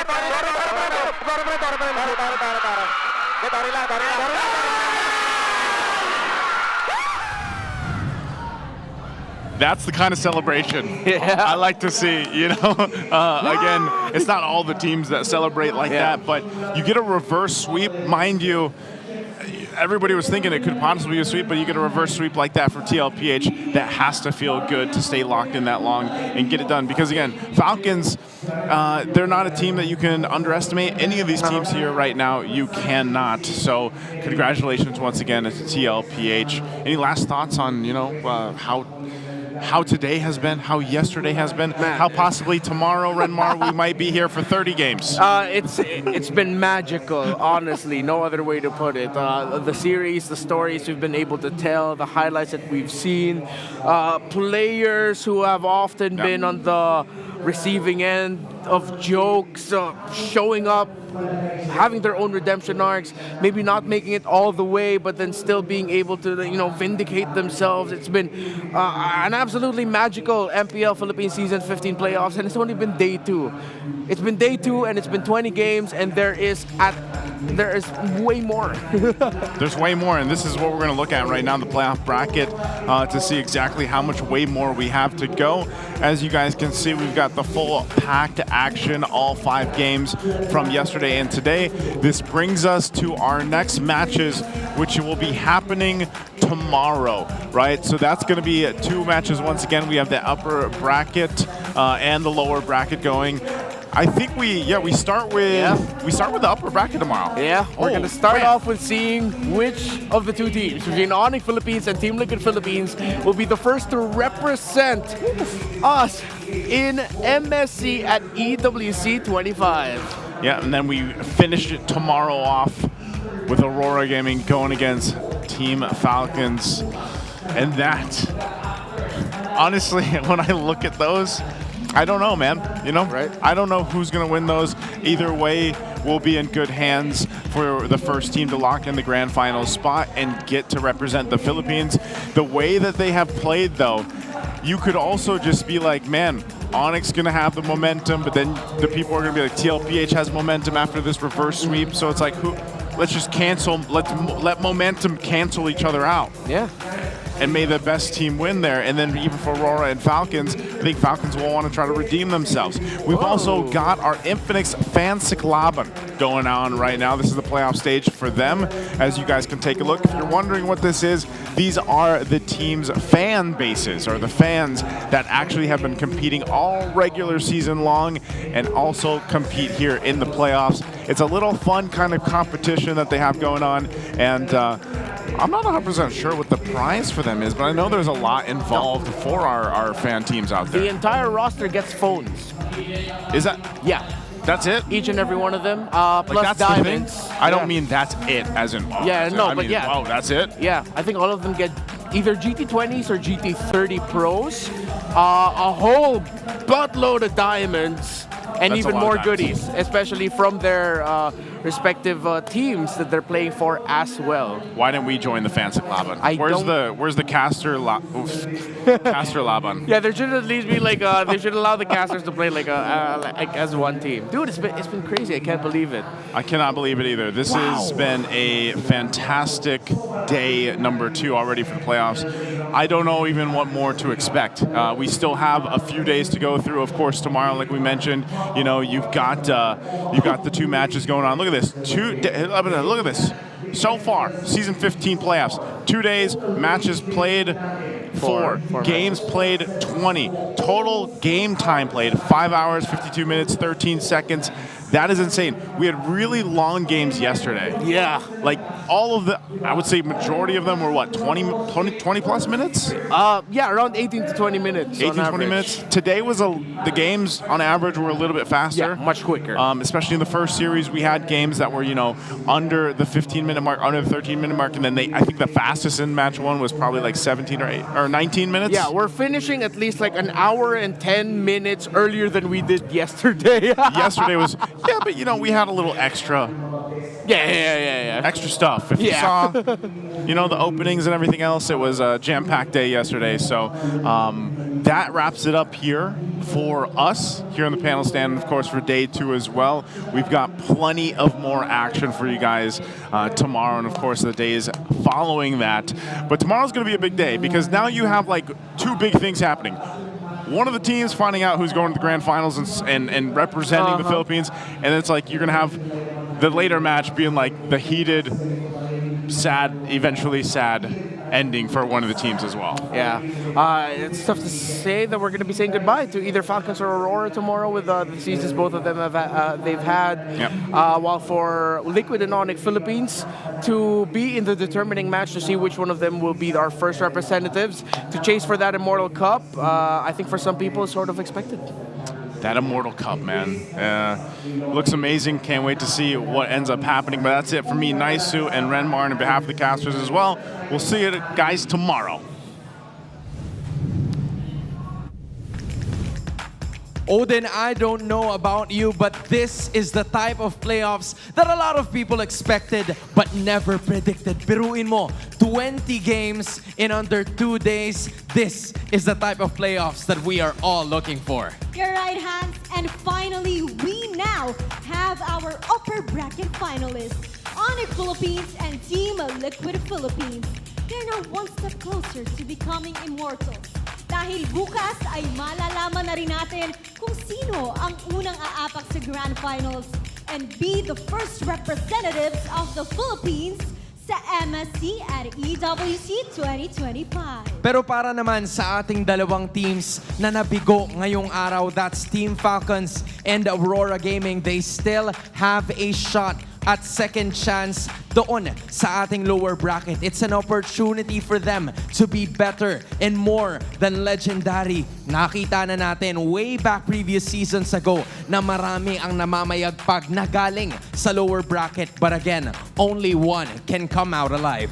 Kaya kailangan nating maghanda, Hans, maging sa ating mga super fans, because a lot of things can happen when you're on your path to immortality. Hindi naman kasi madali ang lahat ng ating mga nakikita in order to become a legend, in order to become an immortal. And not only should you guys watch out for the matches, because tomorrow is the day that we will award the players that are deserving of the Alamat Awards. Your MVPs, your most improved players, all will be determined tomorrow. Ang Alamat Awards ay isa sa mga pinaka-inaabangan na kaganapan during the playoffs at bukas ay malalaman natin kung sino ang tatatak bilang alamat ng Season 15. Kaya't magtutuloy-tuloy lamang tayo dito mismo sa playoffs ng MPL Philippines Season 15. Muli, ako si Hans Galeria. And this is your very own Odin. Patuloy nating tunghayan at sabay-sabay nating panoorin ang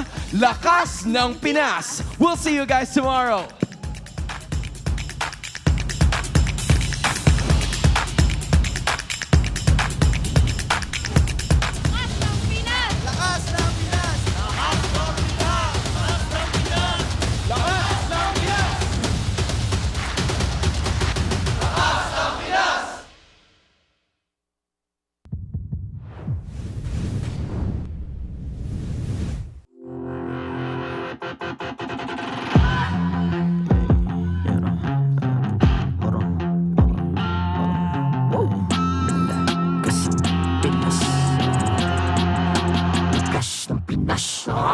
Malakas, Pilipinas, malakas kahit anong lane, we become the monsters.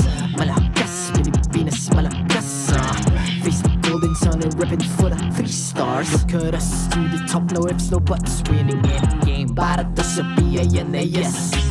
Di mo matitin ang aming boses sa new level. Nasa kalye man o mobile, you know I become a legend. Open fire, we unite, we winners. Built with pressure, the diamonds are made of. Switch in a lane na parang gera, HP racing, way reset up. Built like a buhat, we hear that full load, SS parang Lyra.